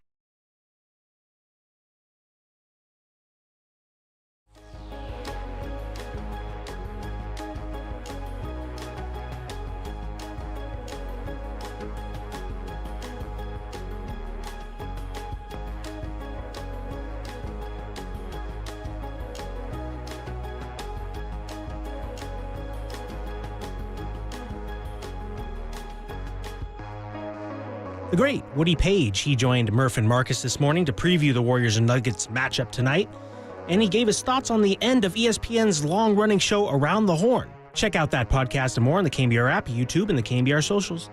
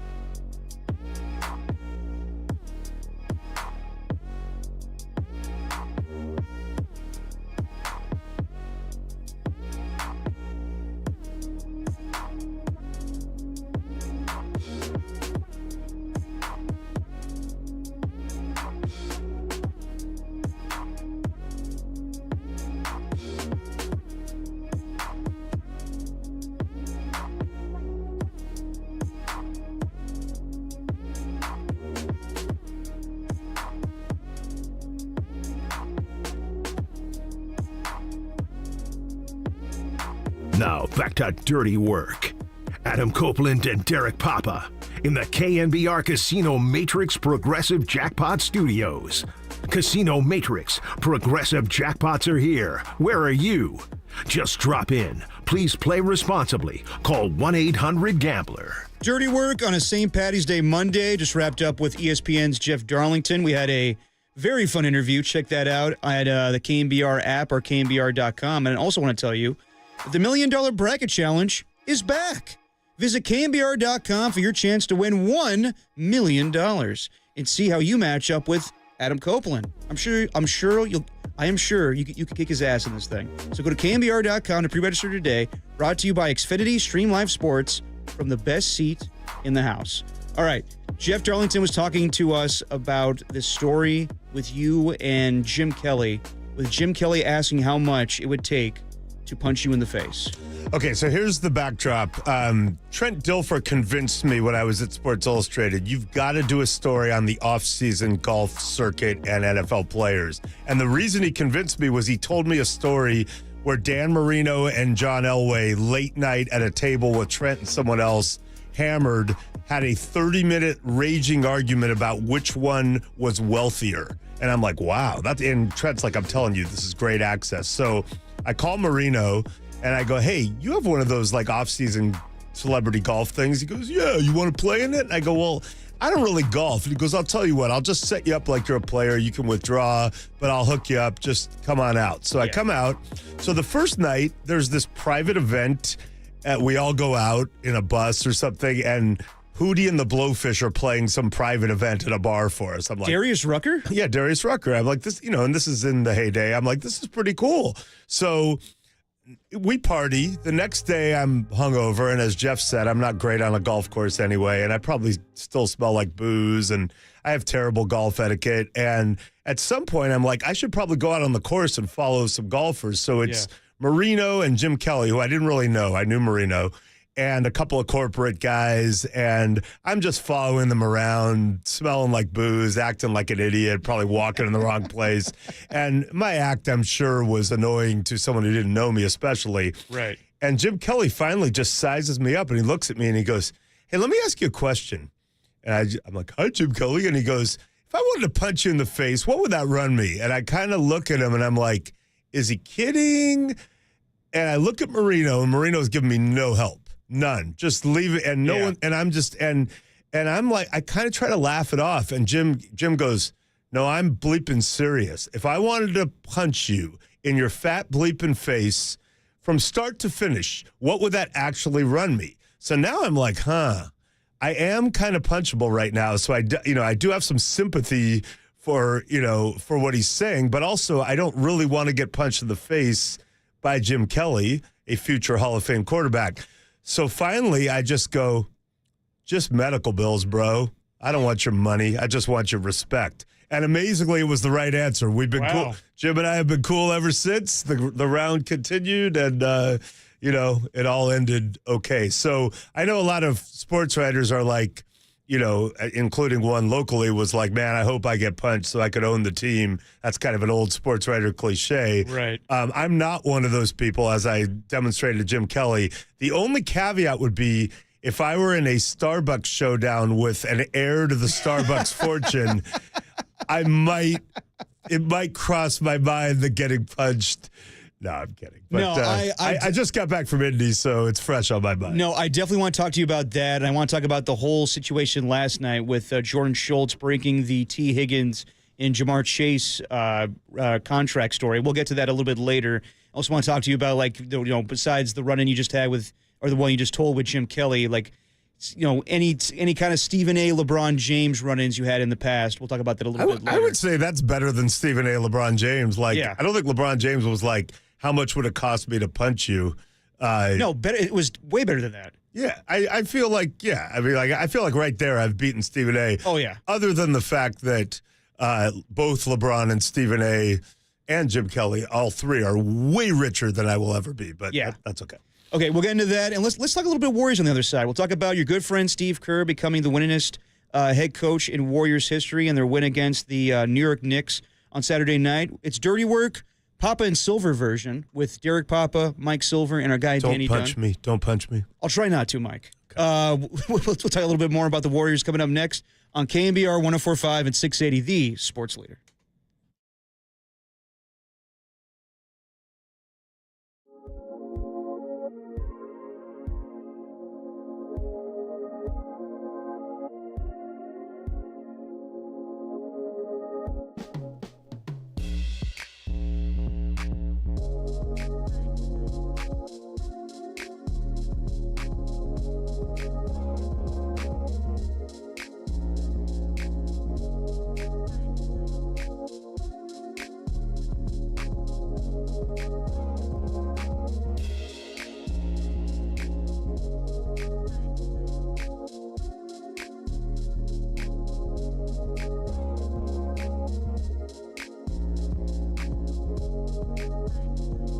The Warriors extended their winning streak to 7 games with a win over the Knicks on Saturday.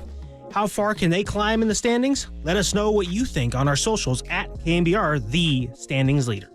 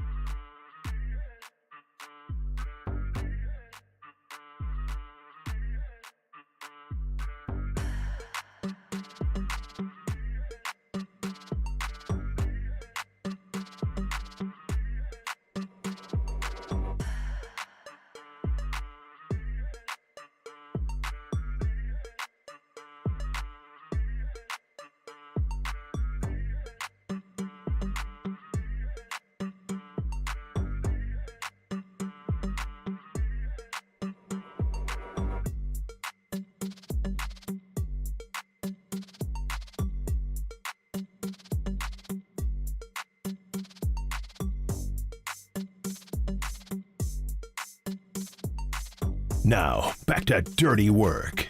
Adam Copeland and Derek Papa on KNBR 104.5 and 680 AM, the sports leader. That's going to be Karl Anthony Towns' third foul. And Towns talking to Draymond Green. No, I think he's saying go sit on the bench, Mike, because he picked up his third foul. He had some things to say on the way up, and now he's basically pointing at the bench like, go sit down. Throws it away. Butler tips it ahead to Curry, and an easy bucket for Moody. Yeah, but that's Draymond Green, Mike. He's made so many defensive plays here. Green, double team, finds Curry. Curry launches it up. That's good. Touched it before he turned and shot. Green sets the screen. Curry gets free. Curry nails another back-to-back threes, and it's a 9-point lead. Buddy Hield, quick outlet to Kuminga. Payton running the floor as well. Alley-oop to Payton. Textbook fast break for the Warriors, and they're back up by 8. Dangerous pass, and it's stolen. The floater got deflected by Payton. Curry picks it up. Green off the bounce, drives inside. He banks it home. Timeout, Knicks. 6-point lead. And the night-night sign from Draymond Green. Love a good night from Draymond Green as the Warriors win on Saturday night, 97-94 over the New York Knicks. Just a little over 2 weeks after they last played them, winning 114-102 in the Garden. Steph Curry with 28 points in both matchups. Guy Santos gets the start. Jonathan Kuminga play his second game in action since returning since January 4th.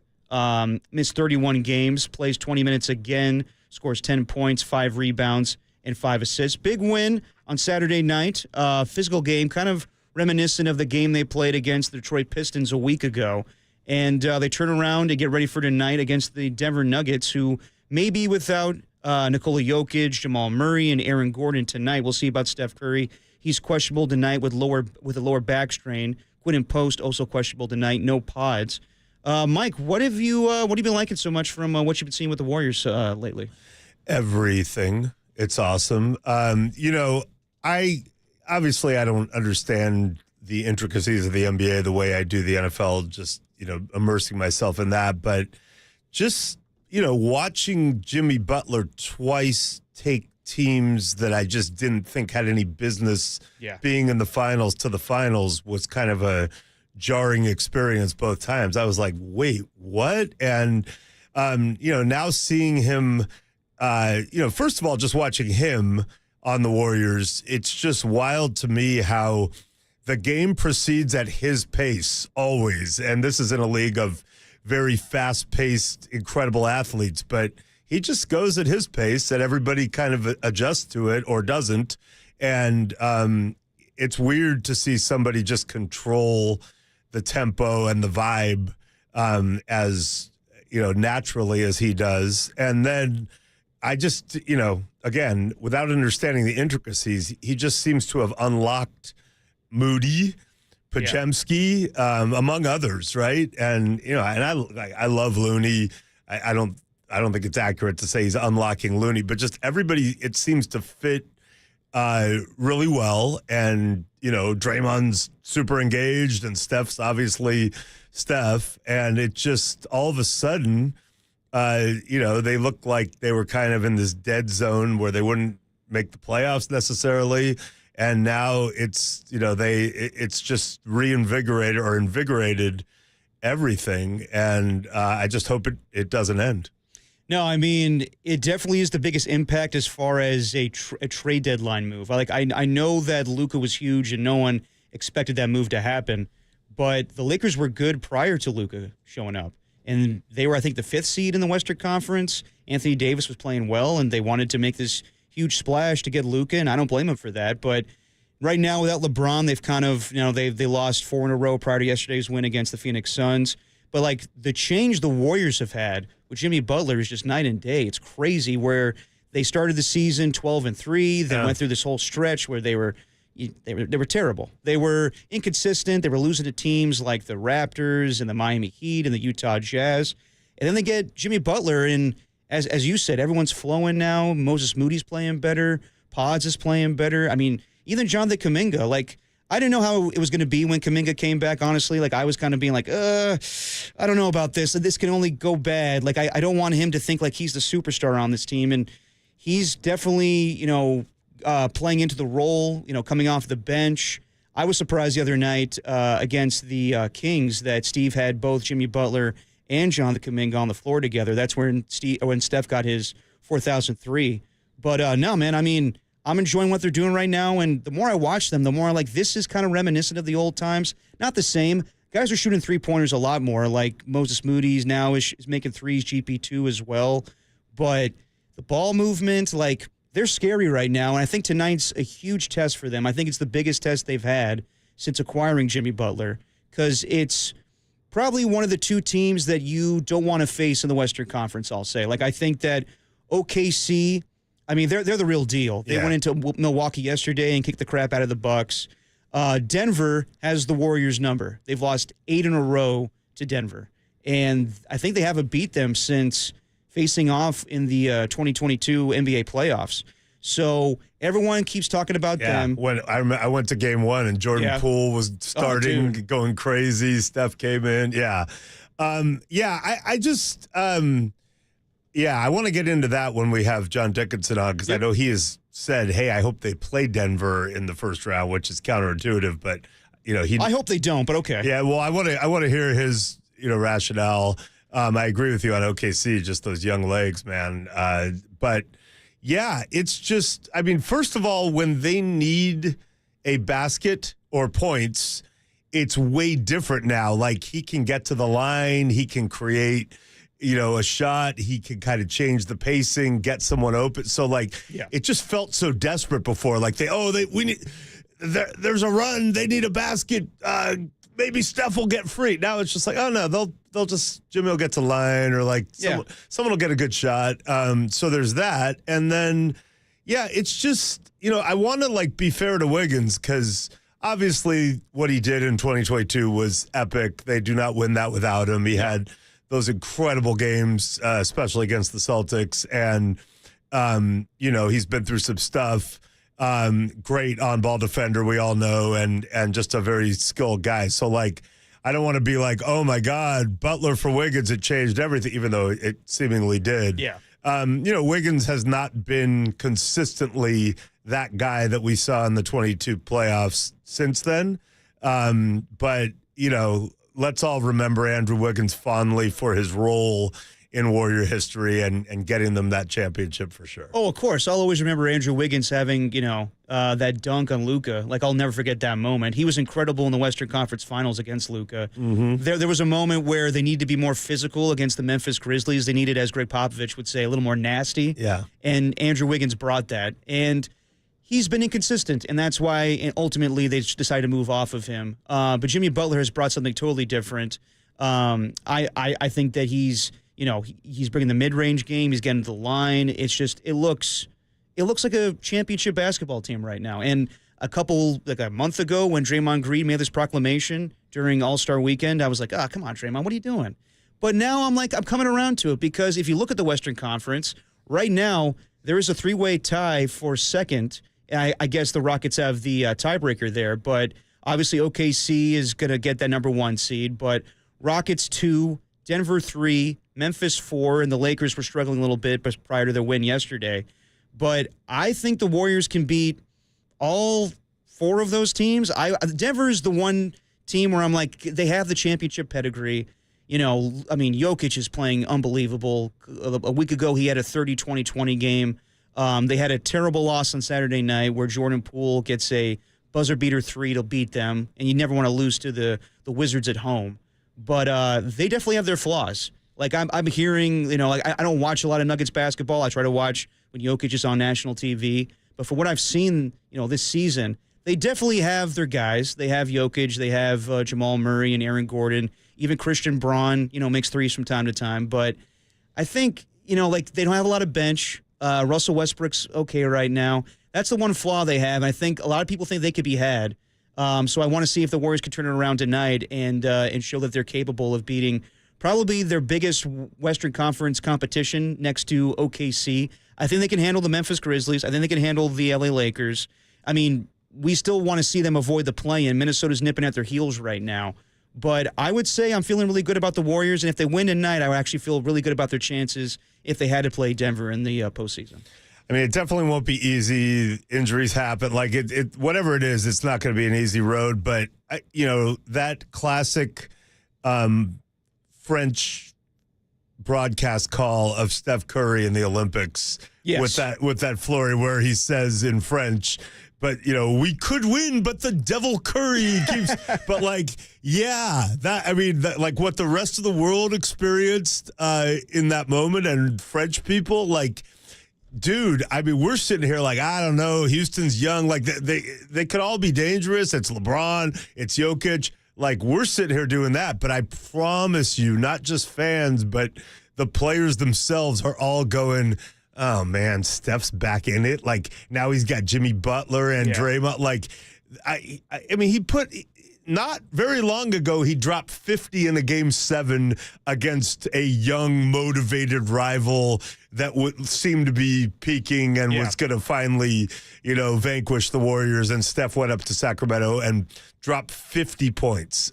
We're talking about one of the greatest athletes ever, and certainly one of the greatest basketball players ever. I mean, the audacity that someone who is built like him and, has his pedigree with Davidson and all that is being talked about in this, in this realm is crazy if you take a step back. But I mean, everyone who's listening knows what I'm talking about. He is a bad, bad, bad, bad, bad, bad man. And the worst thing you could do is give him life, even at this age, even, when the Warriors have struggled. And he's got it, and he knows it, and he's vibing on it, and Draymond knows it, and Jimmy knows it, and Steve knows it. So none of it's going to be easy, but, man, when it all comes down to it, he does. It's like Patrick Mahomes. He doesn't win every single time. Like, they lost that game to the Lakers when LeBron hit a 35-footer or whatever. I hate that game. Like, they don't win every single time, but they've won enough of those times when everything was on the line where you're like, and then you just saw in the Olympics, like, oh, yeah. Like, I think that was really cool for fans of every other NBA team. Attention, au tir de Steph Curry. Yeah, there you go. Yeah, fans of every other NBA team, I think, were like, oh, that's what it's like when he's on your side. Yeah. Like, I remember watching with young Greg Silver and his brother when Kobe, like, the U.S. kind of got into a tight spot in the gold medal game, and young LeBron was on that team, and Kobe kind of took over, I think it was against Spain, to give him the gold. Mm-hmm. And I remember, like, going, oh, this is what it's like when the team you're rooting for has Kobe on it. Like, it's kind of nice. Like, it's not so, and obviously in a more glaring fashion, everybody experienced that with Steph. So, everyone knows, if you're a French person who really loves the Nuggets or the Lakers or the Thunder or the Celtics, there's a part of you like, he's back, the devil Curry. Yeah, what's going to happen? Yeah, it's not so much the night, but it's like the nightmare that Draymond was giving everybody, the Knicks on Saturday night. And it's crazy to think that, like, we've seen Steph Curry do incredible things in his Warriors career, but maybe that Olympic moment might be his best or what he's remembered for the most. I gotta say, Game 4 in Boston of 2022. I mean, that was a credible moment. I mean, credible performance. It's going to be one for me. I just think, the Olympics. I mean, I don't know. That was insane what we saw, and obviously it's an Olympic gold medal. But, like, man, an NBA Finals where your team is down 2-1. And everyone thinks it's a changing of the guard. Yeah. And people are saying things nationally like, if the Celtics play their game, the Warriors can't beat them. The only way the Warriors can win is if the Celtics don't play their game. And, I always have faith in my friend to problem solve his way out of it. But, watching that game with my wife and all my kids in various places on the family group text, somebody couldn't see part of the game and said, well, what's happening? And I said, one of the greatest players in the history of the sport is taking this team and putting it on his back in a way that he will not be denied. That was like in the first quarter. And then at some point I just said, there's a word that I'm not going to say until this game is officially clinched. I don't dare say it right now. And then when the Warriors won that game, I just texted Jordan-esque. That was Jordan-esque. And, that's, anyone who saw Michael Jordan do what he did understands what I'm talking about. You covered Joe Montana, Jerry Rice. You saw Barry Bonds play. Me and Copes were talking about this a couple weeks ago after he had his 56-point performance against the Orlando Magic. Yeah. Do you think Steph Curry is the most beloved Bay Area athlete of all time? I think there's only two who can really be in that conversation, and it's Joe and Steph. I'm older, and I grew up rooting for the 49ers as a kid when they could never win. And Joe, it's gonna be hard to ever approach Joe because the city of San Francisco, other than USF, city of San Francisco had never won a professional sports championship. Joe magically changed it in an insane way with the magic and the drama, and it changed everything, and it was San Francisco. So I just don't know that that's ever approachable, and I never thought we'd even have this conversation. But yeah, no, Stefan it's a two-person conversation, and if you're not my age and you've only heard about Joe and you've only seen this is the only thing you could ever imagine being this. And they've each won 4 championships. It's possible Steph's gonna somehow get another one. Either way, I think you're talking about a two-person conversation. Well, history was made on Saturday night as Steve Kerr got his 558th win of his Warrior career, surpassing Al Attles for the most wins in Warriors history. We'll talk about that more as Mike Silver talks glowingly about his best buddy, Steve Kerr. We'll talk about it next on Dirty Work on KNBR 104.5 and 680, the sports leader.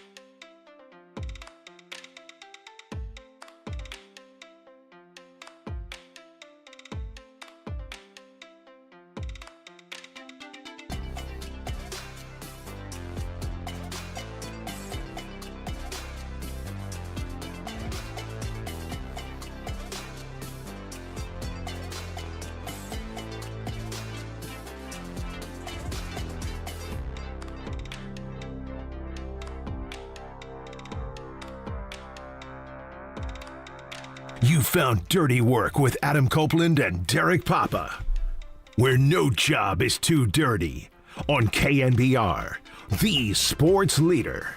Well, it's amazing to do this without any talent at all. I've just, had to coach up these guys who, I mean, are you kidding me? To be able to coach Steph Curry, Draymond Green, Klay Thompson, Kevin Durant, Andre Iguodala. I mean, we have been blessed with such incredible rosters the entire 11 years. And more than anything, this is a reflection of the organizational strength, stability, the collaboration that we all share, the players, coaches, management, ownership. We have an incredible group of people, and the record is just a reflection of that. Steve Kerr doing the dirty work himself, getting his 558th win to become the winningest head coach in Warriors history, surpassing the great Al Attles. And when I saw that happen on Saturday night, the first thing I thought of was, wow, the irony. The irony that the Warriors beat the Knicks on that night because Steve Kerr became so close to becoming the New York Knicks head coach. Phil Jackson wanted him. You probably know the story better than me. There was a whole thing about him on a plane, ready to fly off to New York to take the job. Then Joe Lacob, Peter Guber, Bob Myers somehow infiltrate the plane, something out of Air Force One. Come on the plane, tell him you're not going anywhere. We got this PowerPoint. We got this guy, Steph Curry.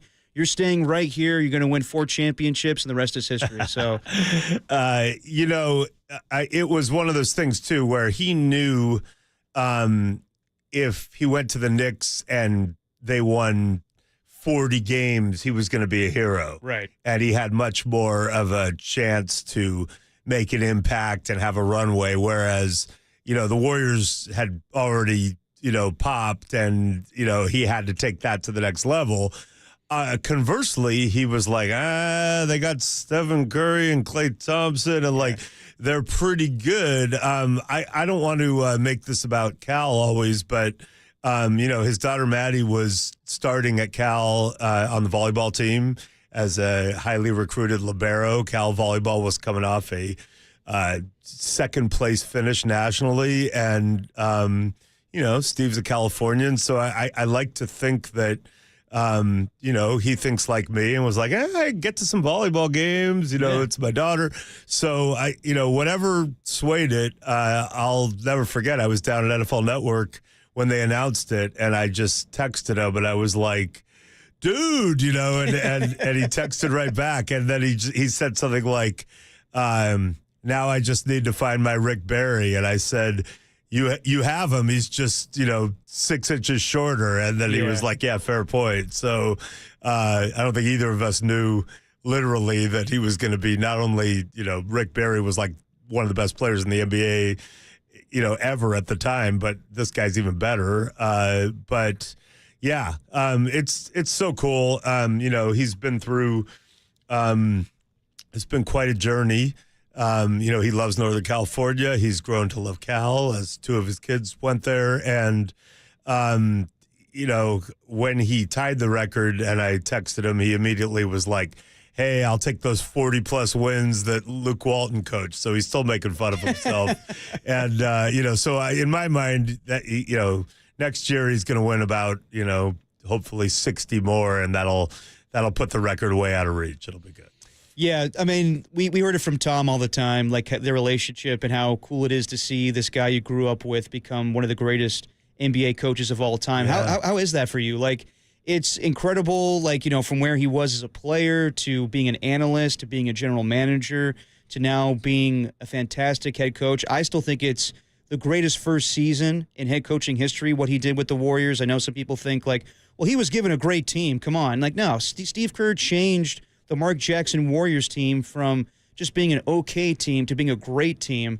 And we talked about it a little bit yesterday. You were on my podcast, and my buddy asked you, has Steve always been the adult in the room? He's had to go through so much, obviously, this past year with, his childhood house, burning down, the Palisades fire, and everything that he's dealt with in his career, and just always being the mature adult in the room. Has Steve always been that guy? Yeah, absolutely not, which speaks to the fact that we became, fast friends because we were goofing off so much in American history class. And we always joked that Tuesdays were the the best days for us because we'd have new Howard Cosell material from Monday Night Football because we could be like, but the Indians fought back. Geronimo, the little-known speedster. Look at him. You know, like we were the worst and the best. And so, I mean, he famously made prank calls to talk radio. If his wife Margot, who swears the cassette tapes they made of the calls exist somewhere, if she ever tracks it down, it'll be like the greatest moment because we can listen to that. But had a great childhood. Has always been a great person, but obviously had to go through stuff starting our freshman year of college, his father's assassination, and I honestly, I haven't really, the coaching thing doesn't even blow me away the most, as great as it is, because, when you cover a guy on the playground, not well, but like he's your height and you play against him on the playground and he goes on to play, 15 years, win 5 championships, hit the game-winning shot in a finals clinching shot on a pass from Michael Jordan, win 5 championships. It's so surreal, all of it. And as I said on your podcast, the person he's become and the father and the husband and all that is even cooler. So he deserves all the glory. And, I look forward to seeing him problem solve his way, hopefully, as far as they can go in these playoffs. One more run, let's hope. And hopefully I'll see him get tossed in person one last time. My favorite thing in the world, when he just snaps and gets teed up. And when he gets 2, even better. I mean, you know him well, and he's got one more year left on his contract. Steph Curry's talked about he wants to play a little longer than the 2 years remaining on his contract. I'm not going to ask you if you think he's going to stay longer with Steph, but do you get a sense that he feels rejuvenated now that they've got Jimmy Butler and this team has changed its ways from where they were prior to the trade deadline? I don't know. I just know that, when people are like, fire Steve Kerr, which, my son Greg gets more triggered by that than I do, because I think he's just closer to it. I just laugh. But if Steph Curry didn't want him ever at any point, you would know because he would be gone, I assume. But conversely, Steve is very, as you heard in that clip, is very, very, very aware of Steph's import and impact and their journey together. So I would imagine that as long as Steph is doing this, is engaged, is Steph and wants Steve around, that Steve would be very, very tempted to keep it rolling. And that's what I hope. I hope we get as much Steph as we can, and I hope Steve is able to experience all of that, and then we'll see. Yeah, we'll see with the Warriors tonight as they take on the Denver Nuggets, and what I believe is the biggest test they've had since acquiring Jimmy Butler, and John Dickinson will react to it all tonight once the game goes final with Dubs OT right here on KNBR. Let's get into a little bit with the 49ers. You had a great article prior to free agency starting about how the Niners going to change things in their philosophy, a whole reset they're doing, and we saw the fallout of all that, several players leaving. So let's talk about that as we continue on with Dirty Work with Papa and Silver, Derek Papa, Mike Silver, Dan Dunn on KNBR 104.5 680, the sports leader.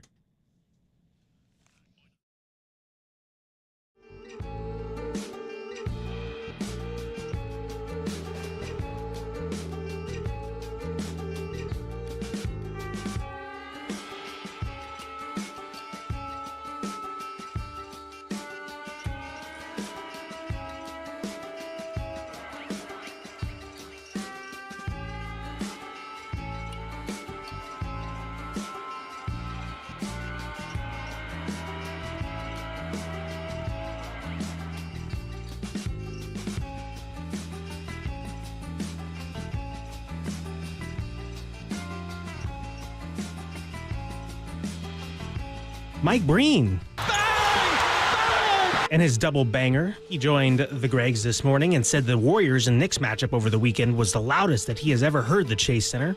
Check out that podcast and more on the KNBR app, YouTube, and the KNBR socials.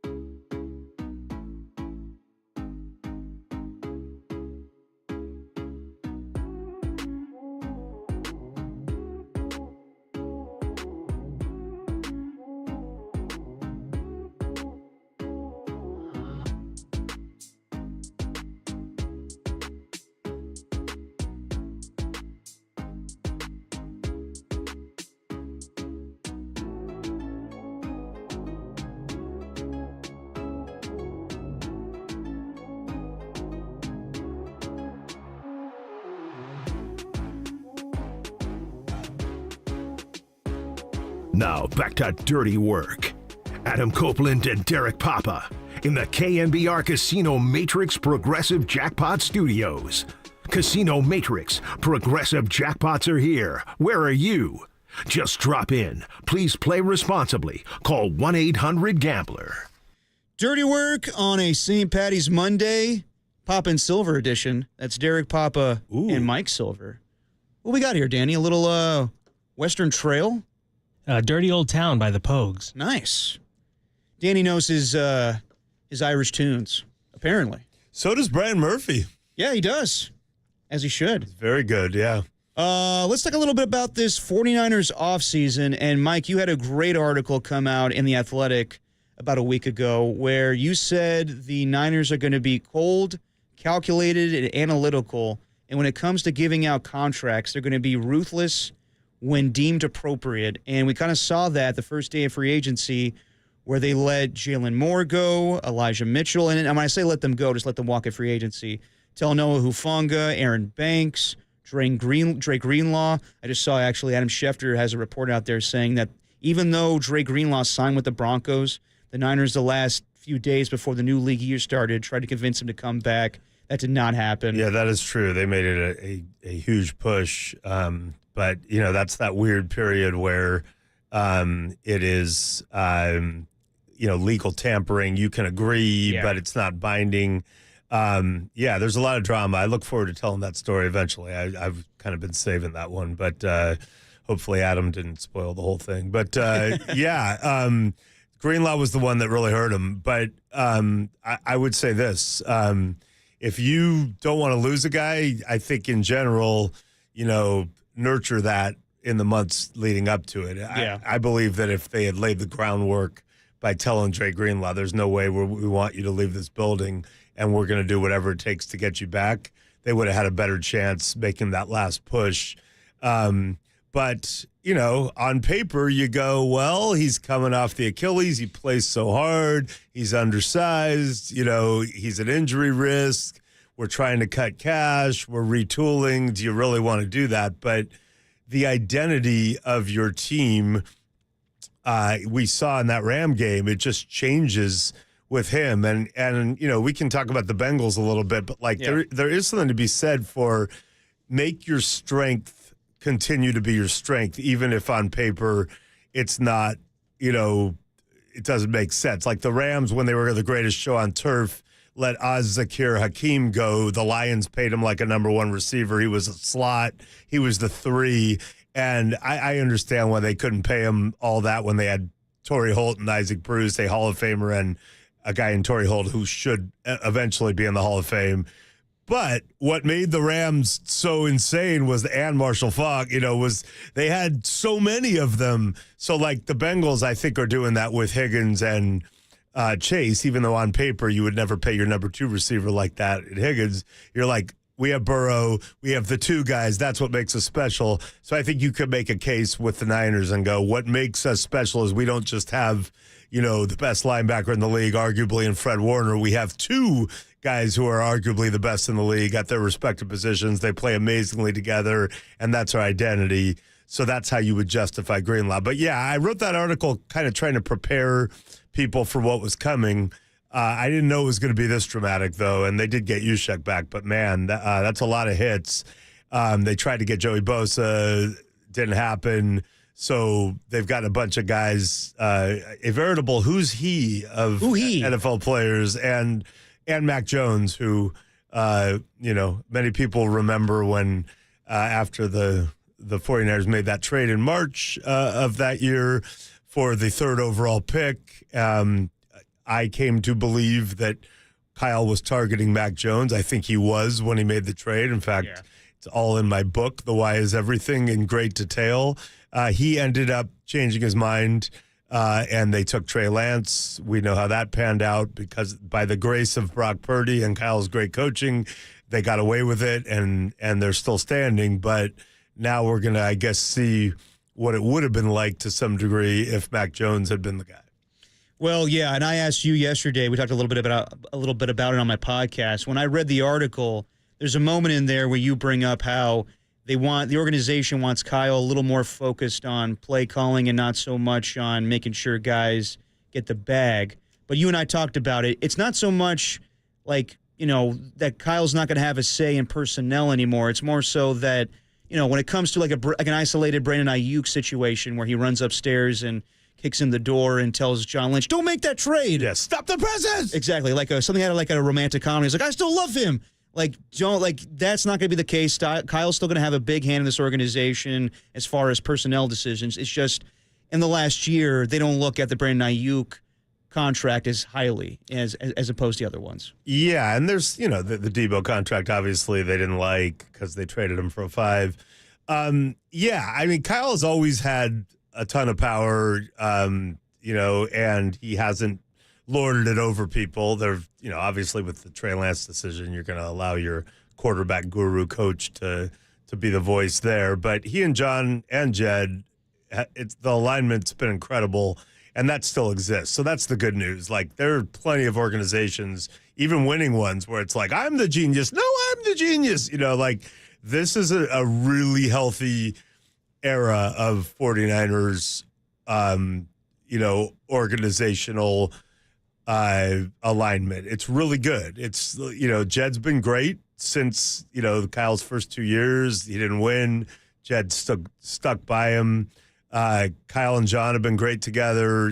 Prague, for the most part, you could add in there. Sometimes the contract negotiations are a little, more messy or gnarly than the coach or GM would ideally want, but that's in any organization. So I think the good news is they're still aligned. It's just that, I get why they went all in one more time. Purdy 1 more year on the rookie deal. Lost in overtime to Patrick Mahomes and the Chiefs in the Super Bowl. Let's load up and take one more swing. I get it, but a lot of that didn't age well. They went 6-11, and it's not just salary cap, which we always focus on. The guy who shelled out $334 million in cash, Jed York, I think understandably was like, okay, well, maybe let's not pay everyone this year, and let's try to get younger, cheaper, faster, which everyone's trying to do. So if you look at their schedule, it's on paper, it's attainable with really good coaching, which, they have Kyle, they have Robert Saleh, they've got some good assistants, and with still some of the league's elite players, Fred Warner, Nick Bosa, George Kittle, Trent Williams, Christian McCaffrey.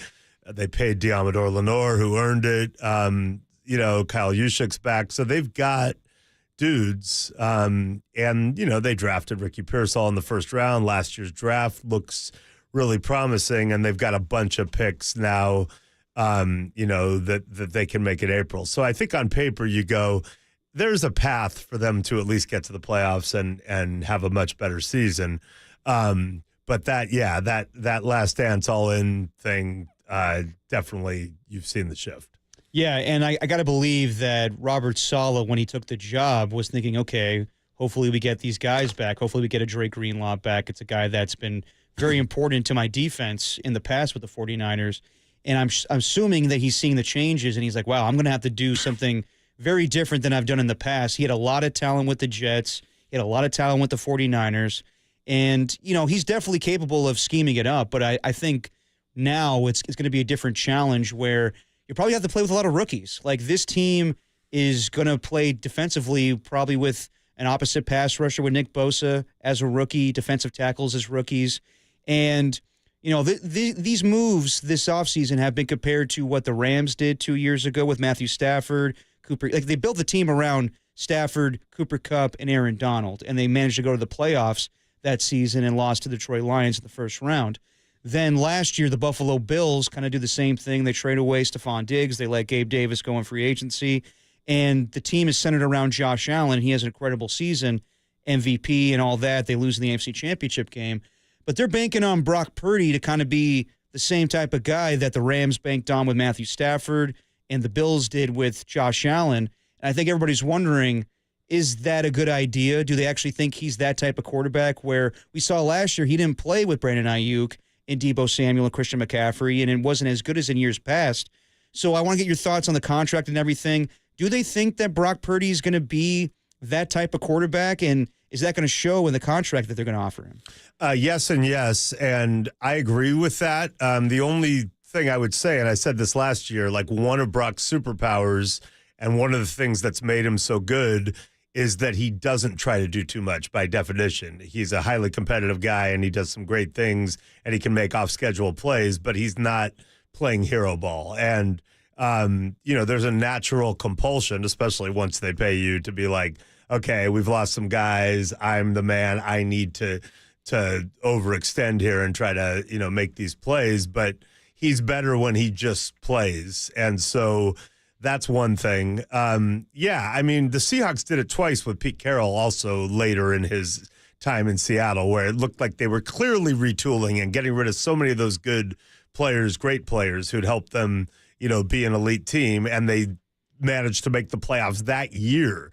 And you mentioned the Rams doing it with Puka, obviously a huge part of that. But yeah, and then even last year, the Rams came very, very close to beating the Eagles, which was not the case in the next two Eagles games on their way to a championship. So, yeah, I think all of those things are valid points. It doesn't mean it's going to happen.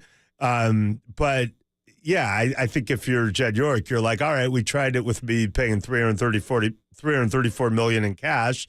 Let's try it with my, incredibly smart head coach and his really accomplished defensive coordinator and some of these elite players and some good draft picks, and see what it looks like now, because you do have to constantly retool in the NFL. I will also say this about Saleh.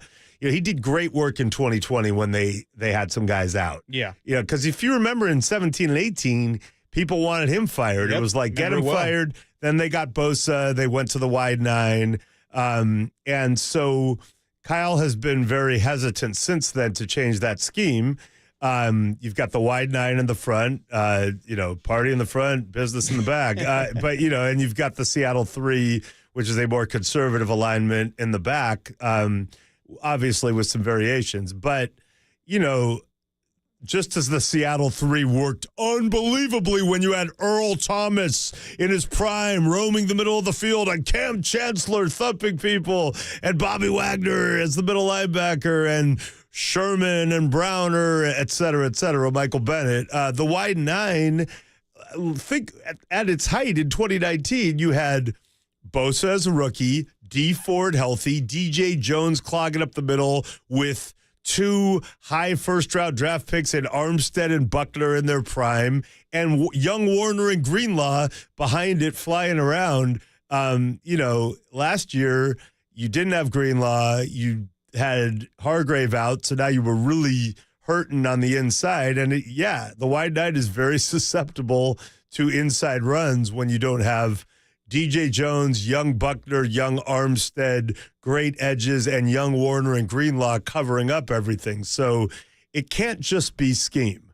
And I think, deciphering what Kyle said after he made the move and got rid of Nick Sorensen and brought Saleh back, deciphering what he said, yes, I want my scheme to be this way, but we need to have a counter when teams exploit it or it's not working. And Saleh is a much more experienced coach who I think will be able to come up with a counter. And the wide nine in and of itself was a counter coming out of 2018. So he's already shown that he's open to doing that and changing things.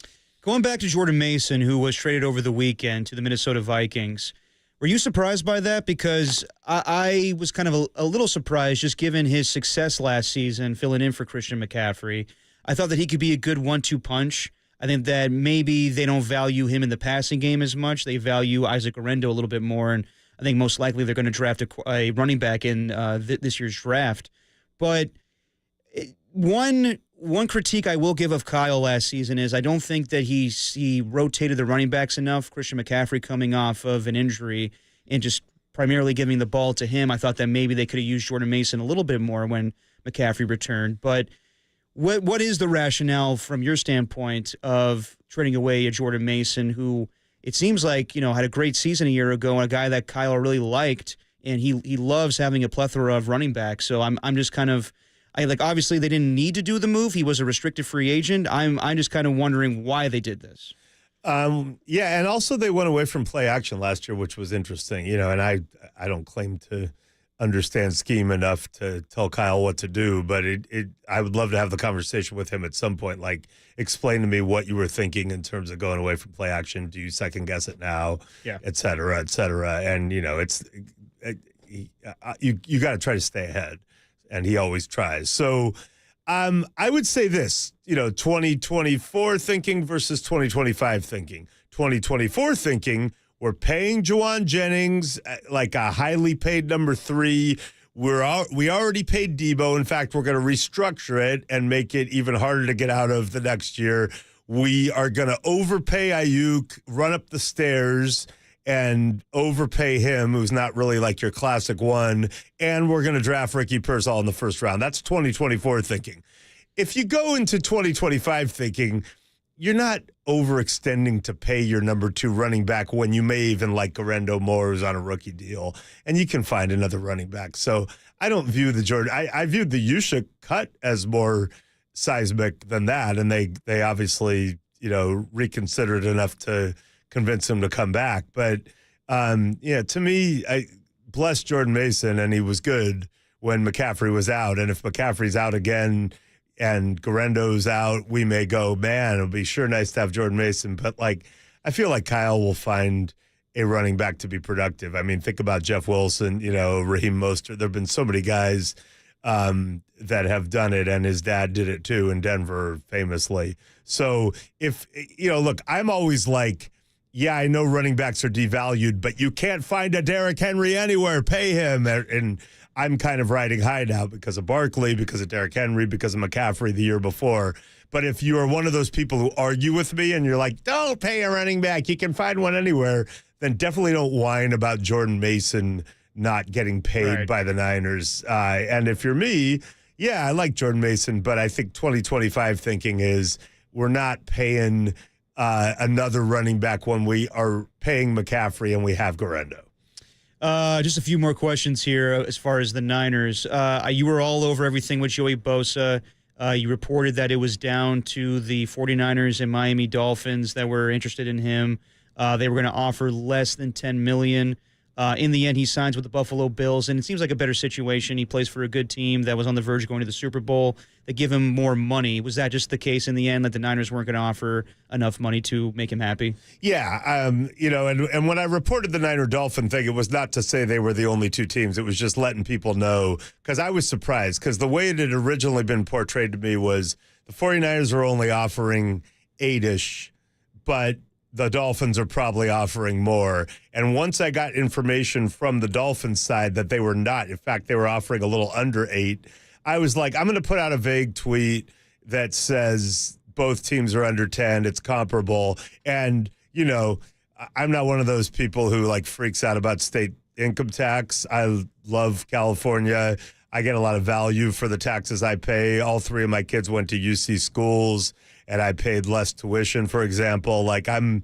I'm not one of those people, but something tells me the Bosas might maybe think that way, just a gut feeling. Yeah, probably. In their mind, a very important time and all. So I always knew that, dollar for dollar, if you're thinking like that, you're probably thinking, well, the Dolphins, it's a better deal because I don't have to give so much money to the tax man on the state income tax. So now I'm insulting people. But, so I think the 49ers knew the whole time, we're not going to be the highest offer, but we are offering something else, and that's a chance to play with your brother.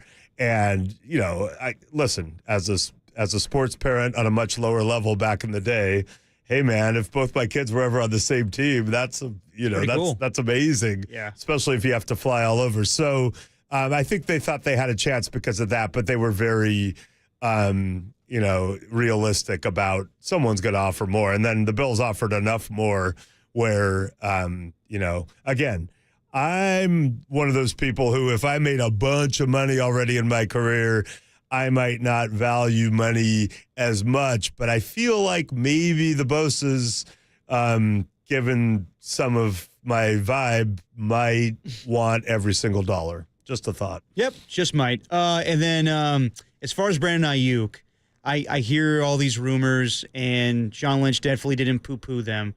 But what do you think of the actual chances that another team is interested in trading for Brandon Ayuk when he just signed that contract a year ago and is coming off a torn ACL and will probably not see the football field for quite some time? Yeah, I think the chances are low. So I think the 49ers would do it gladly if somebody called them and said, we don't care about the contract. We think he's going to get healthy and it's going to be great. and we'll give you like a 2 or something. I think they'd be like, whoa, yeah, let's go. But I just don't think that's going to happen. Now, if it reached a point where like, he was kicking his shorts off on video every day, and it was just like, we got to get rid of this guy. And don't get me started on like what Charles Haley did to get traded in that glorious week that swung the balance of power in the NFC, by the way. But I was a beat writer then. But like, let's say it just got to a point where they're like, we have to get this guy out of the building.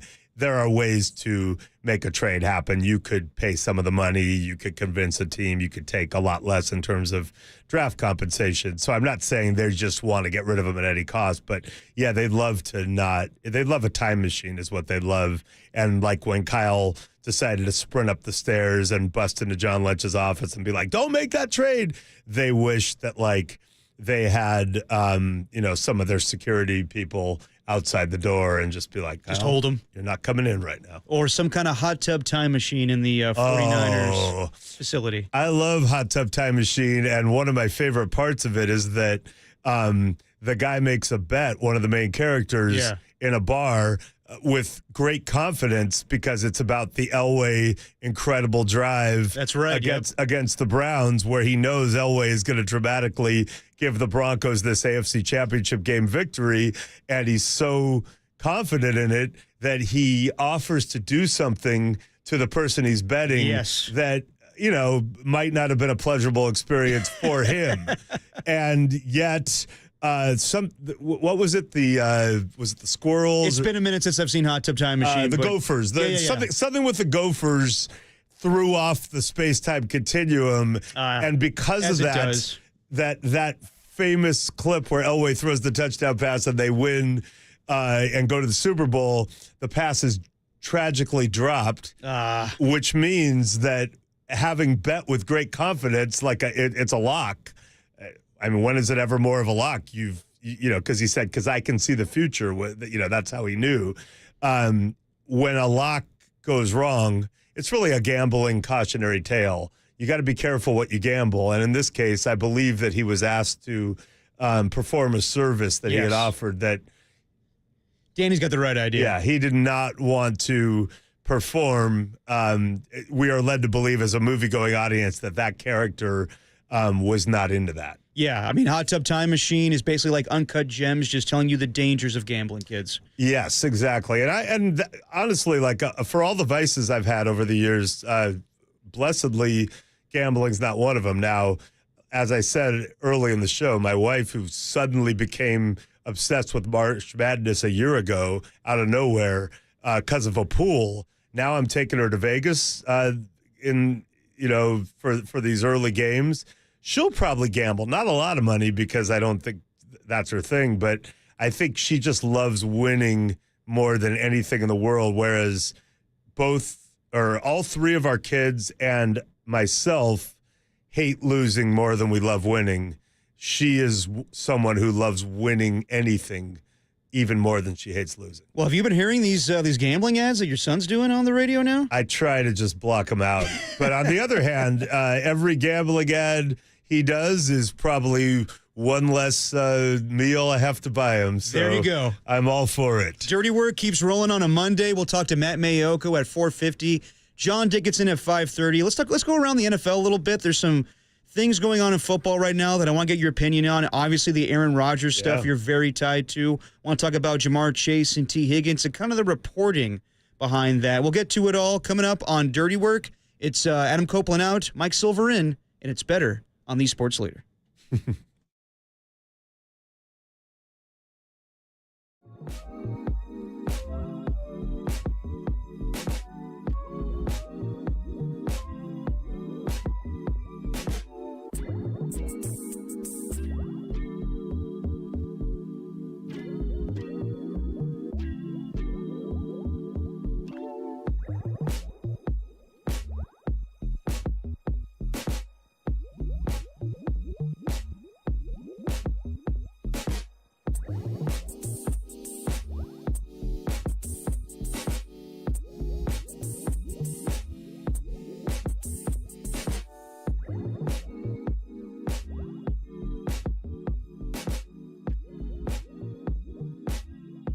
The great Woody Page, he joined Murph and Marcus this morning to preview the Warriors and Nuggets matchup tonight, and he gave his thoughts on the end of ESPN's long-running show Around the Horn. Check out that podcast and more on the KNBR app, YouTube, and the KNBR socials.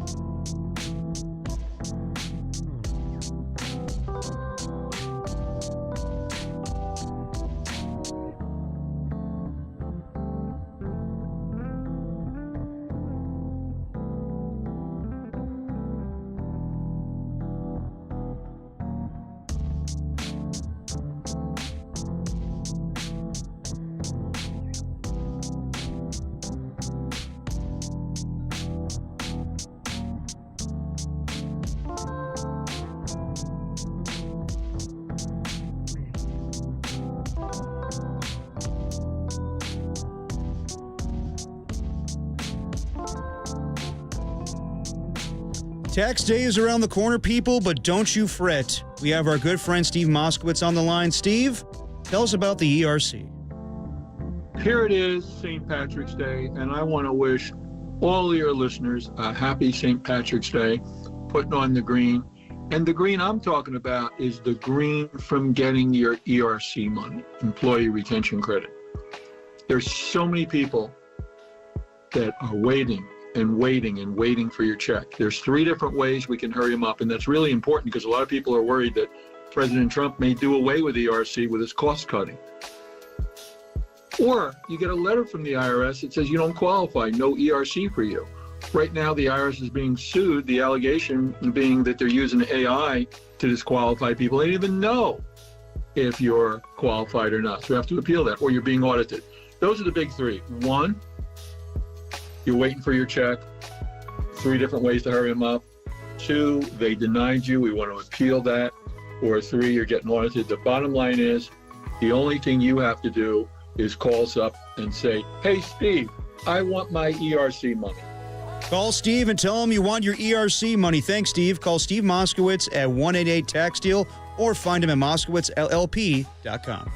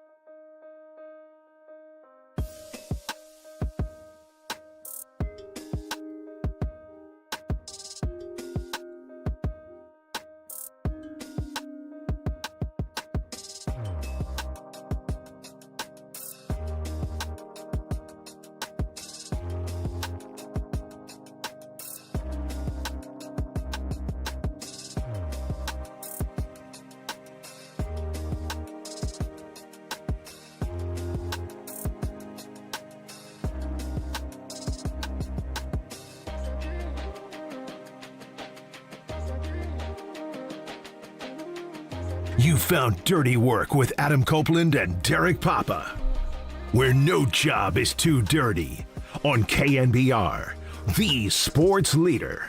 Name your price. Touchdown pass at 37 seconds exactly? Exactly. Fine. You lose, I take all your winnings. Done. And you give your buddy a...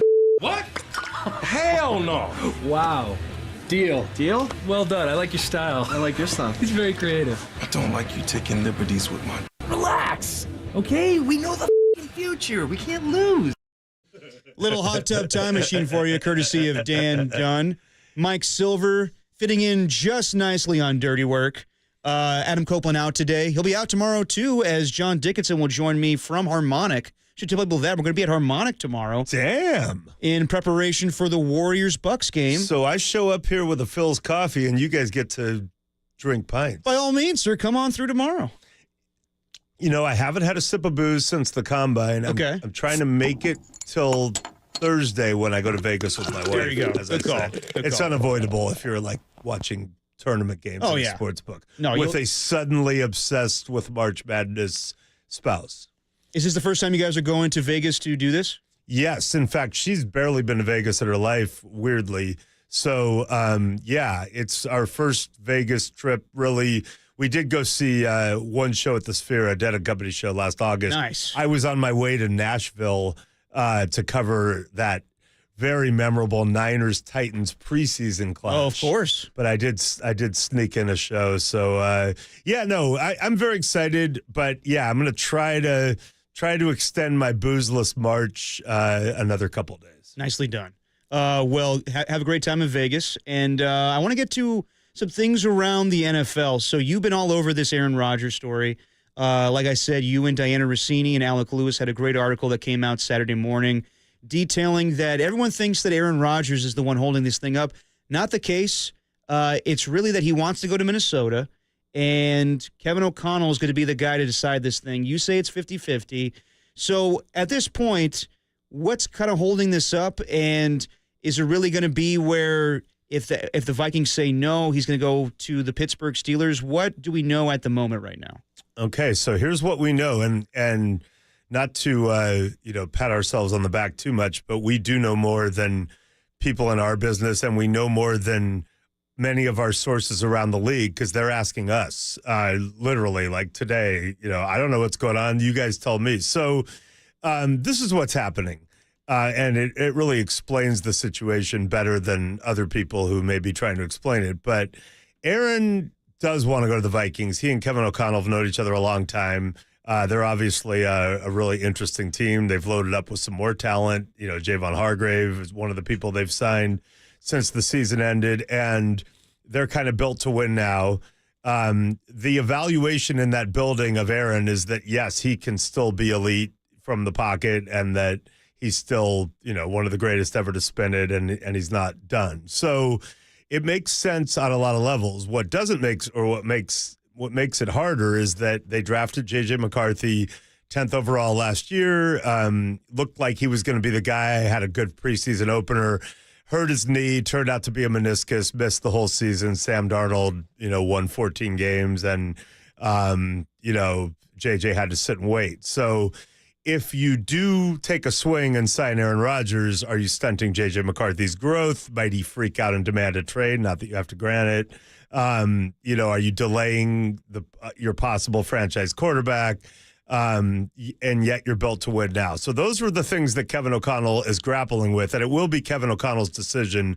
Ownership's going to let him, they're going to defer to him on this. The front office is aligned with him on this, and it should be his decision because he's the guy who's going to have to manage J.J. McCarthy, who's going to have to stand out in front of the microphones every day, possibly have to deal with Rodgers' drama, although I think that's overstated. I think when Aaron has this much respect for someone as a play caller and a leader, that will largely be mitigated, in my opinion. So everyone's kind of waiting for Kevin O'Connell. Now, normally what would happen is the issue would be forced because Aaron's other options would dry up because a team like the Steelers would go, hey, dude, we're sitting here waiting. You need to tell us by like 5 o'clock today, like what's going on, or else The problem here is that the or else is not awesome for the Steelers. So they really can't. Like, they could be like, hey, dude, Joe Flacco or Jameis Winston's going to be in this building by 5:01 if you don't tell us yes. And Eric would probably just laugh, right? So, and I love Jameis, by the way, and have nothing against Joe Flacco. I'm just saying, like, there's only one all-time great quarterback still sitting out there. The Steelers would love to have him at this point. The Giants would love to have him at this point. It's possible that the Vikings will say no. He'll pivot to the Steelers. It's even possible he'd pivot to the Giants. We're told it's also possible he'd retire. Yeah. So all of that is what's going on. It continues to drag on. My instincts tell me that as Kevin grapples with this, that every day it continues to go on and there's no issue being forced and there's no resolution.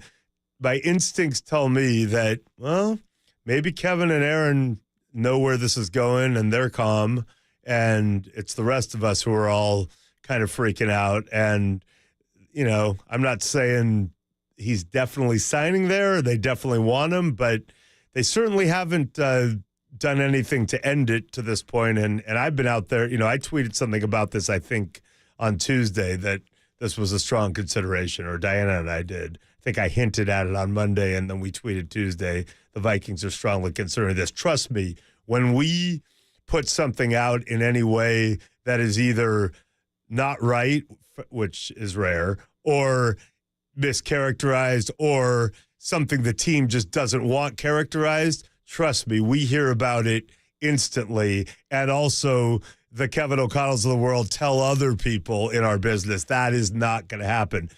No one credible in print journalism or digital journalism has said this is not happening, they're not doing this, and that's for good reason. A couple of broadcast people have put it out. One, Paul Allen, is the very respected play-by-play voice of the Vikings, and a guy I love, and a guy that I would imagine is obviously well-sourced. Mm-hmm. Not as well-sourced as your father in the 49er building. Debatable. But, yeah, no, like, he's a real guy. And I love Paul. But, you know, I just don't know if Paul has as much information as we do right now, because I absolutely stand by our reports that it's being considered. Somebody has pointed to a fake Kwesi Adolfo-Mensah Twitter account. Yeah. That's a fake account. Yes. And if you look at any other tweets this guy has had, it's definitely not him. Yeah, and then there's this other like guy who I guess is on air in a different market who purports to have some sort of clue that other people are citing. This happens to be a guy who he may be like one of my stalkers. He's been obsessed with me for a long time.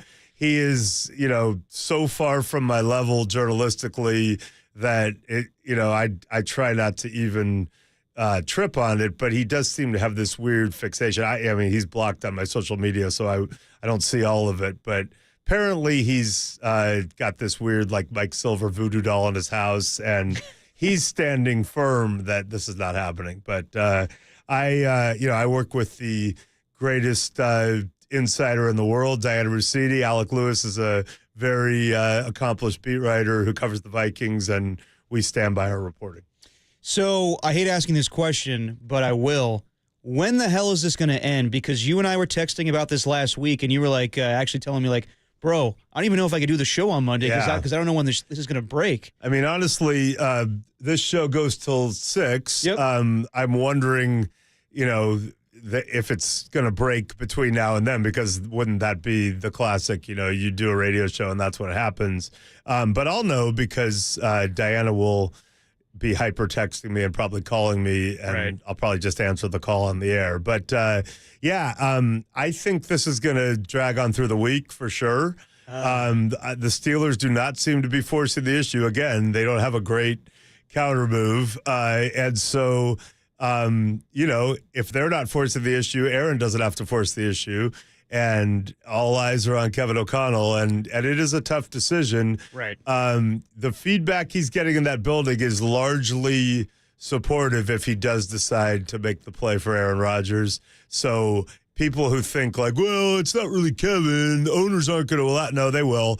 Well, his front office is probably against it. Nah, they're good. Well, his assistant coaches, largely his assistant coaches are like, we get it, dude. It's Aaron Rodgers. So we think it's going to keep dragging on for a little while. Could Russell Wilson force the issue by signing with another team?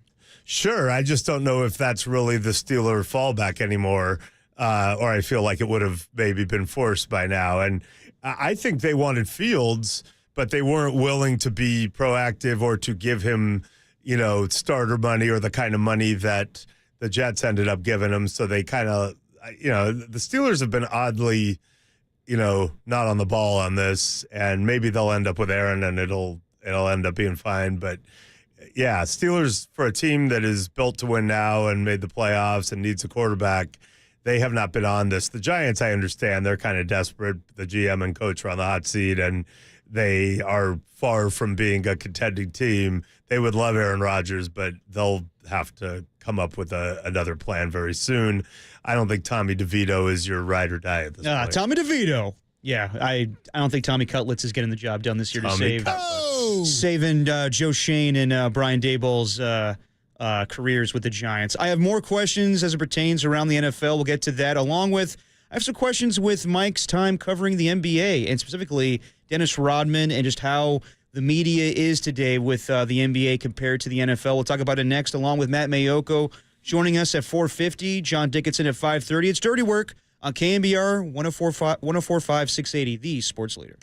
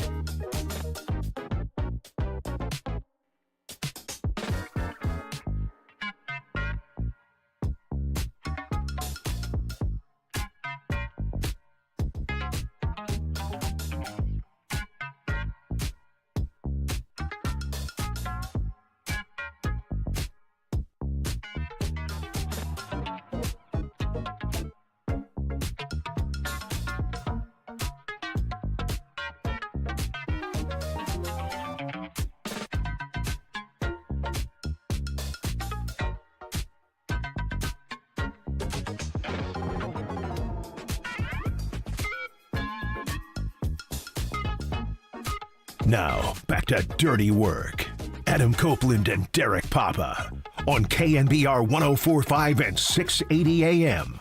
The Sports Leader. Nicely done, Dan Dunn. Little, who is this? The Alan Parsons Project? The intro music for the Chicago Bulls back in the day? It is the Alan Parsons Project. One of my great thrills in life was my niece, Gabrielle, got married to her wonderful now husband, Colin. It was 2 Novembers ago, so it was the day before the Niners-Chargers Sunday night game of, I think, 2022. Yeah. So she and Colin asked me and my brother-in-law, Mark, if we would introduce the wedding party at the start of the reception. And I cannot tell you how much fun we had. So we had that music going the entire time.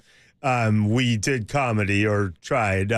Mark's son, my nephew, Owen, is actually a stand-up comic in L.A., so he helped us craft it. But we solicited material about the bridesmaids and the groomsmen and the maid of honor and the best man, and, of course, introduced the bride and groom last. I'm not sure if we killed. I don't know what the audio was like, but I will tell you this. When that music came on and I got to go, and no, it was such a thrill because, of course, not only did I spend a lot of time with Dennis Rodman in the 90s, but Steve, my childhood friend, was on some of those teams. So, it brought me all the way back. And, I just I hope that if anyone out there invites me to a wedding and bestows that honor upon me ever again, they know that I have experience. So what was that like back in the day? You wrote a whole book with Dennis Rodman called Walk on the Wild Side.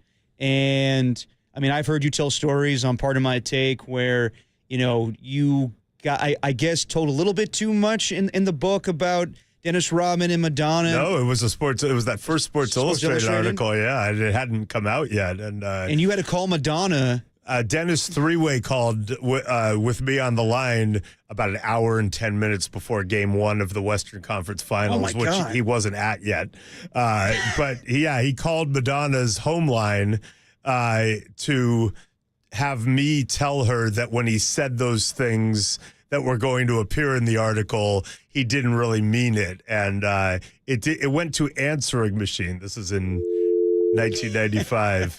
And so I left a answering machine message for Madonna when she was the most, famous woman in the world. God. What's an answering machine like? She goes, "Hey, it's M, not here, leave a message." It was so surreal. And I was coming off a 4-day, 3-night, 3-state bender, and wrote a story. And I'd only been an SI for 6 months at the time. What a crazy, crazy time. But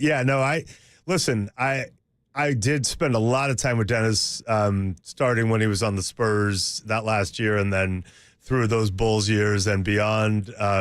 Incredible memories, what I remember at least. And nothing but love. And it's funny. I was at a Super Bowl party this year in New Orleans. One year in New Orleans, I was walking past a bar at an earlier New Orleans Super Bowl, and somebody ran out and said, "Rodman's in the bar." And I went in and he hugged me and we had another party night. But this year in New Orleans, I went to a Super Bowl party, and Todd Light, the former NFL corner, very accomplished NFL corner on the Rams and other teams, was there.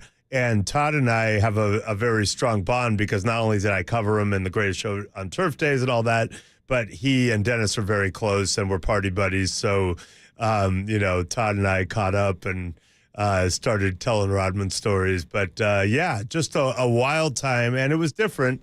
Access was different, and access was always a little different with me. But, I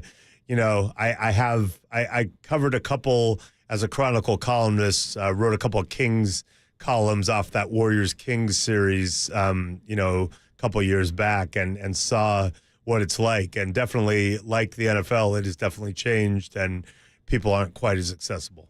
No, they're not. So I want to talk to you a little bit about, I know you don't watch as much around the league. You've definitely focused on the Warriors, but want to get your thoughts on how the NBA is covered today. So in the last few weeks, I've seen like LeBron James talk about how he understands why nobody wants to be the face of the NBA with how analysts critique, you know, the new way of, or the today's athlete as opposed to, you know, back in the day with Michael Jordan. You got Charles Barkley going on TV calling out a network he's going to work for eventually in ESPN, how they focus too much on the Lakers and Warriors. Do you think that the NBA is kind of focused on the media members being the bigger deal than actually the sport itself? Well, I mean, Barkley's one of the all-time great players, so it's not, to me, it's not the same as like, man, Stephen A. said something, you know, as good as Stephen A. is. I don't know. I think the NBA's had a really good sense of understanding how important media attention is since the 80s when they had been in kind of a lull, and then Magic and Larry Bird changed things, and then Michael, of course, came after that. And that, you know, the NBA has been really smart in a lot of ways, including getting rid of the illegal defense restrictions, which opened up the floor, which led to Steph Curry and spacing. And now maybe it's gone too far the other way with threes and all that. But, you know, I've kind of watched how the NBA is attuned to that stuff. In terms of being who's the face and the pressure that comes with it, I mean, I guess I look at it a couple ways. I look at Kevin Durant, who's, you know, one of the greatest players I've ever seen and still incredible, and how he has not been afraid to enter the fray. You know, I saw he just clowned Skip Bayless the other day, which was funny, but like has a burner, right, allegedly, and answers as Kevin Durant will engage, and, you know, is letting fans even know that he sees this stuff. So, you know, that's kind of untraditional. And then I don't think even Peyton Manning or Tom Brady or, you know, Joe Montana, Dan Marino, the people I've covered who are larger than life and mean so much, it's not the same as a giant NBA superstar, a LeBron James, a Steph Curry, the people I mentioned before them. You know, being one of those people, you know, your coach can't really tell you what to do in the end. You are more of a rare resource than your coach. You can force a trade because you're bigger than anything, seemingly, although Kobe tried to go to the Clippers and the Lakers said no, and it was the right decision. Yeah. But you're just bigger, and you're international, and it is so, you know, people talk about NBA contracts, and I'm like, they are so underpaid because of this salary cap, like relative to their actual worth. Like, what were the Cavaliers when LeBron was, before he was drafted, when he was there the first time, when he was gone the first time, when he came back, and now they're good. But like the seismic impact and all the money that changes hands, the Warriors on this run with Stephen and obviously KD and Clay and Draymond, but like Stephen Curry, a new arena in San Francisco, I mean, the sponsorships, all of it, it is so big and seismic that I just think they're a different level. And so I look back to when I covered the NBA in the 90s and early 90s a lot for the Santa Rosa Press Democrat and then somewhat for SI, and be like, oh, Michael's coming to town. Cool. I'll go get him before the game for as long as I need while he sits by his locker, and after the game by his locker, not at the podium. Might not be alone, but might be for a minute. Also, like, Larry Bird's coming to town. Oh, they have a shoot-around. I'll just go to the shoot-around, and like 3 of us will talk to Larry Bird for 20 minutes, you know. It just was a different thing. And I think if you hustle and you are audacious and have nerve and you're persistent and annoying, you can still get access other people don't have. And that's what I bank on, and that's what I try to do as much as I can. But I understand how for young reporters looking at it, it's a little more daunting. Like, oh, God, they're just trying to get us to the podium. And there's this whole information industrial complex that runs through the agents that is really annoying too. And it's a really hard nut to crack. I will always, in my opinion, crack the nut, no matter how hard it is, and no matter how annoying and persistent I have to be. But it is a more daunting landscape than it once was. And just curious, I want to get your opinion on what happened last week, or I guess it was 2 weeks ago, when LeBron James cornered Stephen A. Smith on the court. God, I totally thought this was a Jordan Schultz and Rappaport like lead in. I was like trying to figure out how I'm going to handle it, but it's just LeBron. Okay, go ahead. Yeah, I mean, has that ever happened to you? And it probably has. Like you were telling the Jim Kelly story. Has an owner, has a coach, has a player read something that you wrote and didn't like and said, like, not in the middle of a game, but before a game, after a game, been like, we have issues? Oh, yeah. I mean, I think the other night I got screamed at by an agent that I don't really know. I think he might have threatened me physically. It's tough to know. Threatened to, like, get retribution on me in some vague way. And I think made a bunch of other threats.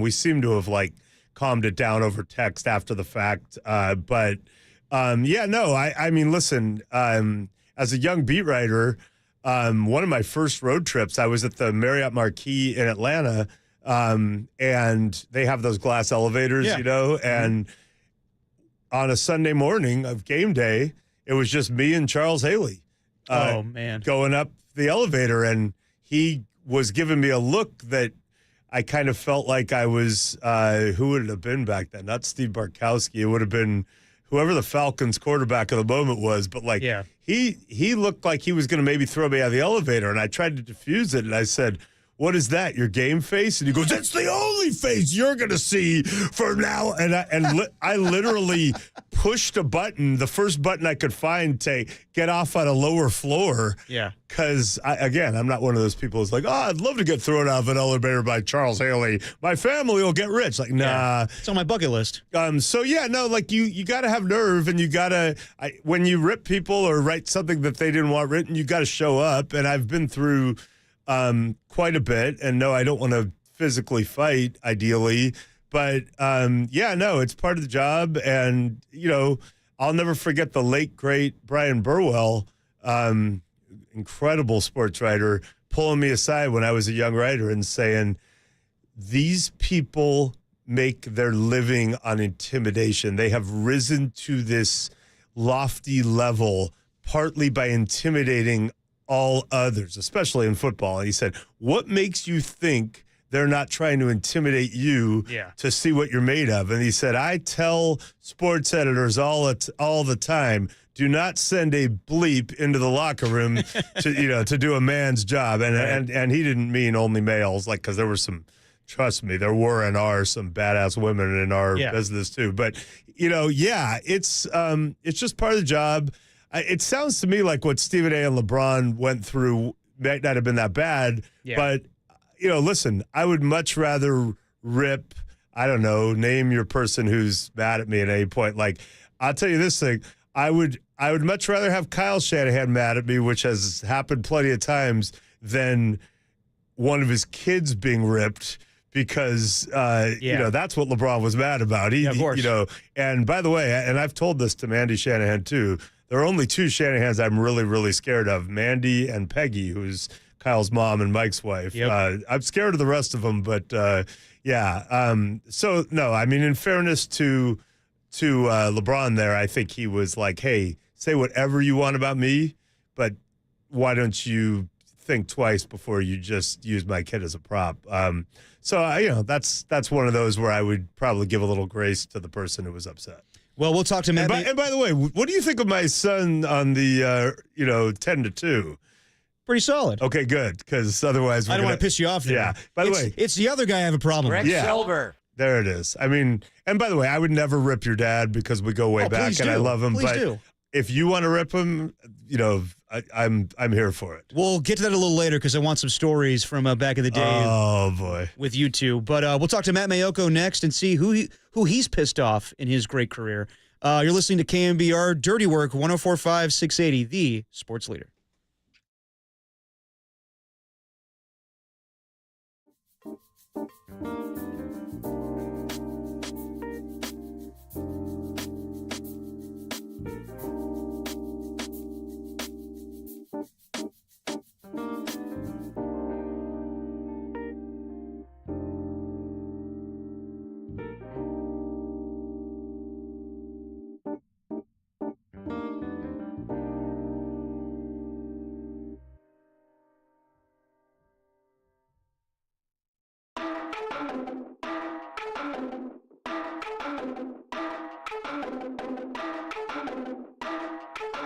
The Warriors extended their winning streak to 7 games with a win over the Knicks on Saturday.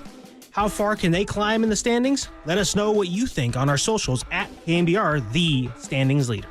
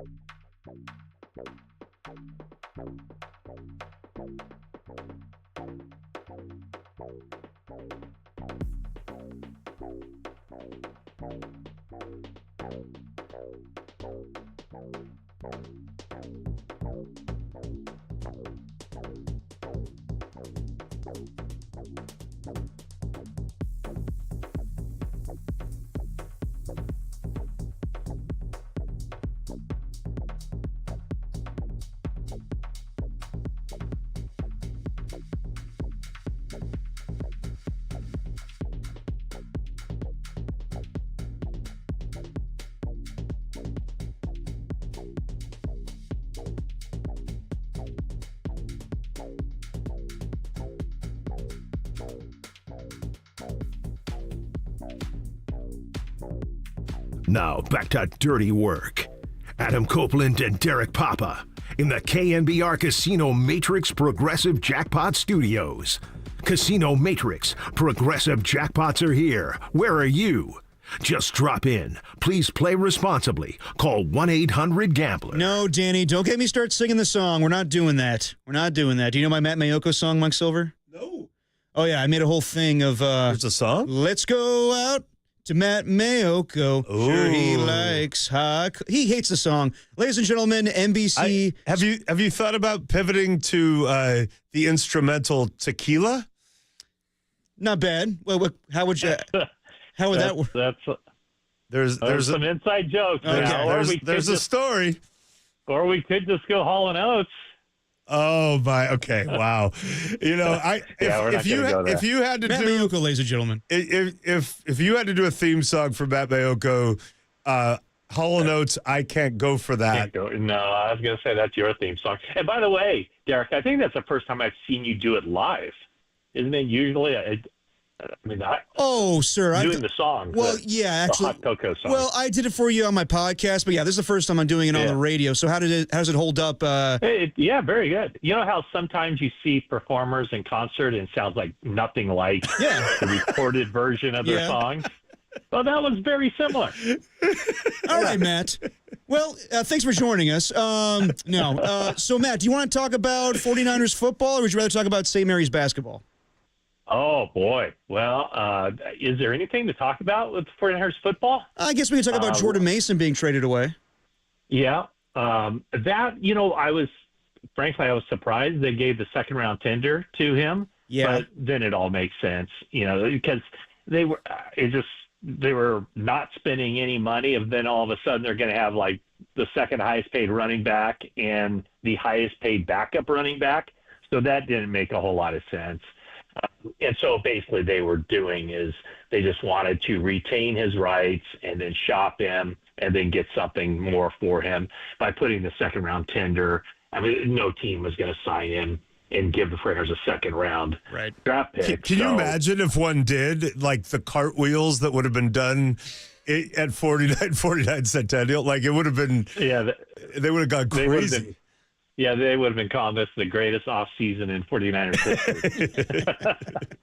Not quite, but so it works out. It works out for the 49ers from a cap standpoint. I think they feel good about Isaac Guerendo, and he gave them a lot of reasons to feel good as far as his running ability, also pass catching ability was something that Jordan Mason has really been trying to work on. And then the Vikings got a good player. He's a good player, and Jordan Mason got a contract that he wouldn't have gotten otherwise. So it's probably just everybody considers it a win. Yeah, I agree. And, maybe last year's mentality would have been like, let's also pay him, but it's so different now that, Guerendo when healthy looks really good. Obviously you're banking on McCaffrey and paying him accordingly. And then, bit the bullet and got Juszczyk back, which I think is a really good thing. And something tells me that Kyle Shanahan will find yet another running back or six who can be productive if need be. Is it Kyle Shanahan or is it Bobby Turner? Yeah, right. Is it? Because Bobby Turner traces all the way back to, Mike Anderson and Orlandis Gary following Terrell Davis, and that's a great point, Bobby Turner. But if you just go Mike Shanahan, Kyle Shanahan, Bobby Turner, Mike McDaniel, like all the mainstays during those runs, and then you look at some of the backs and their pedigree who did really, really well, you would never say, man, we cannot lose Jordan Mason, who's a good player, but that's why. Right. And I mean, you look, it's very similar. I mean, Mike, you'd know better than anybody, but those years of, was it like 4 or 5 years with the Broncos during Mike Shanahan, where it seemed like they had a different 1,000-yard rusher every year. Yeah. And then here, 8 years of Kyle Shanahan, and they've had 7 different leading rushers in 8 seasons. The only holdover was McCaffrey twice, but among those, 3 undrafted players. Jeff Wilson, Matt Breida, Matt Breida, Jordan Mason. And so this is supposed to be a really good draft for running backs. I would, it becomes one of the many positions that the 49ers could look to fill in this draft. But even if they don't use one of those picks on a running back, they've had a really good track record of finding undrafted guys. This is how good Kyle Shanahan is at unlocking running backs you don't expect to be unlocked. He simultaneously has a reputation for bad draft picks, like in the 3rd round of running backs. I was going to say that, yeah. And simultaneously did what Matt just said, which is found all the Jeff Wilsons of the world and had them be productive. So, that's when you're good. Joe Williams, no. Trey Sermon, no. Ty Davis Price, no. But Jeff Wilson and Matt Breida and Jordan Mason, yes. Yes. Talking to Matt Mayoko on the UMA guest line, 49er insider for NBC Sports Bay Area. So, Matt, what went into Kyle Juszczyk? Trey Sermon. Yeah, there you Honorable mention there. Yeah. Trace Sermon and Ty Davis Price. Yeah. All those guys. Kyle Juszczyk signing back for 2 years, $8 million. It seems like he was looking around, went to the Pittsburgh Steelers for a visit. And am I to assume that basically he looked around and no one's going to use Kyle Juszczyk like the 49ers will in their scheme? Yeah, I would assume so. And I don't know what the details are as far as how the money is structured. I mean, obviously the 49ers win it, release him and then sign him back to a bigger contract, although that is kind of the way it looks like on the surface. But I'd have to see how when that money comes through as far as the contract. But, yeah, I mean, when you think about the 4 guys that they released, one being Juszczyk, the other 3, Javon Hargrave, Malik Collins, and Leonard Floyd. Those are all guys that were unemployed for about maybe 3 minutes apiece. Yeah. I mean, they got snapped up. And the clear reason is every team employs defensive linemen, multiple defensive linemen. Every team has 8, 9, 10 defensive linemen, all of whom can get on the field and play. But there's just so few teams that use a fullback. And so Kyle Juszczyk's market is greatly reduced by that fact. So, yes, he got out. Maybe there were some rumblings about maybe Seattle. I think he visited Pittsburgh. And ultimately, it made sense for both sides for him to come back. He's not ready to end his career. I mean, he's been to 9 consecutive Pro Bowls. And if he wants to go to a 10th, 8 of which have been with the 49ers. If he wants to go to a 10th consecutive Pro Bowl, this is the spot to do it. So, it makes sense on both sides. Whenever teams ask a guy to take a pay cut, it's difficult. And Kyle Juszczyk struggled with that last year. And I think he felt like he had a good season. He was healthy. He's playing well. He's feeling good. So it's just a tough pill to swallow to ask to have a pay cut 2 years in a row. So I think he balked at that, and then ultimately he does get released. He's able to go out there and see what's out there, and I think, again, the sides agreed that, okay, this is the best place for him. So he's back even though he never really left. I think the other thing that might have happened is, because as you know, Matt, you can kind of gauge your market before you tell them I'm not taking your pay cut. So I think he had a sense I might be able to do better on the open market than this crap you're offering me. My understanding from Kyle is that they did come back to him and it was a very low offer when he was free.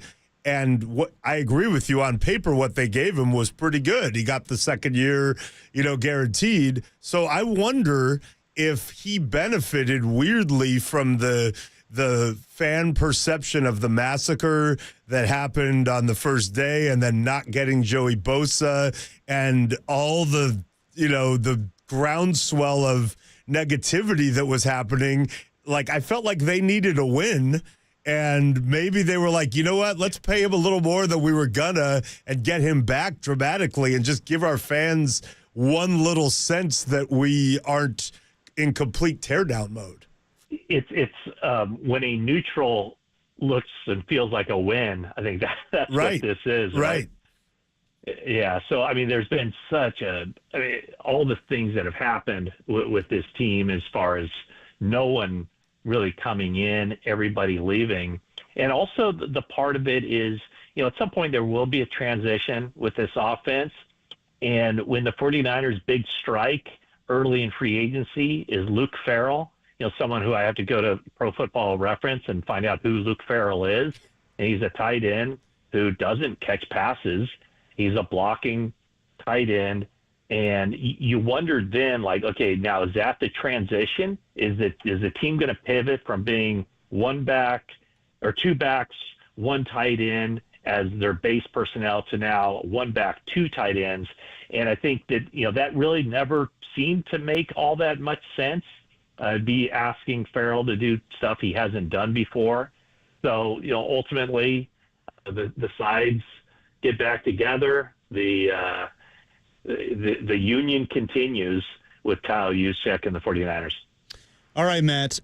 This Friday, Vanderbilt is taking on St. Mary's. You're already texting the Gregs, letting them know you want to do an earlier time slot on that show. Yes. How much do you like their chances on Friday? Or the whole tournament? Just to win it all? Yeah. Let's go for it. I mean, why just settle for the round of 32? No, I think, you never know what the draw's gonna have in store. And so, as a 7 seed, they could have been a 6. I'm really happy they're not a 8. So, you got to win games against good opponents. I think that's a good, decent matchup for them. Vandy's not big. St. Mary's is very big. They got to shoot it better than they did in the WCC final against Gonzaga. They need to take care of the ball better, but it's a winnable game, no doubt about it. So, I'll be there in Cleveland, rooting my guys on, nice. And I'll be doing the Friday show a little bit earlier because I don't want to be bumping right up against tip-off. Don't blame you. That's awesome. I wish I could be at the big boy table for this conversation. My school has not made the tournament for quite some time since Jaylen Brown was there, but the Cal women are in it. Saturday game. There you go. And also, I could do that same conversation, but nerding out on Cal softball right now. I may spare the listeners, but Matt, I just want you to know that I could go on a Cal softball rant right now. They just had a 16-game winning streak broken. A lot of excitement in Berkeley right now. So, okay, well, pace yourself, Silver, because it's a spring sport. Yes, they're early in the season, so pace yourself with Cal softball. Correct. I'm hoping to peak in late May and early June in Oklahoma City, as I've done before. But it's a hard place to get. And I like that Derek is asking you about winning it all, though, because San Diego State got to the finals. It's possible. It is. It is because it's all about. I mean, there's obviously a lot of luck involved. It helps when top teams that you would be facing get knocked off, and some other teams do your dirty work for you. Hey, he said it.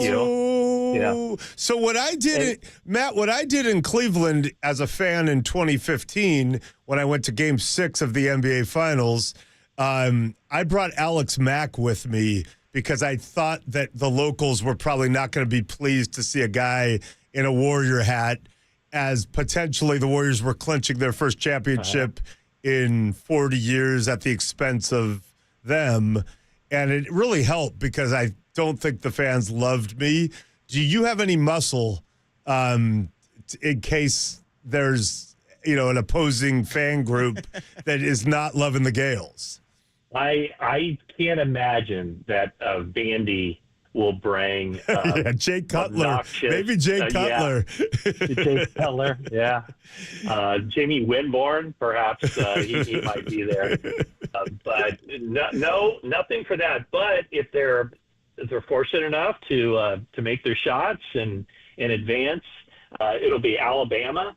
I'm not sure. I would be more concerned if they were the Alabama football fan base. Yes. I'm not sure how the basketball fan base is. So that would be the more than likely second round opponent. I think what you should do is just identify yourself as a resident of the Bay Area and then start a political discussion with all the Bama fans. That'll probably go really well. That's one way to do it. The other way to do it would just be continue to toss Reuben Foster's name out there. Boy. Reuben and I are tight. There you go. There you go. All right, Matt Mayoko, 49ers insider for NBC Sports Bay Area. Matt, we'll talk to you next week, and good luck to your Gales. Sounds good. Thanks, gentlemen. Thanks, Matt. Soon. Bye, Matt. By the way, Hall and Oates really hate each other. Yeah, I heard that. Yeah, I don't know if you've seen some of that, but you asked me about LeBron and Stephen A. Smith. We talked about Jordan Schultz and Ian at the Starbucks in Indianapolis. Now that's a real feud. Hall and Oates, there's a lawsuit even. Yeah, they're suing each other. Yeah, it's not. It's a bummer. We've had bad breakups in rock and roll for sure. Oh, yeah. For sure. And even in comedy duos like Mike Myers and Dana Carvey didn't like each other for the longest time. Is that right? That is true. Damn. Keenan and Kel didn't get along. Man. Yeah. Okay. Me and Adam Copeland, I'll move on. Oh, boy. That's why they call it dirty work. That's why they call it dirty work. And we'll keep things moving here on dirty work. I want to get to know Mike a little bit better. We've been talking a lot of sports today, basketball, football. I want to know what his favorite things are in life. Movies, TV shows, snacks. Wow. What are we starting with? Well, we'll see, Mike. We'll get to it all. I want to know. Oh, that's a tease. That's a tease, ladies and gentlemen. I want to get to some encounters you had with my pops. Maybe times you reprimanded Greg Silver. We'll get to it all before we get to John Dickinson at 5:30. You're listening to Dirty Work on KNBR 104.5 680, the sports leader.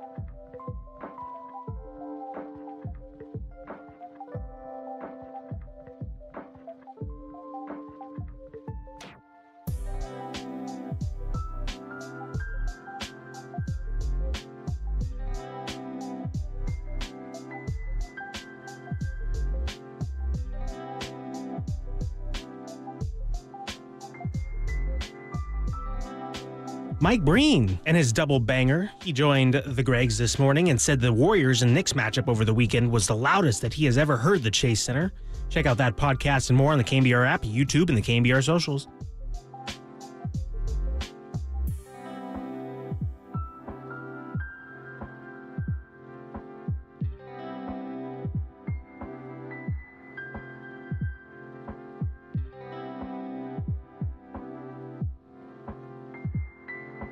Oh, sorry, you'll have to forgive me. I can't hear a damn thing. Went to a rock concert last night at the Garden. My seats were right up against the speaker.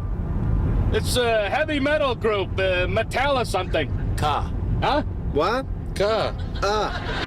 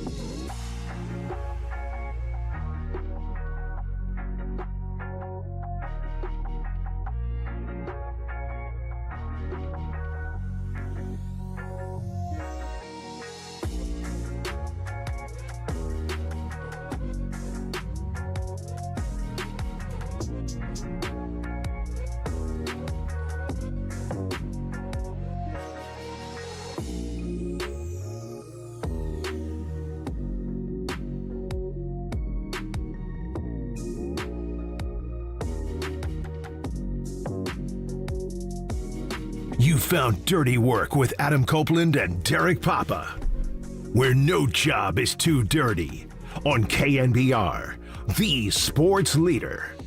All right, Danny wanted to know if I know this song. It sounds familiar. I don't know it though, Danny. The Wire. This is from The Wire?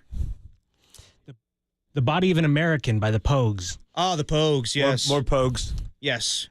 Pretty much every Irish bar they went into, this song was playing during the show. Ah, nicely done, Daniel. Nicely done. Yeah, the Pogues, I think, have the best Christmas song of all time, right? Do they do The Miracle of New York or... The best Christmas song of all time is Father Christmas by the Kinks, which is from is the POV of poor children.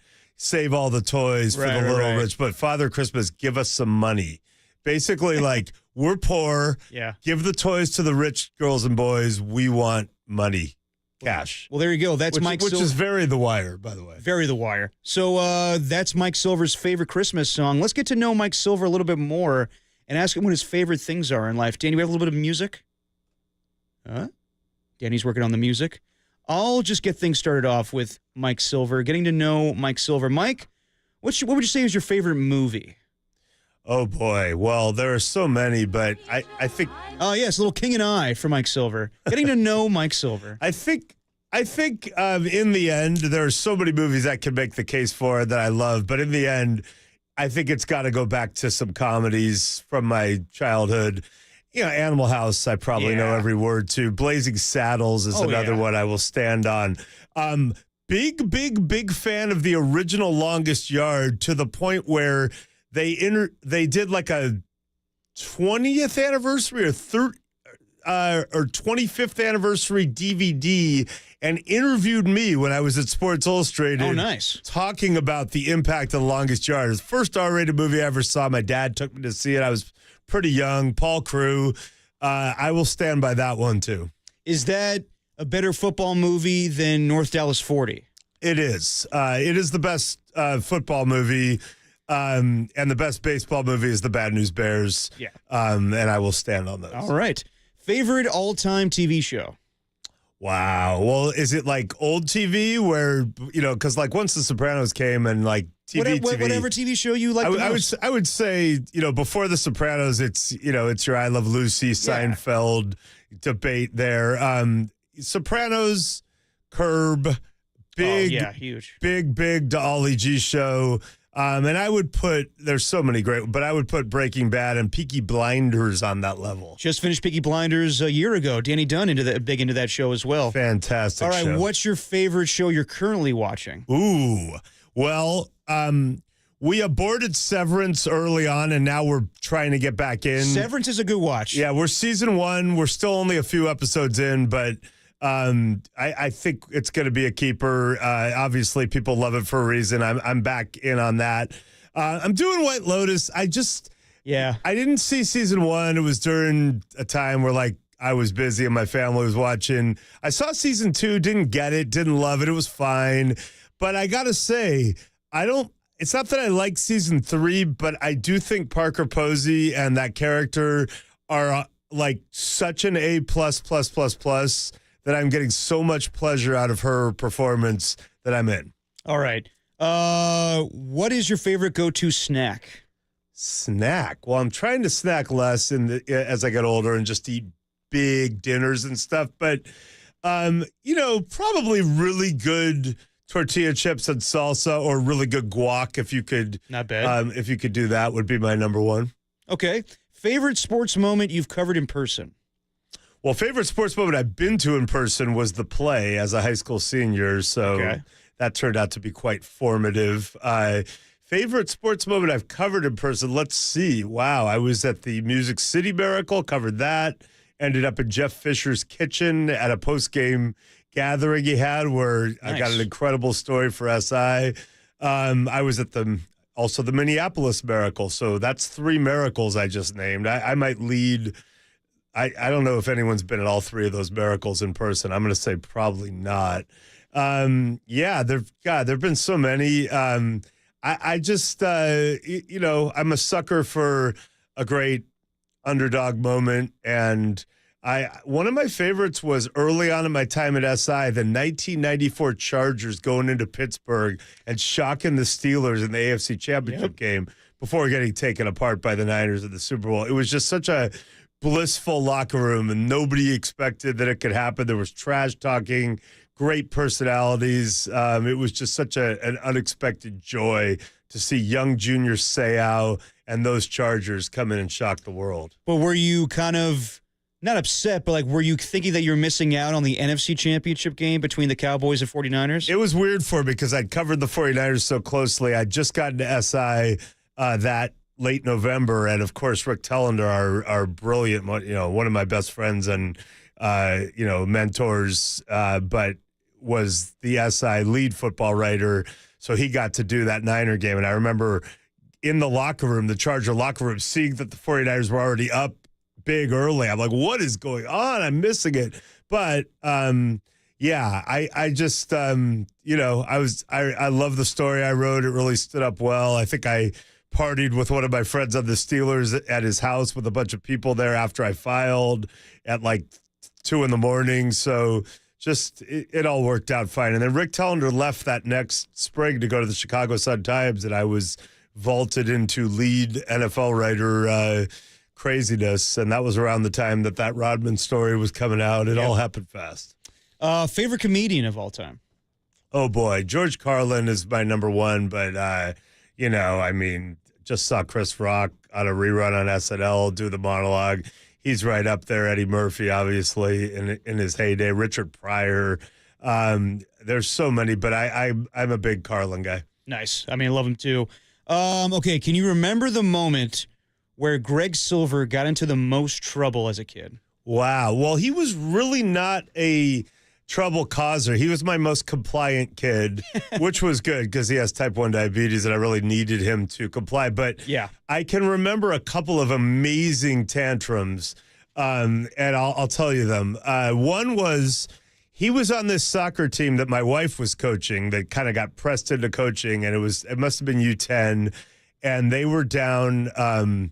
They were up early and then got down big, and they needed to change something. And my wife said to me during one of the little water breaks between quarters, said to me, can you teach him the stopper position in the next 60 seconds? And, stopper, for those of you who know soccer, is kind of behind the midfield, cleaning up and then creating. And Greg was actually, his skill set was right for it. So I explained it to him, and, not to make it all about me and my wife, but it changed the game, and he completely impacted the game, and they had this incredible run and ended up losing just a rec game in the fall, lost 9-8. The game ends, he rips off one of his cleats and throws it as far as he can across the field, fortunately not at any humans. And I was simultaneously aghast that he was such a spectacle, but secretly proud. It was cool. And then another great one was in 2006, Cal and USC played in LA, an evening game at the Coliseum, and the winner would go to the Rose Bowl. And of course, the Rose Bowl is our holy grail. And, it never happened in my lifetime. And I was at the game, and I was really charged up. And as fate would have it, Cal once again came up short, and it was really crushing. And so as we're trying to file out of the Coliseum, it's kind of a log jam. We're up in that corner. All the Cal people are mad. My best friend, also named Greg, was not taking it well and was saying things about how he felt our team had played that were very crude and uncomplimentary, which people understood because they were mad, but didn't really want to hear the other Cal fans. And I was like, I got to get him out of here. I got to get us to our car. I got to deal with my other college friends. And as that's happening, my wife, Leslie, called and just starts tearing into me. And she's like, you need to talk to your son. So Greg was 7. You need to talk to your son. You've made this too big. He's crying. He's screaming.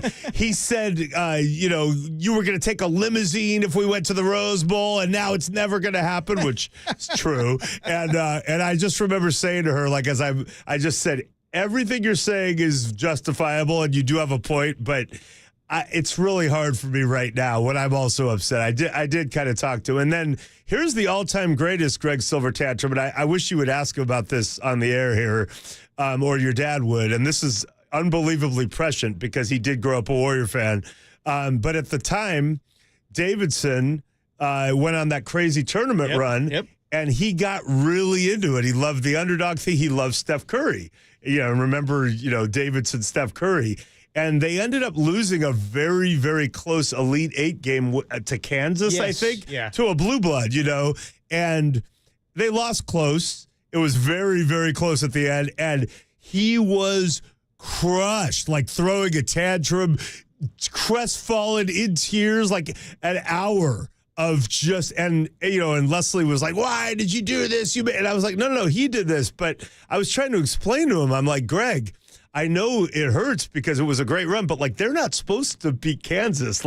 This is already gravy. And so then when Steph got drafted by the Warriors, I was like, oh, this is really cool. Yeah. His favorite team just took this guy. And then it turns out he's got ankle issues, and I just don't know if it's going to work out. And it kind of did. Oh, yeah, I would say that. Okay, lastly, most drunk you ever been with Greg Papa? Oh, boy. Well, at the height of grunge, we were in Seattle for a Warriors-Sonics playoff series. It was when Sean Kemp did the Tomahawk Jams and knocked down Alton Lister. And the Warriors were favored but lost in 4 to the Sonics. And one of the nights we went to a bunch of us went to Rock Candy, which was it was RCKCNDY. It was one of the iconic grunge venues. It's no longer there, but it was a bar, but it was also the scene in Singles, I think, where Alice in Chains is playing and they're all watching. That was the stage. So it was this is in 1994. So, it's kind of the height of grunge still. And we go to Rock Candy, and the bartender wasn't really on top of his game that night. And I was thirsty at one point, so I just kind of leaned over behind the bar and poured myself a pint of Red Hook, ESB probably. And that's frowned upon in any venue. And the bartender noticed it at the end and ejected me from the premises. But I was there with a crowd of 10 people, and your dad heroically decided to try to plead my case, and with that amazing voice. So it's so surreal for me. I'm drunk. I'm an idiot. I'm kicked out. But this iconic voice, and already, he was the Warrior play-by-play voice at a very young age. He was like a rock star, and he's out there going, oh, I'm sorry, he won't do it again, and he's a good guy, I'll watch him, and you don't have to worry. And so I'm kind of entertained as the voice of the Warriors is persuasively convincing the guardian of grunge bartender to allow me to stay with all my friends. And against all odds, because it wasn't looking good for most of it, he finally gets the guy to allow me to not get kicked out. And all I have to do is just play along. And Greg goes, Mike, tell him it's going to be fine. And amazingly, I just looked at him drunkenly and said, okay, but maybe try to watch the bar a little close. And that was it. I was kicked out. We all left. Your dad was just your dad was cursing me as we went to the next spot, probably the Alligator Cafe or whatever, and so he did talk me back in, and I was an a-hole and ruined it for everyone. Yeah, I love that people have two impressions of my father. It's either the old school one where he's like, come on, stop it now, come on. And then there's the Adam Copeland one that we all do here. Come on now. let Mike Silver back in the club, please. Yeah, that's the, this was the first version. He was. The deeper voice. Yeah, he was, he had the deep voice, and he was very young. It was beautiful. All right, we're going to connect with John Dickinson, who is covering the Warriors game tonight, and he'll be on with Dubs OT once the game goes final against the Denver Nuggets, and he's saying that Steph Curry is going to warm up before tonight to determine if he's going to play against the Denver Nuggets. We'll talk about it with JD next. You're listening to Dirty Work on KNBR 104.5 680, the sports leader.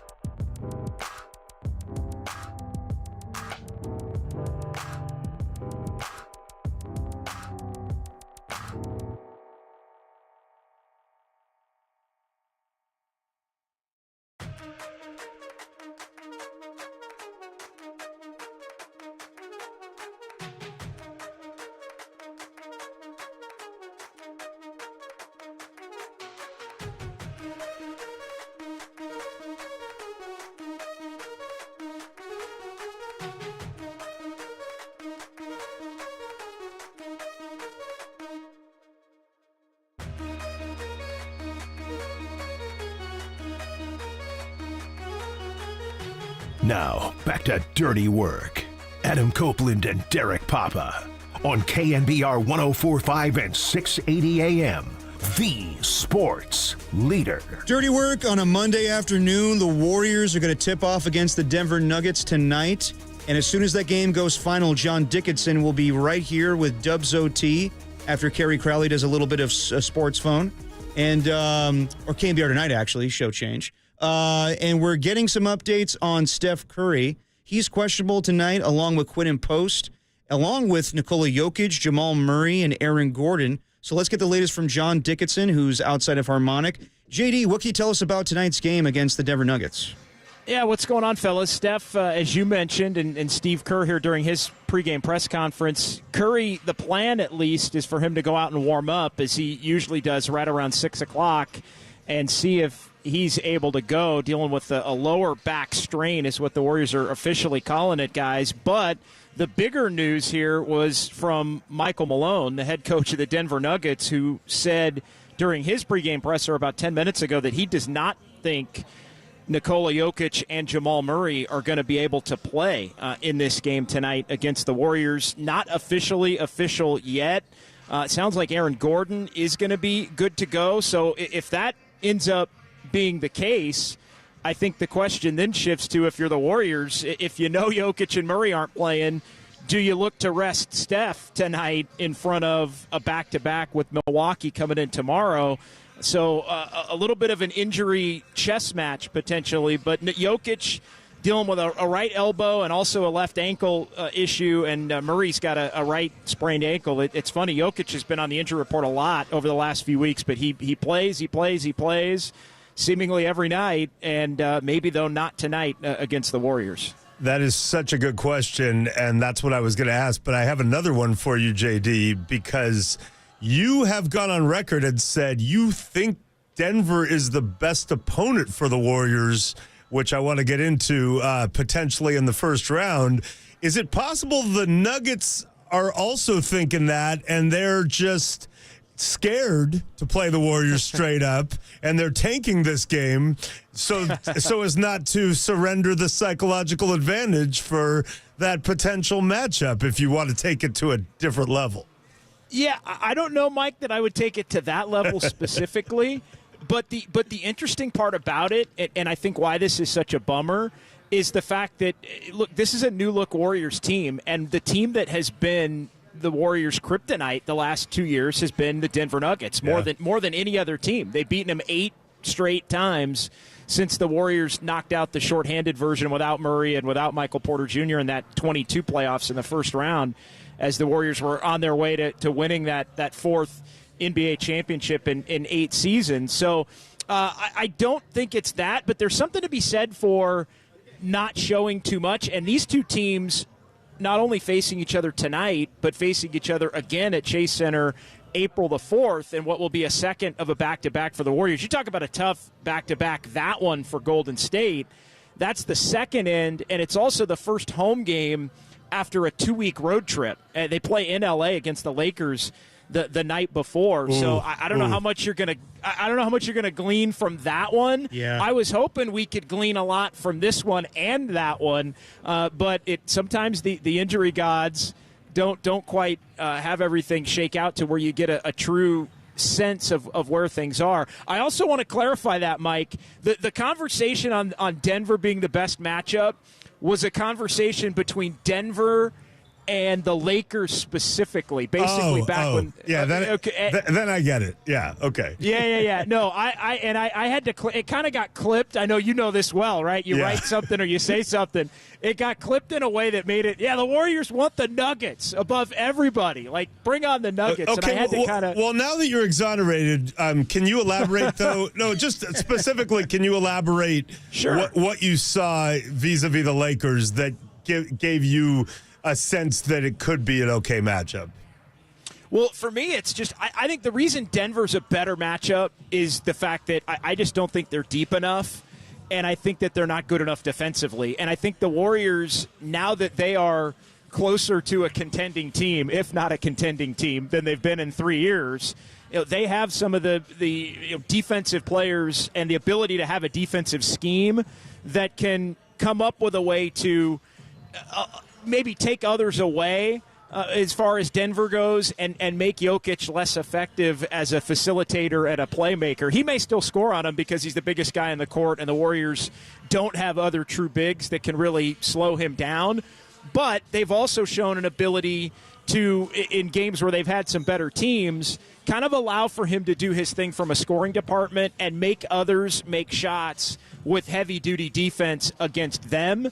And that's where I think that Denver's defensive numbers are bad. I don't think Denver's deep enough, even though you don't maybe need depth as much in the playoffs as you will in the regular season. I just think they've got more players that can be made unplayable in a playoff series, and I don't think you can win a playoff series only with 4 guys, basically, that you can trust. So that's the Denver part of it. The Laker part of it, and why they would scare me more, I'll use that from the Warriors' perspective, is just it's how damn good LeBron is against them specifically. Like, he knows their plays. He reads them. Now, I'm fascinated to see how that matchup changes. So much of it had been Davis, too. Davis on the interior. Yeah. They funneled a lot of stuff to Davis blocking shots. So I'm interested to see how much that changes. But it's the ability, though, to have 2 elite isolation, put your head down and score, get to the free throw line. Like, they've got 2 guys now that can really get to the free throw line a ton, and the others are playing well, at least in the time before LeBron got hurt, in terms of the kick-out game and the ball movement. Like, it really wasn't a stagnant offense, and the Lakers were getting enough from the bigs that they do have to where, in the context of everything else they're trying to do with LeBron and with Doncic, and Reeves is playing well. I mean, Hachimura is a handful against the Warriors. So I think that's the scarier of the 2 matchups if it gets to that point. Yeah, and if the season ended today, right now the Warriors would play the Denver Nuggets in the 3-6 matchup. So, JD, what do you think is the best course of action tonight with presumably Nikola Jokic and Jamal Murray not playing? This is a Western Conference game, so it does matter, but with Nikola not playing, do you think it's the best course of action to play or to sit Steph Curry tonight? I think if he's legitimately banged up, to me, you don't change the calculus. If he's legitimately banged up and he goes out there and you don't think it's the right move, then you don't play him. My thought had been, when you look at the way this week lays out, I wanted to see the Warriors go in on tonight, go in on tomorrow, then see where you're at. And if you're looking to maybe rest some guys before you go on that road trip, maybe you do it against Toronto on Thursday. The reason I say that is because if you gave somebody that night off, or you gave a couple of players that night off, it would lead to 3. You'd basically have Wednesday, Thursday, Friday before you play again in Atlanta. So you're getting a little lengthier break, even though you're pushing through the back-to-back. But the reality here is that this win is important because it would draw the Warriors back closer to Denver. I mean, the seeding is amazing. You've got the Warriors and Timberwolves tied, basically. The Warriors are 6. But above that, the Warriors are only 2 out of 5th. They're 3 out of 4th, 3rd, and 2nd. 2nd, 3rd, and 4th are all tied. Denver's one of those teams. If you can win tonight, you pull to within 2 of Denver, and then because those teams only play each other 3 times this year, the tiebreaker would be that game that we were talking about earlier on April 4th at Chase Center. If you win that, you gain a game, and you might end up with the tiebreaker. So I think the goal for the Warriors, it's too early to tell who you can catch. But the reality is you probably can catch 1 or 2 at a minimum of these teams in front of you. And you can't slip because Minnesota's right there, so you better win. And you can't slip because Minnesota's right there. So I wouldn't be messing around with any kind of wasted time. I mean, I'm looking. Minnesota's playing the Pelicans coming up here. Yeah. They're leading Indiana right now. You slip up one of these, you might end up 7th or 8th. What about this idea? And I'm going to text it to Steve after this segment because I know he'll definitely care. No, what about suit up Steph, start it out, see how it's going. If you're rolling, then just give him like a 8-minute night or whatever, like a 12-minute night, but have him just sitting there just in case because you don't want to lose this one. And then you you can fudge the rest and then play him tomorrow. Yeah, I mean, I think the more realistic version of that is just play him and hope that you can blow him out and he can sit the whole 4th quarter. I mean, that's the play, I think. Yeah. If you're the Warriors, you get him out there. Hopefully he's healthy enough to play. Again, I think it's interesting to me. Again, reading the tea leaves here of the injury report and all that. When you say lower back soreness, that makes me think, you know what, he's probably going to play. Or he's going to. When you say lower back strain, that to me is more like, there's a legitimate something that actually showed up. Or spasms. Those of us, Cal fans with Jabari Bird are still PTSD over that. You don't want to hear spasms right before a game. No, you definitely do not. And that was the one thing that kept Jimmy Butler out of the one game that he missed since joining the Warriors. So we'll keep an eye on it. Steph, again, typically comes out and warms up right at 6 o'clock. So I think that's going to be the next tell. Does he actually come out and warm up? Or did Steve go, when told Jokic might not play, did Steve go, all right, we'll shut Steph down? We'll find out. JD, we'll get you out of here on this. Jonathan Kuminga returned last Thursday night. Looked great. Looked good against the New York Knicks the other night as well. What has been your impressions of him the last 2 games? Excellent against the Kings. I think that's the template. Now you're playing the Kings, who were, as I've said a few times on the airwaves the last few days, playing Johnny Junior High defense with some of the zone and face guarding Steph 90 feet away from the basket. I mean, they look like a team that wanted to deny a record and not win a game, which was kind of out there. But they got a lot of their own things going on in their organization. But I thought Kuminga was great against Sac. Yep. Got it all off of the actions that the Warriors are running. It really I thought there was a little too much of the let Kuminga cook offense on a couple of possessions against the Knicks. But 2 things I think he's done really well in both games, and I think this is a great sign. One, he's been a really willing passer. He's been looking to create. He's just been looking to, whether it's keep the ball moving early in the offense or put his head down and look to make a play for someone else. That unselfishness, I think, is huge because I think that allows you to play with more different lineups if you're playing that way.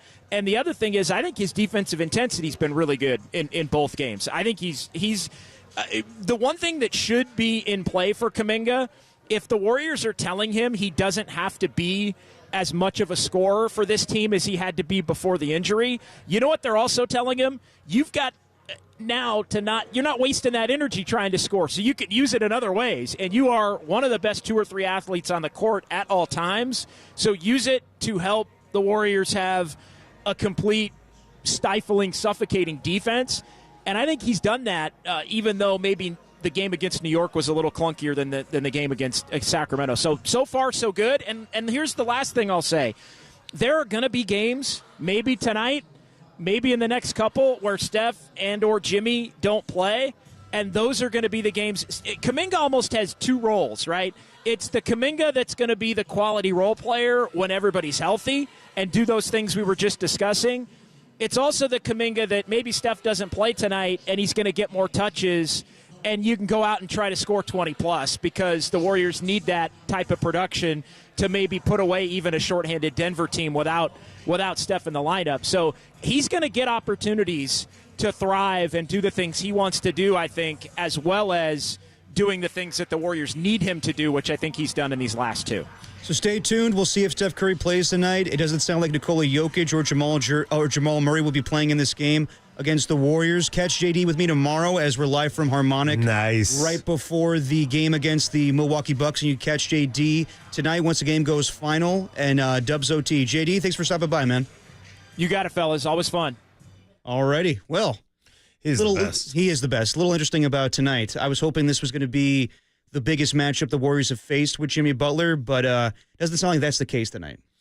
I mean, I'll take the W. A win is a win is a win. As a longtime Warriors sufferer and friend of the head coach, just give me the W. No, I mean, that's a bummer. You're a fan, too, and you're all charged up. And I wonder, do you have to declare them inactive like the NFL, or can you deke it out and be like, I don't think Jokic or Murray's going to play, get Steve to tell Steph don't even suit up, and then have Jokic and Murray announced for the starting lineup and totally decoy him? That would be a bummer. Yeah. And then you'd be like, Steph, get to the locker room, get your clothes on, let's get your uniform on.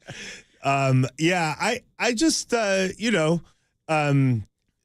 the regular season's its whole own thing, and you just take the W's where you can get them. But it is fascinating to me that they are essentially tied for 7th, but have second place, right? As a scenario. And obviously, you want to get top 6 for sure.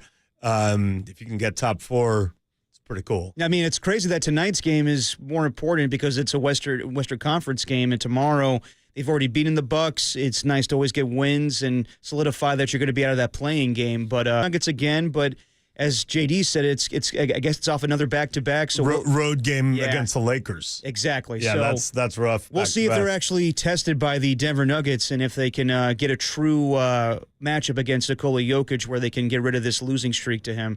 All right, we're going to wrap things up with Dirty Work with Michael Silver. And, we'll put a bow on this one. You're listening to KNBR 104.5 680, the sports leader.